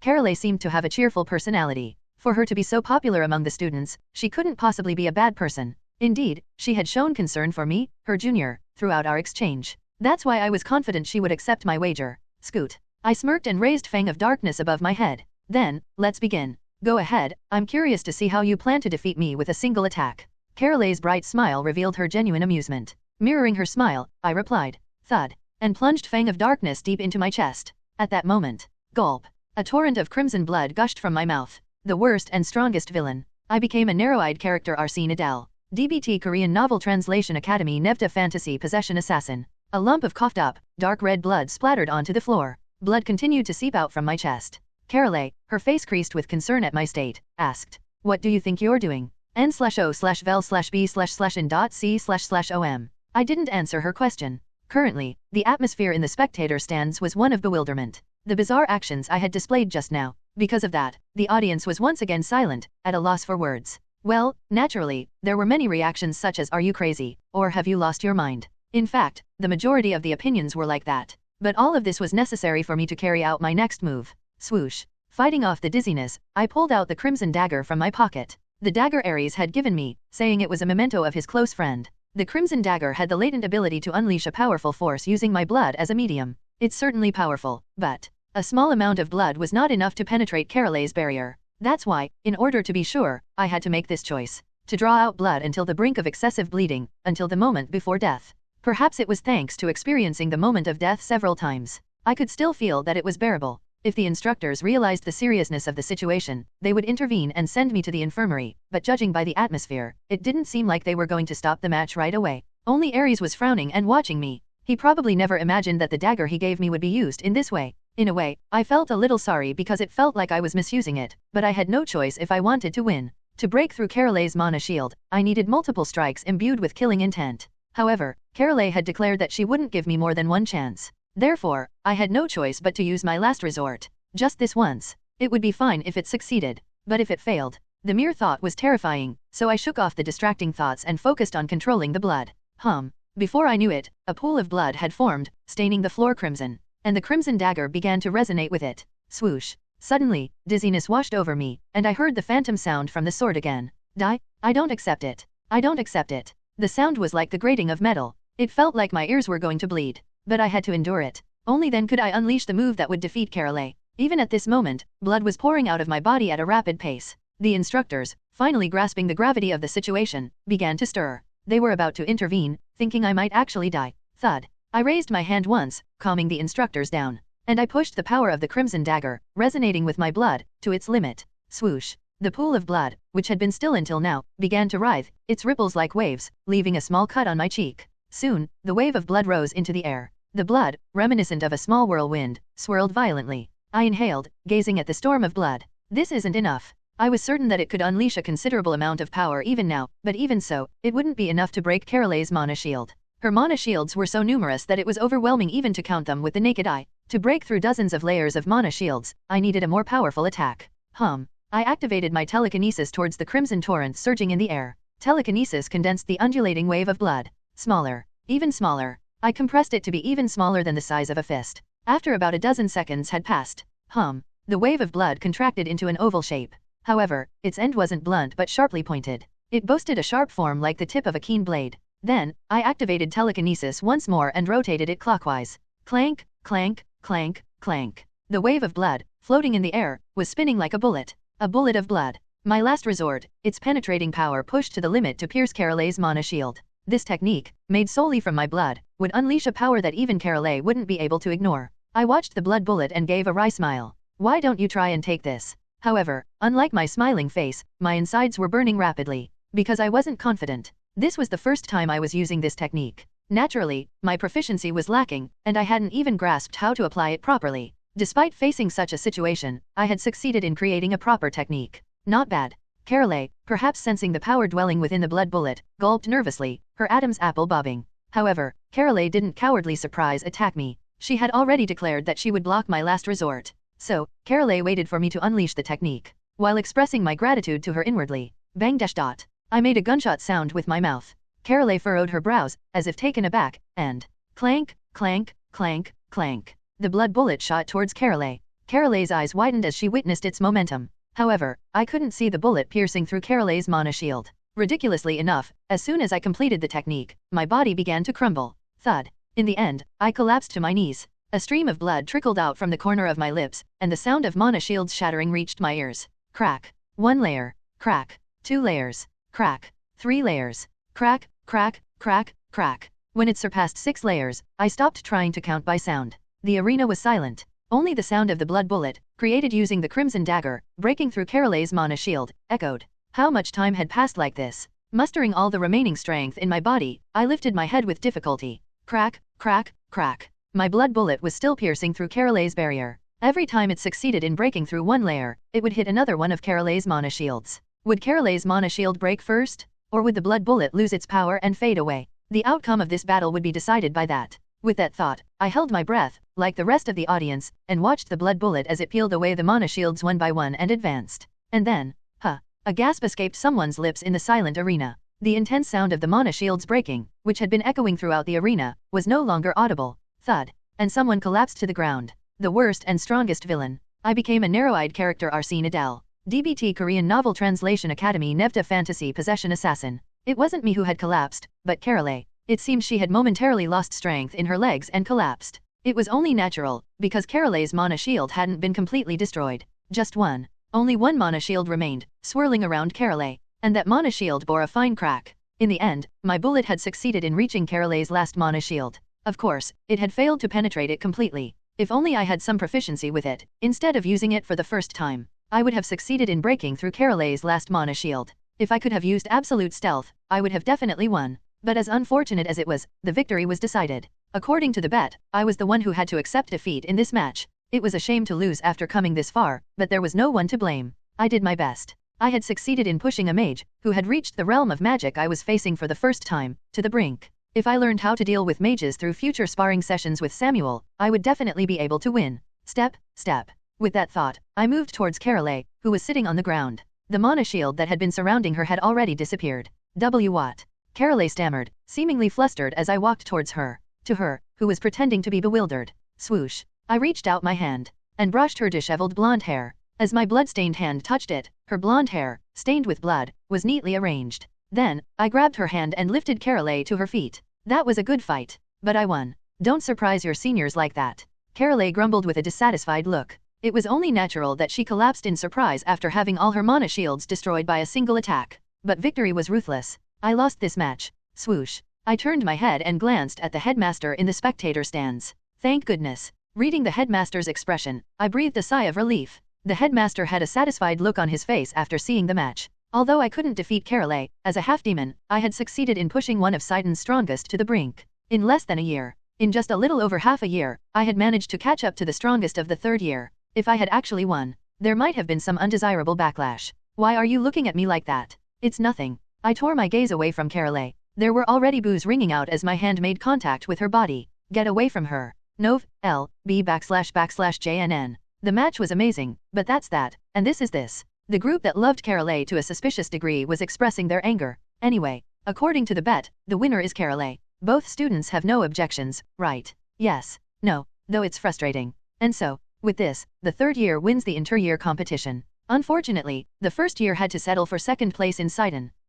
Having lost too much blood, I, lost consciousness and collapsed. Adele, get a hold of yourself. At the same time, only the voices of Luna and Samuel, screaming from the spectator stands, echoed in my ears. After Adele, who had lost consciousness, was escorted to the medical facility, a certain man walked out onto the arena. Because the match had ended earlier than expected, Sidon had decided to proceed with the final match as well. The student standing in the arena. Well, this is no fun if the fight is already lost. Bolton sighed deeply and scratched the back of his head. And with a faint smile, he muttered. But I did see something interesting. The move that Adele had shown. That attack was enough to make Bolton's blood boil. Rumble. As the match began, Bolton's fighting spirit erupted from his body, overwhelmingly filling the arena. Bolton, looking at the terrified opponent, smirked. As a reward, I should show you something too. Even though the student who should have seen it had fainted, Bolton clicked his tongue in regret and slammed his spear onto the ground. And then, rumble. A spear phantom, the size of a house, formed from fighting spirit, began to descend.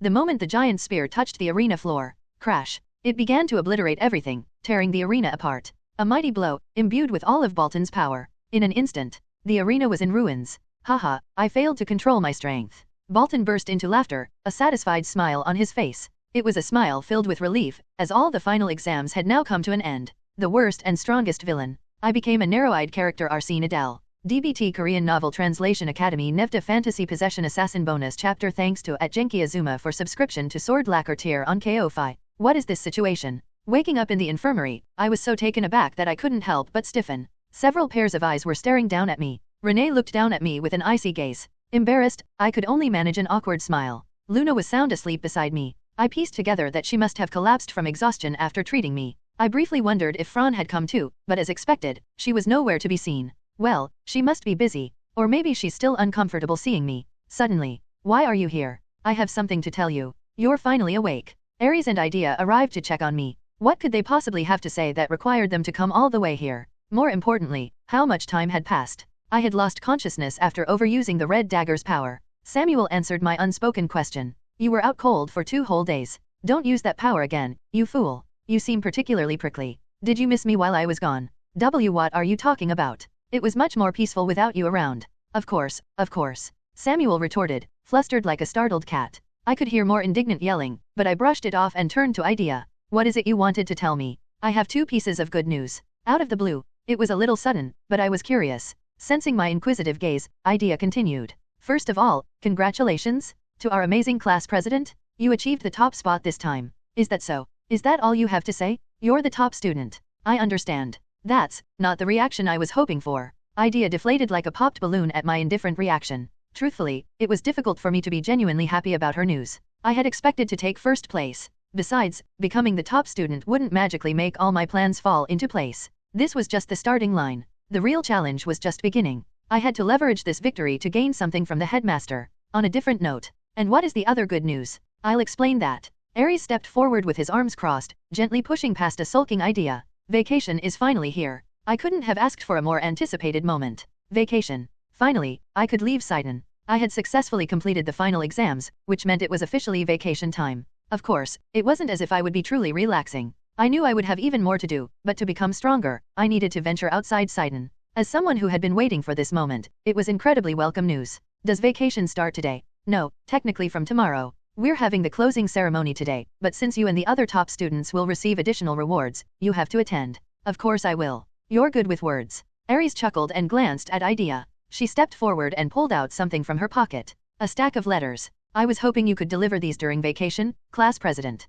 Who are these for? And what are they? N/O/vel/B/in.C//OM. I had to ask, my expression hardening at Idea's unexpected request. I was going to be busy enough during vacation. If this was some personal errand, I was going to decline. However, after Idea explained about the letters, my resolve wavered. I'd like you to deliver them to the families of the students who died during the midterm exams. They contain letters and some monetary condolences. I understand. I also felt responsible for the deaths of those students. It wasn't entirely my fault. In fact, I had saved many lives by allowing a few to perish. However, as class president, I couldn't help but feel a sense of guilt. Ever since I started to feel like I belonged here, a sense of responsibility had taken root within me. Carefully tucking the letters Idea handed me into my pocket, I turned to Renee. And what brings you here, Miss Renee? Where are you going? Are you asking where I plan to go during vacation? Yes. Renee's cold expression made me gulp. It seemed she was certain I would be wandering around during break. I forced a calm smile and spoke. I have a prior engagement, so I'll be visiting the Temple of Gluttony for a short while.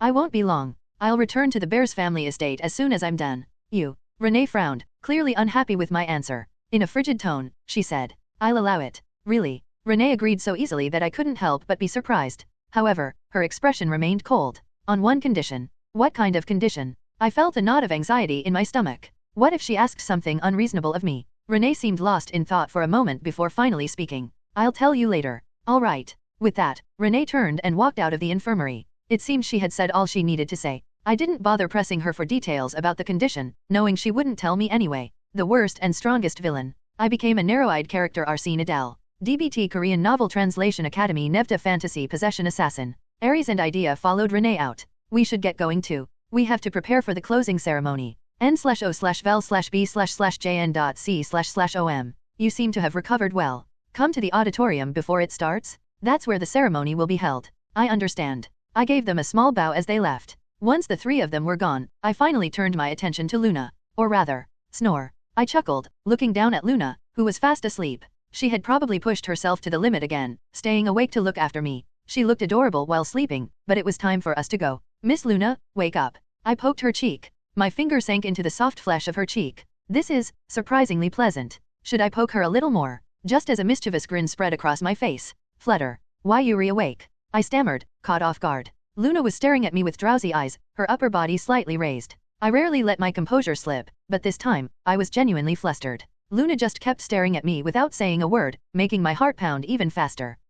Adele, you're awake. Yes, just now. I cleared my throat awkwardly in response to her question. I braced myself for her reaction, but it wasn't what I expected. Hehe, that's a relief. Luna smiled brightly. It seemed she had just woken up and didn't remember what I had been doing. Relieved, I returned her smile. I don't even understand my own feelings anymore. Just as I thought that. Adele, you were asleep for 2 whole days? You have no idea how worried I was. As if all her drowsiness had vanished, Luna launched into a lecture. Here it comes. You're going to be late at this rate. Samuel's voice saved me from Luna's nagging. He was right. Idea had told me to get to the auditorium on time. The closing ceremony. We had to go. I didn't remember much since I had been unconscious, but I had rested for 2 days. It was time to get going. As I tried to stand, sway, I stumbled, unable to keep my balance. I hadn't eaten properly in 2 days and had been bedridden the whole time. This was the price I paid. Adele, careful. Luna quickly reached out and steadied me. Thank you. I'm always indebted to you. Then stop getting hurt. Haha, that might be difficult. You're unbelievable. Luna sighed and pinched my cheek. I winced. It hurt more than I expected. She finally let go when my cheek turned slightly red. I rubbed my cheek with a pitiful expression, feigning tears. That hurt. That's what you get. What do you mean? Luna's words were cryptic. I tilted my head in confusion, but she didn't elaborate. Speaking of which, why were Luna's ears red? Don't tell me. You're both acting ridiculous. Despite Samuel's exasperated comment, Luna and I avoided each other's gaze, coughing awkwardly. In any case, I, the newly crowned top student, was escorted by Luna to the auditorium where the closing ceremony was taking place. As we walked, I fell into deep thought. Vacation, huh? I couldn't even remember the last time I had a proper school break. This vacation would be completely different from any I had experienced before. I had a feeling it would be even busier than being at Sidon. I had a mountain of things to do, whether I liked it or not. First things first. I need to decide what to ask the headmaster for. The high-grade elixir I would receive as a reward for the final exams. I planned to use it to barter with the headmaster. I was a little worried that she might not accept my proposal. However, I was going to offer her something she couldn't refuse. I just hope she's happy with it. Lost in thought, I continued walking until we're here. We had arrived at the auditorium where the closing ceremony was being held. The worst and strongest villain. I became a narrow-eyed character Arsene Adel. DBT Korean Novel Translation Academy Nevda Fantasy Possession Assassin. The auditorium was in an uproar. The headmaster, who was supposed to be leading the closing ceremony, was nowhere to be seen. Only the instructors stood around the students. The students were chattering amongst themselves, excited about the upcoming break. Well, I couldn't blame them. I, too, felt a strange sensation at the mention of vacation. Could it be excitement? Perhaps not quite. Thinking about it, I knew I'd be busy during break, so it was silly of me to be looking forward to it. As I stood there, grappling with this complex mix of emotions, several students glared at me the moment I entered the auditorium. Naturally, I was taken aback. Why were they giving me such looks? I didn't think I had done anything wrong to them. Just as I was about to ask them directly what I had done, someone shouted, "The headmaster is here." All eyes turned to the podium at the front of the auditorium. As if on cue, the headmaster, still in the form of a small child, strode onto the stage. Though stride might not be the most accurate word, I wouldn't dare tease the headmaster about her appearance. If I did, she might just tear me limb from limb. Risk my life for a little joke? I wasn't foolish enough to even consider it. She's so tiny, and that face, she really is an old woman. So I cursed her in my mind instead. Surely, even the headmaster couldn't hear my thoughts. Just as I was thinking this, swish dash, the headmaster's gaze landed on me, and I instinctively stiffened. Did she notice? No, it couldn't be. Even the headmaster couldn't have mastered telepathy. Feigning composure, I curved my lips into a smile and waved at her.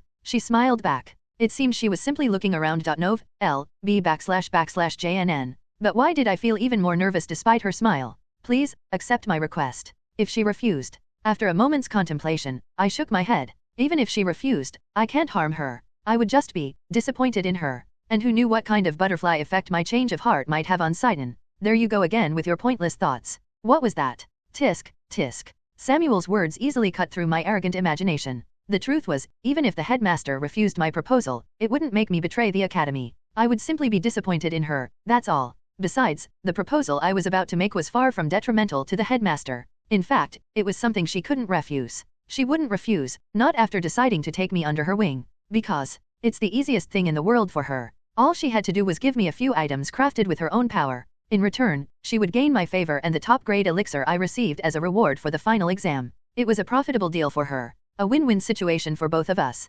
Anyway, since I had obtained Adel's mana method, I decided that it would be better to get it from the headmaster rather than trying to increase my total amount of mana. especially since my current mana capacity was nearing 5,000. There was no need for greed. What mattered now was obtaining usable weapons from the headmaster. What I was about to receive were a few stones. Stones engraved with the headmaster's own magic, no less. These stones allowed for a one-time use of the magic engraved on them by the headmaster. Think of them as similar to scrolls. However, unlike scrolls, magic engraved directly onto mana stones was far more potent. They were definitely worth trading the elixir for. The ability to wield the magic of one of the most powerful figures in the demon realm. How incredibly useful. One day, the leaders of the 7 deadly sins would witness the might of the headmaster's magic, and they would realize just how extraordinary it was to have been granted the opportunity to wield such power. Anyway, you've all worked hard this semester. The headmaster began her speech. With her characteristically warm smile, she showered the students with words of encouragement. Her voice had a certain, uplifting quality to it, a power that seemed to boost morale to its very limits. What have you learned this semester? The sorrow of losing comrades? The fear of imminent death? Some of you may have gained something more, but the most precious thing you've gained is... Thump, thump. The headmaster paused, tapping her chest. A mission. You have been recognized as true warriors, destined to carry this heavy burden for the rest of your lives. And you, my students, are worthy. The headmaster smiled once more. Touched by her words, the students began to sniffle and shed tears. Thinking back, during the Sidon entrance exam, the headmaster had called us foolish. She said our lives would be extinguished like mere flies. But now, she acknowledged us as true warriors, as soldiers. No wonder the students were so moved. She's quite something. If I were just an ordinary demon realm resident, I might have been bawling my eyes out like the rest of them. Even I could feel a surge of emotion welling up inside me. Do not fear, for no one can stop our advance. As we march forward, the humans will only bow their heads and offer their necks. And of course, she ended her speech with a display of her contempt for humans. In any case, well done. I, the headmaster, am incredibly proud to call you members of Sidon. With that, I conclude this closing ceremony. As soon as the headmaster finished speaking, thunderous cheers erupted from the students. I, too, was impressed by her speech and clapped along. With the headmaster's address concluded, Instructor Hebram, the theory instructor, took the stage to announce the schedule. Not that there was much of a schedule to speak of. He simply stated that the closing ceremony was over and that we were free to pack our belongings and leave Sidon. Except for the top students from the final exam, of course. So, I waited for the top students to be called. The students who had been staring daggers at me when I entered the auditorium hesitantly approached. What was this? I could tell they wanted to say something to me. Finally, one of them spoke up.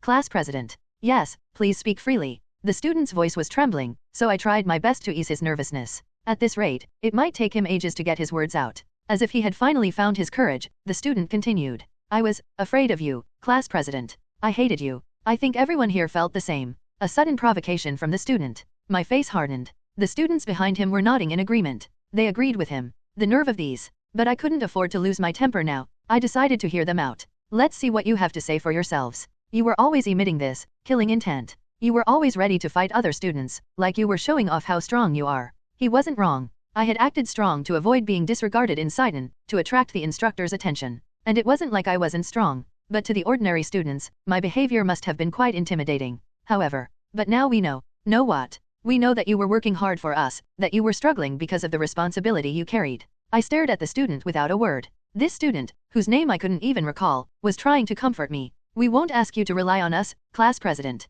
We know we're not as strong as you, nor as eloquent. So, what is it you want to say? We just wanted to say thank you. Thanks to you, class president, our friends are still alive. I didn't do it for you. I did it for myself. Yeah, we figured you'd say that. But it's the truth. I wasn't some noble hero. I was just an ordinary person trying to make amends for my mistakes. I didn't deserve their respect, nor did I want to bear such a heavy burden. But, why? The red dagger in my arms began to hum, a mournful sound. A sorrowful cry, like a mother weeping as she held her child. A cry filled with grief. Why was the red dagger reacting this way? Just as I furrowed my brows in confusion. Class president, it's time for us to go. One of the students said, a wistful smile on his face. It seems you plan to go home now that it's break. No, we have somewhere else to be. Where do you? I froze, my words caught in my throat. The students had vanished without a trace. You. I gasped. For some reason, the letter idea had given me felt incredibly heavy. After a moment of silence, I parted my lips and muttered, I'm sorry. A feeling I had buried deep inside me, a feeling that refused to fade away, had spilled out.